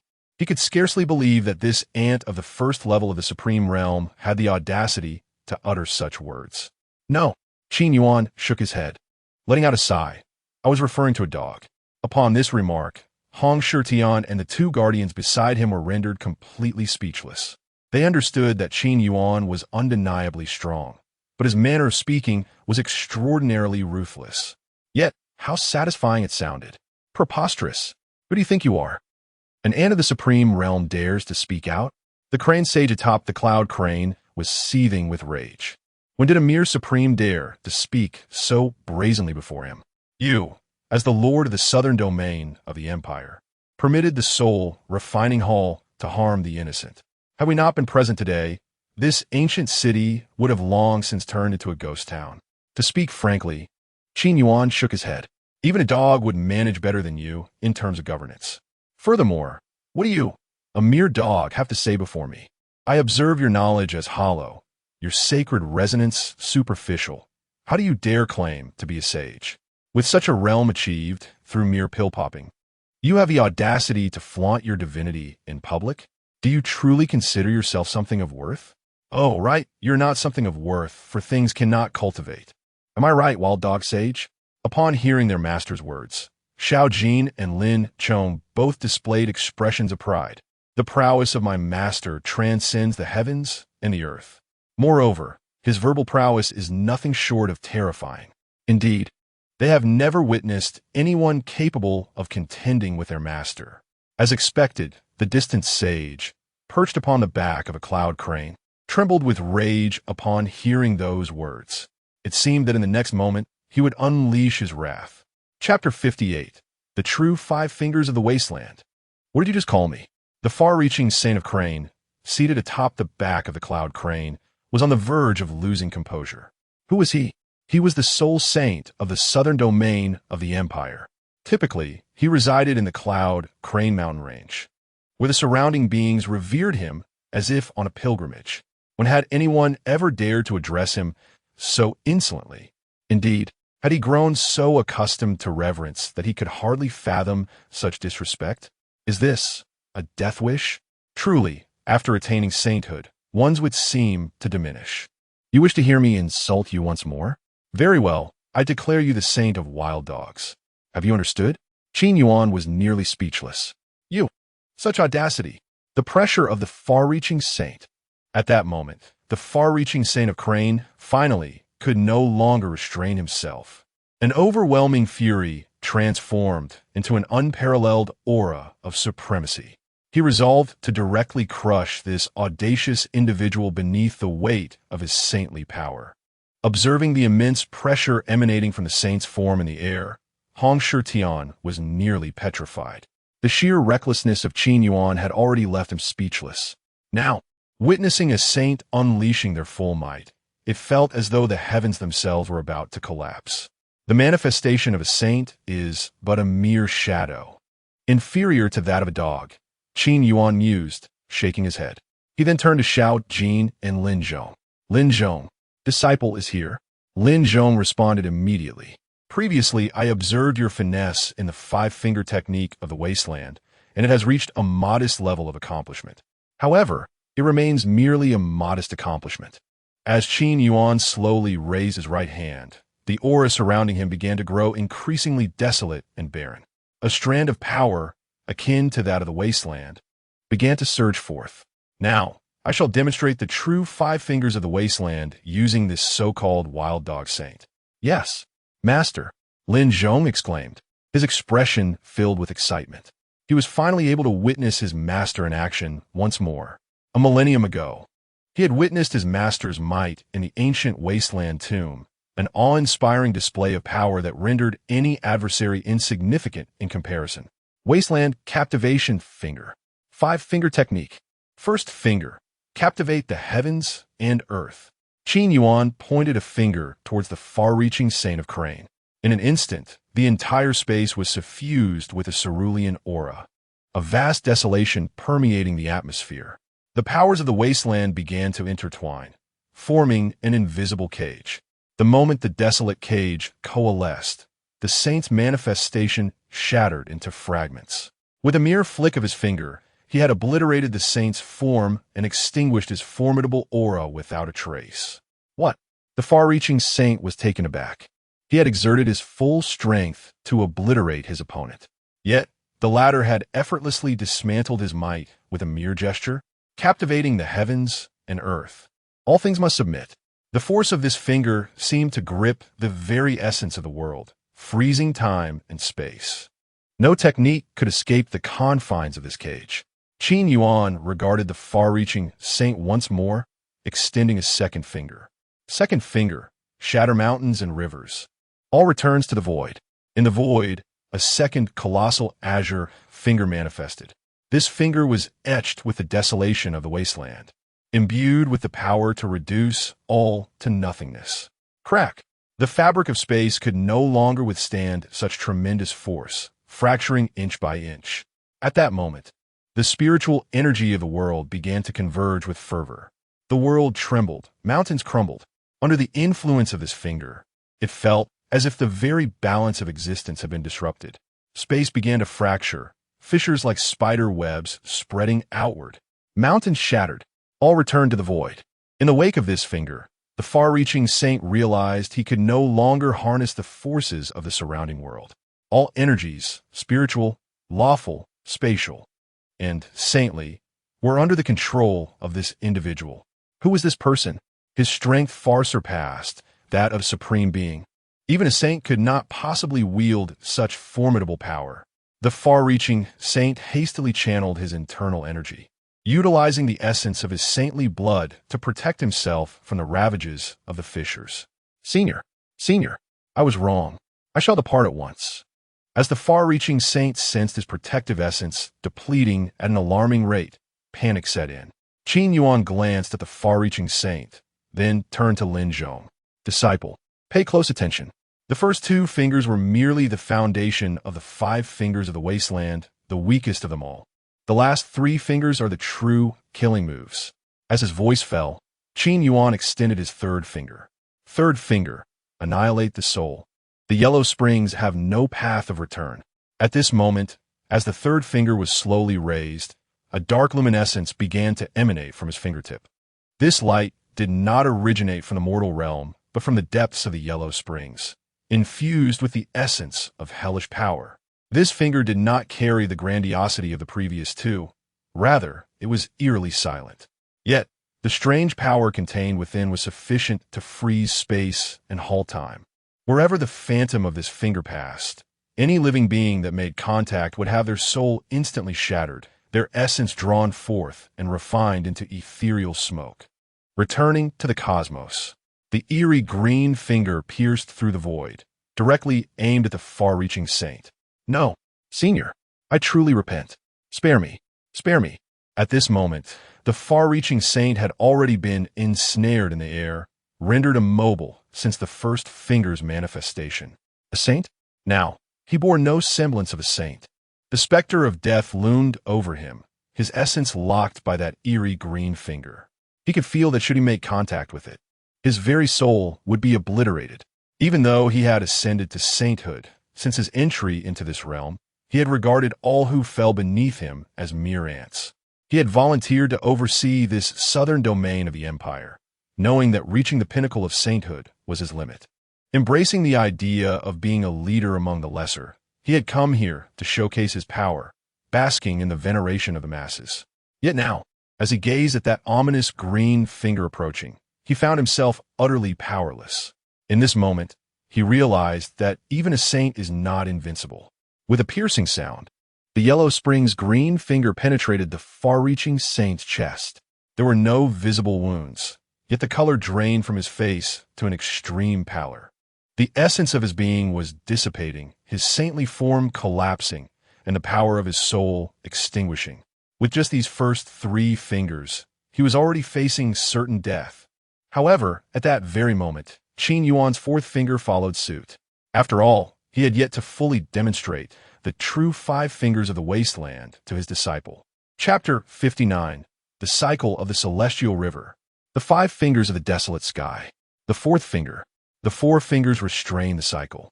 Life and death not governed by heaven. As Qin Yuan slowly raised his 4th finger, the entire world seemed to dim.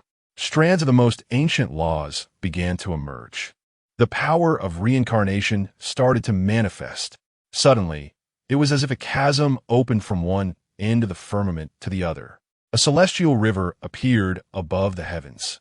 Within the celestial river, shimmering lights flowed, and the waters hung upside down from the celestial dome. This bizarre scene allowed all beings in the Empire continent to behold. The waters of the celestial river were not true streams, but were woven from countless glimmers of souls. The waves of soul water sparkled, reflecting the myriad of worldly things. On either side of this celestial river, there seemed to be no fixed boundaries. The river did not produce the sound of rushing waters, but rather a deep, resonant hum imbued with ancient and mysterious whispers. This is. The sage of distant cranes gazed at the boundless celestial river suspended in the sky. As a sage, he naturally understood what this was. Indeed, there truly exists. The river of reincarnation. His pupils filled with terror. For tens of thousands of years, he had never felt such fear, because he had perused some ancient scrolls in the Tai Shao Palace, which contained fragments of records about the river of reincarnation. However, since no one in later generations had been able to open the river, these records had long been dismissed as legends from ancient times. Yet now, upon seeing the celestial river hanging in the heavens, the sage of distant cranes comprehended that the individual he had just targeted possessed the power to transcend heaven and earth. The Holy Sun, this is incredible. This is indeed the river of reincarnation. The 2 semi-saints beside Hong Shitian could no longer contain their astonishment, their shock overwhelming their composure. The river of reincarnation, as the holy son of the Hong family. Hong Shitian had also perused ancient texts and understood what the river of reincarnation represented. Every sentient being in this world, every being that awakens wisdom, is inherently marked by the imprint of reincarnation. This mark is elusive, intangible.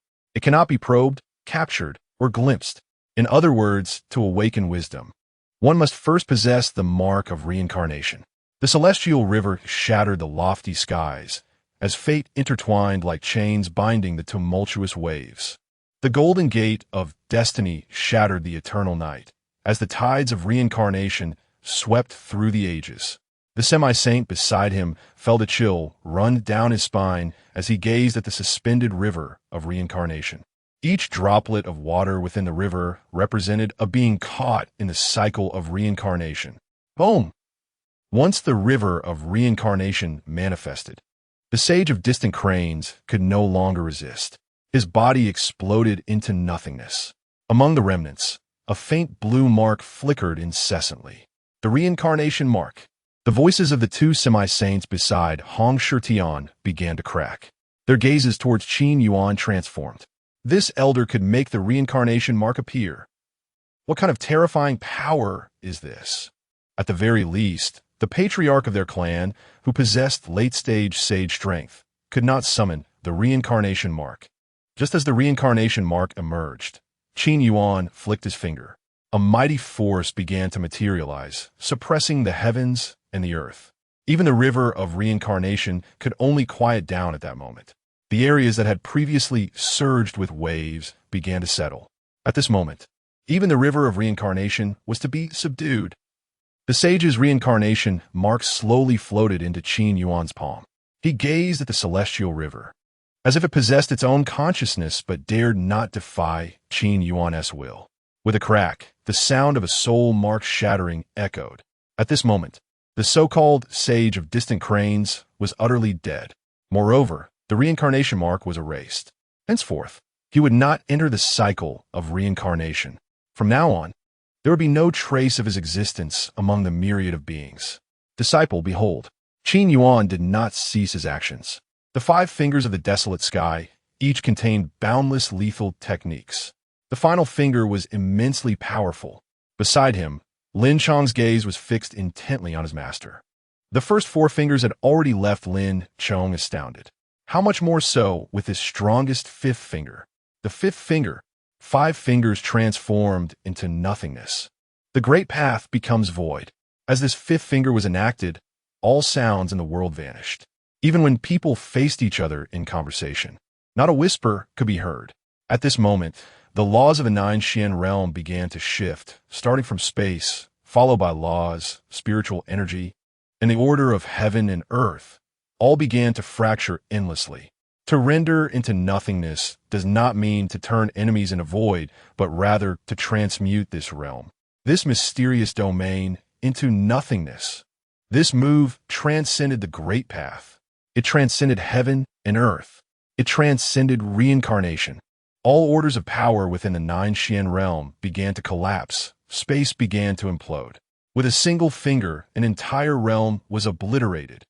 Watching the surrounding space continuously collapse, the heavens themselves shrinking, even the river of reincarnation began to fade into the elusive unknown, ultimately vanishing from sight. This finger from my master is truly terrifying. Lin Chong and Xiao Jin stared at this overwhelming finger, swallowing hard. Meanwhile, Hong Shirtian and his 2 semi-saint guardians were left utterly stunned, their expressions reflecting sheer shock. This is an entire 9 Xian realm. With a single finger, the heavens and earth crumble. The laws of order in the 9 Xian realm cannot withstand it. Who? Qin Yuan retracted his finger and surveyed the devastation he had caused, clearing his throat lightly. Perhaps I exerted too much force. I did not realize that the laws of the 9 Xian realm were so fragile. Can I be blamed for this? He recalled that in the ancient tomb of the primordial, he could summon 4 techniques at will, without the restraint he faced now. That elder, we should set off to the Tai Shao holy domain at once. The laws of the 9 Xian realm have collapsed. At most in 2 hours, this realm will be obliterated. If we do not leave now, it will be too late. Hong Shirtian stepped through the air, arriving before Qin Yuan and his companions. Bowing respectfully, upon hearing this, Qin Yuan tilted his head, sizing up Hong Shirtian from head to toe. Leave? And what are the lives of countless beings in the 9 Xian realm? Can you truly be so heartless? Hong Shirtian was taken aback. He looked at the surrounding space, fracturing inch by inch, the laws of order becoming chaotic. Can this be helped? It is not as if we are being heartless. Then, does the elder mean? Hong Shirtian was bewildered. Restore it before leaving. Qin Yuan waved his hand, sighing softly. The collapse of laws and the dispersal of heavenly power, the rupture of time and space. Can this be restored? Hong Shirtan and the two semi-saints beside him were at a loss for words, their faces frozen in shock. Qin Yuan glanced at Hong Shirtan and the others, looking at the vast expanse of space that had transformed into deep void. He smiled gently and said, merely reshaping the heavens and the earth. Is this not simply a matter of grasping it? Chapter 60.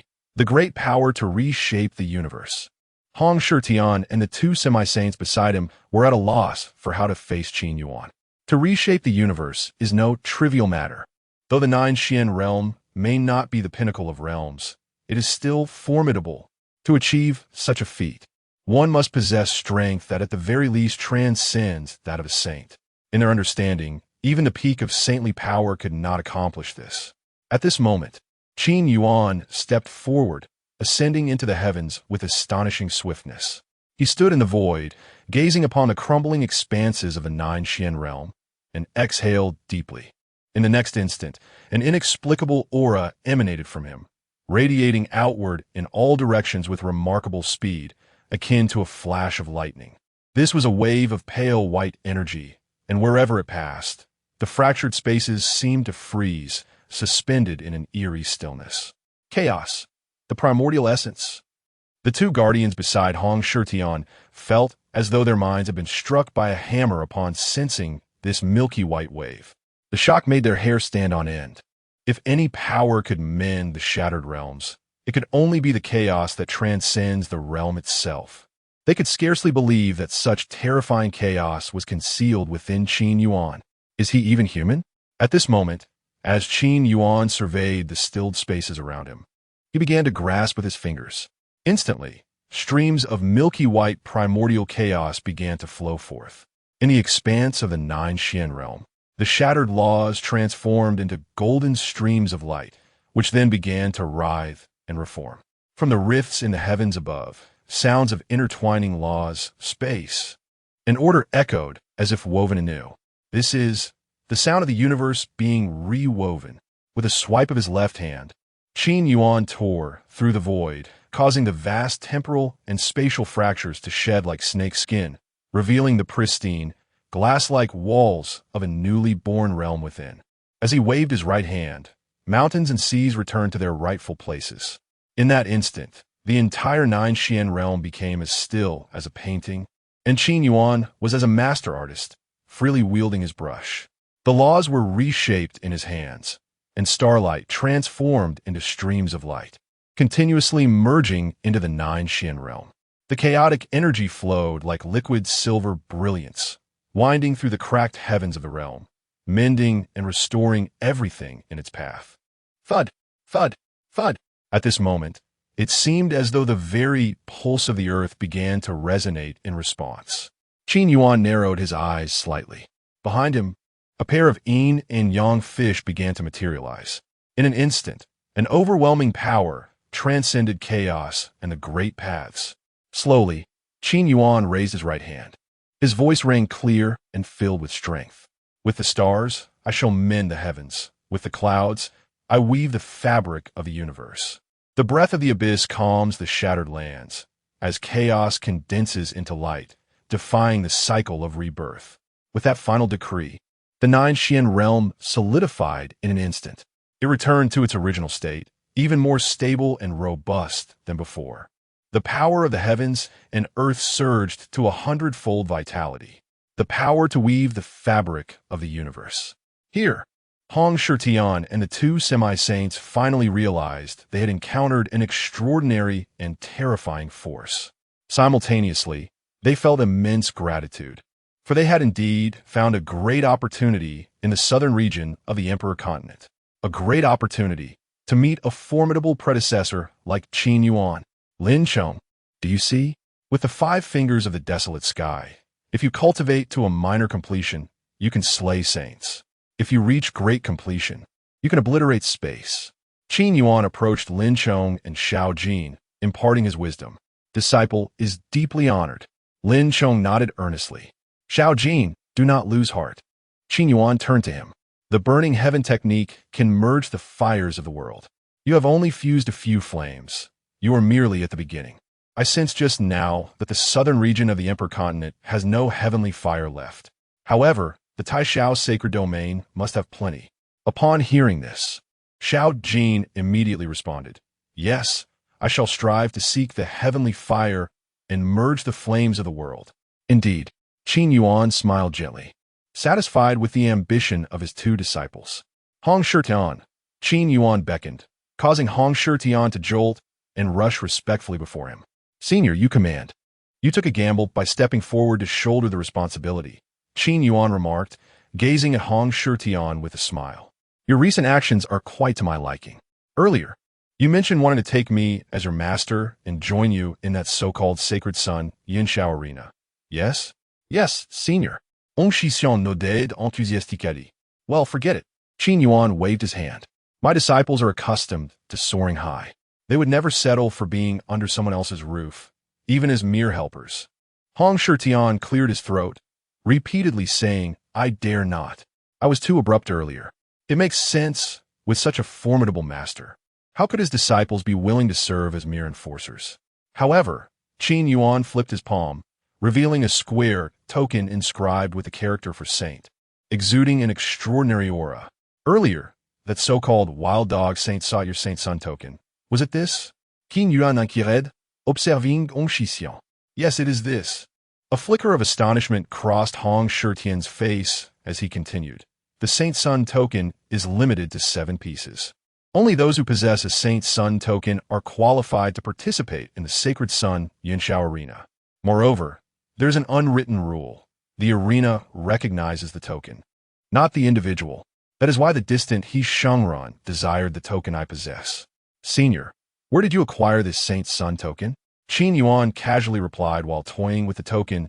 Oh, I previously eliminated an inconspicuous Wang Qing and scavenged it from a spatial ring. At this, Hong Shitian was momentarily stunned. Wang Qing, the Saint Sun token? He swallowed hard, quickly retrieving a square jade from his spatial ring. The name Wang Qing inscribed on the jade had indeed turned gray. Wang Qing, the Saint Sun of the Wang clan in the Taishao sacred domain, is dead. You mentioned that the Saint Sun token recognizes the token, not the individual, correct? Qin Yuan squinted, a smile gracing his features. Indeed, Hong Shitian nodded. Qin Yuan casually tossed the Saint Sun token to Lin Chong, declaring, "Disciples, your opportunity has arrived. Participate in the Sacred Sun Yinshao Arena and seize first place. Let Hong Shitian take second place. As for third, let the others contend for it." Lin Chong accepted the token, exchanging glances with Xiao Jin, and replied earnestly, "Yes, Master." Chapter 61. The sacred domain of Taishao and the 3 great sacred palaces gazing at Lin Chong, who had received the Sacred Sun's order from Wang Qing. A semi-holy guardian beside Hong Shitian could not help but voice his concern. "Elder, if your disciple appears at the Cloud Sky Arena wielding this Sacred Sun's order, the Wang family will immediately recognize it as Wang Qing's and may hold a grudge against him." Upon hearing this, Hong Shitian interjected on behalf of Qin Yuan. "Do you think the elder fears the Wang family?" The semi-holy guardian abruptly came to his senses, repeatedly tapping his head. "Indeed, my apologies, elder. I was overthinking it." This formidable elder possessed the power to reshape the very fabric of the world. Qin Yuan waved his hand with a smile, acknowledging the guardian's good intentions. If the Wang family were all as arrogant and overbearing as Wang Qing, their existence would be rendered unnecessary. In a single statement, the fate of the Wang family had been sealed. Hong Shitian silently marveled. "I hope the Wang family does not court death. Otherwise, they truly will perish. Master, when shall we depart?" Lin Chong inhaled deeply. Upon witnessing his master display the overwhelming might of the primordial 5 fingers, his desire for strength intensified. The top 3 sacred suns at the Cloud Sky Arena would gain access to the Xianke Heavenly Gate, a domain reserved only for those of semi-holy status. Within this gate lay unparalleled opportunities for every cultivator. He had discovered records in ancient texts indicating that many extraordinary prodigies had entered the Xianke Heavenly Gate, emerging with a minimum strength of semi-holy status and some even transcending directly into the realm of saints. Such opportunities must not be squandered. "We shall set forth at dawn tomorrow," Qin Yuan said with a gentle smile, then returned to the Yiping immortal residence in Guyang City, as he had yet to finish savoring the exquisite 3 yuan chicken. At this moment, the entire 9 Xian realm remained shrouded in silence, under the shadow of a terrifying being capable of rewriting the world's very coordinates. Meanwhile, Qin Yuan sat at the table within the Yiping immortal residence, gnawing on a chicken leg and sipping fine wine, embodying a sense of nonchalance as he relished his accomplishments.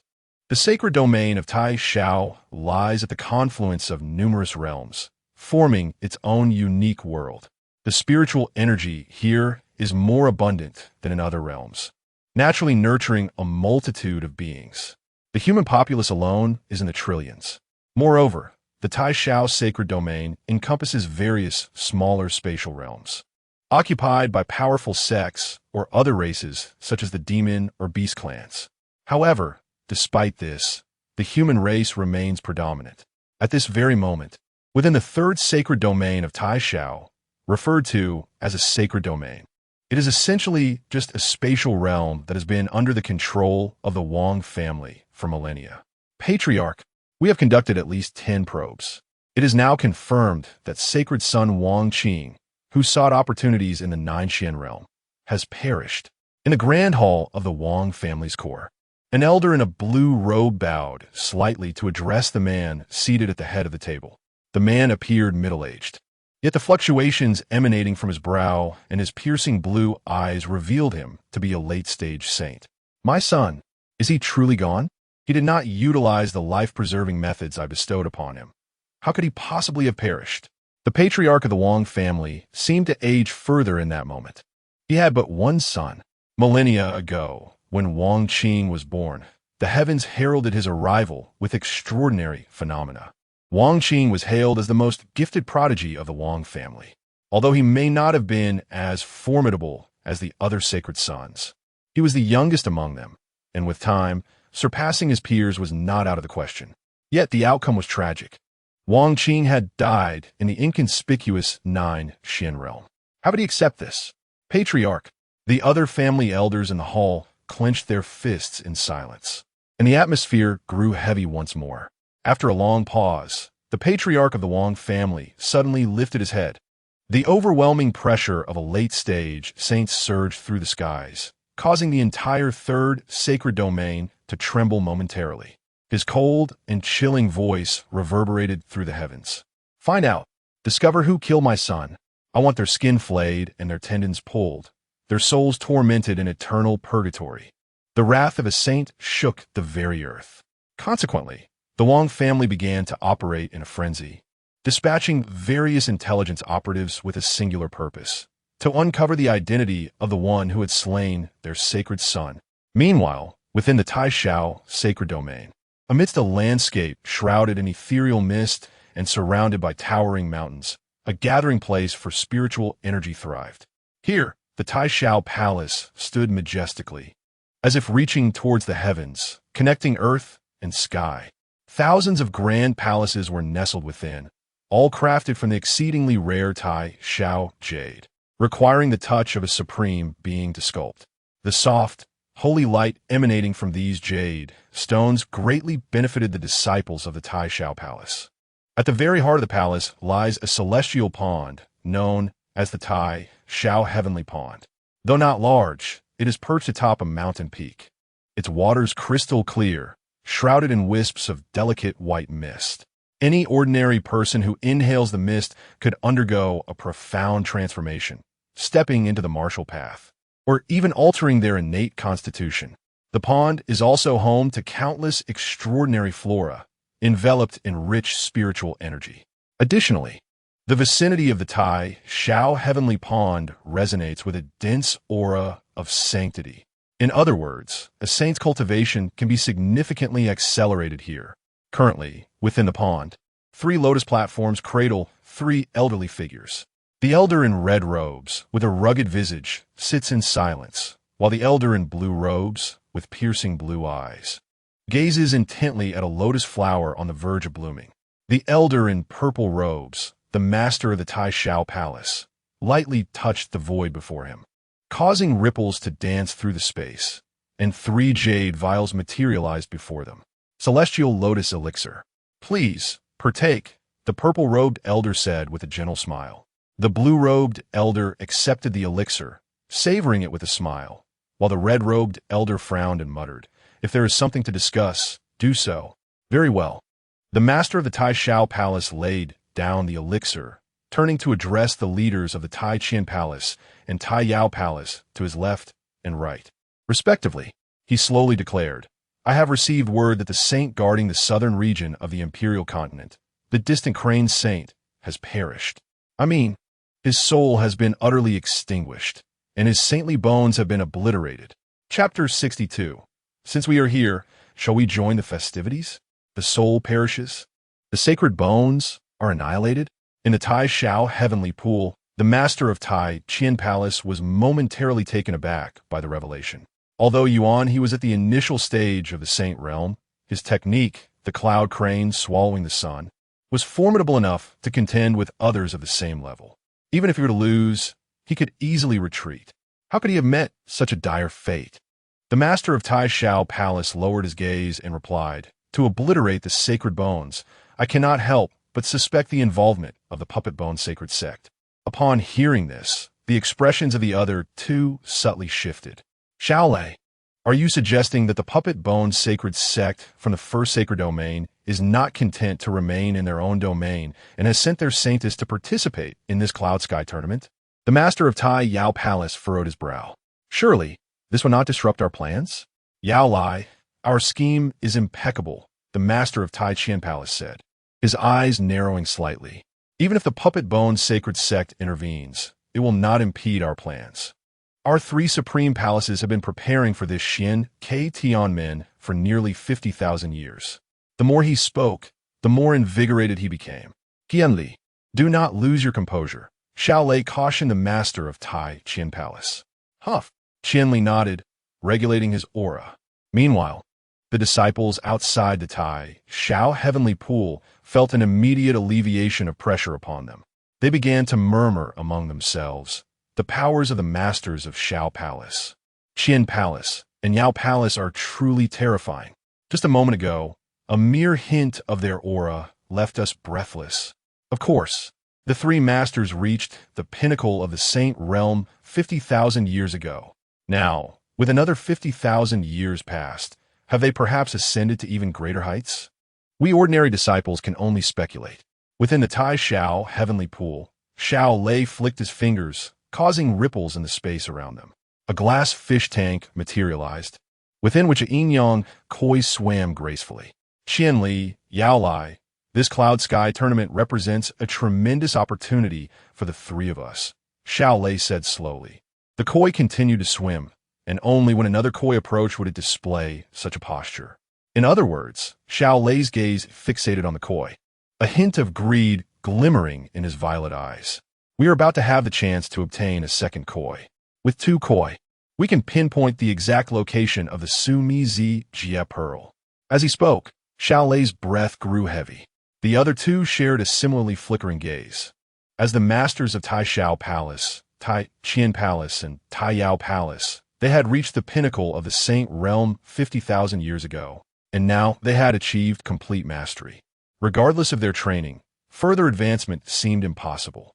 To break the chains of the saint pinnacle, they required the powerful treasures of the heavens and earth. If they could locate and refine the Sumi Zi Jia pearl, breaking through that barrier would be a mere formality. Though their 3 supreme palaces were at the forefront of the Tai Shao sacred domain, they now realized that in the grand tapestry of the vast world, the Tai Shao sacred domain was but a mere drop in the ocean. Meanwhile, as the 3 supreme palaces plotted regarding the Xian Ke Tianmen in the skies above an ancient city within the Tai Shao sacred domain, the space suddenly shattered like glass, and 2 figures emerged. The figure on the left appeared somewhat delicate, resembling a frail scholar, his azure robes flowing like gentle water. Beside him was a young man clad in black. "Li, Are you truly certain you haven't misperceived anything this time? The black-clad youth asked with a hint of exasperation, as if accustomed to such situations. It cannot be mistaken. The gentle features of the azure-robed man were alight with indescribable excitement. This time, I will not be wrong. My master has said that upon breaking through the saint realm and reaching a higher state, one can sense the reincarnation river. This direction is indisputable. The reincarnation river has manifested. The black-clad youth shrugged, resigned, for he had heard similar proclamations countless times before. However, the more he heard, the more intrigued he became about the master of the azure-robed man. What kind of formidable being could cultivate a prodigy like Li Ruoshui? In just a few thousand years, he had ascended from an ordinary cultivator to the peak of the saint realm, and recently, he had shattered the constraints of that pinnacle to reach a higher realm, the great saint realm. Before the great saint, even saints would bow low. What an astonishing talent! He outshone the prodigies of their realm. Fong, you really need not accompany me, Li Ruoshui said, exhaling softly. That is out of the question. Fong Mo waved his hands fervently. My family has calculated the heavenly secrets and expended decades of accumulated power to determine that staying by your side guarantees great opportunities. So, Li, I'm sticking with you. Hearing this, Li Ruoshui could only relent. So where do we go now? Fong Mo inquired. I do not know. The aura of the reincarnation river vanished a day ago, Li Ruoshui replied, shaking his head. Were it not for the technique gifted by my master, related to the reincarnation river, I would not have sensed the river's presence. Fong Mo, seemingly prepared for this, smiled and said, I anticipated this, which is why I inquired about the Tai Shao sacred domain before we set off. Counting the time, the Cloud Sky tournament is currently underway in the Tai Shao sacred domain. It is a contest jointly hosted by the 3 supreme palaces of the Tai Shao sacred domain. Come, since we are here, let us partake in the festivities. Noticing Li Ruoshui's hesitation, Fong Mo quickly added, Fear not. We shall maintain our auras and avoid entanglements. Upon hearing this, Li Ruoshui finally sighed in relief. Very well then. Fong Mo smiled and said, Let's be on our way. In an instant, his figure seemed to become transparent. Upon closer inspection, it was merely an afterimage left behind, while he and Li Ruoshui had already traversed vast distances, the very fabric of space rippling in their wake. If a saint could obliterate a continent, then a great saint could annihilate an entire realm. Clearly, both Fong Mo and Li Ruoshui were great saints who had transcended the pinnacle of the saint realm. Chapter 63. The Sacred Bone Sect and the Soul Clan in a certain realm of the Tai Shao sacred domain, amidst a shimmering rainbow bridge. Ethereal waves of energy began to manifest within the spatial law array. Several figures materialized from within. Is this truly the Tai Shao sacred domain? The spiritual energy here is indeed somewhat abundant, yet only marginally so. Upon arriving in the Tai Shao sacred domain, Qin Yuan assessed the surrounding spiritual energy and rendered his judgment. Disciples of the Hong clan, we are honored to welcome you, esteemed elder, before the teleportation array of the Rainbow Bridge. Over 100 members of the Hong clan, whose cultivation levels range from the supreme realm to half-saints and early-stage to late-stage saints, respectfully greeted him. The leader among them was none other than Hong Jun, the patriarch of the Hong clan, one of the 5 great clans of the Tai Shao sacred domain. A day prior, Hong Shutian had sent one of his protectors back to the clan to inform his father of the events transpiring in the southern region of the imperial continent. Upon hearing the protector's account, Hong Jun was overwhelmed with excitement, unable to sleep throughout the night. The protector spoke of an elder capable of effortlessly tearing apart the heavens, summoning the river of reincarnation into the mortal realm. Furthermore, with a mere flick of his fingers, he could obliterate an entire world. Subsequently, he wielded even greater, terrifying powers to reshape that world. Such a superpower, possessing unparalleled abilities, was indeed a stroke of extraordinary fortune for the Hong clan. Moreover, according to the clan's protector, it seemed that Hong Shutian had performed admirably in the eyes of this esteemed being. In fact, The elder had casually promised that Hong Shitian would secure second place in the upcoming Sacred Sons Cloud Summit. This revelation nearly sent Hong Zhun into a euphoric faint. Who were those individuals? Even the patriarch of the Hong clan had personally come to welcome them. Who could possibly be so significant that they could not be trifled with by mere newcomers to the supreme realm like us? The surrounding cultivators, bustling about, were equally astonished upon witnessing this scene.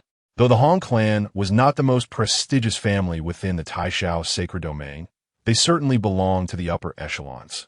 Yet, never had such a spectacle occur before. Could it be visitors from the upper realm?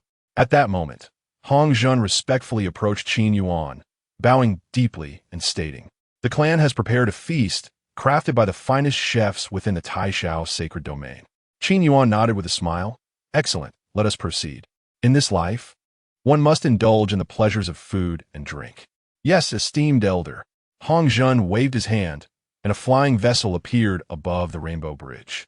Soon after, they embarked towards the fifth sacred domain of the Taishao sacred domain. The vessel traversed swiftly, covering several continents in just 1 hour, arriving at the Hong clan's residence. A quarter hour later, Qin Yuan took the seat of honor, gazing at the splendid array of delicacies before him, and he began to indulge without reservation. Xiao Jin and Lin Chong were not ones to be overly formal either. After a hearty meal and a few drinks, Qin Yuan spoke while traveling through the Rainbow Bridge. "I heard Hong Shitian mention that the Holy Maiden and the members of the Soul Clan are formidable foes. Who are these two? And could you elaborate on the Sacred Sons Cloud Summit?" In response, Hong Zhun respectfully replied, "Esteemed elder, this Sacred Sons Cloud Summit is jointly organized by the 3 strongest palaces. It will take place on the main peak of the Wanxiao mountain range, where countless cultivators will gather to observe on the day the arena opens. The participants in the Sacred Sons Cloud Summit will be families from our 7 sacred domain spaces. 5,000 years ago, the 3 strongest palaces released 7 Sacred Sun tokens, permitting anyone below the saint level to compete for them. Those who acquire the tokens will qualify for the Sacred Sons Cloud Summit, and those who possess a Sacred Sun token are deemed Sacred Sons. Each Sacred Sun may bring along 2 companions of the highest half-saint level. As long as they place in the top 3, their companions may also enter the Xiankei Heavenly Gate." Gently tapping his fingers on the table, a Sacred Sun token appeared before them, and Qin Yuan nodded slightly. "I see. No wonder there are multiple auras emanating from this token." He gestured for Hong Zhun to continue. "We have no fear the other families possessing Sacred Sun tokens. However, the Sacred Bone sect from the first sacred domain and the Soul Clan from the second sacred domain are indeed formidable adversaries." Taking a deep breath, Hong Zhun continued. "The Sacred Bone sect specializes in the cultivation of bone techniques. Their sacred maiden, Zhu Guerrero, is exceptionally skilled in bone refinement, with rumors suggesting she has even refined saints. The Soul Clan, on the other hand, focuses on soul cultivation. Their sacred son, Hun Li, is incredibly adept in soul refinement techniques that primarily target the spirit. If a newly ascended saint underestimates him, they may very well fall victim to his peculiar soul refinement methods." Qin Yuan nodded thoughtfully. "One cultivates bones, while the other cultivates souls. Both are ruthless methods, yet one cannot deny that such practices can indeed lead to rapid enhancement of cultivation and superior combat prowess among peers. What are your thoughts?" Qin Yuan turned to Xiao Jin and Lin Chong. "Master, leave Hun Li to me."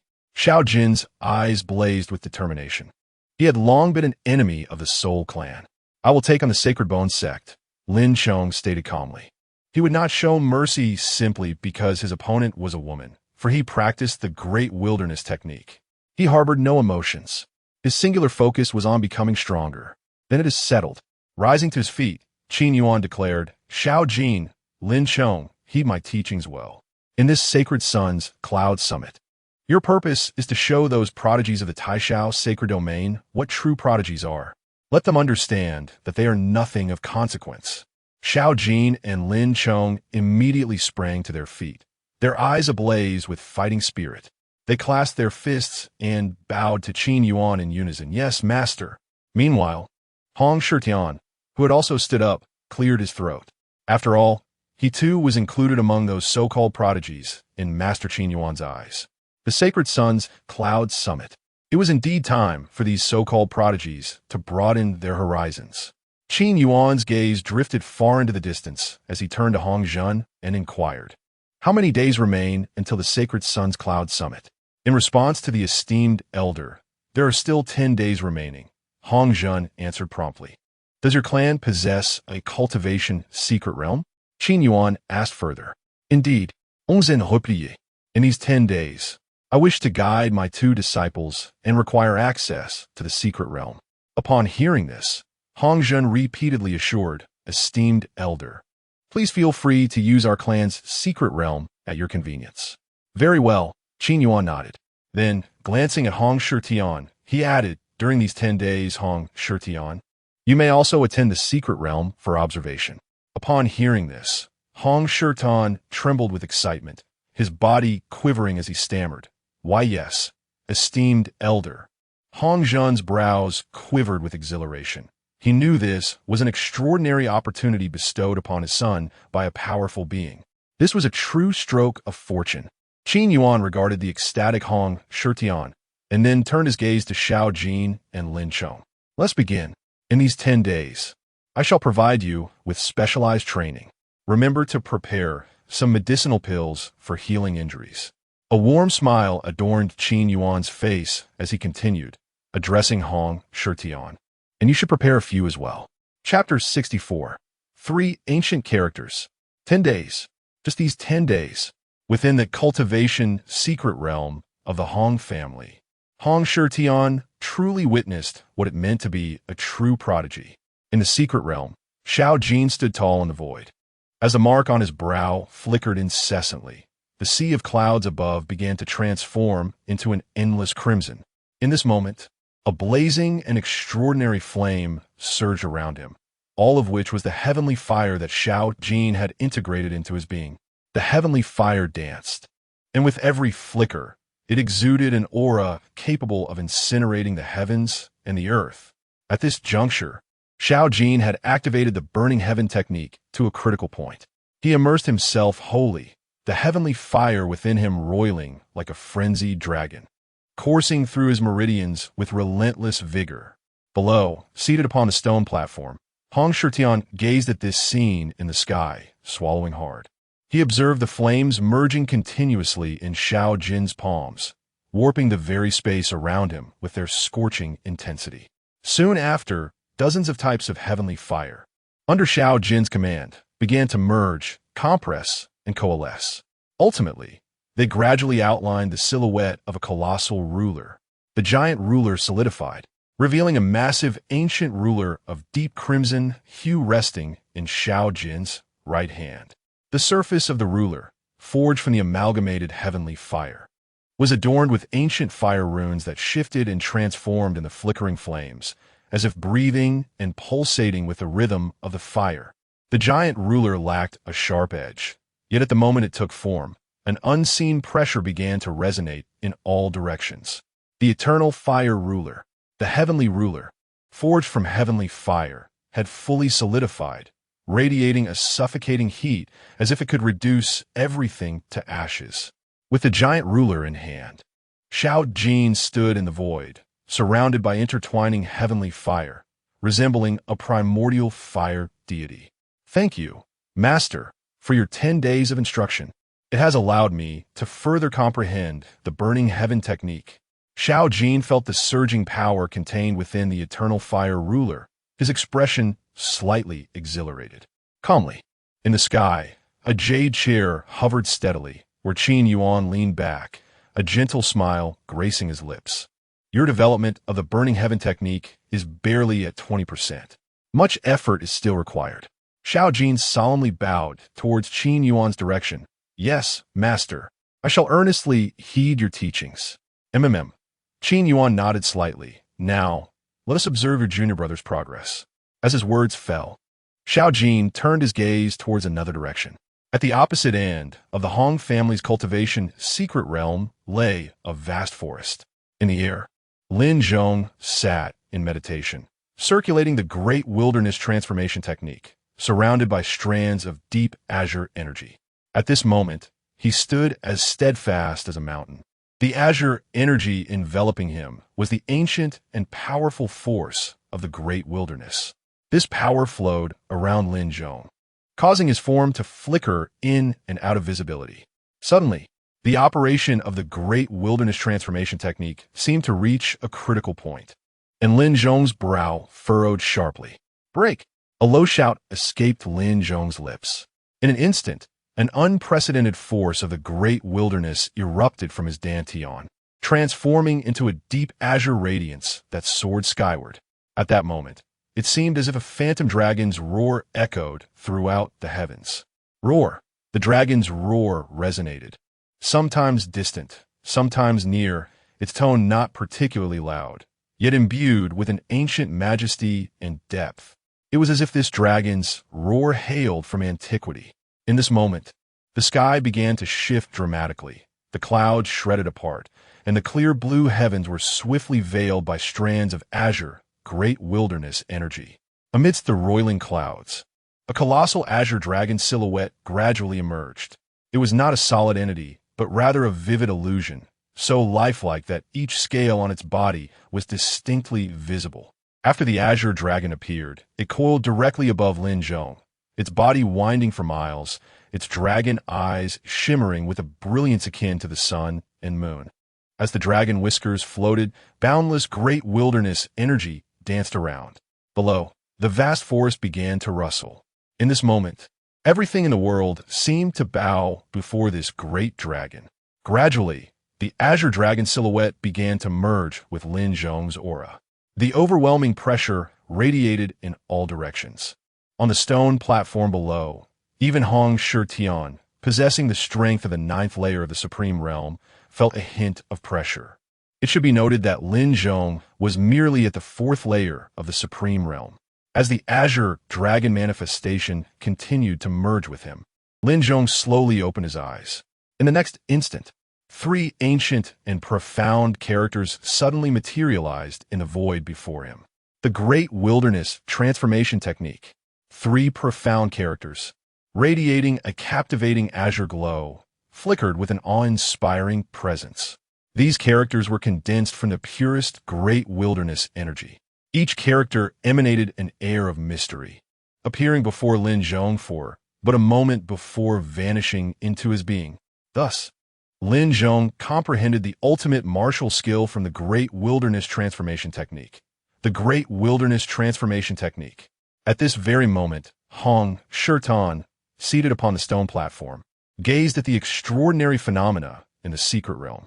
To his left, the sky was rendered crimson by Shao Jin's heavenly fire. To his right, the azure of the great wilderness energy enveloped the heavens.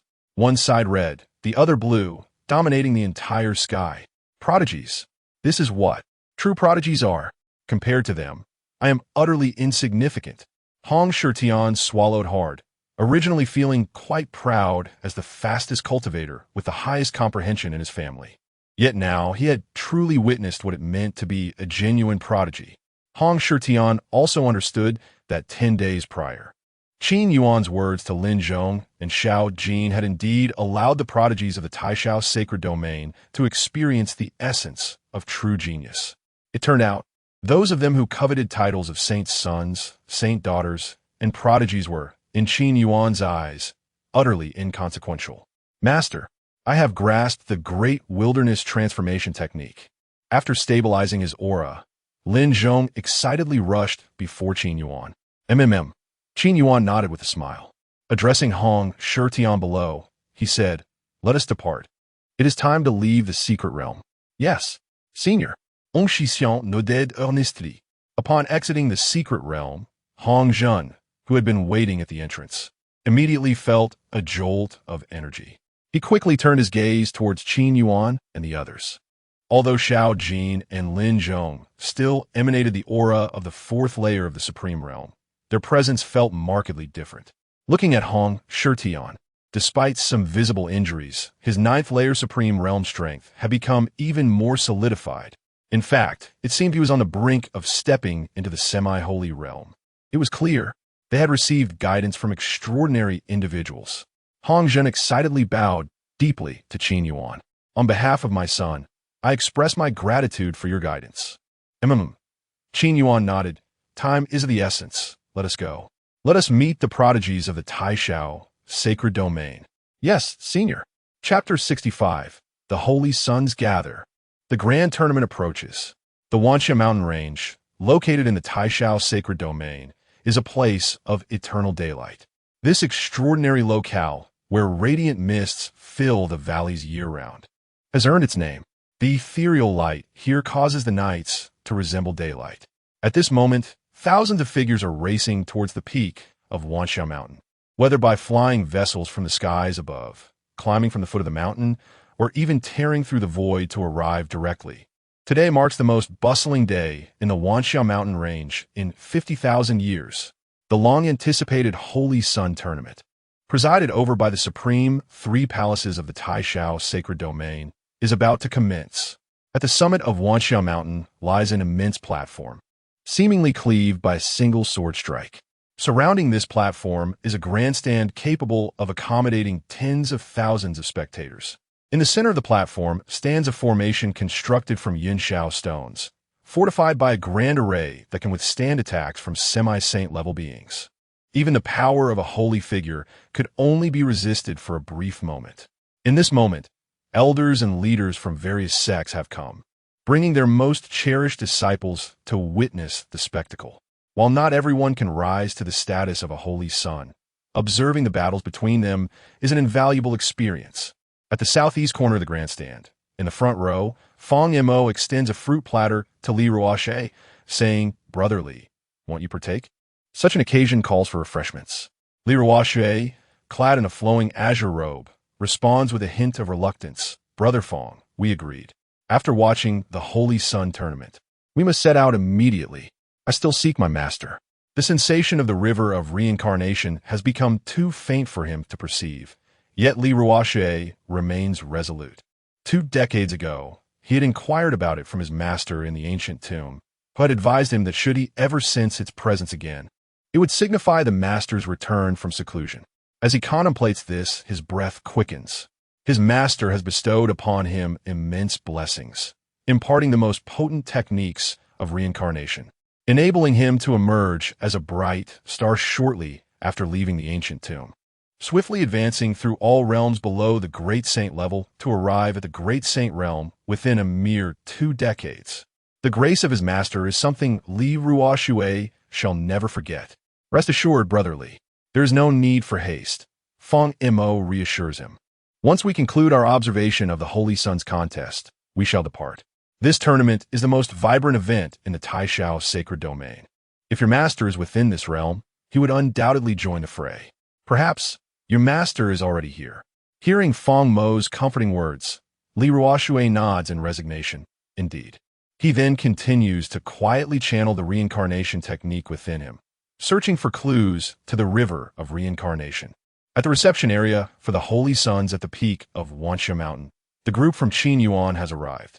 Hong Shitian approaches the reception hall and presents his Holy Sun token. The 2 attendant maidens at the entrance nod promptly and lead him into the hall. Qin Yuan and his companions approach the hall. Lin Chong produces the Holy Sun token from the Wang family. At this declaration, the attendant maidens' expressions shift subtly. There are only 7 Holy Sun tokens in existence, while recognition is based on the token rather than the individual. The recent peculiar behavior of the Wang family has not gone unnoticed. Specifically, the Holy Sun token of the Wang family has been seized, and their Holy Sun is nowhere to be found. The other families possessing Holy Sun tokens have observed through Fangyu that the Wang family's Holy Sun has perished. Now, the holder of the Holy Sun token is an unfamiliar figure, eliciting this unexpected reaction. Under the attendant's guidance, Qin Yuan and his companions enter the grand hall of the Holy Sun's reception.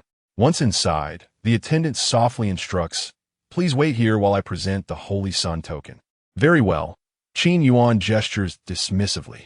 "Just notify us when the battles commence." He then takes a seat on a wooden chair in the hall, closing his eyes to rest. A moment later, at the highest tier of the viewing seats on the arena at the peak of Wanxia Mountain, Three of the 7 great families and factions have already arrived: the Wang family, the Qigo sacred sect, and the Hun family. Opposite them, the leaders of the supreme 3 palaces sit elegantly upon jade chairs.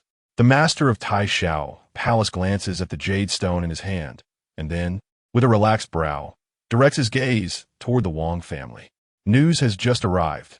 The Holy Sun token from the Wang family has been presented. 3 individuals have come forth, 2 of whom will participate in the Holy Sun battle, while the third appears to be their master. How bold they are! They seem to have a death wish. The head of the Wang family exclaims, crushing the dragon head carved into his jade chair with his right hand, releasing a surge of pressure characteristic of a late-stage holy figure. Patriarch, remain calm. The elders beside him urgently whisper. The leaders of the supreme 3 palaces have promised us that this matter will be addressed. Hearing this, Wang Shangyue struggles to contain the surging power within him and forcibly shuts his eyes. He truly did not expect that the murderer of his son would dare to use his son's Holy Sun token to participate in this Holy Sun Yunshao arena. Rest assured, Patriarch Wang, while we cannot address this matter overtly, once the Holy Sun contest concludes, we will ensure those 3 provide you with an explanation, Xiaolei remarks, his eyes narrowing. Meanwhile, the representatives of the Qigo sacred sect and the Hun family seem indifferent to this development. Their singular aim is to secure victory for their own Holy Son or Holy Daughter in this Holy Sun Yunshao arena, thus gaining entry into the Xianke Heavenly Gate and attaining the status of a holy figure. Holy figures fall into 2 categories: those who reach the pinnacle through the accumulation of time and cultivation, and those who achieve enlightenment after entering the Xianke Heavenly Gate. There are even exceptional prodigies capable of skipping multiple ranks. This is precisely why both the Qigo sacred sect and the Hun family are eager to claim the top position. The 7 prodigies and their companions are prepared. With a deep breath, Xiaolei rises from his jade chair, surveying the clamorous arena before him. He exchanges a glance with Qian Li and Yao Lai. In an instant, the 3 figures vanish, only to reappear within the Yunshao stone platform. Esteemed guests, may I have your attention, please? Xiaolei's slightly aged voice swiftly quiets the commotion, as if only his words resonate throughout the heavens and the earth. The aura of a peak holy figure begins to permeate the air. I hereby declare the commencement of the Holy Sun Yunshao arena. Xiaolei wastes no time and proclaims the beginning of this grand Holy Sun battle, held once every 50,000 years. At this moment, Qin Yuan has brought Xiao Jin and Lin Chong to the viewing seats within the arena. After selecting an optimal position, Qin Yuan reclines comfortably. Casting a glance at the 3 individuals on the arena below, he soon loses interest. They are merely peak holy figures who have amassed their strength through time. However, in the next moment, Qin Yuan's gaze shifts to the southeast corner of the arena, where he is slightly taken aback. The power of reincarnation. After a moment of contemplation, he exclaimed in surprise, "Li Ruoshui, this little fellow has arrived as well. Let me assess his capabilities." Qin Yuan focused his gaze for a brief moment, then chuckled softly. Quite impressive indeed. He has reached the great sage realm. It appears he has not been negligent in his cultivation. He nodded in satisfaction. Simultaneously, the system task was promptly activated. Ding! System task activated. Encounter with disciple Li Ruoshui. Reward: 50 trillion disciple fortune feedback points. At that very moment, the thunderous voice in the arena began to announce the rules for the Battle of the Holy Sun. Chapter 66. The talented ones, we have arrived. Xiaolei surveyed the surroundings and then proclaimed with a resonant voice. The rules for the Sacred Sun Yunshao Arena are quite straightforward. There are a total of 7 Sacred Sun tokens, and the first match will be a free-for-all. The 7 holders of the Sacred Sun tokens will enter the arena along with their companions.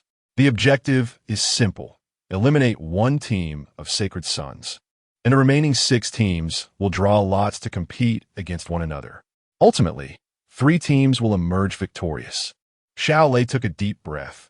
These 3 teams will have the opportunity to enter the mysterious Heavenly Gate under the auspices of our supreme 3 palaces. Of course, the title of the foremost Sacred Sun must be contested. The final 3 teams will engage in a decisive battle. and the victor will claim the title of the Sacred Son. Following this, some fundamental competition rules were outlined. For instance, the Sacred Son contest requires participants to exert their utmost. If one perishes on the arena, it is merely a testament to their inadequacy. There are two methods of defeat: being knocked off the Taishao Stone Arena or being killed. After all, this is the Sacred Son contest of the Taishao Sacred Domain. Held once every 50,000 years, trivial skirmishes do not merit the title of Sacred Son. Upon concluding Xiao Lei's explanation, Qin Yuan, reclining in a chair in the audience, rubbed his temples. After all this discourse, it merely boiled down to a no-holds-barred fight. In one succinct phrase, he encapsulated the rules of the Sacred Son competition. Disciples, the stage has been set for you. Now, deliver a small yet profound shock to these talented individuals. Qin Yuan picked up a delicate fruit from the platter on the side table and tossed it into his mouth. Yes, master. Lin Chong and Xiao Jin nodded confidently. At this moment, Xiao Lei had returned to the officiating seat and began to announce. Next, we invite all holders of the Sacred Son tokens to enter the arena. As his words fell, a strange black mist suddenly enveloped the previously empty Yunxiao arena. As the mist swirled, three figures emerged, stepping forth. Leading them was none other than Han Li. Beside him were his two companions. One was Han Wuyo, and the other was initially intended to be Han Wuhai. But Han Wuhai's life token had shattered a dozen days prior, filling Han Wuyo with rage. Nevertheless, with the Sacred Son contest imminent, he had to suppress his fury and accompany another guardian from their family to join Sacred Son Han Li in this Yunxiao arena. The Sacred Sons of the Han clan. Han Li, a Longshind Han Vaiyu, and the other appears to be their family's second elder. The onlookers marveled at the trio's impressive might. Gasp! They were all half-saints? Upon sensing the presence of Han Li and his companions, the cultivators in the stands swallowed hard. The requirement to participate in the Sacred Son Yunxiao arena was to be below the rank of saint. Yet here stood the three from the Han clan, all of them being half-saints. This clearly demonstrated their grand ambitions for this contest. Just as Han Li's trio took the stage, suddenly, a ripple appeared in the space hundreds of feet away from them, as if something was attempting to tear through the fabric of reality. In the next moment, the space was violently ruptured by a pair of skeletal hands. A chilling sound echoed ominously. Before the crowd stood two chillingly white skeletons, continuously tearing open the rift. Within their hollow eye sockets flickered a wisp of purple, ghostly flame. Following this, a woman clad in red stepped forth. She possessed exquisite beauty, yet an unsettling aura radiated from her entire being. With her violet eyes casting a casual glance across the arena, those of slightly lower cultivation felt their souls being drawn in, their bones turning to jelly. When they regained their senses, a cold sweat broke out on the backs of all the cultivators. The woman in red stood proudly, flanked by the two eerie skeletons. The Puppet Bone Sacred Sect, capable of refining the living into bone puppets. Their methods of cultivation are equally as brutal, on par with the soul-refining techniques of the Han clan. Zhu Guirao, the saintess of the Puppet Bone Sacred Sect. It was rumored that those who pursued her were all refined into puppets. How terrifying! Her strength was also at the half-saint level. And what of her aids? Did she even require assistance? The strength of her skeletal companions was comparable to that of half-saints. The cultivators began to murmur among themselves. Next came Hong Shitian from the Hong clan of the Fifth Sacred Domain. He stepped onto the Yunxiao arena alone. This spectacle left the spectators bewildered. The Hong clan? Just the single Sacred Son? Had they given up? That seemed implausible.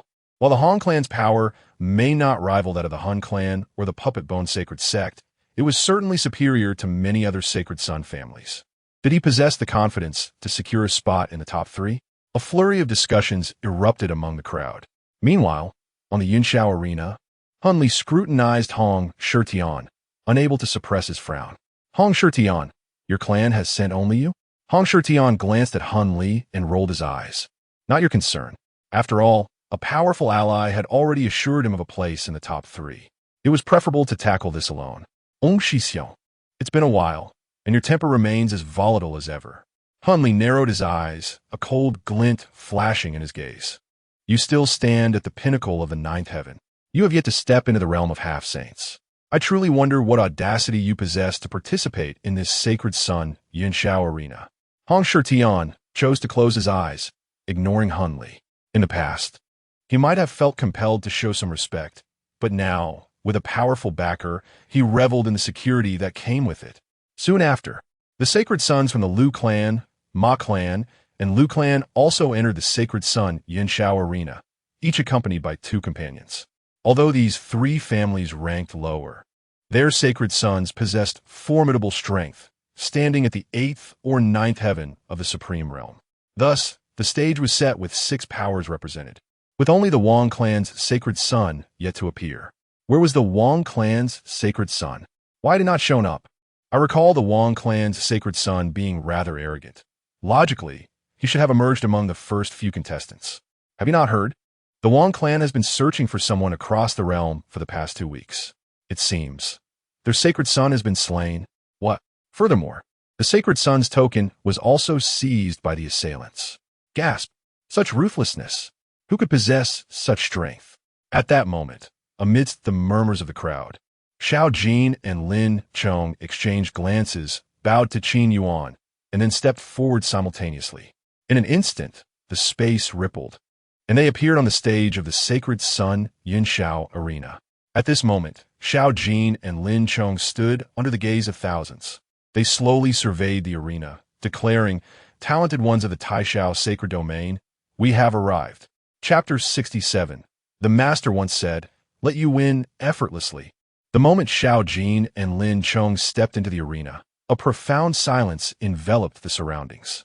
All the cultivators and the saints on the Cloud Summit arena turned their attention towards the 2 figures standing resolutely in the center. One clad in red, the other in green. The red figure wore a faint smile, with a striking fire lotus mark prominently displayed on his forehead. The man in green, however, bore an expression of indifference, emanating an aura of desolation. Their names appeared on the Cloud Summit stone beside the arena. Xiao Jin, Lin Chong. They are the ones who kill my son. The patriarch of the Wang family, Wang Shanyue, glared at Xiao Jin and Lin Chong from the main viewing platform, his fury palpable. They are merely at the 4th level of the supreme realm. The previously closed-eyed master, Qianli, suddenly opened his eyes, briefly disregarding Wang Shanyue's words. Astonishment evident on his face. Beside him, the master of Taiyao Palace, Yao Lai, gazed greedily at Xiao Jin in the arena. Narrowing his eyes, he grinned. That Xiao Jin is impressive. He possesses an astonishing number of heavenly flames within him, and he manages to harmonize them all. It seems he wields a formidable fire control technique, akin to the methods of our Taiyao Palace. Observing this, Master Qianli already anticipated Xiao Jin's fate. Meanwhile, in the audience of the Cloud Summit, whispers began to circulate. What's happening? Can someone at the 4th level of the Supreme Realm participate in this battle of saints? If that is the case, can I, at the 5th level, join as well? You? Can you defeat Hunley or Zhugu Rao? Cough, cough. But how did those 2 dare to come forward? Isn't it obvious? They must have their trump cards. Amidst the discussions, in the southeast corner of the viewing platform, Fang Yimo stared at Xiao Jin and Lin Chong with a hint of astonishment. Supreme. 4th level? Impossible. Could they be concealing their true power with some artifact? Fang Yimo slightly expanded his perception and, after a moment, his expression shifted to one of surprise. Indeed, they were at the 4th level of the Supreme Realm. However, the spiritual energy and divine essence they possessed were remarkably solid. Even I cannot guarantee that I had such a robust foundation at the 4th level. He assessed. Given time, their strength will undoubtedly surpass mine. Fang Monta concluded. Beside him, Li Ruoxue nodded in agreement, observing Xiao Jin and Lin Chong, feeling an inexplicable sense of familiarity with their rebellious aura. Am I simply missing my master too much? Li Ruoxue inhaled deeply, continuing to circulate the reincarnation technique within him, seeking the fluctuations of the previously sensed reincarnation river. Li brother, you are so dull. Since we are here, why not guess who will claim the top 3 spots? Fang Yimo playfully nudged Li Ruoxue's arm. Li Ruoshe reluctantly opened his eyes, scrutinizing the saints in the arena, and after a moment of contemplation, replied, "Then Fong brother. What do you think? I believe the top three will be Zhu Gu Rao from the Skeleton Saints sect, Hun Li from the Hun clan, and Xiao Jin and Lin Chong." Fong Mo pondered briefly before continuing. Zhu Gu Rao is likely to take first place, followed by Hun Li, and then Xiao Jin and Lin Chong. Although the power within Xiao Jin and Lin Chong is exceptionally solid and profound, the disparity in cultivation levels is simply too vast. Both Zhu Gu Rao and Hun Li are semi-saints. Not to mention they have semi-saint companions and puppets. Fong Mo's analysis was quite reasonable. However, Li Ruoshe shook his head and said, "My master warned me never to underestimate any opponent based solely on their cultivation. Besides, is this disparity really that significant? I killed several semi-saints when I was at the third level of the Supreme Realm." Fong Mo's expression twitched slightly. "How could I compare to a prodigy like you? Your reincarnation technique allows you to slay opponents across great levels of cultivation without issue. All I can say is, those semi-saints had no foresight on the day they went out to flaunt their power. What was supposed to be a glorious day turned into a day of doom. How does one explain that? So, Li brother, what is your perspective?" Fong Mo redirected the conversation. "I believe the first place will be claimed by Xiao Jin and Lin Chong. For reasons unknown, Li Ruoshe felt an immense confidence in Lin Chong and Xiao Jin. Very well, let us wager on tonight's banquet." Fong Mo chuckled. "Loser treats." Li Ruoshe smiled and nodded lightly.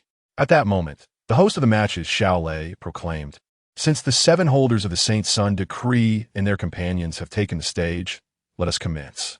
The first match will eliminate those who concede or are knocked off the stage." As his voice fell, Xiao Jin suddenly raised his right hand. "May I ask, what if more than one person is defeated?" he inquired, looking towards the master of Taiyao Palace. Xiao Lei was momentarily taken aback by the question before responding. "Then, of course, all will be eliminated together." "That is good." With the answer in hand, Xiao Jin let out a sigh of relief. Meanwhile, Lin Chong had already begun to secretly gather his great wilderness finger technique. The atmosphere in the arena shifted dramatically, becoming tense and charged. "This brat is arrogant." The saint from the Liu family scoffed at Xiao Jin and then turned to the other family saints beside him, saying, "Why don't we join forces and first knock these 2 4th-level Supreme Realm cultivators off the stage?" The saint from the Ma family nodded in agreement. "Indeed, I concur." The saint from the Liu family echoed his sentiment. At this moment, Hong Shitian swiftly approached Xiao Jin and Lin Chong, turning to confront the 3 family saints. "Hong Shixiao, are you insane?" The saints from the several families were momentarily stunned, bewildered. "These 2 are my brothers," Hong Shitian declared, patting his chest. This scene caught the attention of both Hun, Li, and Zhu Gu Rao. "Hong Shitian, our master said to let us win effortlessly. You need not lift a finger." Xiao Jin gently patted Hong Shitian's shoulder and then stepped forward slowly. Beneath his feet, a fiery lotus pattern seemed to emerge, and a wave of scorching heat began to surge. Looking ahead, Xiao Jin proclaimed, "Before stepping onto the stage today, my master informed us, my brother and I, of 2 choices before you. First, you may leave the stage, which would be somewhat disgraceful. Second, I can knock you off the stage, which would also be disgraceful. If you do not make a choice within 3 breaths, the second is assumed."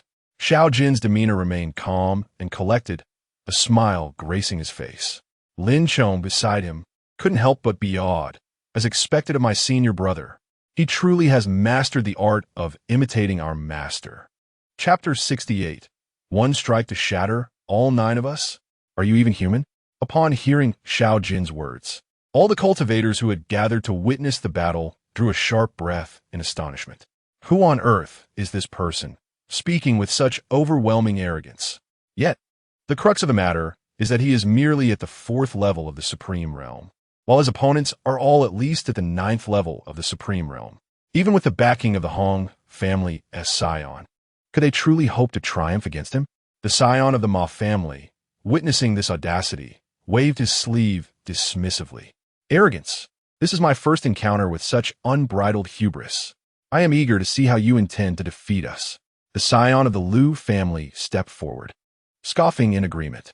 Beside them, several companions of the ninth level of the Supreme Realm began to crack their knuckles in anticipation. With the scions of the Ma, Lu, and Lu families united, they formed a formidable alliance of 9 Supreme Realm cultivators. "Brother, there's no need to waste words on these individuals," Lin Chong declared, stepping forward. Without any warning, he raised a finger. The Desolation's captive finger. He was not one for excessive chatter. If a fight was to ensue, he would simply engage. A resounding crack echoed through the air as a colossal green finger emerged from the void, enveloped in a dense aura of desolation. Golden inscriptions spiraled around it, exuding an overwhelming might. The blazing heavenly lotus, Xiao Jin, no longer inclined to linger in silence, followed suit as his junior had already made his move. The fusion of the tricolored flames was now a simple task for him. In an instant, a massive tricolored flame lotus materialized in his palm, and he hurled it with great force toward the scion of the Ma family and his companions. As the flame lotus spun, the very fabric of space began to tear apart. The Desolation's captive finger continued to wreak havoc in its wake. Such a terrifying scene sent shivers down the spines of all the onlookers at this Saint Child-esque Cloud Summit. On the Cloud Summit, confronted with such formidable martial prowess, the scions of the Ma family furrowed their brows, their eyes betraying a glimmer of fear. Their very essence was locked onto by the opponent's skills, rendering them incapable of escape. Moreover, they dared not flee, for that would imply that 9 of them, all at the 9th level of the Supreme Realm, were outperformed by merely 2 at the 4th level. With gritted teeth, the 9 of them resolved to unleash their family's ultimate techniques. However, alas, the might of the blazing heavenly lotus and the Desolation's captive finger was overwhelmingly colossal. A casual strike possessed the power comparable to that of a half-saint. Boom! The moment their techniques clashed, the outcome was already determined. The 9 scions of the 9th level of the Supreme Realm, along with their companions, were sent reeling, spitting blood. Their spirits diminished. They staggered backward, while the force of the finger and the lotus remained unyielding, hurtling toward the edge of the cloud summit. Yet, as they approached the summit's boundary, a radiant golden light emerged, enveloping the force like a massive shield, dispersing its impact. The fierce assault was thus neutralized. How terrifying! The power of this finger technique and the fiery lotus is simply extraordinary. Is this truly the might expected from the 4th level of the Supreme Realm? What have I been cultivating? A fellow cultivator of the 4th level found himself questioning his own abilities. Meanwhile, the other sighed in relief upon witnessing the attack being repelled by the light shield. Thank goodness for the presence of the supreme masters of the 3 palaces surrounding the Cloud Summit. Otherwise, had the finger and lotus struck the audience, the casualties would have been unimaginable. A dark horse. So they are dark horses. Indeed, this world is never short of dark horses. There have been instances of terrifying prodigies emerging from obscurity, only to eliminate all rivals of their rank and become dark horses. With a single strike, all 9 contestants of the 9th level of the Supreme Realm were defeated. They had lost their combat prowess, staring vacantly at Xiao Jin and Lin Chong, their eyes filled with profound fear. Is there no justice in the world? 2 4th level cultivators shattered us, 9 at the 9th level? Is this even human? This singular thought echoed in the minds of the 9. How ruthless! Hong Shitian, observing this scene, swallowed hard, realizing that Xiao Jin and Lin Chong had grown even stronger than before in the 9 Xian realm. Their ascent was undeniably at a visible pace. Indeed, one must compare goods to discern worth, and humans to gauge strength. On the platform, Xiao Lei bore witness to this spectacle, a hint of astonishment playing across his features.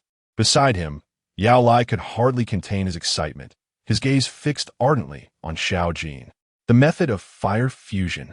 This is precisely what our Tai Yao Palace has been desperately seeking. I never imagined the heavens would bestow such a grand gift upon me. If only. Yao Lai's throat worked rapidly. If he could acquire such a technique, he could refine all 6 types of heavenly fire, ranked within the top 20 of the heavenly fire ranking, which had been passed down through Tai Yao Palace. At that point, Breaking through the pinnacle of the Saint realm would be no issue. The realm above the pinnacle of the Saint realm. That is the very realm Yao Lai has longed for above all else. Contemplating this, his eyes sparkled with unabashed greed. Seeing Yao Lai so rapt, Xiao Lei chuckled. Yao Lai, I extend my early congratulations to Tai Yao Palace for gaining yet another genius disciple. Though Xiao Lei was equally astonished by Xiao Jin's fire fusion technique. He practiced the Tai Xiao Lei method, not the heavenly fire method, leaving him merely an observer. Qianli interjected, Yao Lai, do not celebrate prematurely. Xiao Jin has a master. And so what? He is merely a fourth-level supreme cultivator. No matter how powerful his master is, they're still just a saint, aren't they? Yao Lai waved dismissively, brimming with confidence. In our Tai Yao Palace, a saint is merely an elder. Once he joins us, he can learn our techniques freely, and all the elders will be available to guide him. Qianli shook his head, but what if he declines? Does he dare to refuse? Yao Lai's expression darkened ominously. Should he refuse, it would be a pity. What a fine genius he could be. He might very well meet an untimely demise along the way. Qianli narrowed his eyes. They knew Yao Lai's temperament all too well. He had devoted his life to mastering the Tai Yao divine technique, a method known for its unyielding ferocity, which required the consumption of countless flames to enhance one's strength. Yet each attempt at such consumption bore the risk of backlash from the flame's essence. At Yao Lai's current level, he no longer dared to endure such backlash, as failure would result in death. Now, with the emergence of such a formidable fire-controlling prodigy atop the Saint Child's Cloud Summit, possessing the very techniques Yao Lai yearned for, he was bound to take action, even if it meant slaying the opponent to forcibly seize it. Just as he had asserted, perhaps the genius would indeed meet an untimely end. An untimely demise for a genius could not be more fitting. Chapter 69. Who is your brother? The desolation of heaven. In the majestic Wanxia mountain range, atop the towering Yunxiao arena, Xiao Lei gazed intently at the radiant Yao Lai, furrowing his brows as he murmured, Yao Lai, do not be too reckless. Be wary of your opponent, as master, seeking an explanation for his disciple. Ha! Yao Lai laughed heartily, then let his master accompany him to his downfall. Qianli, seated nearby, chuckled softly. Observing their banter, Xiao Lei chose to remain silent. After all, they were the formidable trio of the Taishao, sacred domain. Faced with two prodigious talents at the pinnacle of the supreme realm and their master, who was merely at the saint level, there was little to fear. Indeed, being favored by one of their esteemed trio was a stroke of fortune. They should be grateful rather than anxious. In the southeastern corner of the spectators' area, Feng Mo's eyes widened in disbelief as he witnessed the 9 supreme realm experts defeated without even a chance to retaliate. Monstrous talent. How is it that I feel they are akin to you, Brother Li, in exceptional prowess? Li Ruoshui replied, equally astonished. Indeed, they are formidable. It has been long since I encountered a genius of similar caliber. Had I not met my master back then, I would likely have been in the same position as you, Brother Feng. These words pierced Feng Mo's heart. The first remark clearly indicated that Li Ruoshui did not consider him a peer, while the second was even more stinging. What did he mean by suggesting that without his master, Feng Mo would merely be as he was? Was he truly so lacking? Feng Mo pondered, questioning his own worth. For aside from being a millennium older than Li Ruoshui, their cultivation levels were comparable. As he contemplated this, Feng Mo felt a twitch at his eyelid. In this comparison, it seemed he had little to boast about. Indeed, those capable of slaying Wang Qing were no ordinary adversaries. On the Yunxiao arena, Han Li fixed his gaze on the 3 remaining holy sons, having effortlessly defeated their opponents. He then turned his attention to Xiao Jin and his companion. Xiao Jin met Han Li's gaze with fierce determination. Unfazed, Han Li remained confident, for he had already stepped into the semi-saint realm. Lin Chong slowly approached Zhu Gu Rao, locking eyes without uttering a word. They had previously agreed on their respective targets for this battle.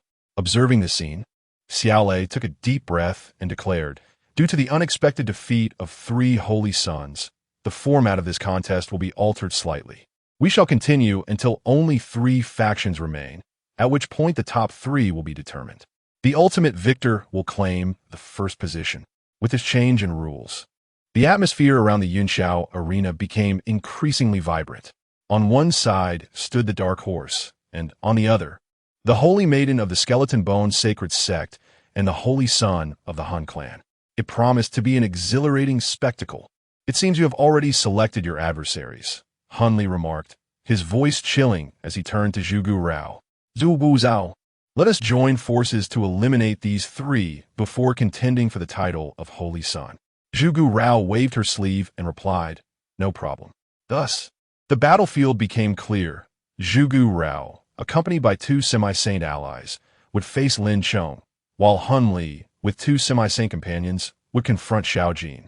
Each was pitted against three semi-saints, and the tension in the Yunxiao arena escalated palpably.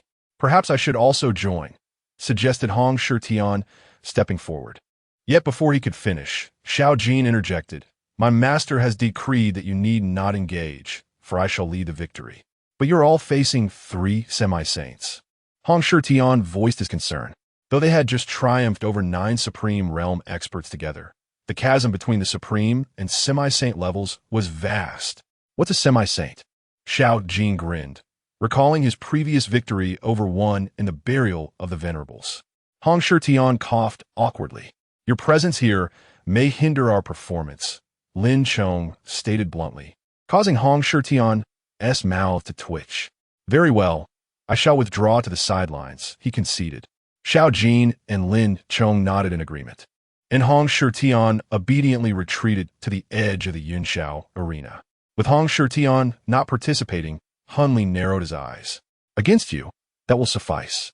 Xiao Jin summoned forth blazing heavenly flames, vibrant and swirling around him. His eyes shimmered with golden fire. Un clan, come fort, he called as he stepped into the void, initiating the confrontation against three semi-saints. The right side of the Yunxiao arena was dominated by Xiao Jin and Han Li, while on the left, Zhu Bu Dao's Tin Lin Zhong. He is quite a handsome fellow. Why not become my disciple? I could offer you pleasures beyond the grasp of ordinary mortals, she purred, employing her enchanting charm. As her voice resonated, a gentle allure enveloped the onlookers, and even those shielded by the sacred barrier felt its effects. Had it not been for their companions slapping them awake, they might have succumbed to the enchantment. In the wake of a few sharp slaps, they regained their senses, filled with trepidation. Thank you for the wake-up call. No need for thanks. I could deliver another slap if you wish. Please no. What a terrifying charm.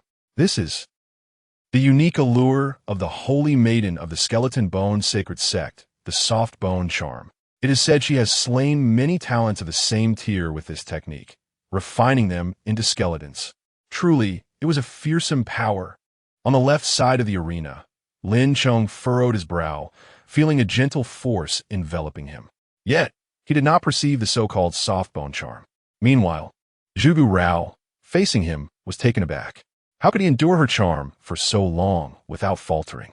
Was he perhaps a dullard? Lin Chong, dear brother, Zhugu Rao began, intensifying her charm, but before she could finish, Lin Chong's desolate gaze pierced through her with icy resolve. Do not call me brother. Who is your brother? If you wish to fight, then let us engage and spare the idle chatter. My master has warned me that women only hinder my cultivation speed. In the next moment, Lin Chong unleashed a powerful strike, his voice booming, desolation of heaven, prisoner's finger. Chapter 70. What are you looking at? Taste my fiery lotus of wrath. With a single gesture, the heavens wept. On the left side of the Cloud Summit arena, Lin Chong struck with unwavering resolve. A colossal finger, imbued with formidable destructive power, descended mercilessly upon Zhu Gureo. This scene left Zhu Gureo momentarily bewildered. Confident in her mastery of the soft bone charm, cultivated over millennia, she believed she could incite desire in every man. Even the most steadfast cultivators would be somewhat swayed by her allure, thus hindering their true potential. Yet, this Lin Chong seemed entirely unaffected. As she beheld that fierce azure finger closing in on her life, her expression turned increasingly grim. What was happening? How could Lin Chong remain impervious to the influence of her soft bone charm? Was his resolve truly that formidable? Moreover, It was rumored that Zhuge had already stepped into the realm of semi-saint, capable of impacting even saints with her charm. Could it be that Lin Chang's composure surpassed that of a saint? Hiss! The spectators around the arena began to murmur. Just as the colossal azure finger was about to strike Zhuge, the two semi-saint puppets beside her suddenly sprang into action. Boom! The semi-saint puppet unleashed a powerful palm strike, clashing vehemently against Lin Chang's heaven-prisoned finger. A wave of ethereal energy surged outward in all directions. Even the indestructible foundation of the Cloud Summit Arena trembled slightly. It is essential to note that the entire arena was constructed from the most resilient Cloud Summit stones, further reinforced by the combined might of Xiaolei, Qianli, and Yaolai. Ordinary saints could not shatter this foundation, let alone create a crack. Thus, cultivators below the saint level could freely display their ultimate skills upon this grand stage. What a formidable finger!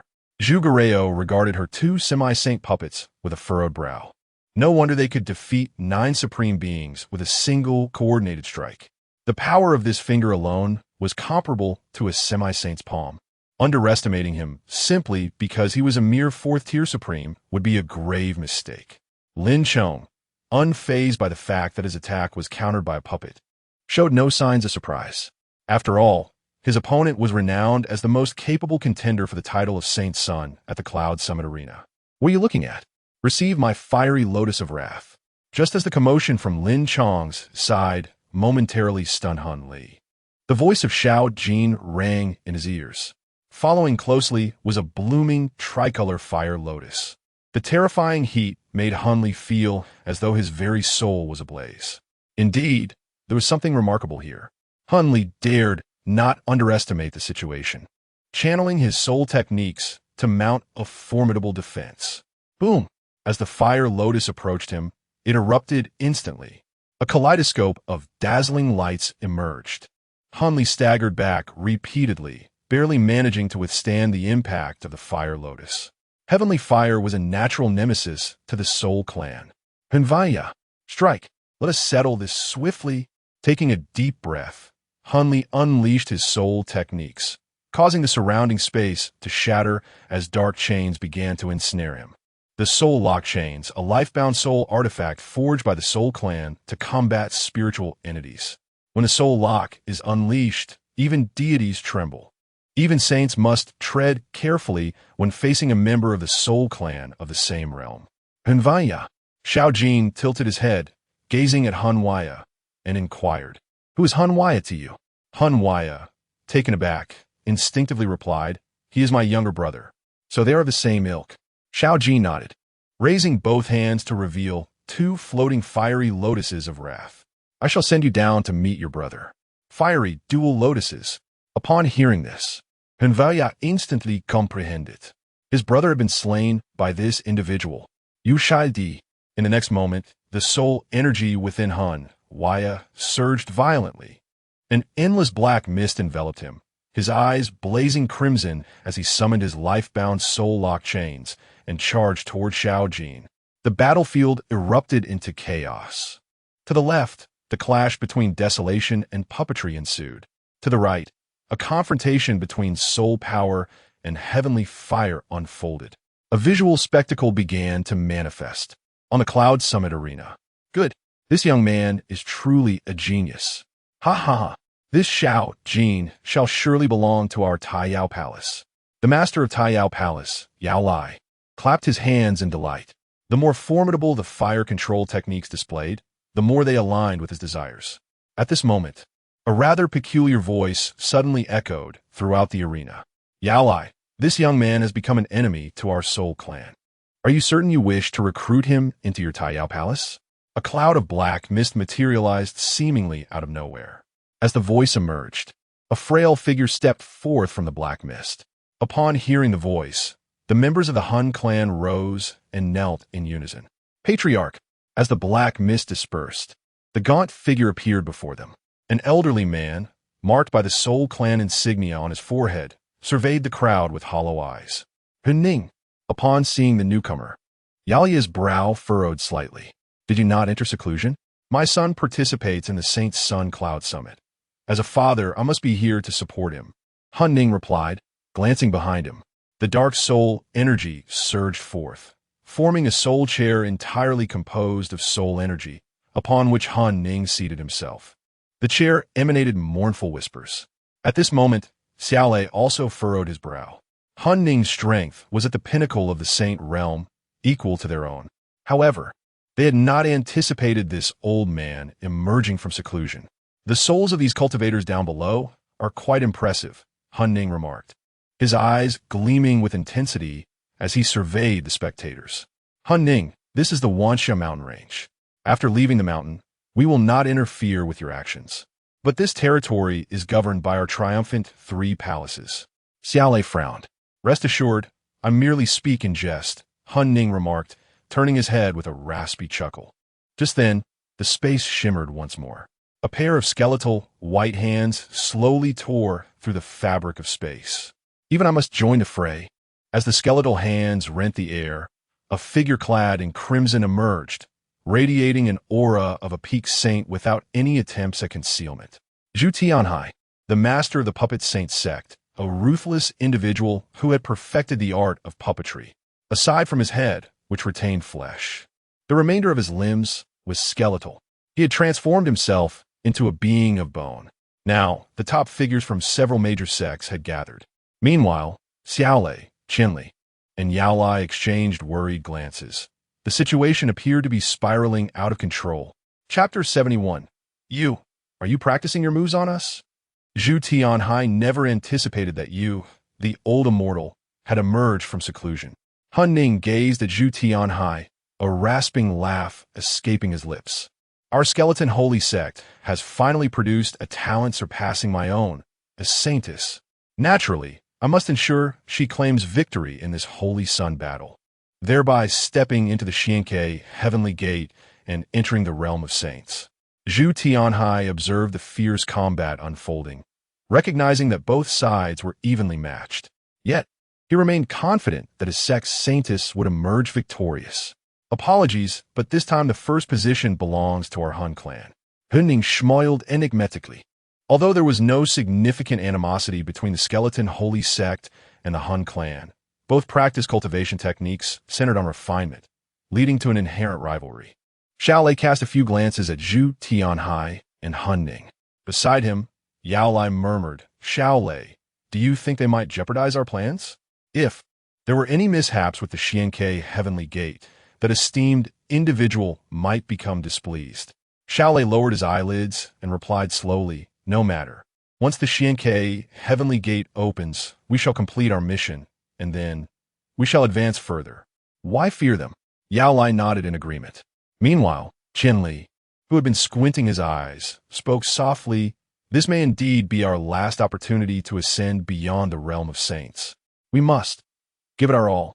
His tone was calm, but the determination in his words was unmistakable, even if it meant offending the skeleton holy sect and the Han clan. Upon reaching the pinnacle of saintly power, they could create a natural barrier of separation around them. Therefore, the exchange among the 3 could not be overheard by Zhu Tianhai and his companions seated across from them. However, the demands of that esteemed individual were truly severe. As the Xianke heavenly gate appeared, the 9 sons of the Holy Heart gathered. Sigh. Qianli rubbed his brow. Counting the individuals present, they barely reached 9. Originally, 9 candidates sufficed, but the skeleton holy sect's interference meant their saint is counted as only 1, and her accompanying skeletons were utterly useless. The Han clan contributed 3, but unexpectedly, the dark horses Xiao Jin and Lin Chong burst forth. Adding to that, the Han clan only fielded 1 participant. Thus, they only had 7 individuals. Just as Xiao Lei and the others were troubled, the rhythm of battle below abruptly faltered. Something was amiss. Why could this individual consistently counterattack at critical moments? With minimal cost, he could dismantle their assaults? Han Li swiftly distanced himself from Xiao Jin, adjusting his breath. His expression turned exceedingly grim. Xiao Jin, are you using us to practice your moves? Similarly, Zhu Guru also sensed something was wrong. Lin Chong showed no signs of retreat against her 2 attacking skeletons. At times, he even revealed vulnerabilities. Yet, those vulnerabilities were swiftly erased by him.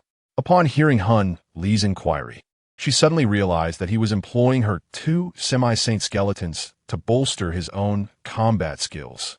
Realization dawned. Xiao Jin stood in the void, overlooking Hun Li and his companions below. The battle that had transpired over these 15 minutes was neither long nor short, but it had been sufficient for him to solidify his strength completely. Indeed, his master was correct. To rapidly refine one's combat techniques, one must seek an opponent 7 or 8 levels above oneself to engage in battle. 3 semi-saints served as sparring partners, making progress exceedingly swift. Xiao Jin, today, I will surely kill you. Hun Li was nearly enraged to the point of madness. How could a dignified saint of the Hun clan be reduced to a mere training target for someone at the 4th level of the Supreme Realm? His eyes narrowed with fury, and surges of spirit energy erupted around him. A lethal technique began to coalesce. At that moment, he disregarded all constraints of competition. The 2 semi-saints beside him felt the same. As members of the Hun clan, they had been accustomed to pride since childhood. Never had they endured such treatment. In an instant, the 3 semi-saints gathered their lethal techniques. Meanwhile, Zhu Giru's eyes glinted with murderous intent. To dare use my skeletons for practice, you are the first. Soon, I shall refine you into my skeleton, ensuring you never escape the cycle of reincarnation. After Zhu Giru spoke, her skin turned pale, and skeletal patterns began to emerge upon her surface. Clearly, she too had commenced her lethal technique. In the southeast corner, Fong Mo chuckled brotherly. That saint claims she will ensure her opponent never escapes reincarnation. Never escape reincarnation? If Li Ruoxue said that, I would believe it. Others? Mea imti boasts. Li Ruoxue smiled helplessly, glancing at the ongoing duel between Xiao Jin and Lin Chong, then stated soon, the victor will be revealed. Brother Fong, you must treat me to dinner tonight. Brother Li, while I find the Hun clan saint and the skeleton holy sex saintess displeasing, their strength is undeniable. Fong Mo was astonished.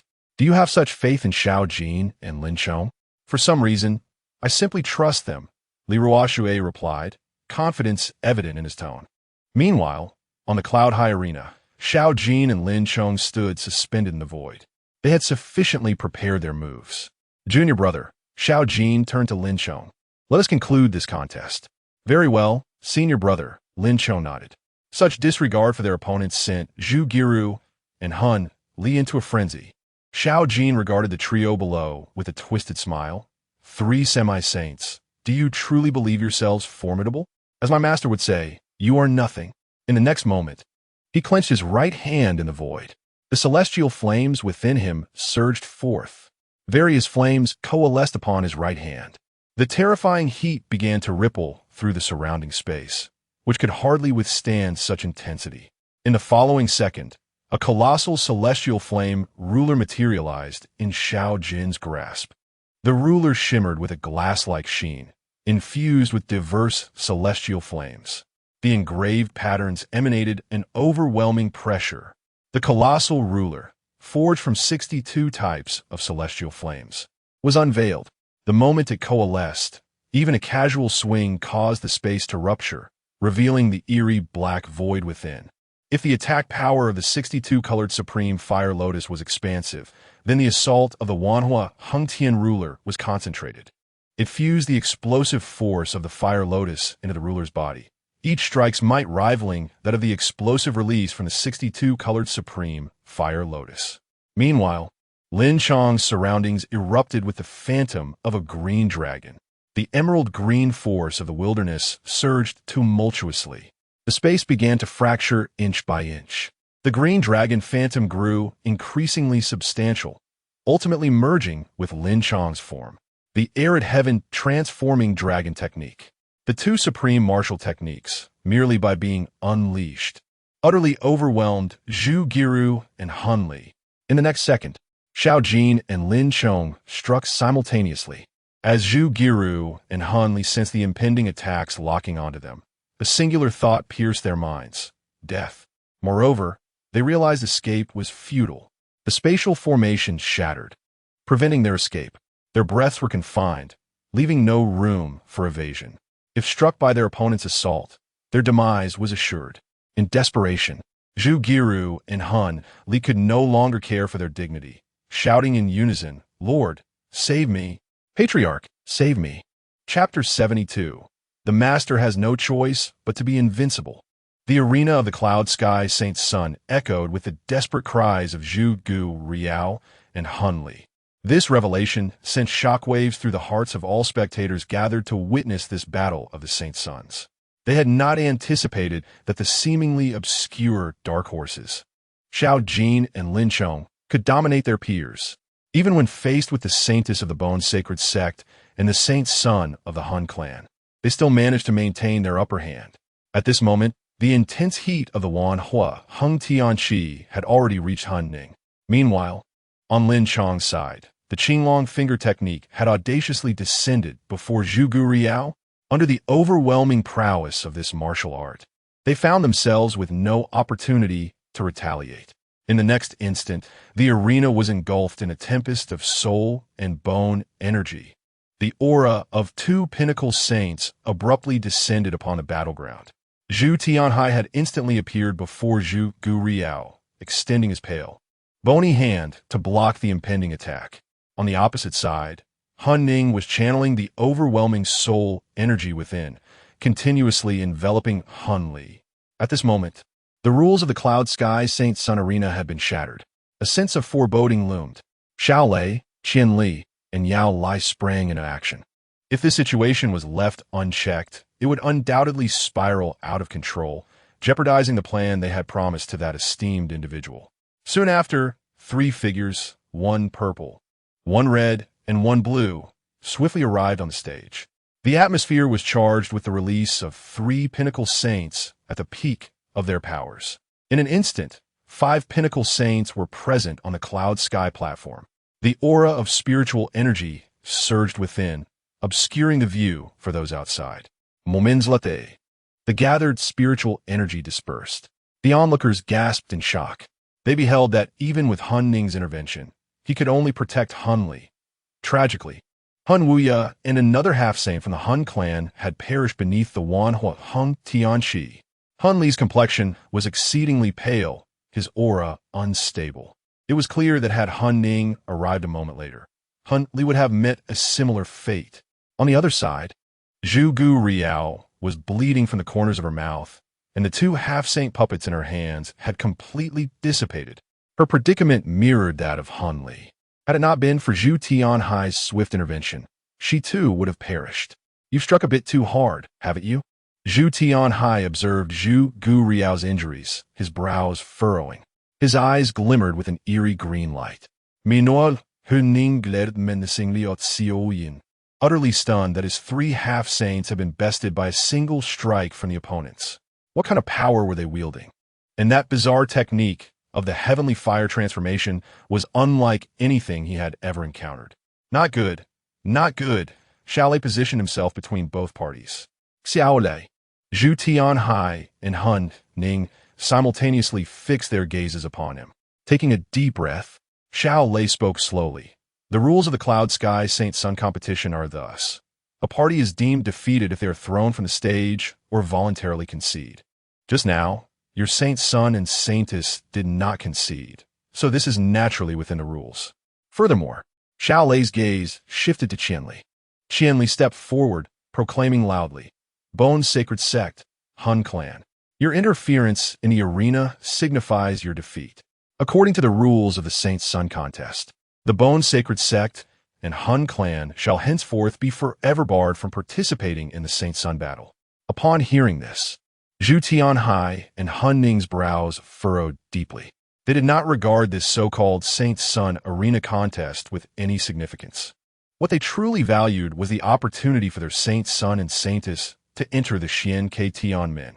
Dear young friends, in light of our esteemed 3 palaces, do not hold a grudge against the Bone Sacred Sect and Han Clan. This time, the first place in the Cloud Sky Saint Sun Arena is yours. Moreover, we shall multiply the original reward of rare treasures tenfold for you. Xiao Lei bowed respectfully to Xiao Jin and Lin Chong, his demeanor appearing earnest. Sighing, Xiao Jin gently closed his eyes. He chose not to respond to Xiao Lei's words, but instead approached Lin Chong, softly saying, "Junior brother, do you remember this feeling in your heart?" "I remember." Lin Chong slowly clenched his fists. "Before coming to the Cloud Sky Saint Sun Arena, our master informed us that this contest would not be simple." Xiao Jin inhaled deeply, gazing at Zhu Tianhai and Han Ning, two pinnacle saints at the peak of their powers. Even if one could vanquish their adversaries, they might have to confront even more formidable allies. A flicker of realization ignited within Xiao Jin's heart. Their master was immensely powerful, capable of annihilating those before him in an instant. However, junior brother, if we encounter such situations in the future, we cannot always rely on our master. Some obstacles we must overcome ourselves. Junior brother, do you recall the oath we made before our master's departure? Lin Chong nodded solemnly, declaring, "Of course, I shall always keep it in my heart, to follow in our master's footsteps and become a powerful being like him." Xiao Jin nodded in agreement. "Indeed, behind us stands our master, but behind our master there is no one." Faced with the casual dissolution of their mightiest attacks by two pinnacle saints, they were struck anew with the understanding of just how fearsome their master truly was. They could not defeat their foes, but they had their master to support them. Yet their master was not always invincible from the start. How did their master fare against opponents he could not defeat? The answer was simply death. Thus, their master must triumph. He had no choice but to be invincible. With this realization, Xiao Jin and Lin Chong entered a state of profound enlightenment. Enveloped in a realm of comprehension, waves of intangible energy continuously enveloped the arena. This was a moment of conviction, transcending space, rules, and the forces of heaven and earth. It was a unique understanding of the Tao, belonging solely to Lin Chong and Xiao Jin. As this comprehension materialized, a tremendous force cascaded from the heavens. Within a 100-foot radius around Xiao Jin and Lin Chong, a domain of insight emerged. A powerful wave then surged forth, pushing all present away. Even those at the pinnacle of sainthood, like Xiao Lei and the others, could not withstand this force. In that moment, the Cloud Sky Arena transformed entirely into the stage for Xiao Jin and Lin Chong. Their eyes gently closed as they levitated 3 feet above the ground. Witnessing this scene, Xiao Lei and the others were left aghast, their voices trembling in disbelief. This is the enlightenment of the Tao heart. Chapter 73, Observing the Master, Indescribable, Inestimable, Unapproachable. The moment Xiao Lei's words fell, the expressions of Qianli, Yao Lai, Zhu Tianhai, and Han Ning turned drastically. The Tao heart enlightenment? Indeed, it is the Tao heart enlightenment. Qianli swallowed hard, gazing at the two figures, Xiao Jin and Lin Chong, who were immersed in the realm of profound understanding. His eyes glimmered with overwhelming greed. It turns out, there are indeed individuals who can enter the Tao heart enlightenment. Zhu Tianhai watched the scene, his parched throat twitching slightly, even his skeletal frame trembling. Beside him, Han Ning was even more affected, clenching his fists. Their innate talents, were they truly so terrifying? The Tao heart enlightenment does not directly elevate the practitioner's cultivation level. However, it can significantly enhance the practitioner's Tao heart. The extent of this enhancement depends solely on the practitioner's own understanding. Over the millennia that Xiao Lei and his companions have presided over the Taishao sacred domain, they had come across ancient texts documenting the Tao heart enlightenment. Should one be able to invoke the Tao heart enlightenment, even the most modest of talents could transcend any bottleneck, breaking through to the pinnacle of the sage realm, the great sage realm.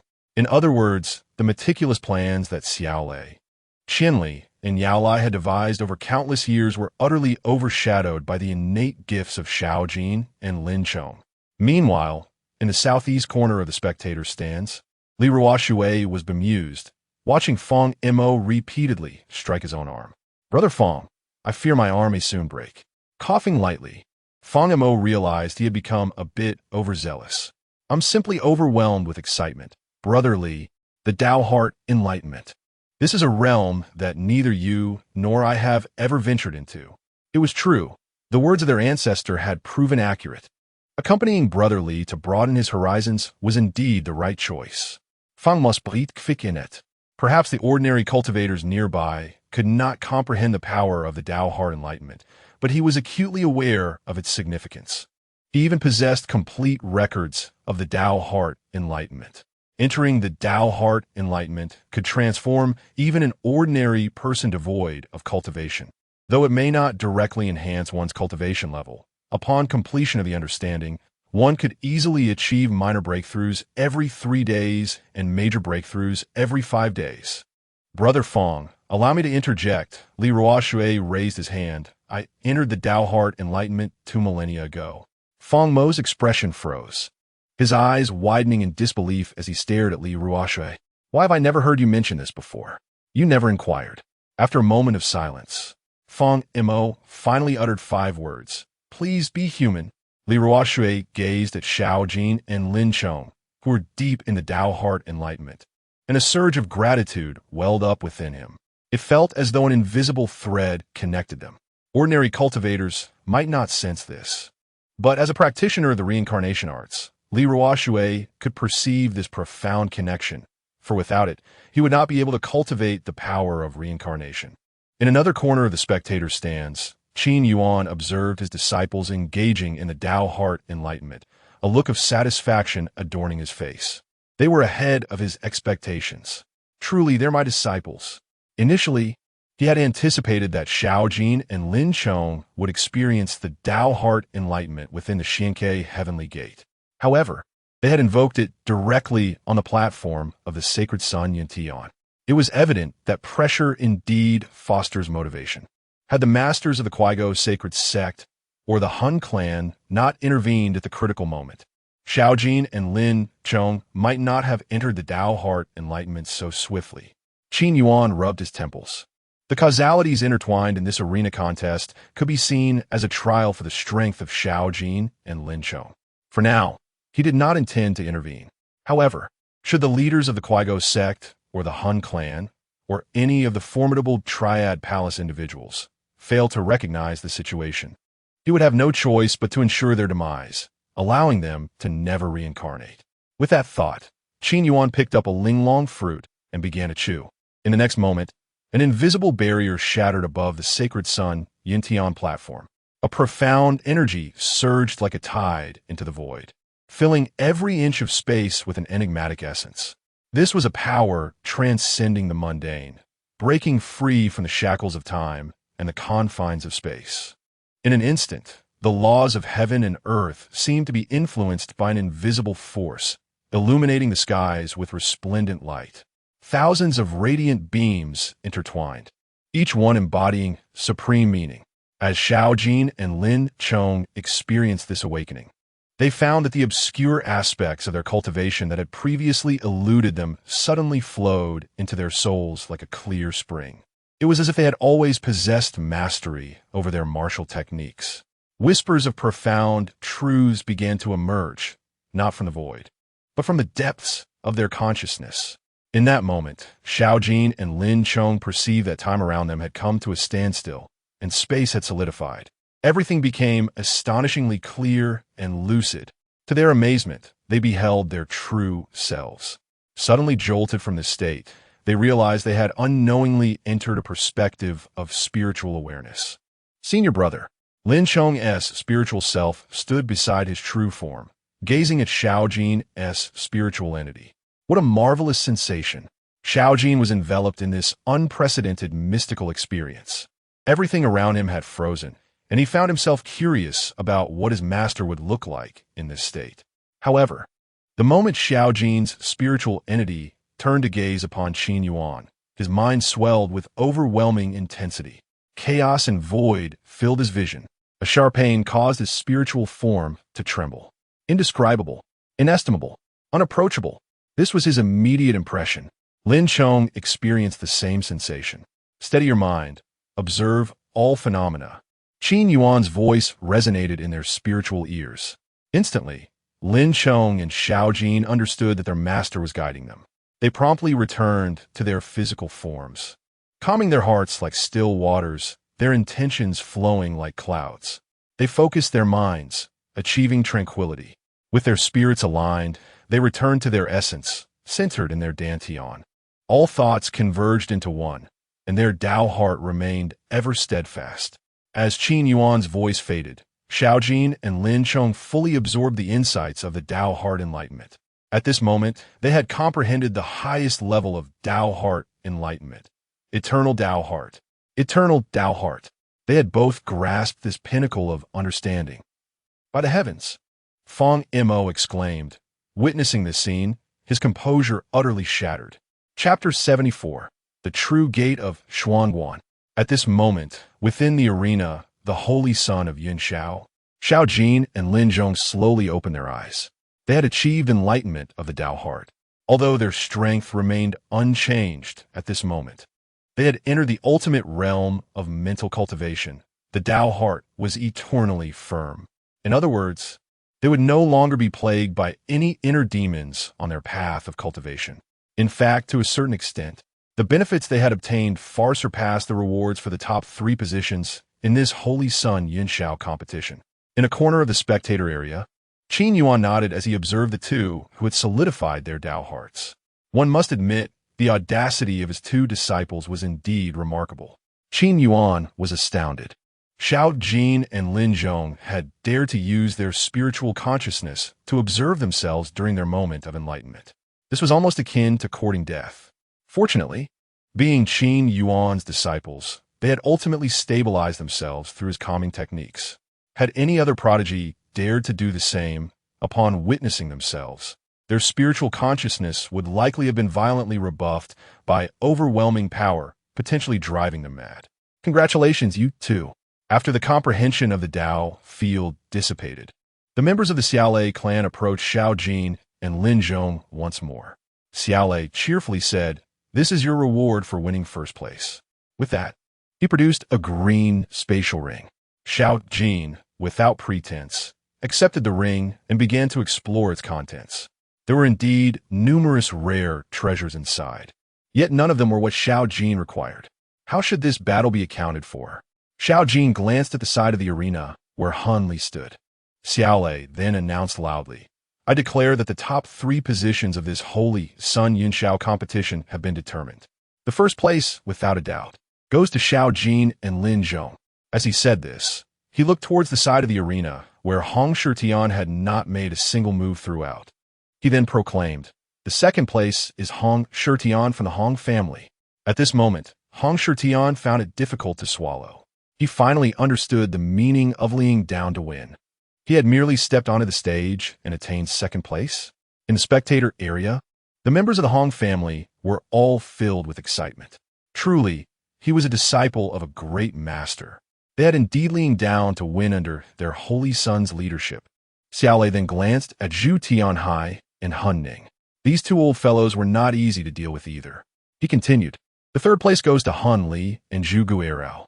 Thus, the top 3 positions of the Holy Sun Yunxiao competition were firmly established. Brother Fong, the banquet this evening is entrusted to you. In the southeastern corner, Li Ruoshui gently patted Fong Mo's shoulder. Fong Mo, however, was visibly perturbed and filled with gloom. He was utterly baffled.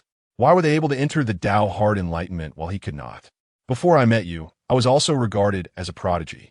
Fong Mo was genuinely at his wit's end. It could be tolerated that Li Ruoshui was an exceptionally gifted cultivator, but now, having just followed Li Ruoshui for a short while, he had encountered 2 talents whose cultivation skills surpassed his own. How could he maintain his composure? "Brother Fong, do you know how my master views prodigies?" Li Ruoshui Zhenli Inkidat. How does he view them? Fong Mo asked, intrigued. "My master once told me that prodigies are meant to be stepped on," Li Ruoshui replied earnestly. Meanwhile, the cultivators surrounding the Holy Sun Yunxiao arena showed no signs of departing. For what lay ahead was the true climax, the gate of Xuanguan. Even if they lacked the qualifications to step within, merely witnessing the gate of Xuanguan would be of enormous benefit to them. Everyone held their breath, awaiting the pronouncement from the Lord of Taishao Palace. On the arena, the Lord of Taishao Palace, Xiaolei, gazed at Lin Zhong and Xiaojin. He then produced 2 golden square jade pieces. Xiaojin, Lin Zhong, These are the jade pieces that grant access to the gate of Shuangguan. We will soon unite our powers as the three most formidable palace leaders and utilize the accumulated luck of 50,000 years from the 7 Holy Sun tokens to open this gate of Shuangguan. At that time, you, possessing the gate jade pieces, will be able to step inside. As Xiaolei took out the jade pieces, they began to float towards Xiao Jin and Lin Zhong. Beside him, Yao Lai also produced 2 pieces, handing them to Zhu Guirao and Hun Li. Qian Li then presented one to Hong Shirtian. Qian Li, Yo Liechtenstein, prepara Ursalvas. We are about to open the gate of Shuangguan. After Xiaolei's voice fell, Qian Li and Yao Lai nodded in unison. In the next moment, the 3 of them stepped into the void. As the trio performed their incantations, the winds and clouds above the summit of the Yunxiao arena began to stir violently. Golden light cascaded down from the clouds above. An indescribable aura of saintly pressure enveloped the entirety of the Wanxiao mountain range. In the sky, Xiaolei, Yao Lai, and Qianli occupied 3 positions. Yo Liechtenstein, Qianli, prepare the 7 Holy Sun tokens. Understood, Yao Lai affirmed. In an instant, 7 ancient tokens appeared in the air. These are the Holy Sun tokens. Over the span of 50,000 years, these tokens had changed hands repeatedly, accumulating immense fortune within them. Furthermore, with the presence of 3 peak saint-level palace masters, the power within the 7 tokens began to surge forth. As the 7 Holy Sun tokens manifested, Xiaolei and the others exchanged glances. Their hand seals synchronized rapidly. In an instant, the 7 tokens erupted with radiant hues, seemingly summoning something. With a crack, a colossal phantom slowly emerged from the void, resembling a grand ancient gate. This was the gate of Shuangguan. Though it was not as magnificent as recorded, it was a rare sight indeed. How terrifying! Was this the power of a peak saint? Such opportunities, scarcely available to ordinary cultivators, could be effortlessly grasped by a peak saint. At this juncture, the 7 Holy Sun tokens shattered, transforming into 7 beams of light that surged into the lofty gate of Shuangguan. On the heavy gate, subtle and intricate patterns began to outline golden lines, with an ancient aura circulating ceaselessly. Creak! It sounded as though an ancient wooden door was being slowly pushed open. The gate had opened. Behind it lay a dazzling golden light, as if connecting to a sacred realm. Hurry, enter! The gate of Shuangguan is open. We can only maintain it for 3 breaths. Xiaolei proclaimed loudly. Without hesitation, Zhu Guirao, Hun Li, and Hong Shirtian rushed forward. Brother Lin, Brother Xiao, let us enter quickly. With that, the 3 of them, holding the gate jade pieces, swiftly vanished into the gate. Xiao Jin, Lin Zhong, you 2, hurry and enter, Xiaolei urged. However, what Xiao Jin said next left Xiaolei and all surrounding cultivators utterly bewildered. What did we say we would enter the gate of Shuangguan through you? Xiao Jin replied nonchalantly, mimicking his master's demeanor. My master said that your method of entering the gate of Shuangguan is quite ordinary, too low-end, and lacking in elegance. The manner of entering the celestial gate of profound mysteries must be worthy of the esteemed character of my venerable master. Just as everyone stood in bewilderment, a resounding peal of laughter echoed forth. Truly, my disciple is remarkable. Henceforth, I shall allow these individuals to witness what it truly means to behold the celestial gate of profound mysteries. Chapter 75, 9 Steps to Sanctity. A hearty laughter resonated across the Cloud Summit arena. In an instant, all the surrounding cultivators turned their gazes toward the source of the sound. To nurture such formidable disciples, the master must surely be an extraordinary figure. At this moment, Qin Yuan had risen to his feet, his eyes surveying the arena. The cultivators closest to him were left utterly astonished. What was happening? This supreme realm cultivator at the first level was, in fact, their master. What do you understand? Don't eminent figures relish in concealing their true prowess? Indeed. So, does that imply that this extraordinary individual has been beside me all along? Hiss. At this moment, all cultivators in the arena, along with the trio in the sky, as well as Zhu Tianhai and Han Ning, shifted their attention to Qin Yuan. This is the master of Xiao Jin and Lin Chong, supreme. First level? Xiao Lei appeared somewhat taken aback, and soon after began to scrutinize Qin Yuan with his spiritual sense. The astonishment in his eyes deepened, bordering on disbelief. When he glanced at his companions, Yao Lai and Qian Li, he confirmed that they too had probed the master of Xiao Jin and Lin Chong. He truly only possessed the cultivation of the supreme first level. What's going on? Supreme first level? Could it be he has suppressed his cultivation? Impossible. It cannot be. Even with my great sage second level strength, I cannot detect any suppressed aura emanating from him. Either he is stronger than us, or he genuinely is at the supreme first level. At this moment, in the southeast corner of the stands, Fang Yamo was equally intrigued by the master capable of nurturing such a prodigious disciple. However, as he focused his gaze on Qin Yuan, his face was filled with shock.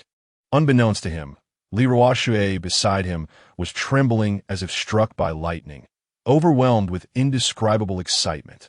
Master, it is my own master. No wonder I felt an inexplicable kinship with Xiao Jin and Lin Chong on the stage. They are my junior brothers. It makes sense. Only a master of such extraordinary caliber could cultivate such fierce talents. No more sensing. Qin Yuan felt the presence of countless spiritual senses probing his strength. He smiled wryly. Indeed, I currently possess the strength of the supreme first level.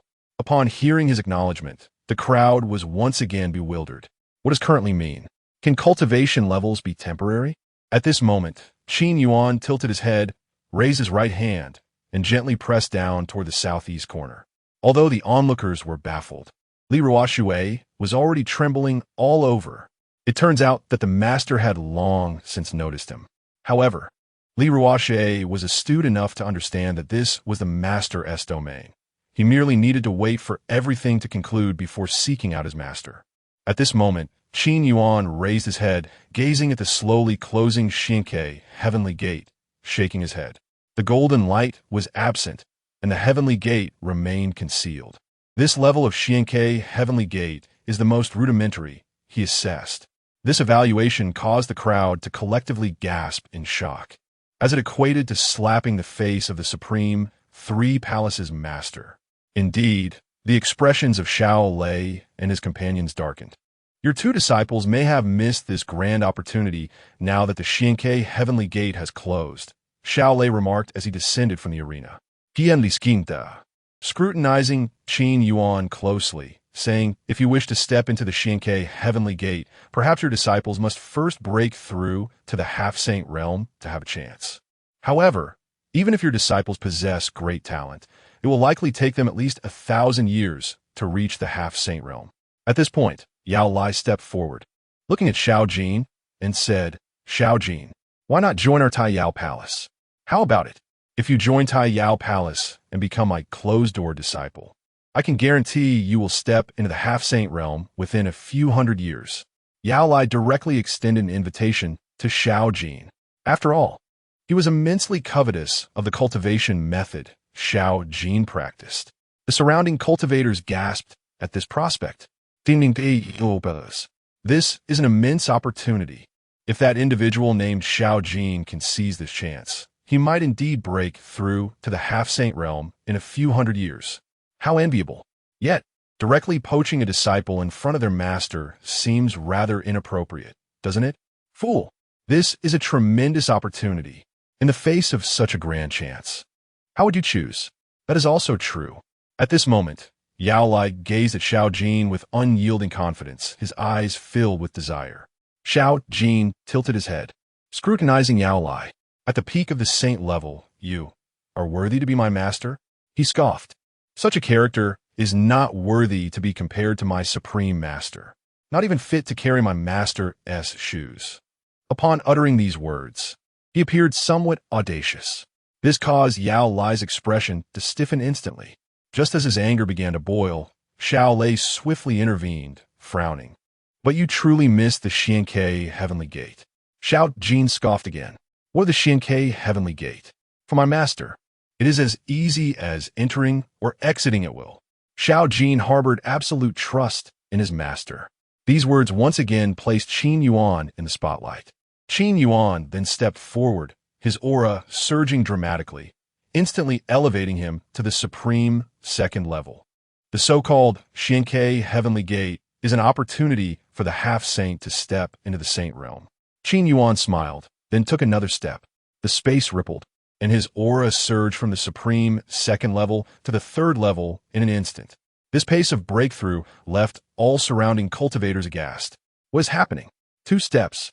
2 realms. Is this even human? Xiao Lei and his companions stared intently, recognizing the unmistakable signs of a genuine breakthrough, not merely the release of suppressed power. In other words, the master of Xiao Jin and Lin Chong was indeed breaking through. At this moment, Qin Yuan took a 3rd step. In an instant, the space began to show signs of fracturing. Qin Yuan's aura surged to the supreme 4th level. He continued, "If you do not wish to become an ordinary saint, you must invoke the Xianke Heavenly Gate to manifest while in the half-saint realm. However, this is the greatest opportunity in the saint realm, a chance that is hard to come by." Boom! Another step, supreme 5th level. Thus, opening the Xianke Heavenly Gate is not difficult. Qin Yuan's expression remained cheerful. With a casual 5th step, boom. Supreme 6th level. Boom. 7th level. Boom. 8th level. Boom. 9th level. The notion of a cultivation bottleneck. It simply does not exist. The rule that one must solidify their current realm before embarking on another century of cultivation to break through is thoroughly shattered in Qin Yuan's presence. Subsequently, Qin Yuan took his final step. The 9th step. Boom. Qin Yuan's aura surged like an abyss, instantly transitioning from the supreme 9th level to the half-saint. He then stood beside Xiao Jin and Lin Chong, smiling as he surveyed the entire arena, having achieved sanctity in 9 steps, looking down upon the world. Chapter 76. That is also my master. What on earth is this? What have I just witnessed? 9 steps to sainthood? Did that individual just ascend from the 1st level of the supreme realm to the semi-saint realm in a mere 9 steps? It is utterly insane. The semi-saint realm. I have toiled for over 10,000 years, barely scraping my way into the 3rd level of the supreme realm. That man in the dark robe, only 9 steps? Ha ha ha. The world has truly turned upside down. Ha ha ha. Around the arena, numerous cultivators had descended into madness. The scene was overwhelmingly shocking for them. They had witnessed an individual's cultivation level escalate from the 1st level of the supreme realm to the semi-saint realm in less than 9 breaths of time. It was as effortless as drinking water. At this moment, the members of the Xiaolei clan cast astonished glances at Qin Yuan. They had just exerted their utmost power at the peak of the saint realm to perceive his strength. The result confirmed that his cultivation had indeed risen step by step from the 1st level of the supreme realm. 9 steps to sainthood. Who was this man in the dark robe? Qian Li's azure eyes were fixed on Qin Yuan, filled with profound contemplation. After all, there was no such terrifying figure within the Taishao holy domain. Could it be he hails from the upper realm, like that esteemed figure? Qian Li's words caused Xiaolei to pause in surprise, then furrow his brows and respond. It is hard to say. However, we can ascertain that although this individual is somewhat peculiar, his strength has indeed just reached the semi-saint level. Even if he ascends to sainthood, we need not fear. Qian Li nodded in agreement. Meanwhile, Yao Lai glanced at Qin Yuan before shifting his gaze back to Xiao Jin. This Xiao Jin truly does not know the limits of the heavens and earth. Just now, he dared to refuse my invitation in front of thousands.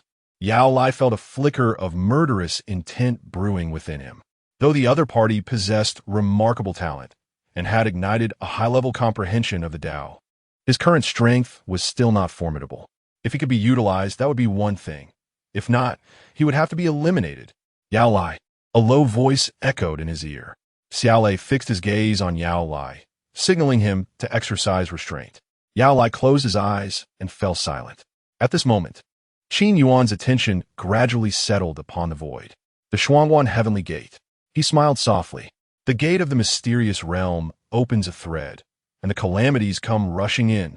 As his clear voice resonated, a thunderous roar of the great Tao erupted. The heavens above suddenly split apart. In an instant, all the peaks of the Wanxia mountain range trembled.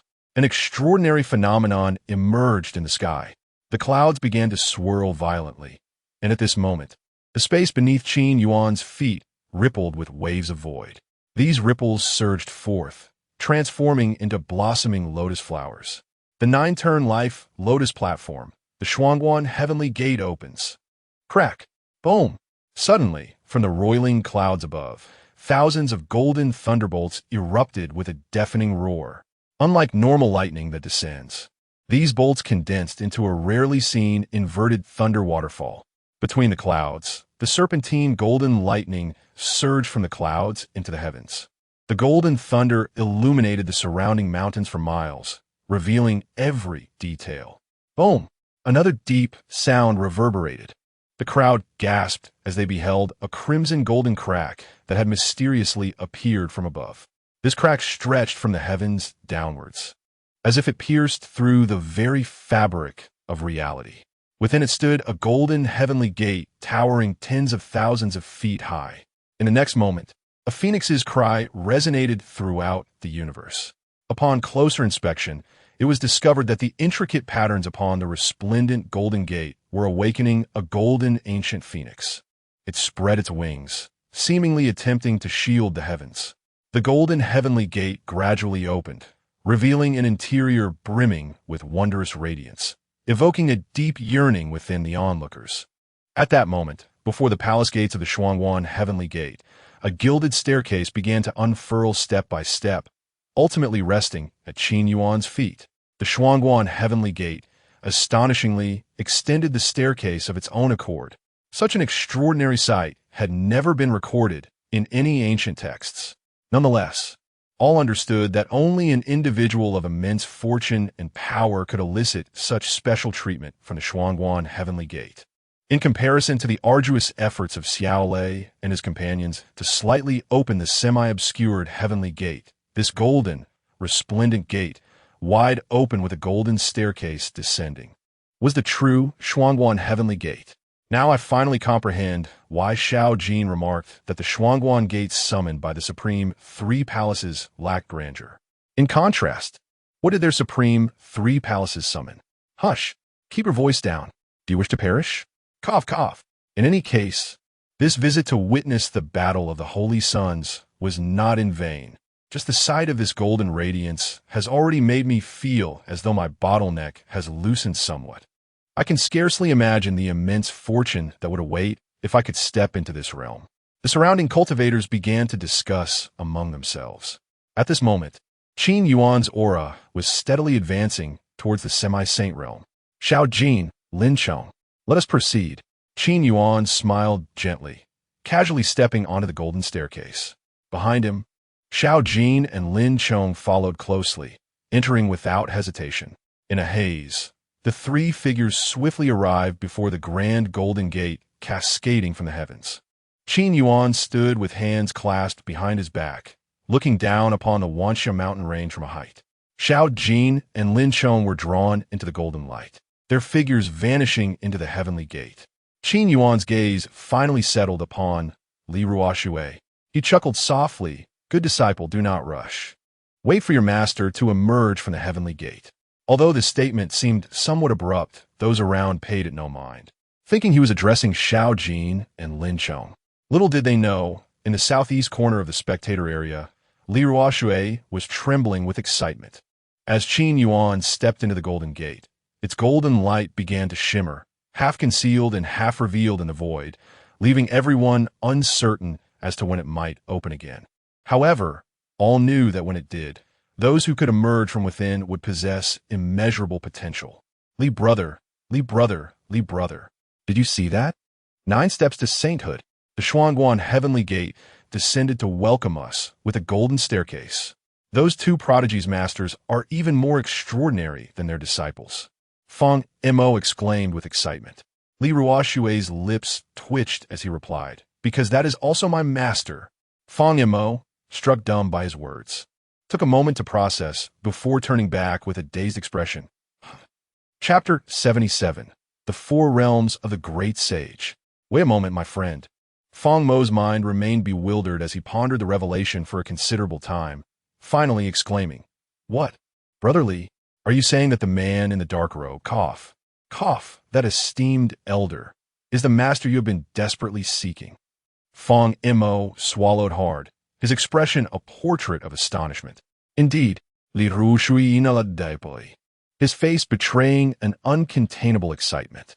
It turns out that my master is truly here. No wonder I felt a sense of familiarity with Xiao Jin and Lin Chong. They are my junior brothers. Ha ha ha. Li Ruoshui, typically reserved and seldom prone to laughter, was genuinely overjoyed at this moment. Fong Yamo was taken aback. So, all these prodigious talents have gathered in one place, have they? Nevertheless, he felt genuine happiness for Li Ruoshui. Congratulations, Brother Li, on finally locating your master. When the elder emerges from the gate of the Mystic Void, I shall certainly extend an invitation on behalf of the Fong clan for him to visit our family. Fong Yamo took a deep breath and spoke with utmost sincerity. That will depend on my master's wishes. I shall follow his guidance in all matters, Li Ruoshui said, pacing back and forth on the viewing platform. How long will the gate remain closed? I recall when I first entered the realm of sages. It seemed I spent about an hour within the gate. Fong Yamo smirked slightly. Brother Li actually stayed inside for a full 3 days. Is that so? It felt like such a short time. Li Ruoshui replied, slightly helpless. With my master's profound cultivation, could it be that he must remain inside for 10,000 years? Fong Yamo fell silent. The gate of the Mystic Void represented an extraordinary opportunity for those on the cusp of sagehood, but such opportunities varied in magnitude. Some practitioners could exit in less than an hour if it were minor chance. Most sages could only remain for half a day, and those who lingered for that duration would typically emerge at the mid-stage of sagehood.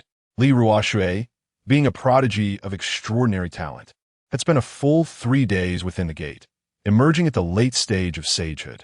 This had astounded his contemporaries over 10,000 years ago. Yet now, he spoke of his master remaining inside for 10,000 years. How terrifying! My master is indeed that formidable, Li Ruoshui noted, sensing Fong Mo's thoughts, and added candidly, moreover, he is even more terrifying than you can imagine. This is my master. My master wields the power to cover the heavens with a mere hand. While others might not comprehend Qin Yuan's immense strength, Li Ruoshui understood it all too well. His master was unfathomably powerful. At this moment, his thoughts drifted back over 20,000 years. By a stroke of fortune, he had entered the ancient tomb and, under his master's grace, had become one of his many disciples. He had received teachings on reincarnation that complemented his innate reincarnation affinity, leading to an explosive enhancement in his strength. He began to develop his reincarnation affinity to the fullest extent, employing the reincarnation techniques imparted by his master to forge many formidable methods. As a result, he overwhelmed all the prodigies of his generation. While ordinary practitioners might not recognize Li Ruoshui's title, in this interconnected realm, it was a name of great renown. Tao of weak water, governing life and death, a solitary hand measuring the reincarnation of the heavens. This referred to Li Ruoshui, who possessed the power of reincarnation. After all, few in this world could wield the art of reincarnation, as it was inextricably linked to causality. Even sages and formidable beings of the great sage realm dared not claim mastery over it. Brother Li, earlier, your 2 junior brothers had a confrontation with that puppet bone sect and the Soul Clan. Should I intervene and eliminate their leaders? Fong Imo suddenly suggested, casting an almost casual glance at Zhu Tianhai and Han Ning nearby. At that moment, both men shivered involuntarily. In that instant, an instinctual response told them that their lives hung in the balance. However, this thought came swiftly and vanished just as quickly, leading Zhu Tianhai and Han Ning to believe they were merely experiencing an illusion brought on by the extraordinary atmosphere of the gate. There's no need. This is merely a trial for my junior brothers. Li Ruoshui waved his hand gently, smiling as he spoke. If my brothers find themselves at a disadvantage, I will invite them into my river of reincarnation for a thorough cleansing. Though his words were accompanied by a smile, they were laced with an unmistakable danger. The river of reincarnation, Li Ruoshui's most lethal technique. Once he summoned the river of reincarnation, Any who fell into its waters would be eternally trapped in the hell of reincarnation he had constructed. They would never rise again, ultimately becoming nutrients for his river of reincarnation, which would then grow even stronger. Faced with such an adversary, few practitioners of the same realm would dare confront Li Ruoshui. Even those stronger than him would hesitate to engage in battle, for Li Ruoshui, a being of the second great sage realm, had slain even the most powerful beings of the third great sage realm. The great sage realm is defined by transcending the limitations of sagehood, undergoing a profound transformation. It is divided into 4 distinct realms. The first great sage realm focuses on the physical body, refining every sinew and muscle. A practitioner who achieves this is considered a formidable being of the first great sage realm. Those at this level can harness the power of sacred resonance anywhere, regardless of the thinness of spiritual energy. The second great sage realm, however, emphasizes the sacred bones. Upon entering sagehood, the sacred bones manifest. But to shed the mortal bones completely, one must forge a new set of sacred bones. Upon achieving the second great sage realm, the power of the bones can shatter barriers with a mere finger. For instance, both Feng Mo and Li Ruoshui are beings of the second great sage realm, capable of effortlessly traversing the various realms. Ascending further, one reaches the third great sage realm, where the focus shifts to the sacred soul. This stage solidifies the soul's power, allowing it to separate from a body, enabling surprise attacks on adversaries. Moreover, once the sacred soul is cultivated, one can enter the mysterious domain of the sacred soul, a realm filled with countless encounters and opportunities. Beyond that lies the highest realm of the great sage, the fourth great sage realm, where one cultivates the sacred heart. Upon reaching this stage, a practitioner can express their reincarnation mark and merge it with the sacred heart. Even if they find themselves at a disadvantage, they can instantaneously escape, traversing multiple realms to reform their physical body. Though their power and realm may diminish by 2 levels, it serves as an extraordinary means of preserving one's life. The sacred body, sacred bones, sacred soul, and sacred heart are collectively known as the 4 realms of the great sage. At this moment, Li Ruoshui had resolved to wait at the Yunshao arena for the reopening of the gate of the mystic void. Meanwhile, within the gate, Xiao Jin, Lin Chong, and Qin Yuan had already stepped inside, entering what is hailed as the greatest opportunity for sages. Chapter 78, Confronting Opportunity, the 8-character mantra. The golden gates of the celestial portal shimmered, barely discernible against the sky. The multitude of cultivators gathered here chose not to disperse, instead opting to wait in silent anticipation. After all, their curiosity was piqued regarding the fate of those who entered the celestial portal and what realms they would traverse upon their return. Among them were Zhu Guirao, the saintess of the Sacred Bones sect, Hun Li, the scion of the Hun clan, and Hong Shirtan from the Hong family, alongside the Dark Horses, Xiao Jin and Lin Chong, accompanied by their exceptionally gifted master. This competition for the title of saint was indeed a spectacle of immense proportions. To their astonishment, the prowess of Xiao Jin and Lin Chong's master was fearsome beyond belief. Xiao Lei gazed contemplatively at the golden gates above, his brow gradually unfurling. Yet, they halted in their tracks. The celestial portal might present a grand opportunity, but the time was not ripe. That esteemed figure would not reproach them for insufficient numbers. After all, those who entered the celestial portal were indeed prodigies among prodigies. A glint of ruthlessness flickered in Xiao Lei's violet eyes. If they fulfilled the task entrusted by that figure, transcending the realm of saints and stepping into the domain of great saints would pose no difficulty. It was merely regrettable that he had yet to acquire the techniques he desired from Xiao Jin. Yao Lai frowned at this moment, a hint of displeasure evident. Why the panic? Qianli squinted. Have you forgotten my abilities? Upon hearing this, Yao Lai smacked his forehead. Right. I almost overlooked your prowess. Qianli. Ha ha. With that said, I am at ease. Qianli nodded with a smile. His abilities allowed him to directly search for the techniques possessed by cultivators, even those who had passed away.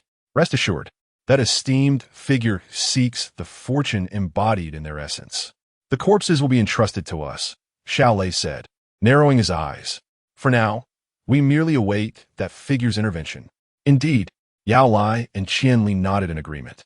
Meanwhile, at the celestial portal, as Xiao Jin and Lin Chong stepped through the golden gates, they felt a dizzying swirl of sensations, soon finding themselves suspended in an expanse of void.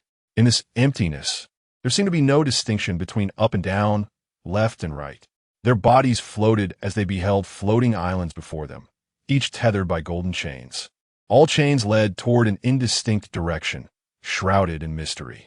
In the next moment, a golden radiance enveloped Xiao Jin and Lin Chong, awakening a profound understanding within their hearts. Senior brother, that island appears to harbor what I seek. Lin Chong pointed to a gray island bound by golden chains. I sense it too. The island on the right holds what I desire, Xiao Jin exclaimed, amazed, gesturing toward another island. He then glanced at the golden light surrounding him. Curious, truly. The celestial portal is remarkable. This golden light seems to enable us to swiftly discern advantageous treasures. No wonder so many aspire to enter this celestial portal upon achieving sanctity. Do you think everyone possesses this golden light? Qin Yuan's voice resonated. Master. Xiao Jin and Lin Chong turned instantly, bowing respectfully to Qin Yuan. This sacred golden light only materializes when a superlative being endowed with celestial fortune opens the celestial portal, Qin Yuan explained leisurely. Clearly, this golden light is bestowed upon you by me, for I am that superlative being. He was never one to shy away from self-commendation. Thank you, Master. Xiao Jin and Lin Chong expressed their gratitude. Enough. These islands each hold your grand opportunities. Qin Yuan gestured toward the floating islands before them. The terminus of the golden chains leads to the celestial palace, where the most formidable creations of this celestial portal reside. As this is your cultivation journey, I shall refrain from interference. You have 3 days. We shall convene at the celestial palace thereafter. Upon Qin Yuan's declaration, Xiao Jin and Lin Chong nodded fervently, yes, master. With a smile, Qin Yuan vanished in an instant. To be candid, while the celestial portal may contain treasures that could drive saints to madness, such trifles held little allure in the eyes of Qin Yuan. Junior brother, let us commence. Xiao Jin's fiery lotus mark flickered rapidly, flames igniting in his eyes. Indeed, senior brother, junior brother, do you recall Master's teachings? In the face of such opportunities, we must adhere to the 8-character mantra. Xiao Jin readied himself. Of course I remember. Lin Chong's gaze remained steadfast on the gray island. Confronting opportunity, the 8-character mantra, the two exchanged glances and proclaimed in unison, Ami, is all mine. As their words echoed, they transformed into a crimson and an azure light, swiftly merging into their respective floating islands. Opportunities must be seized to be deemed genuine. Those who dare obstruct one's quest for fortune become adversaries. In the face of enemies, one must show no mercy. Before long, the air resonated with the roars of beasts emanating from the 2 islands, for treasures of heaven and earth were guarded by ferocious creatures, especially within the realm of the celestial portal. At this moment, on a dark island, abundant in soul energy, the sound of ghostly wails echoed as Han Li arrived. He sat cross-legged in the void, quietly circulating his soul cultivation method, absorbing the soul energy around him. The clan leader's words rang true. Within the celestial portal lay an island suitable for soul cultivation. If I can absorb all the soul energy here, I shall surely break through to the realm of saints. Once I achieve that, I shall hunt down you, Xiao Jin. As Han Li contemplated this, he fervently intensified his soul cultivation. Yet, not far from this island, the fire-red island's radiance began to dim. In mere moments, Xiao Jin had absorbed all the laws within the Island of Flame, silently reaching the 5th layer of the Supreme Realm. Master once mentioned that there are 99 islands of laws. What if I absorb them all? After all, Master once said, one law mastered, all laws are mastered. In the next instant, Xiao Jin's gaze fixed upon the nearby black island, saturated with soul energy. Noticing a slight dullness in its aura, he realized that someone was encroaching upon his opportunity. Damn it! Xiao Jin sprang to his feet. He descended gracefully, and the 62-colored heavenly fire began to coalesce into a fiery lotus. You scoundrel, that is my opportunity. This time, he remembered his master's earlier lessons. He must cultivate the fire lotus along the way. Chapter 79, the pendant given by the master. Do you not use it if you have one? Upon the black floating island, suffused with a rich aura, the land appeared remarkably flat. Though the terrain beneath was uneven, the island itself resembled an expansive plain. Within this plain, various dense black soul energies swirled continuously. However, the black expanse was not limitless. Peculiar, gnarled brown dead trees grew here, each adorned with grotesque faces. At the heart of the island, Hanli was greedily channeling the techniques within his body, voraciously devouring these soul energies. These energies had lingered here for an indeterminate duration, having transformed into the purest form of energy. All he needed to do was absorb them into his being. At this moment, Hanli lamented the sluggish pace of his technique's refinement. Gazing at the black plain, which shimmered like a mountain of gold, he intensified his absorption. Fool! Just as Hanli reveled in the ecstasy of consuming soul energy, a thunderous voice resonated from above. Suddenly, a blazing radiance erupted in the cold, dark sky above the plain. A magnificent 62-colored supreme fire lotus surged forth, enveloped in a temperature capable of incinerating the void, hurtling directly towards Hanli's head. Xiao Jin, have you lost your mind?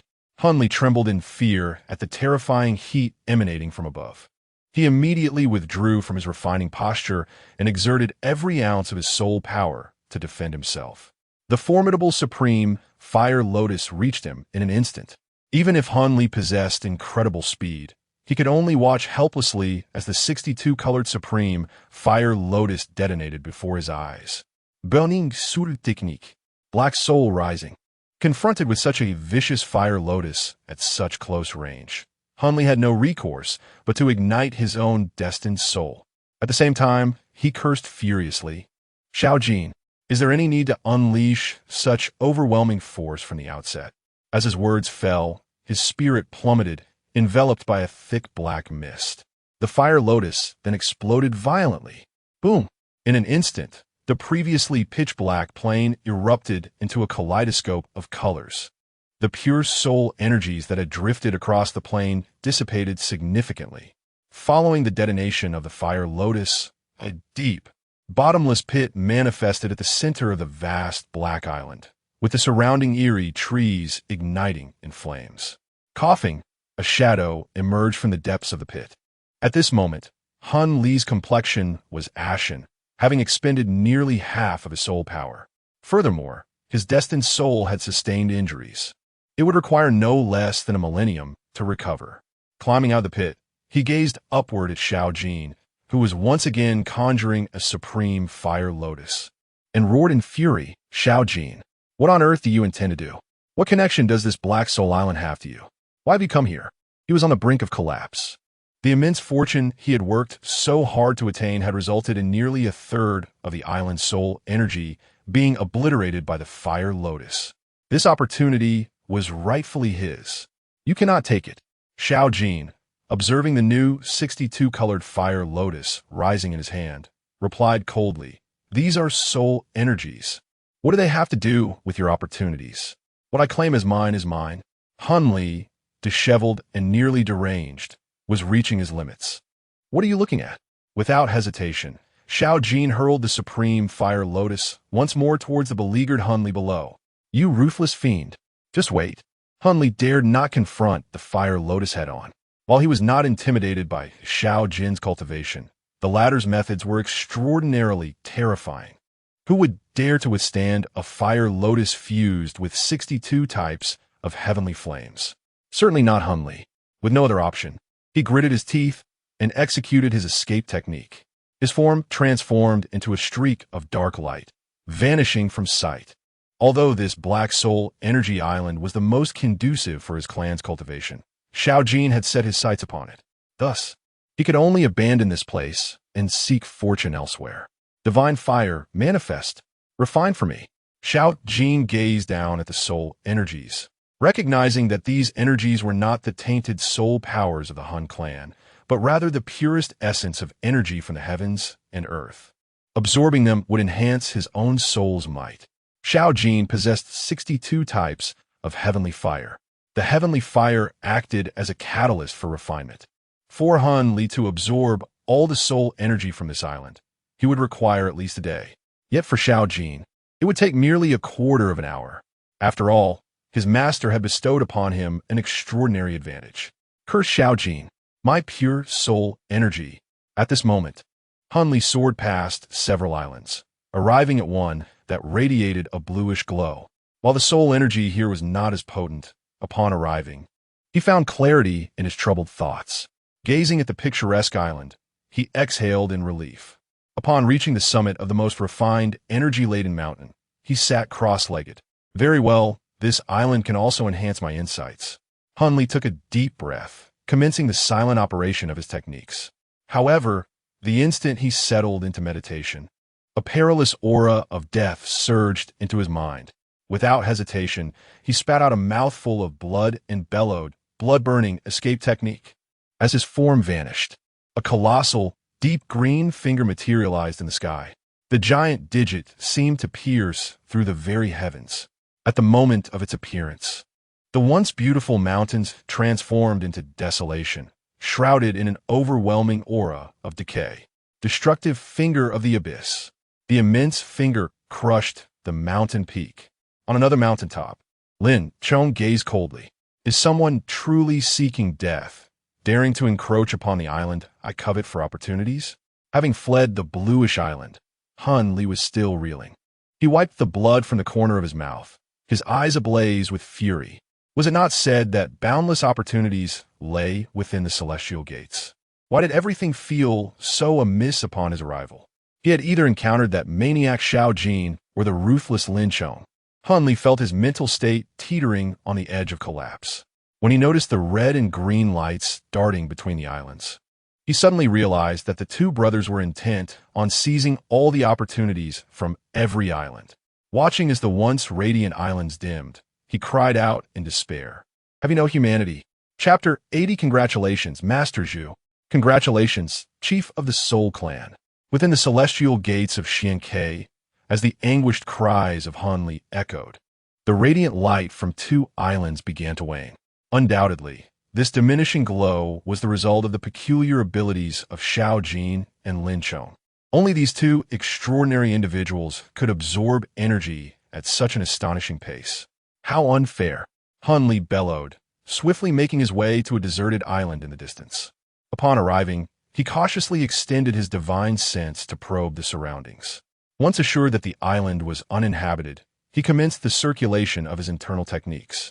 At this juncture, Han Li was no longer discerning about the suitability of the fortune offered by the islands. If this continued, his journey to the celestial gate of Xianke would be entirely futile. However, in the next moment, a searing flame descended from the heavens with reckless abandon. Han Li was nearly driven to the brink of losing his spiritual essence. Xiao Jin, I will not rest until we settle this. His techniques were thoroughly countered by Xiao Jin, leaving Han Li with no choice but to flee. Meanwhile, on a skeletal island strewn with bones, Zhugu Ruo had just activated her bone-refining technique. Above her head, an enormous azure finger materialized ominously. Prison of the desolate sky. The colossal digit came crashing down, forcing Zhugu Ruo to halt her technique and retaliate. Without her two half-saint bone puppets to assist her, she found herself outmatched by Lin Chong. Have you lost your mind, Lin Chong? She glared at him, her eyes ablaze with fury. I apologize, but the fortunes here belong solely to our fellow disciples. Lin Chong replied coolly, hovering in the air. Do not force my hand. Zhugu Ruo seethed with anger. This celestial gate of Xianke represented immense fortune for her, with the potential for a breakthrough to mid-stage sagehood, or perhaps even late stage. Lin Chong tilted his head and scoffed. You think you can kill me? Gritting her teeth, Zhugu Ruo unleashed her bone puppetry, frantically channeling her power. In an instant, a barrage of lethal strikes surged towards Lin Chong, who calmly raised a hand. Phantom finger of the desolate sky, he declared. one finger to imprison the heavens and the earth. In that moment, a rather peculiar scene unfolded. Xiao Jin and Lin Chong were relentlessly pursuing Han Li and Zhu Gu Ruo within the celestial gates of Xianke, all the while absorbing the pure energy from the islands. Their cultivation levels were surging dramatically. 1 hour later, both cultivators reached the 6th tier of the Supreme Realm. 3 hours later, they ascended to the 7th tier. 10 hours later, they attained the 8th tier. And 2 days later, they achieved the 9th tier. In stark contrast, Han Li and Zhu Gu Ruo remained stagnant at the half-saint level, showing no signs of progress. At the same time, at the end of the golden chains connecting the numerous islands, on a black jade disc, Qin Yuan reclined leisurely in a rocking chair, awaiting the arrival of his 2 disciples. "Senior, I believe I've gained some insights." Beside him, Hong Shitian had encountered Qin Yuan a day prior and had been following him ever since, even after grasping his own fortune. Ordinarily, the Celestial Gate would have expelled Hong Shitian, but his persistent presence beside Qin Yuan prevented that force from manifesting, allowing him to remain within the Celestial Gates. Indeed, Qin Yuan replied with a smile, glancing at Hong Shitian, who had now stepped into the initial stage of sagehood and was vaguely progressing towards the mid-stage. Then, Qin Yuan casually surveyed his surroundings, spotting the core of the Celestial Gates, the Xianke Heavenly Palace. This was a miraculous palace suspended in the void. Standing majestically at the end of the Celestial Gates, its main structure a flowing jade green, intermingled with hints of deep black, evoking a sense of profound mystery. The intricate details of the palace exuded elegance and grandeur, adorned with various luminous runes. This was a place infused with grand laws, even causing Hong Shitian to feel the power within him drawn towards the laws as he stood nearby. Calculating the time, we should have about half a day left. Qin Yuan mused, using his divine sense to comprehend the circumstances surrounding Xiao Jin and Lin Chong. All the pure energy from the islands had been fully absorbed by them.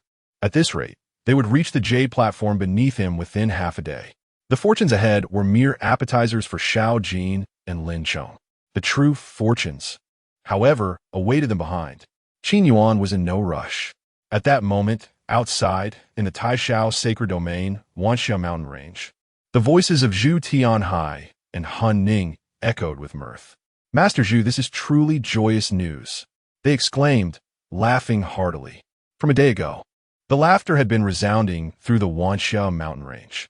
On the high platform, Zhu Tianhai, though gaunt, radiated vitality, while Han Ning mirrored his joy. The two were engaged in light-hearted banter, nearly ready to pledge brotherhood. Meanwhile, Xiao Lei and his companions gazed at the partially obscured Golden Gate, astonished. Has it really been 3 days? They have managed to remain within the Celestial Gate for such an extended period? Xiao Lei marveled. If Xiao Jin and Lin Chong, along with their exceptionally gifted master, could endure 3 days, I could understand. But even the Saintess of the Bone Puppet Holy Sect and the Saint of the Soul Clan can remain for this long? Could it be their talents are equally formidable? Could it be that the esteemed figure has intervened? Yao Lai murmured. Otherwise, with the qualifications of Zhu Gu, Ruo, and Han Li, they could not possibly last this long. Impossible, Xiao Lei shook his head, gazing thoughtfully at the half-concealed Celestial Gate. If those within the Celestial Gate perish, their corpses would automatically be expelled. For now, we can only proceed step by step. Indeed, Yao Lai nodded. Across the high platform, Zhu Tianhai rubbed his skeletal palms together, calculating the time. We are nearing the 4th day, aren't we? Yes, it will soon be 4 days. Han Ning beamed with delight. It is said that those who comprehend for 3 days within the Celestial Gate emerge with at least mid-stage sagehood. If they exceed 4 days, they will attain late-stage sagehood. Master Zhu, we have indeed found successors. Zhu Tianhai exclaimed, clapping joyously. At this moment, within the Celestial Gates, Xiao Jin and Lin Chong had thoroughly absorbed all the fortunes surrounding the Heavenly Palace, leaving not a trace for Zhu Gu Ruo and Han Li. As for Zhu Gu Ruo and Han Li, they fled to the desolate islands devoid of fortune. For to remain elsewhere would mean certain death at the hands of Xiao Jin and Lin Chong. Moreover, as they have failed to seize the opportunities presented here, The power of the heavenly gate has consequently not been bestowed upon them. Master, at this moment, Lin Chong and Xiao Jin have arrived at the Jade platform, their auras having ascended to the realm of semi-saint. Indeed, Qin Yuan nodded in satisfaction, retracting his rocking chair, and turning to behold the magnificent heavenly palace before him. Together with my master, we shall tread upon the heavenly palace and seize our destiny. Yes, master. Chapter 81. The Sword Saint of Radiance. In the Xianke Heavenly Palace, a realm of profound mystery, ordinary cultivators can only access this enigmatic domain through a singular path, to reach the half-saint realm and evoke the enlightenment of saints, thereby summoning the heavenly gates.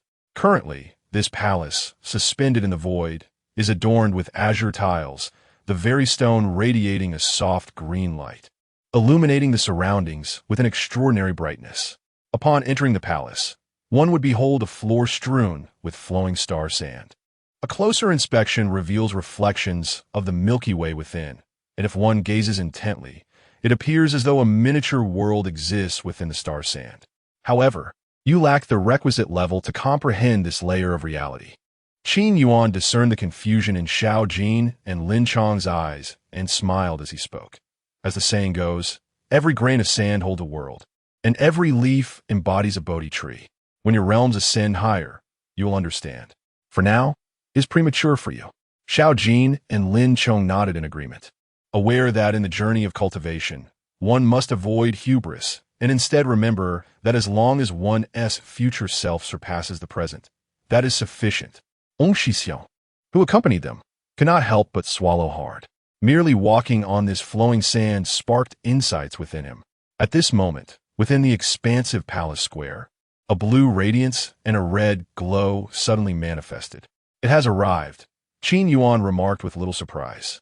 The blue light coalesced into a massive stele, intricately carved with ancient inscriptions, imbued with the abundant power of the azure wasteland. Conversely, the crimson glow transformed into a fiery altar, resembling a grand basin filled with swirling flames. This bizarre spectacle left Xiao Jin in awe, as he beheld liquid flames for the first time. The fire altar, the stele of inscriptions. Qin Yuan observed these phenomena and cheerfully encouraged Lin Chong and Xiao Jin. Go forth. This is your opportunity. The extent of your breakthrough will depend upon your own fates. I shall stand by to safeguard you. Yes, master, Lin Chong affirmed earnestly. Xiao Jin then inquired, and what of your opportunity, master? After all, those who enter this Xianke heavenly gate are destined to awaken their own fortunes. Yet it seemed they had yet to witness their masteress. As for me, Qin Yuan replied casually, upon entering the heavenly gate, I shrouded my own destiny. The fortune I could summon would likely overwhelm this Xianke heavenly gate in mere moments. Moreover, he grinned, do you think I require such so-called saintly fortunes? At this, Xiao Jin smacked his forehead in realization. Right. I almost forgot. Such fortunes are trivial for our master. With a nod, Qin Yuan encouraged them. Go now. Yes, master. Xiao Jin swiftly leaped towards the fire altar, submerging himself within the sea of flames, leaving only his head visible. Meanwhile, Lin Chong sat before the massive stele, deeply experiencing the profound power of the wasteland. Hong Shitian, you should meditate here, Qin Yuan instructed, though your talent pales in comparison to my disciples. Even a moment of cultivation within this heavenly palace will greatly benefit your future elevation. Yes, senior, Hong Shitian readily agreed, feeling fortunate beyond measure. As Xiao Jin and the others commenced their final insights, in another realm of the vast universe, within the expansive Tongtian Holy Realm, a place among the 3,000 great worlds, an ancient mountain peak bore witness to a rosy-faced elder, savoring tea and contemplating the Tao. His spirit was vibrant, adorned with a gentle smile. Opposite him sat another elder, albeit in a semi-transparent, ethereal form.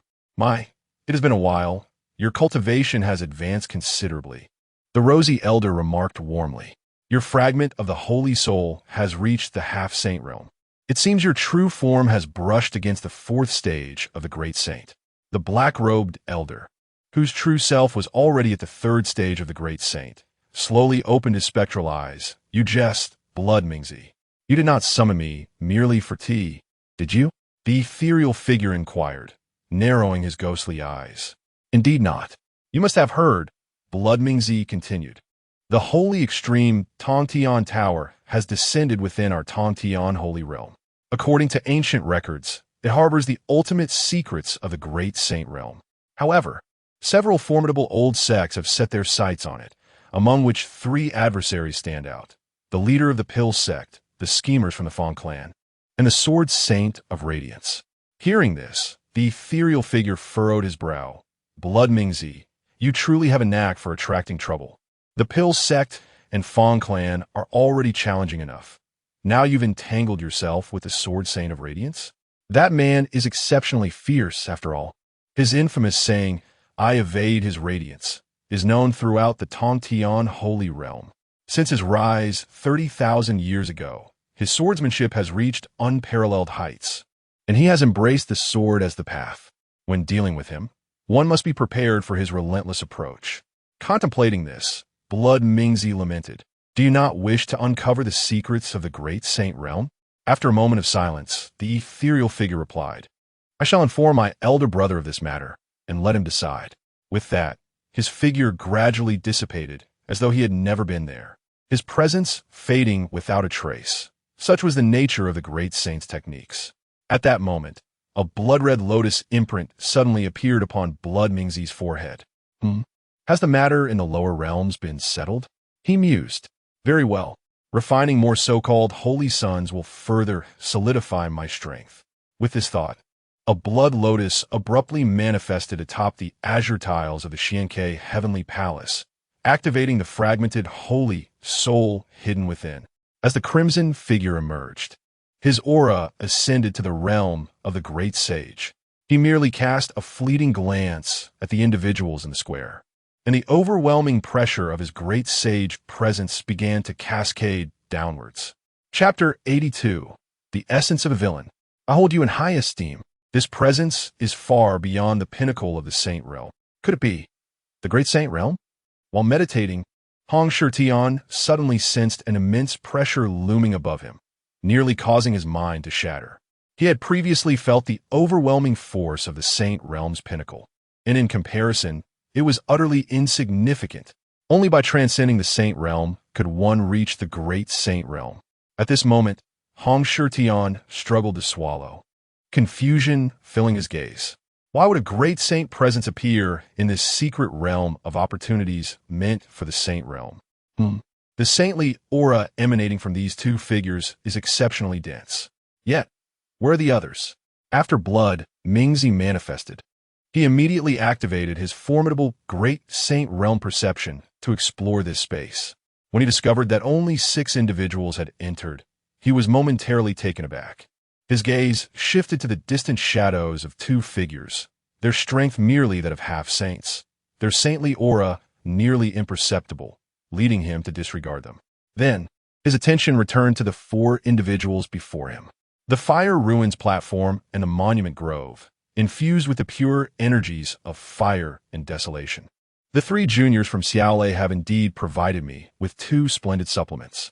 Blood Mingzi's gaze brightened as he looked at Xiao Jin and Lin Dong, but his interest waned upon examining Hong Shitian and Qin Yuan, for their fortunes were woefully meager, particularly the man in the black robe, whose saintly aura was almost non-existent. Clearly, he had not gained any opportunities here. Xiaolei? Juniors? Hong Shitian swallowed hard, perplexed by the elder's words. Blood Mingzi glanced at him, offering no reply, instead muttering to himself about needing to hold the 3 accountable later. Initially claiming there would be 9 saint sons, yet only 6 had appeared now. Oh well, one of these 2 can be worth 9. His crimson eyes began to emanate a sinister glow as Blood Mingzi fixated on Xiao Jin and Lin Chong, his gaze brimming with avarice. As expected, Qin Yuan was not the least surprised. 2 days prior, upon arriving in this celestial palace, he had already sensed the presence of a great saint's soul fragment. Elder, what does this mean? Onchision whispered. What else could it mean? Their cultivation methods are intertwined with bloodlines. He casually mentioned the names of Xiaolei and his companions, indicating there was likely some transaction between them. Qin Yuan remained seated on his jade rocking chair, calm and composed. Elder, do you mean to say we have been ensnared by the supreme 3 palaces in this contest for the Saint's sons? Hong Shirqian's mind raced to comprehend. Indeed, Qin Yuan nodded slightly. Then, Elder, what shall we do? Is there any chance of victory? Hong Shirqian inquired hesitantly. Qin Yuan shot him a glance. What do you mean by chance of victory? If I wished, I could crush this being with a mere finger. However, did you not notice the auras surrounding my 2 disciples? As his words fell, Hong Shirqian quickly turned to observe Xiao Jin and Lin Chong.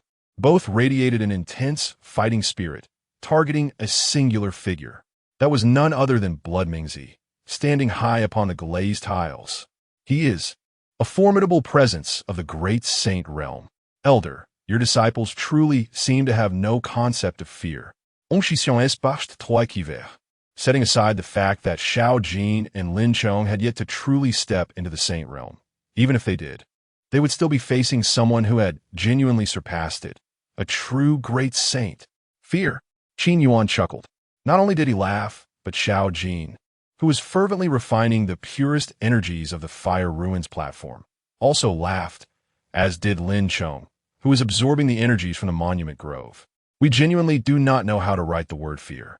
As Qin Yuan's voice faded atop the palace, Blood Mingzi sensed the overwhelming battle intent radiating from below and grew intrigued. Truly, the younger generation is formidable. But do you expect me to simply wait for you to break through before making my move? Ha ha ha. Blood Mingzi laughed heartily as blood-red malevolence surged from his hands. Only a fool would act so self-righteous. I shall first refine the 2 of you to bolster my divine soul. Ha ha. As Blood Mingzi's words echoed, the blood-colored malevolence coalesced into 2 enormous crimson serpents, their forms solid and lifelike. If a saint could manifest an illusory form, then a great saint could solidify theirs into reality. The might of such an attack would be far more ferocious. Clearly, Blood Mingzi's method of assault was manifested through these blood-colored serpents.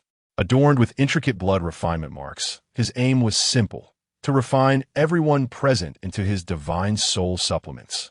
Seeing Blood Mingzi act without restraint, Qin Yuan nodded in satisfaction. Excellent. This is the mindset a true villain should possess, rather than foolishly waiting for Xiao Jin and Lin Chong to break through before striking. Very well. Meanwhile, Hong Shirqian stared at Qin Yuan, bewildered. Elder, your 2 disciples are on the verge of a crucial breakthrough. They cannot be distracted or withdrawn. Qin Yuan replied with a smile. I know, I just mentioned it. Didn't I? I will protect them. The moment the words left his mouth, the 2 massive blood serpents, each hundreds of feet long, shattered and dissipated in the air. The attack of a great saint was effortlessly extinguished by a mere thought from Qin Yuan. Who? Blood Mingzi's expression shifted as he beheld the dissolution of his attack. He swiftly scanned his surroundings, finally resting his gaze on Qin Yuan. Could it be you? Having reached the great saint realm, he had developed a peculiar sense of danger. The instant his attack was nullified, he began to suspect the tranquil figure in the rocking chair. Though he had not sensed any action from him, only someone so composed before a great saint could warrant such suspicion. Blood Serpent Hand. Reluctantly, Blood Mingzi raised his hand once more, conjuring an even thicker blood serpent. Yet, as before, it disintegrated upon its descent. Blood Mingzi's pupils constricted. While he had no evidence to implicate the man in black, he dared not take the risk. Something is off. Withdraw. Blood Mingzi was not foolish. Upon encountering such a bizarre occurrence, despite his overwhelming desire for the fortunes of the 2 individuals at the Fire Ruins platform and Monument Grove, he dared not linger. However, just as he prepared to employ his great saint realm ability to retreat, he suddenly found himself unable to tear through the very fabric of this space. Below, the voice of Qin Yuan gradually emerged. Indeed, you have truly qualified. Recognizing the peculiarities does not lie in remaining here out of arrogance, but in choosing to escape. This embodies the essence of a proper villain. Qin Yuan smiled reassuringly. I hold you in high regard. Chapter 83. Appreciating you and killing you are not in conflict. At this moment, even if Xue Mingzi was devoid of intellect, he understood who had taken action. It was the enigmatic man before him, cloaked in robes that concealed any discernible fortune. While secretly employing the divine powers of the great sage realm, Xue Mingzi remained vigilant, fixating his gaze on Qin Yuan. What methods have you employed, esteemed one? Although the space here cannot be traversed, Xue Mingzi felt no excessive fear towards his adversary. After all, this was merely a fragment of his holy soul. In the worst case, it would be a matter of mutual destruction.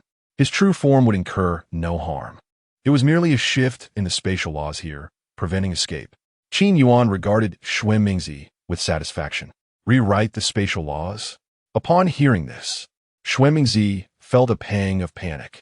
His true form, at the great sage's third realm, could not alter the laws of space.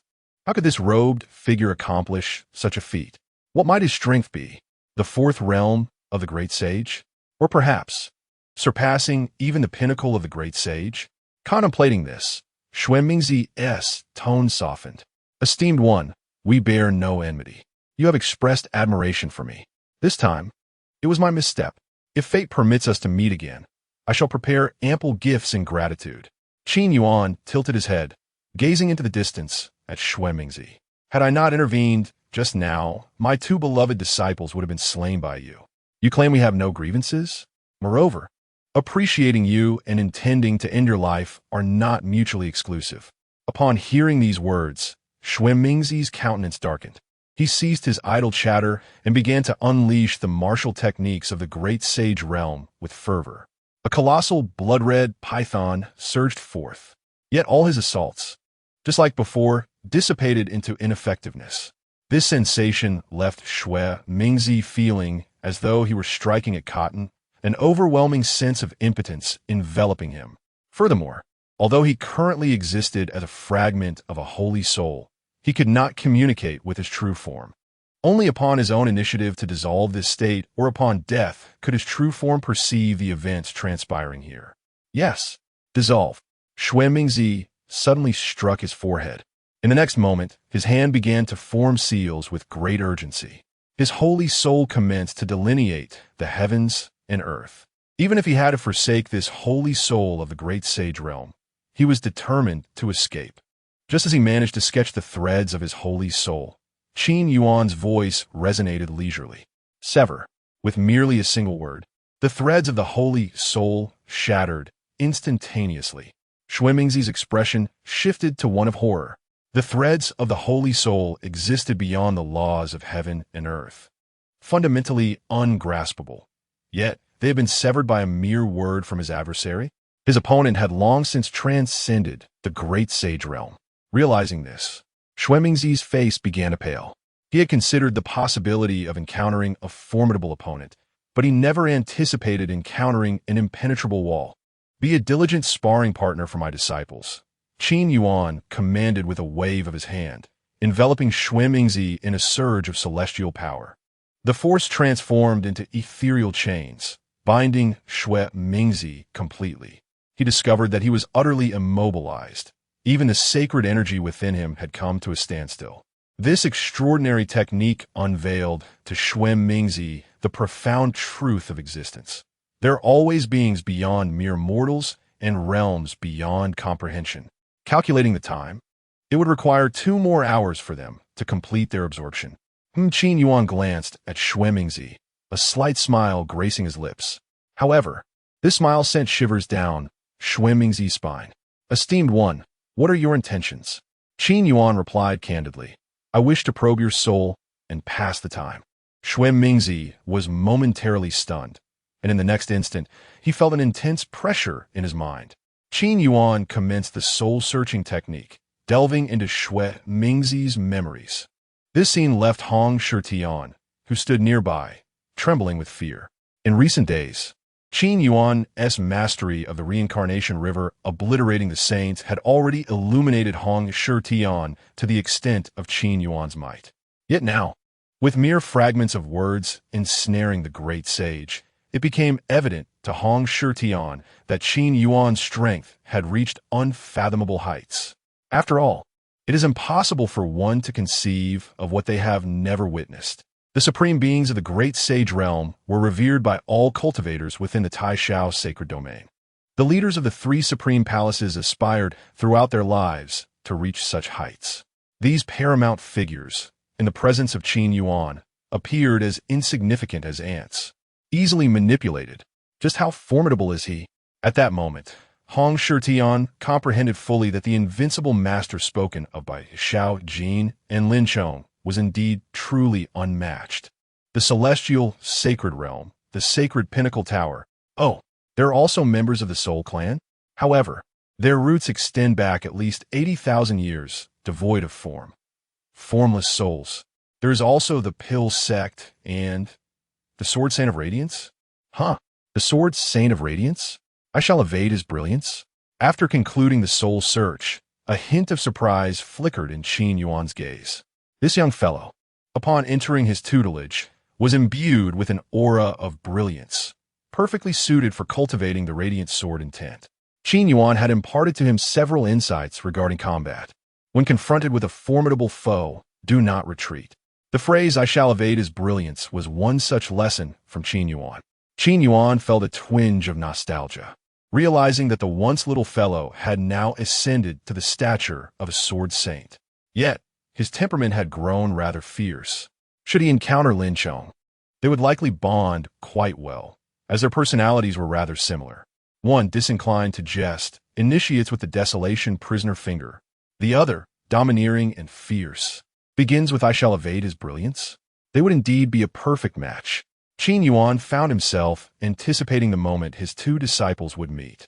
At that moment, Xuemingzi's gaze towards Qin Yuan shifted from initial disdain to profound dread.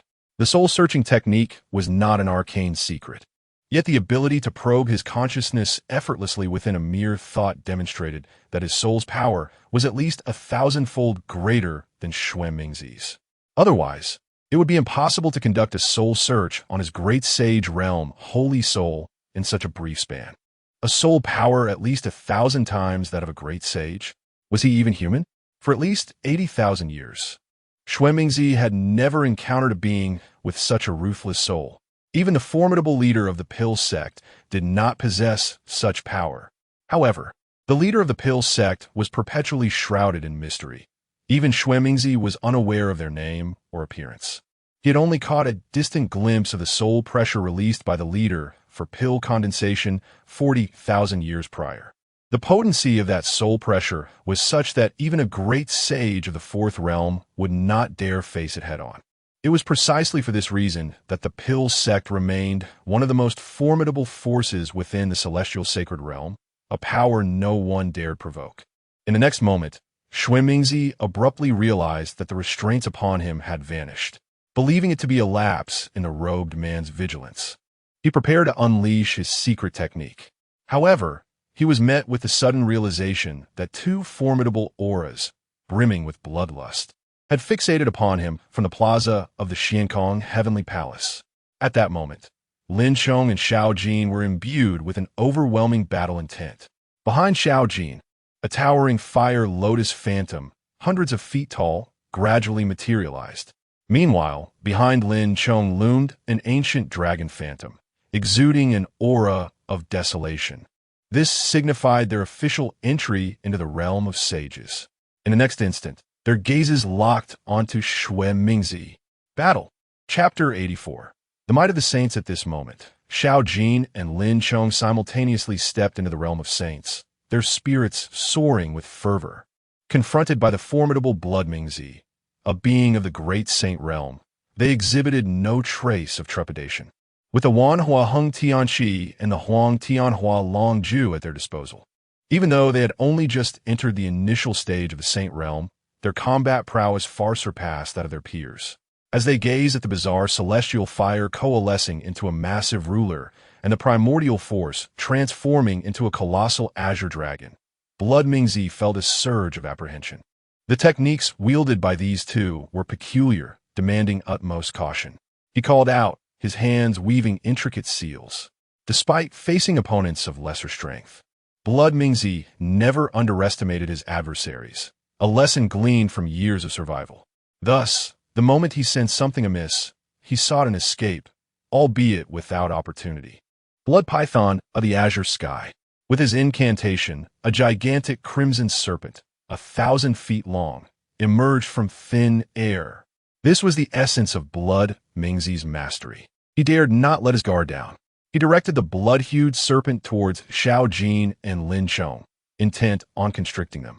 Clang, clang, clang. The Wanhua Hung Tian Qi struck the serpent's body, producing an unusual spark. Meanwhile, Lin Chong unleashed the Huang Tianhua Long Ju, manifesting a spectral azure dragon. Yet, each strike upon the blood serpent left only faint traces, seemingly unable to breach its defenses. You two have merely stepped into the initial stage of the saint realm. I possess the strength of a great saint. Blood Mingzi felt a flicker of reassurance as he observed their inability to penetrate his serpent's defenses. Nonetheless, he remained vigilant, casting wary glances at the man in the dark robes. His attacks could easily be countered by the adversary. Perhaps it would be prudent for you both to withdraw, Blood Mingzi suggested. However, Xiao Jin and Lin Chong persisted in their relentless assaults. Indeed, upon entering the saint realm, they found it impossible to replicate their previous prowess of effortlessly vanquishing opponents of higher tiers. To do otherwise would betray their master's teachings. In Xiao Jin's eyes, the celestial fire blazed fiercely, while Lin Chong stood silently beside him. Below, Hong Shitian watched the terrifying clash unfold, feeling a chill run down his spine. The strength of the initial stage of the saint realm was capable of contending with a great saint. Did they truly believe their power was inadequate? Hong Shitian discerned that although the great saint was mighty, he could not exploit any weakness in the combined might of Xiao Jin and Lin Chong. The two were locked in a stalemate. The mere thought sent another shiver down his spine. He never imagined that the strength of the initial stage of the saint realm could rival that of a great saint. Meanwhile, on a dim island near the Xian Tian Palace, the treasures had long been depleted by Lin Chong and Xiao Jin. The fluctuations from the battle drew the attention of Zhu Gu Rao and Han Li, who were currently hiding on the island. Cursed at Xiao Jin and that wretched Lin Chong. Han Li's expression twisted in anger. It had been 4 days since he entered the Xian Tian gate, yet he had gleaned not a shred of opportunity. His cultivation and insights stagnated, leaving him trapped in the semi-saint realm.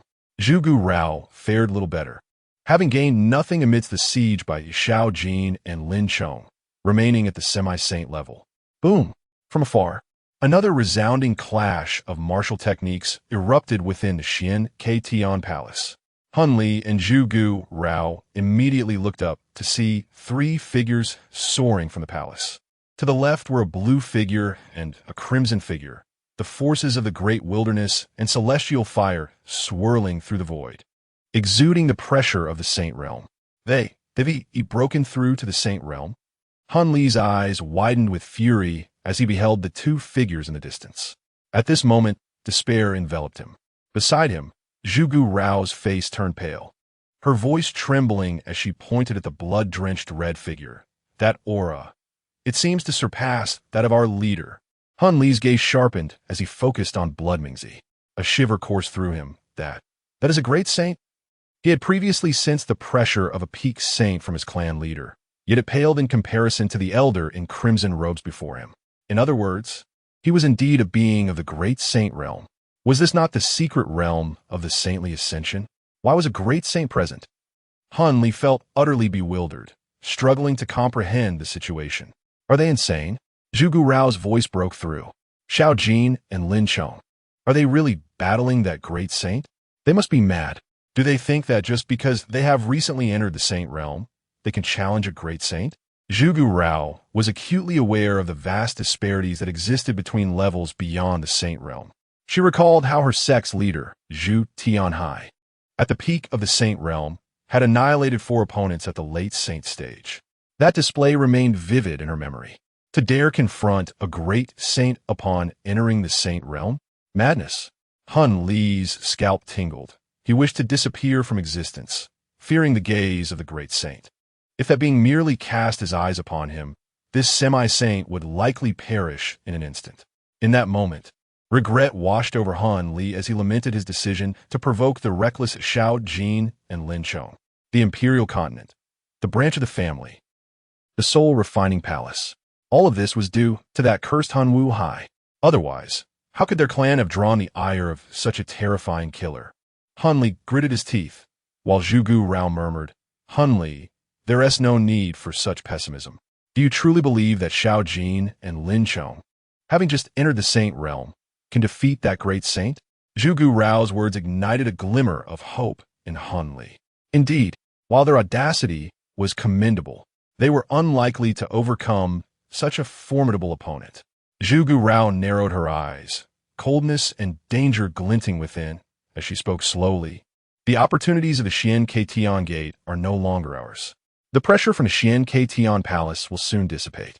Once that great saint has vanquished Xiao Jin and Lin Chong, we shall immediately communicate with the Xian Tian Gate and depart. At that point, the threat posed by your clan and our puppet bone sacred sect will be eliminated."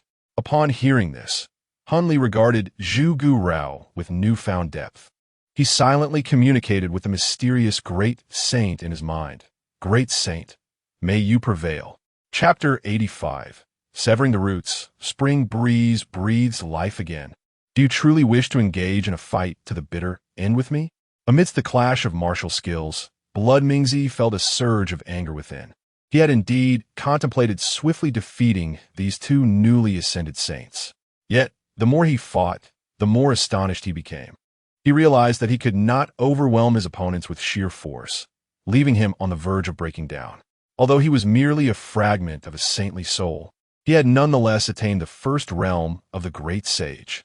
Surely, a great sage should easily handle two initial stage saints? Yet the battle remained fiercely contested. This left Blood Mingzi feeling as if his great sage status might be nothing but a fade. "Junior brother, this is a trial bestowed upon us by our master. A test of our strength," Xiao Jin declared, his gaze fixed upon Blood Mingzi in the skies. In the next moment, the fiery lotus mark on his forehead began to flicker wildly. "Thus, I shall exert my utmost effort. I have just comprehended a new system from the Fire Ruins platform, and I wish to test it." With that, an intense frenzy sparkled in his crimson eyes. "So do I," Lin Chong replied, inhaling deeply as he began to weave subtle incantations. The power of the great wasteland surged forth from him. "I have also discerned a system suitable for me from the Monument Forest. I was just lamenting the lack of an opponent to test my skills." Lin Chong's eyes transformed into a deep azure hue. The heavenly fire technique. The celestial flames within Xiao Jin began to rise and swirl. From his frenzied gaze, it was clear that the technique he was about to unleash would be formidable. 10,000 transformations of heavenly fire. As Xiao Jin's voice rang out, the 10 floating flames around him suddenly plunged into his body.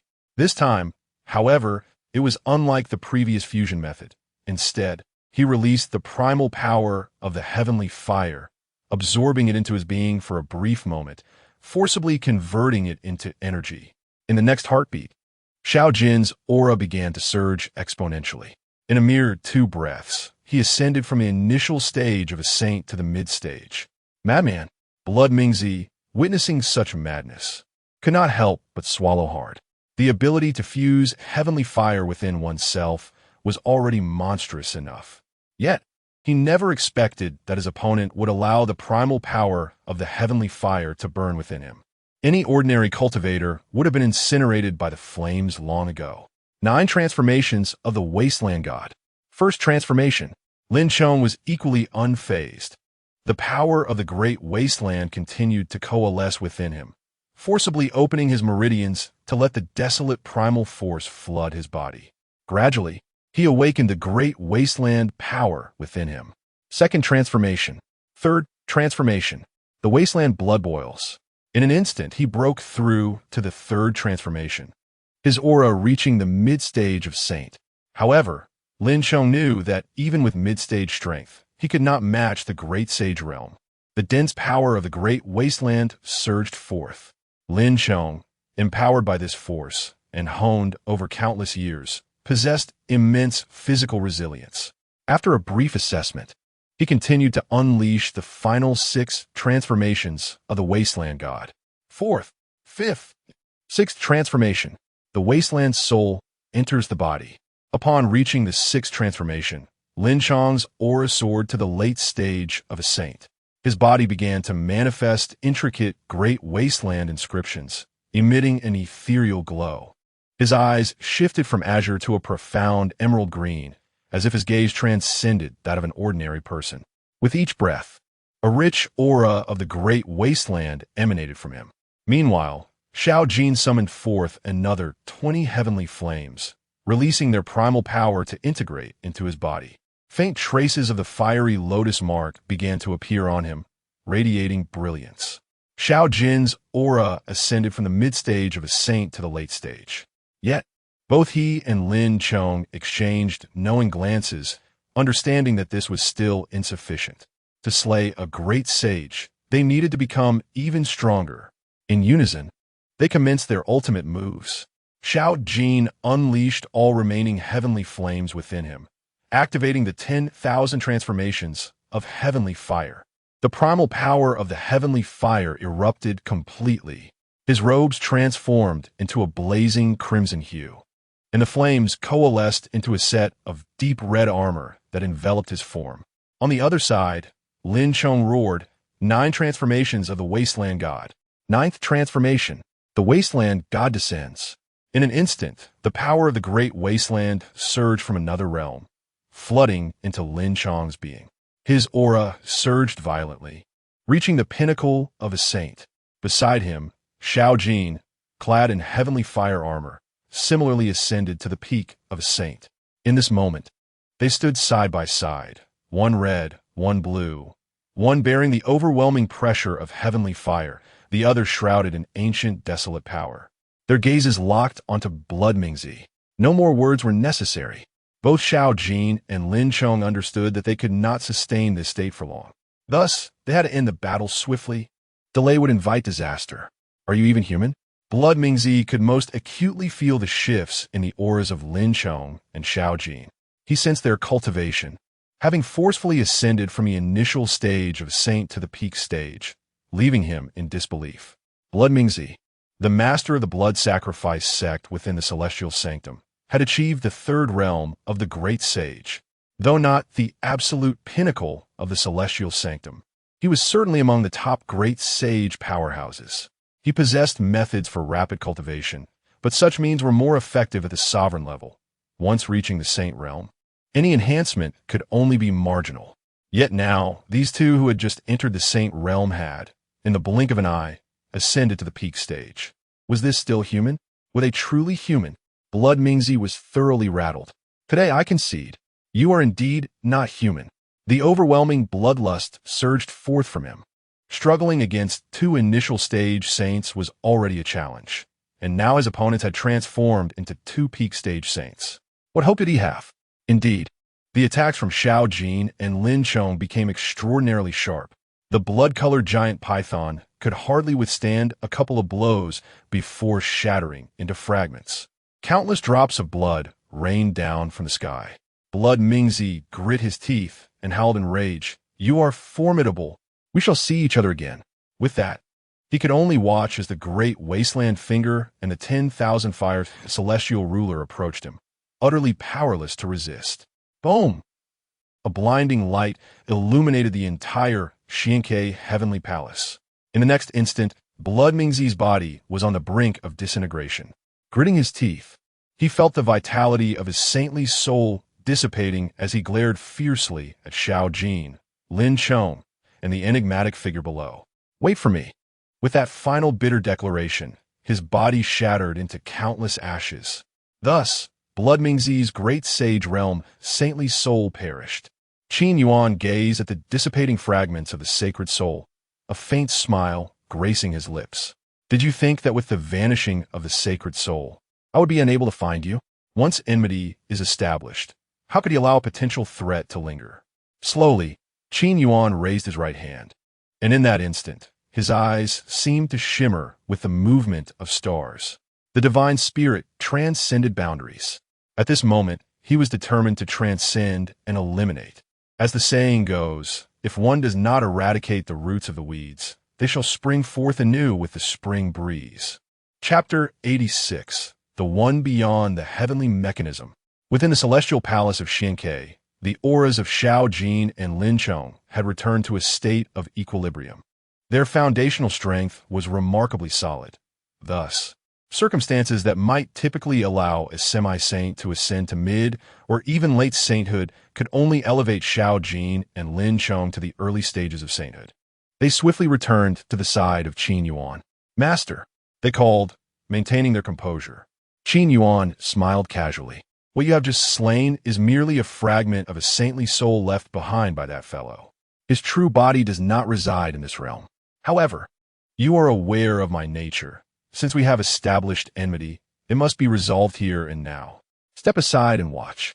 Xiao Jin and Lin Chong nodded solemnly and promptly moved to the side of Hong Shirtun, who was already in a state of shock. He stared at them, swallowing hard.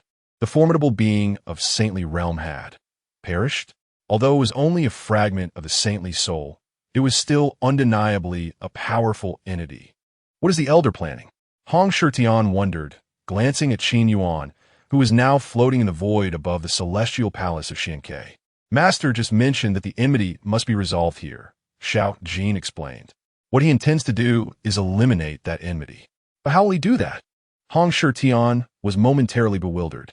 That powerful being should not be within our realm, at least not within the vast expanse of the Taishao sacred domain, where he had not encountered any beings of saintly realm in tens of thousands of years. "You will see," Xiao Jin replied. His eyes filled with reverence as he gazed up at his master. Meanwhile, outside the celestial palace of Xianke, Zhu Guirao and Hunli were on the verge of mental collapse. The techniques of Xiao Jin and Lin Chong were nothing short of astonishing, having truly slain that formidable saintly being.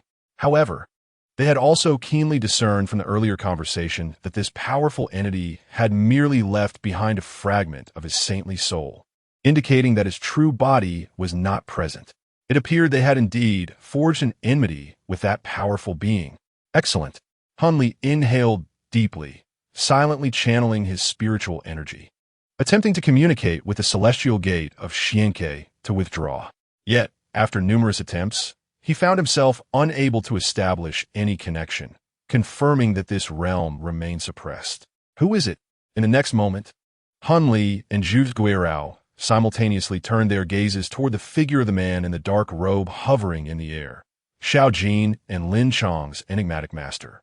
While the saintly soul fragment was indeed useful, its usage would inevitably leave traces, even if it were to completely dissipate. Qin Yuan stood in the void, his eyes shimmering with celestial light, and at that instant, within the secret realm of the celestial gate of Xianke, the boundless chaotic winds suddenly froze. With a single, measured step, Qin Yuan caused the void beneath him to collapse, manifesting into a vast black abyss spanning thousands of zhang. It was evident that the strength Qin Yuan wielded was far beyond what this space could endure. Standing still in the void, his starry-eyed gaze seemed capable of piercing through dimensions. He gradually swept his eyes across the myriad dimensions, ultimately locking onto one specific dimension. At the moment he focused, two rings of golden light appeared deep within his pupils, akin to the radiance of the sun. Simultaneously, far beyond dozens of dimensions, within the vast world of the heavenly sacred realm, at the summit of a brown mountain, a colossal peak reeking of blood Mingzi, who was meditating, suddenly coughed up a mouthful of blood. He abruptly opened his eyes, his blood-red pupils flickering with intensity. Those two young practitioners possessed quite the ruthless methods. They managed to forcibly elevate their strength to the pinnacle of sainthood in such a short time. Had it not been for that, I might have truly faced defeat. Yet, the master they spoke of is rather peculiar. Can he truly alter the laws of space? Has he surpassed the ultimate realm of saints? Blood Mingzi took a deep breath, beginning to regulate his energy. Simultaneously, he silently rejoiced. Fortunately, when the saintly soul fragment dissipates, it only returns memories to the true body. Moreover, with so many dimensions in existence, perhaps I will never have to face them again. Blood Mingzi contemplated, and a hint of malice flickered in his blood-red gaze.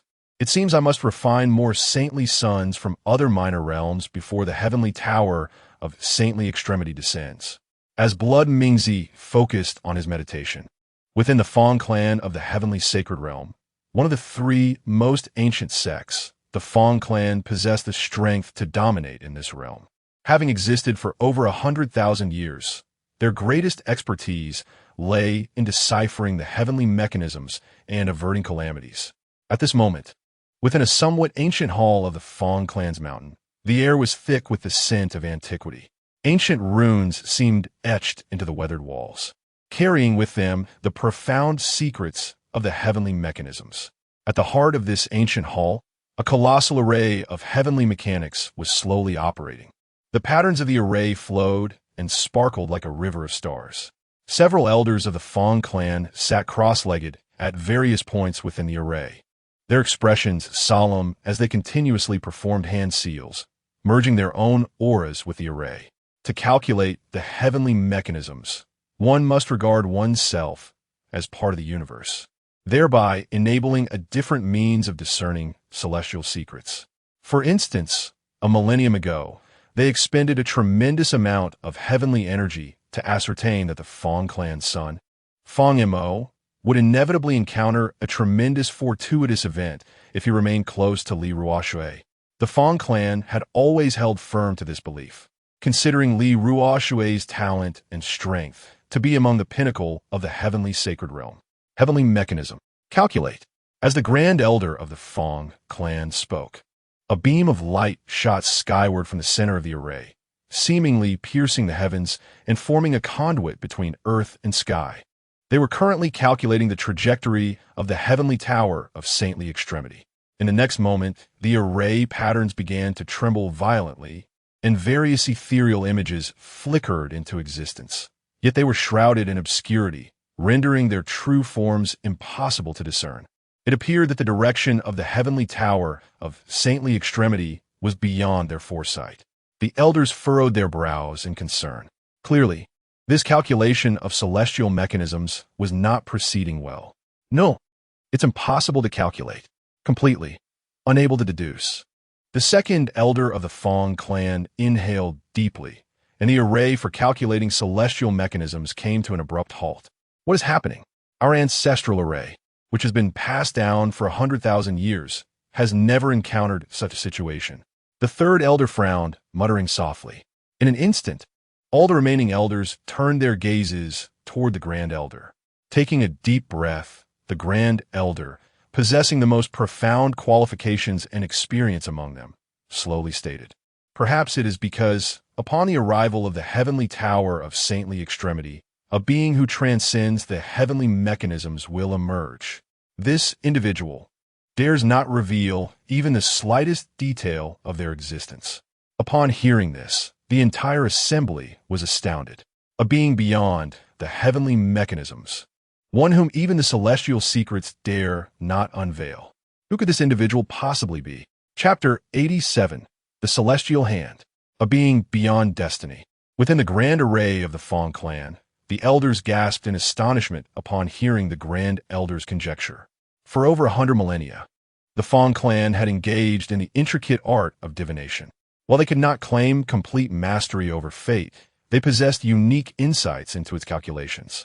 However, they had never encountered a situation quite like today. Grand Elder, shall we attempt another divination? After all, this is for Fang Mo, the second elder suggested softly. The appearance of the sacred extreme celestial tower is indeed an opportunity for him. Indeed, the Grand Elder nodded. Their actions were driven solely by their concern for the young heir of the Fang clan. Simultaneously, within the celestial realm, a colossal sword intent cleaved the arena of a prestigious sword sect in twain. Lu Zhanfeng.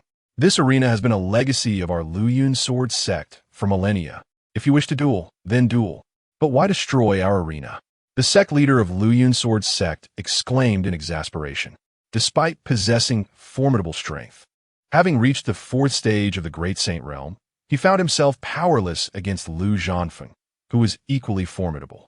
We had an agreement, Sword Saint of Sharp Edge. We concede defeat. We cannot contend with you. The Grand Elder of Lu Yun's sword sect quickly interjected to mediate. At that moment, a disheveled black-haired man stood by the shattered arena, fixated on the sect leader and the Grand Elder. His pale azure eyes brimmed with lingering sword intent, sharp and unabashedly exposed.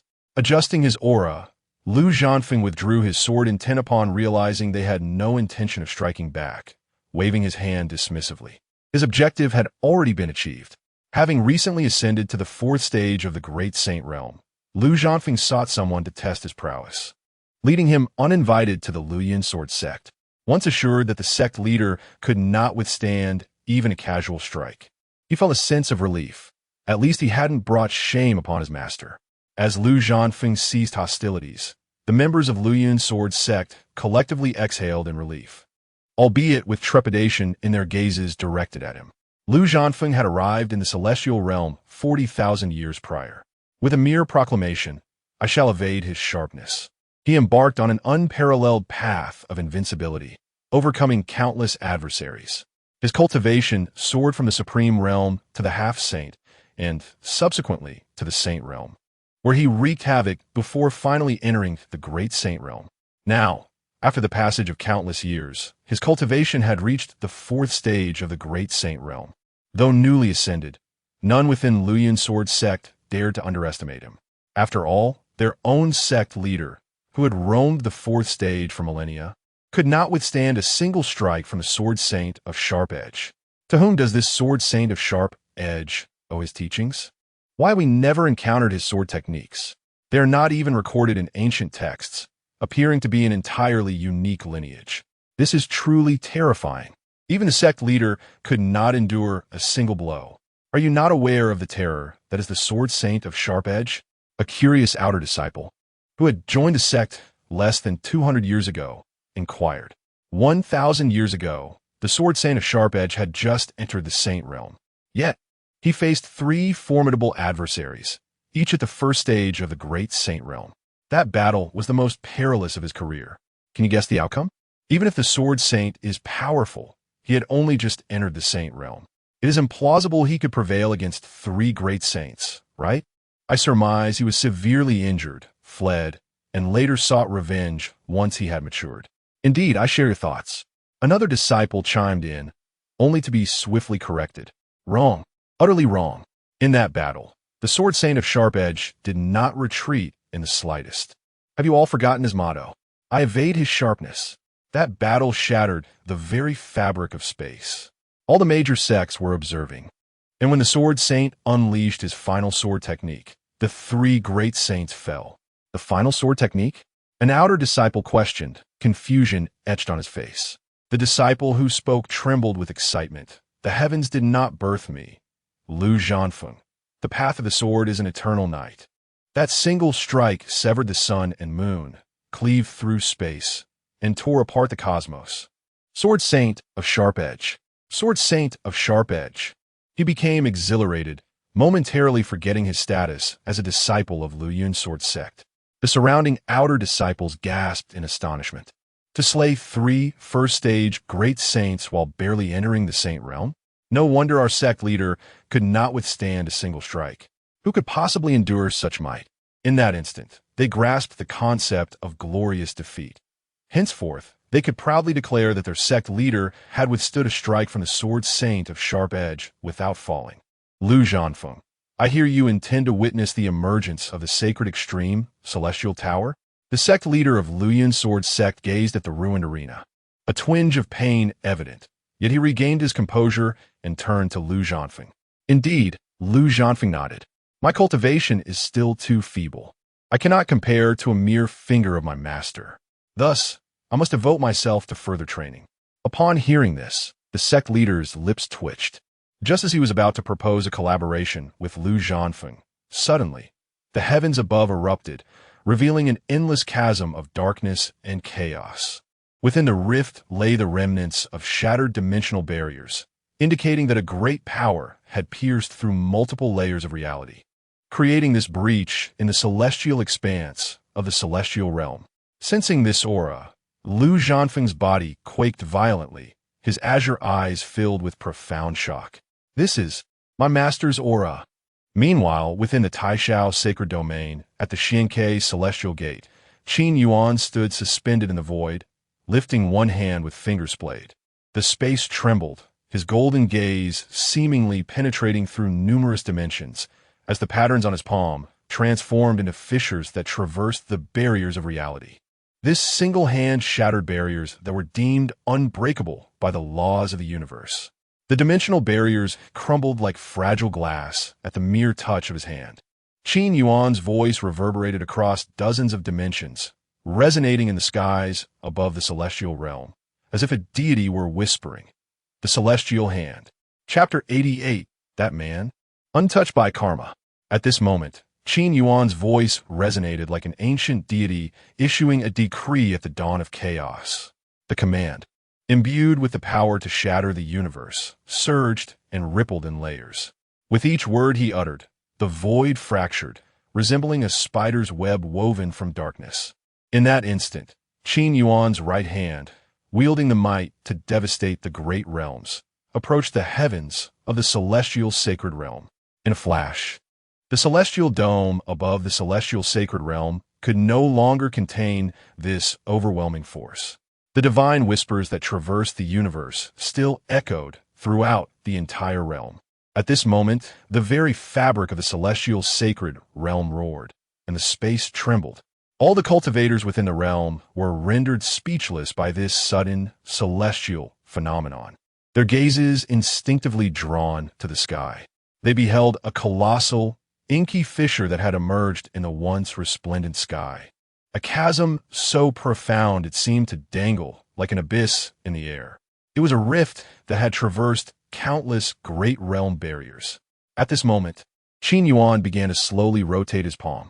In the next heartbeat, the void's crack above the celestial sacred realm expanded exponentially. Deep within the obsidian cleft, tendrils of light surged forth. The celestial realm hand.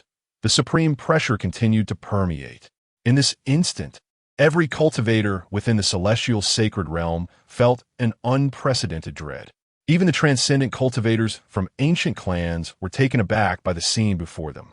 This bizarre phenomenon was unlike anything they had ever witnessed. Even those among them who had cultivated for tens of thousands of years had never encountered such a spectacle. In this moment, within the venerable hall of heavenly secrets of the Fang clan, the celestial realm hand, this is the means of the celestial realm. Which inconspicuous individual in our celestial sacred realm has provoked such a terrifying powerhouse? The Grand Elder of the Fang clan sensed the immense power contained within the fissure above, and a chill ran down his spine. What level of mastery had the one who wielded the celestial realm hand attained? The second elder swallowed hard, lifting his gaze. The mere sight of that abyssal crack, as if piercing the heavens, was proof that the opponent's strength far surpassed that of the great sage's pinnacle. What realm of power this individual belonged to remained a mystery. Meanwhile, in a secluded cultivation area of the Fang clan, a dark green figure transformed into radiant light and arrived at the Hall of Heavenly Secrets. The clan leader. Upon witnessing the clan leader's arrival, the Grand Elder and others immediately bowed in respect. Fang Quan waved his hand, gesturing for everyone to be at ease. After appearing, he spoke slowly. Everyone, please return to your respective positions. The opportunity is fleeting. I wish to test something. The Grand Elder and the others nodded in agreement. Within the Fang clan, Fang Quan possessed the most formidable talent for divination. If he were to lead the operation of the Heavenly Secrets Array, they might gain some insight. Heavenly Secrets Divination Array. Activate. Fang Quan, wielding the strength of the great sage's fourth realm, infused his power into the array, which erupted with unprecedented brilliance. As an invisible radiance merged into the boundless darkness of the rift above, Fang Quan closed his eyes, and the mark upon his brow began to flicker incessantly. However, merely 3 breaths later, the backlash of the heavenly secrets struck him. This force was beyond Fang Quan's capacity to withstand. Coughing violently, he spat blood, his spirit immediately waning to the utmost degree. The energy of the entire Heavenly Secrets Divination Array was utterly depleted. Clan leader, what is happening? How can this backlash be even more severe than the last time we calculated for the young clan leader? The Grand Elder rushed to Fong Quan's side, his expression shifting drastically after sensing his condition. Fong Quan appeared, as if he were on the verge of losing half his life. The previous divination for Fong Mo had merely exhausted the spiritual energy within their bodies and the accumulated power of the array. Yet now, the backlash was unfathomably greater. Fortunately, I withdrew quickly. Otherwise, cough, cough, cough, Fong Quan steadied his breath, regaining a measure of composure. He immediately commanded, "Inform all clan members not to attempt any calculations regarding this matter.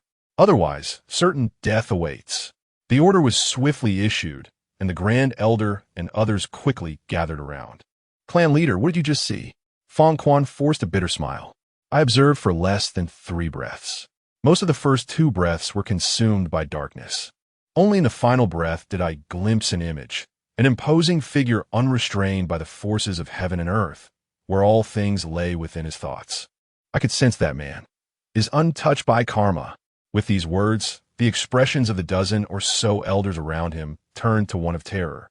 After reaching the great sage realm, they gradually comprehended the concept of karma, although still somewhat nebulous to them, being members of a family known for divination. They understood the terrifying nature of karmic power. The clan leader had proclaimed that this individual was untouched by karma. What kind of terrifying powerhouse could that be? In summary, which inconspicuous person in our realm has angered such a mighty being? That being is now crossing boundaries to exact vengeance. Fong Quan inhaled deeply, gazing at the rift in the sky with a look of shock. This method was transcendent. It was far beyond their reach, crossing boundaries to exact vengeance. The surrounding elders gasped in disbelief. Meanwhile, in the heavens, a colossal shadow of a hand, capable of overshadowing half the celestial sacred realm, began to materialize from the dark fissure. Countless laws coalesced into chains, binding that enormous hand. Flames capable of incinerating the heavens, and the earth flowed over its palm and fingers. As the immense crimson hand emerged from the spatial rift, it forcibly tore open a dark crimson chasm in the celestial dome above the celestial sacred realm. In this moment, all cultivators within the realm held their breath in suspense. They were curious about who had provoked such a formidable extraterrestrial power. The ability to incite such overwhelming force to cross boundaries for vengeance was indeed a testament to that individual's prowess. On the peak of the Blood Demon Sect's mountain range within the celestial sacred realm, Blood Mingzi had already noted this terrifying celestial phenomenon. After gazing intently for a while, the instant he saw the crimson hand, a realization struck him. Damn it, this is directed at me. In an instant, Blood Mingzi's aura was firmly locked onto by the celestial realm hand. The next moment, that hand ruthlessly descended upon him. Chapter 89. Crossing the line to kill. Senior, I was wrong. Senior. Blood Mingzi howled repeatedly upon sensing the murderous intent embodied in the colossal hand overshadowing him. In that moment, even his foolishness could not mask the realization that it was the enigmatic figure from the Taishao holy domain who had struck. Blood Mingzi truly comprehended the crushing pressure of overwhelming strength. The method of crossing boundaries to kill was something even the most formidable beings at the Great Sage Extreme could not achieve.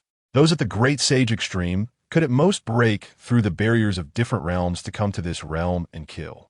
However, it was utterly impossible to directly traverse dozens of realms to execute a cross-boundary murder, as was happening now. Yet, the target of this colossal hand was singular, to obliterate Blood Mingzi. I cannot die. Blood Mingzi lamented, his body enveloped in a surging crimson aura that transformed into a massive blood-red dragon before him. The dragon roared and soared skyward, attempting to intercept the descending giant hand. However, all resistance proved futile. Wherever the giant hand passed, space collapsed, and the laws of power disintegrated. The blood-red dragon, shattered upon contact, crumpled like paper, and was mercilessly crushed. With a resounding explosion, it disintegrated into a rain of blood. I do not wish to die. The holy extreme celestial tower, is about to descend. I might glean the path to the great sage extreme from it. I cannot die. I must not die. Blood Mingzi screamed in desperation. Simultaneously, he frantically urged the blood within him, striving to break free from the grip of the giant hand. Yet, no matter how he struggled, he could not budge an inch. He was already ensnared by the giant hand. I do not wish to die. This was his final, mournful cry. At that moment, the giant hand approached the mountains, and in the next instant, Blood Mingzi's body was crushed into a fine powder. Even as a peak powerhouse at the great sage's third realm, having forged the sacred bone, sacred body, and sacred soul, it was of no avail. Thus, the once mighty Blood Mingzi met his demise, and his reincarnation mark was obliterated alongside him. The surrounding sects soon recognized that the immense hand had targeted the Blood Sacrifice Sacred Sect. The Blood Sacrifice Sacred Sect had undeniably offended an unfathomable power. I believe the sect master deserves retribution. Practicing such sinister techniques and exhibiting such arrogance warrants it. The roar that echoed from that direction belonged to Blood Mingzi. It appears that the formidable being had indeed annihilated him. Well done. Ha ha ha. Well done. After eliminating Blood Mingzi, the giant hand gradually dissipated into the cosmos. And once again, tranquility enveloped the entire celestial holy realm, as if nothing had transpired. At this moment, within the flowing cloud sword sect, Lu Zhanfeng was exhilarated to the utmost. There was no mistaking it. He had just utilized his formidable perception as a great sage of the fourth realm and could confirm without a doubt that the one employing the cross-boundary killing technique was none other than his master. Master. It had been 40,000 years since he last saw his master. Every ounce of his extraordinary fate was bestowed by his master. After emerging from the ancient heavenly tomb, he had never brought shame to his master, but had instead devoted himself to relentless training. Now, he had stepped into the fourth realm of the great sage. I must strive harder. I shall ascend to even higher realms. The holy extreme celestial tower. Lu Zhanfeng inhaled deeply, his sword intent brimming with brilliance, nearly overwhelming him. He casually chose a direction and transformed into a streak of sword light, vanishing from sight. He now sought the area where the holy extreme celestial tower would manifest. Meanwhile, the sect master and the elder of the flowing cloud sword sect exchanged glances, realizing that collaboration was now improbable. Considering the nature of the sword saint, it was clear that cooperation with them was unlikely. The cross-boundary killing by the celestial hand concluded for the time being. At the Taishao holy domain, outside the Shuangwan heavenly gate, the fifth day was nearing completion. Master Zhu, do you think that when your son and our sacred maiden emerge, they will directly step into the late stage of the sage realm? Keek. Huan Ning was filled with unrestrained laughter, never having experienced such joy before. This was even more exhilarating than his own breakthrough to the sage realm. Though Huan Ning's laughter was somewhat peculiar and even grating, it was music to Zhu Tianhai's ears. Ha ha ha. Clan leader Hua. Once Hua Li and my sacred maiden emerge from the Shuangwan heavenly gate, we shall certainly host a grand celebration. We shall invite all the heroes of the Taishao holy domain to join us in celebration. At that time, the three palace masters of Taishao Palace, Taigon Palace, and Taiyao Palace, you must also join us. Ha ha. Zhu Tianhai was equally elated. His sacred maiden had already been inside for nearly 5 days. In other words, even a pig would emerge with at least mid-stage sage cultivation after spending 5 days within the Shuangwan heavenly gate. Xiaolei, what is happening? Why has that esteemed individual not resolved matters inside for so long? Yao Lai was still waiting for the body of Xiao Jin. After all, he had yet to obtain what he desired, the celestial fire techniques that Xiao Jin practiced. Why are you asking me? Who am I to ask? Xiaolei felt somewhat perplexed. Qianli stood beside him, frowning. I don't know why, but I have an unsettling premonition. Upon hearing this, Xiaolei took a deep breath. For now, we can only take it one step at a time. However, there is no need to panic. As three peak sages, we truly have little to fear. If something were to go awry with that esteemed individual, we could simply, after they emerge, we can eliminate Xiao Jin and the others without hesitation. We could even join forces with the Sacred Bone sect and the whole clan. A glint of ruthlessness sparkled in Xiao Lei's violet eyes. To become the palace master of Taishao Palace was no small feat. Hearing this, Yao Lai and Qianli nodded in agreement. If calculated thus, they possessed at least 5 peak sages on their side. With 5 peak sages, they truly had no fear of Xiao Jin and Lin Chong. In the southeastern corner of the viewing platform, Li Ruoshui had been quietly waiting for 5 days, devoid of any worries, his heart brimming with excitement at the prospect of seeing his master. The door is about to open. Li Ruoshui seemed to sense something, his gaze abruptly turning skyward. The instant his words fell, the ethereal Shuangguan heavenly gate erupted in golden light. At this moment, all the cultivators gathered to observe the Saint Sun Yunshao arena turned their eyes toward the now opening palace door. In the next second, 2 figures swiftly emerged from within. Following them were the urgent cries of Huo Li and Zhu Guirao, clan leader. Secmaster, run. Xiao Jin and the others are not human. Their master is even less than human. Their voices were piercing and filled with terror. Chapter 90. In this wave, the advantage is mine. Long before, within the Xianke Heavenly Gate, Zhu Guirao and Han Li had thoroughly witnessed the formidable prowess of Xiao Jin and his master. The Celestial Hand, a mere casual strike through the void, effortlessly obliterated dozens of dimensional barriers. Subsequently, they crossed realms to commit murder. Such terrifying omnipotence utterly surpassed their understanding of the Saint Realm. Thus, at the moment their adversary crossed boundaries to kill, the two seized the opportunity to desperately communicate with the Xianke Heavenly Gate. Ultimately, they managed to open the gate and escape. What is happening? Zhu Tianhai observed the terrified demeanor of his sex saintess, immediately furrowing his brow and gesturing with his hand. Zhu Guirao's fleeing form was swiftly drawn to the platform. Meanwhile, Han Ning also furrowed his brow, employing soul techniques as dark soul energy enveloped the fleeing Han Li. Utilizing coercive methods, he brought Han Li before him. Master, don't restrain me. Hurry, flee. We will have absolutely no chance once Xiao Jin and their master appear.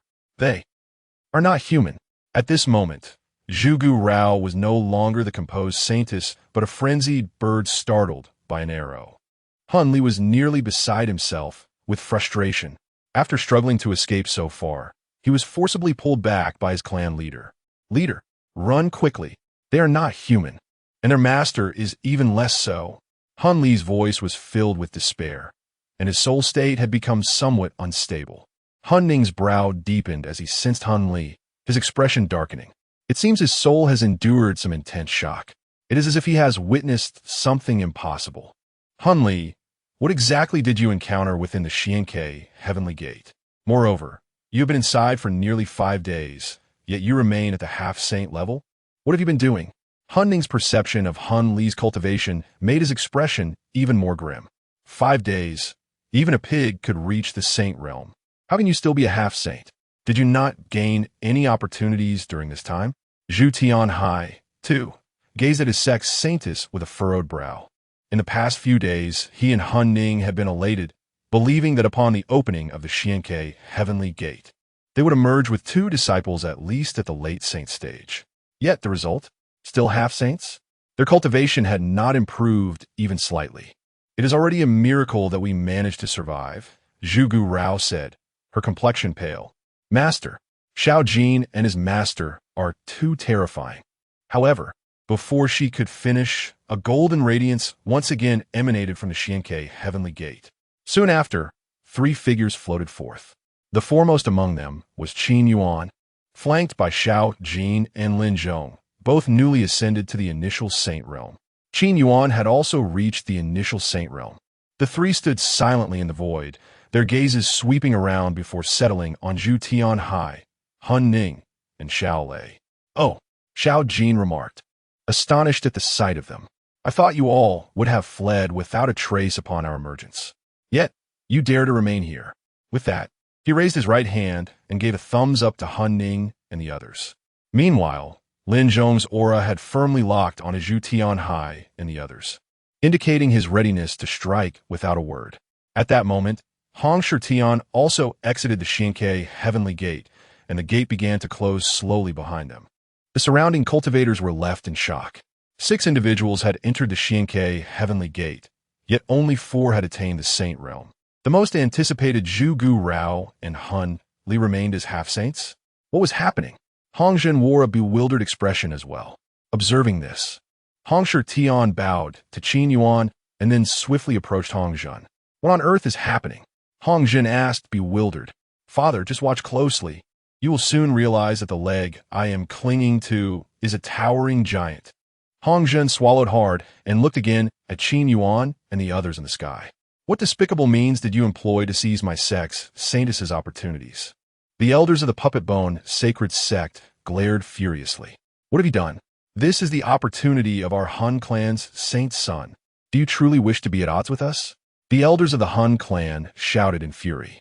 Both Han Ning and Zhu Tianhai began to unleash their auras, their murderous intent palpable.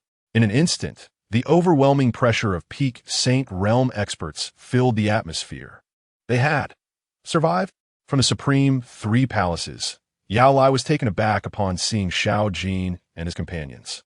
Could it be that the esteemed one failed? Xiao Lei frowned, scrutinizing Xiao Jin and the others. Unclear. However, this matter must remain concealed. Otherwise, no one will participate in the future Saint Sun's Cloud Sky Arena. Qianli narrowed his eyes and, after conferring with Xiao Lei and Yao Lai, stepped forward. The 3 began to release their auras, adding to the oppressive presence. At that moment, the remaining cultivators on the platform felt an unprecedented weight of pressure. Zhu Tianhai, Han Ning, along with Xiao Lei, Qianli, and Yao Lai, 5 peak Saint Realm powerhouses. The simultaneous release of their auras caused the spiritual energy within the Wanxiao mountain range to stagnate. Esteemed ones, you must have done something excessive within the Xianke Heavenly Gate, right? The Xianke Heavenly Gate operates on merit. Although we do not know what means you employed, you have indeed seized the opportunities of the top 3 Saint Sons and Saint Daughters of the Cloud Sky Arena. Xiao Lei regarded Qin Yuan and his companions coolly. Then, glancing at the enraged Zhu Tianhai and Han Ning, he continued, You 3 must provide an explanation to the Han clan and the Puppet Bone sacred sect regarding this matter. Xiao Lei assessed the situation. Although the 3 had experienced a significant leap in power, they were still in the early Saint realm. The disparity in strength was evident when comparing 3 early-stage saints against 5 peak saints. In this wave, the advantage is mine. Chapter 91. Then I ask you. At this moment, Xiao Lei was filled with an overwhelming sense of confidence. With 5 peak saints on our side, coupled with the elders from the 3 supreme palaces and the accompanying elder groups from the Skeleton Sacred Sect and the Soul Clan, we boasted at least 20 mid-stage saints. Even if the opponent possesses some capabilities, we remain completely unafraid. Patriarch, we cannot defeat them. We must flee. Run. You all will perish if you drag us down. Soul Li gazed in terror at the 3 figures standing majestically in the sky. Why the panic? Xiao Lei shot a glance at the terrified Soul Li, his brow furrowing. Are you suggesting that our 5 peak saints are no match for them? Yao Lai chimed in. Do you not see that the advantage lies with us, Soul Li? Soul Li, on the brink of collapse, angrily cursed, What a bunch of nonsense. Soul Ning, too, felt a surge of anger. Their sacred son had never behaved so absurdly. He stepped forward, approaching Xiao Lei and his companions. Clearly, the 3 before them were somewhat peculiar. This time, we must not overestimate ourselves. Let us join forces and annihilate the enemy. In Soul Ning's eyes, dark soul energy began to coalesce. Xiao Lei and his companions exchanged glances, also beginning to silently gather their spiritual energy. They were ancient beings who had lived for tens of thousands of years and understood one fundamental truth. Even when hunting a rabbit, one must use full strength. What is happening? The cultivators in the stands were utterly bewildered. Why had these individuals drawn swords the moment they exited the Xianke Heavenly Gate? The 3 lords of the 3 supreme palaces, along with the leader of the Skeleton Sacred Sect and the patriarch of the Soul Clan, 5 peak saints, were preparing to strike at 3 who had merely just stepped into the Saint Realm? I'm not sure. Didn't he, the leader of the Skeleton Sacred Sect, just say that their Saintess' opportunity in the Xianke Heavenly Gate was seized by the other party? Indeed, it seemed that Soul Li and Zhu Gu Rao were only at the semi-saint level. If viewed from this perspective, it was clear that Xiao Jin's actions were unjust. Having taken someone else's opportunity was indeed excessive. In the southeast corner, Li Ruoshui's expression turned frosty upon hearing the remarks of the nearby cultivators. What was wrong with seizing opportunities? Each should rely on their own abilities. Whoever obtained the opportunity would claim it. Such words could be said about others, but not about his master and junior brothers. The supreme cultivator felt a chill at his neck upon sensing Li Ruoshui's icy gaze and awkwardly scratched his head. "Calm down, Li brother," Fang Mo immediately urged Li Ruoshui. Usually, Li Ruoshui was exceedingly gentle, embodying the demeanor of a delicate scholar. However, he had one trigger. No one could speak ill of his master. If he overheard such remarks, he would promptly send the offender into the river of reincarnation for purification. Exhaling softly, Li Ruoshui prepared to meet his master. Observing the tense standoff in the sky, he could no longer contain his excitement and took a step forward. Behind him, Fang Mo promptly adjusted his attire and followed suit. In an instant, two figures joined the confrontation in the air. Li Ruoshui in green robes, appearing scholarly, and Fang Mo in black, exuding an enigmatic aura that rendered him inscrutable. Upon seeing Li Ruoshui and Fang Mo, Xiao Jin and Lin Chong furrowed their brows slightly. Their internal spiritual energy was on the brink of eruption. Noticing this, Qin Yuan chuckled. Xiao Jin, Lin Chong remained calm. We will not need to intervene. Xiao Jin and Lin Chong exchanged puzzled glances, while Li Ruoshui gazed at Qin Yuan with excitement. Just as he was about to act, Qin Yuan gestured toward Xiao Lei. Li Ruoshui immediately understood his master's intent. He was to resolve the troubles here. Slowly, he turned around, his gaze locking onto Xiao Lei and his companions. Upon seeing the sudden appearance of Li Ruoshui and Fang Mo in the sky, Xiao Lei's expression turned serious. "Gentlemen, this matter does not concern you, does it?" he inquired, bowing slightly. "One should aid those in distress. Is that not permissible?" Fang Mo shot a sidelong glance at Xiao Lei. In the face of his strength at the great saint's second realm, these individuals were simply insufficient. "Surely you have heard." Xiao Lei inhaled deeply, stating gravely, "They seized opportunities that rightfully belonged to Soul Li and Zhu Gu Rao in the Xianke Heavenly Gate. Their actions were indeed improper." Upon hearing this, Li Ruoshui chuckled, albeit his laughter carried an eerie undertone. "What do you mean by improper? Pray tell, does opportunity have a name? Did it ever declare itself to belong to anyone?" Xiao Lei and his companions fell silent. Suddenly, Li Ruoshui bellowed, "Answer me." The force of his voice startled Xiao Lei's group. "Look into my eyes and tell me, is not opportunity claimed by whoever seizes it? If your sacred son and daughter lack the ability, must you blame others for taking what is rightfully theirs? At this moment, you are merely bullying the small with your numbers. Is this how the three supreme palaces of the Tai Xiao sacred domain operates? You vile arrogant bullies." Li Ruoshui's aura began to surge.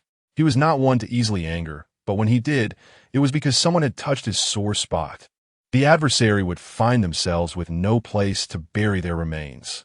The fade of the gentle scholar vanished, replaced by the imposing presence of the master of the river of reincarnation. His aura grew ferocious, and a dark red phantom began to manifest behind him. Fang Mo swallowed hard. The river of reincarnation. It was evident that Li Ruoshui had invoked his lethal move. Li Ruoshui's once pitch-black eyes transformed into a vivid crimson. Within those eyes, a surge of blood seemed to flow.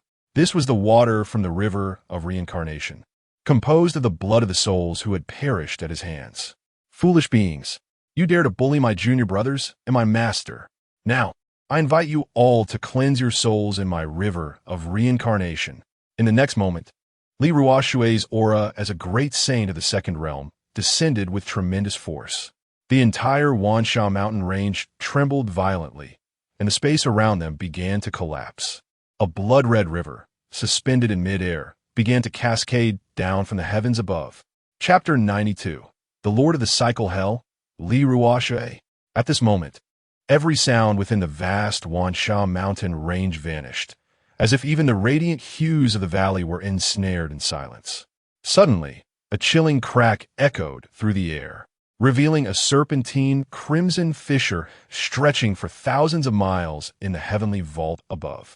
A river of blood hung suspended, resembling a colossal, severed serpent, twisting and cascading downward.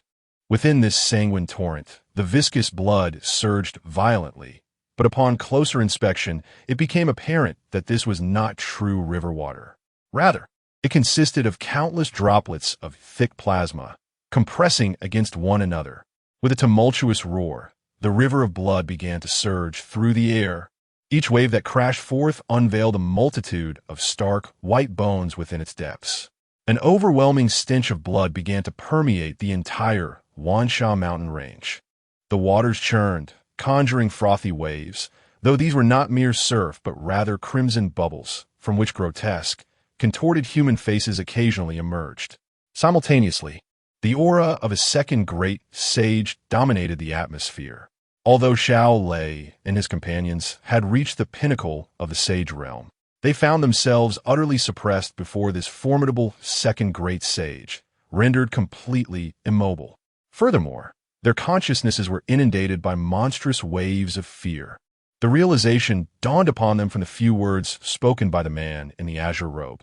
This sudden appearance of a second great sage was none other than the disciple of the man in the dark robe. And Xiao Jin and Lin Chong were his junior brothers, the river of reincarnation. This was the master of the reincarnation hell, Li Ruoshui. You are, Li Sr. At this moment, the defiance had long since vanished from Han Ning's eyes, replaced by sheer terror. The ancestral figures, Han Wuxing and Han Wuxiang, had returned to their clan millennia ago, and Han Ning had heard tales of the events in the celestial saint realm from them. Among these, Li Ruoshui, who mastered the techniques of the reincarnation hell, was regarded by the ancestors as the youngest, most promising, and terrifying figure of all. Yet now, Han Ning could hardly believe that Li Ruoshui, the lord of the reincarnation hell, had manifested here, and that he was a disciple of Qin Yuan. Do not attempt to be familiar with me. Calling me grandfather will avail you nothing. Li Ruoshui's crimson eyes surged with blood. He tilted his head, gazing at the supreme three palaces, the bone puppet holy sect, and the Han clan. Are you all prepared? Next, allow me to escort you into the reincarnation hell I have prepared for you, to receive your baptism. His voice, neither too loud nor too soft, sent shivers down the spine. Then, with a raised right hand, his blood-red gaze became indifferent. Reincarnation, hell. As his words fell, enormous crimson dragons emerged from the viscous river of reincarnation, soaring toward the group of Xiao Lei below. The faces of Xiao Lei and his companions had long since drained of color. This was impossible. No, I refuse to accept this. I am on the verge of fulfilling the will of that great one. I can step into the great sage realm. Ah. Xiao Lei's wail echoed through the heavens. Beside him, Qian Li and Yao Lai fared no better. I cannot die. I have yet to acquire Xiao Jin's techniques. Damn you. Xiao Jin, why won't you agree to become a disciple of my Tai Yao Palace? Why? Yao Lai screamed as he was dragged into the suspended river of reincarnation by the blood-red dragon. Qian Li, too, cried out in anguish, I cannot die. I must ascend to the great sage. At that moment, Han Ning Zhu Tianhai, and all the members of their sect present had no means of retaliation. Their breaths were shackled, their spiritual energy suppressed, their souls drawn in, and even their consciousnesses were devoured by the blood river in the sky. Escape? There was no hope of escape, for a powerful great sage possessed the ability to shatter barriers. If one truly provoked a great sage, the opponent could even breach dimensions to pursue them. What is true oppression? This is the sheer, absolute domination of strength. 5 supreme beings at the pinnacle of the sage realm had no chance of resistance before a great sage. The anguished cries of Xiao Lei and his companions resonated from within the blood river. The reincarnation hell would provide them ample enjoyment. Fang Yamo gazed at the blood-red river above, astonished. He was well aware of Li Ruoshui's capabilities, even having inherited the highest secrets of the Fang clan's celestial techniques. He would not dare claim himself a match for Li Ruoshui in a true life-and-death confrontation, Feng Mo had estimated that against Li Ruoxue, he would surely perish. There was simply no comparison between prodigies and geniuses. At that moment, blue marks began to emerge in the blood river. The reincarnation marks belonging to Xiao Lei and his companions. Upon seeing these, Li Ruoxue raised his palm and slowly clenched it. Bang! Bang! Bang! In the blink of an eye, these reincarnation marks began to explode. The cultivators below, witnessing the destruction of the marks, felt their hearts tremble. Especially the Supreme Realm cultivator who had previously caught Li Ruoxue's gaze, who was now paralyzed with fear, muttering, "Great sage! Great sage!" After a while, the cries from the blood river gradually faded. Li Ruoxue's eyes shifted from crimson to black as the river of reincarnation slowly vanished, taking with it the faint echoes of anguish. The Wansha mountain range returned to its original tranquility, the spatial rifts slowly mending back into the void. In the air, Li Ruoxue resumed his previous scholarly demeanor, a stark contrast to the Lord of Hell he had just embodied. He stepped into the void and approached Qin Yuan, bowing deeply. Master, this call of master was imbued with Li Ruoxue's millennia of longing. Ding! Congratulations to the host for completing the task of meeting Li Ruoxue's disciple. Reward, 50 trillion fortune points. Qin Yuan smiled as he gazed at Li Ruoxue. Not bad, not bad. Second great sage, quite standard. You still need to work harder. Li Ruoxue nodded earnestly, yes. Master. He then turned to Xiao Jin and Lin Chong, saying, "Greetings, junior brothers. In truth, I am not always as I appear just now. I am quite amiable. Greetings, senior brother." Xiao Jin and Lin Chong immediately returned the gesture to Li Ruoxue. Seeing Li Ruoxue's demeanor, Qin Yuan grinned. Ruoxue, remain composed. In some respects, they are even more eccentric than you. Li Ruoxue chuckled. That's good, that's good. Chapter 93, A Matter of Convenience in the Air. Feng Mo swallowed hard. Truly, it is commendable to come from such a lineage. After a brief introduction among fellow disciples, Feng Mo approached with perfect timing. He bowed respectfully to Qin Yuan, saying, "Junior Feng Mo, it is an honor to meet you, senior." Indeed, Qin Yuan nodded, observing Feng Mo. Your family's cultivation revolved around the heavenly mechanism technique, though it seems you only grasp the rudiments, capable of deducing minor matters. Hearing Qin Yuan's assessment, Feng Mo humbly replied, "The junior is still striving to improve." Very well, Qin Yuan acknowledged. Meanwhile, Li Ruoxue had arrived before Xiao Jin, scrutinizing him closely. "Junior, you practice the heavenly fire method, do you not? Earlier, I noticed various types of heavenly fire within you. From the memory extracted from that fellow Yao Lai, I have learned that there are 6 heavenly fires hidden within the Tai Yao Palace. Come, allow me to take you to retrieve them." "Thank you, senior." Xiao Jin's eyes lit up at this revelation. His cultivation, the burning heaven technique, sought to collect and refine all fires of the world.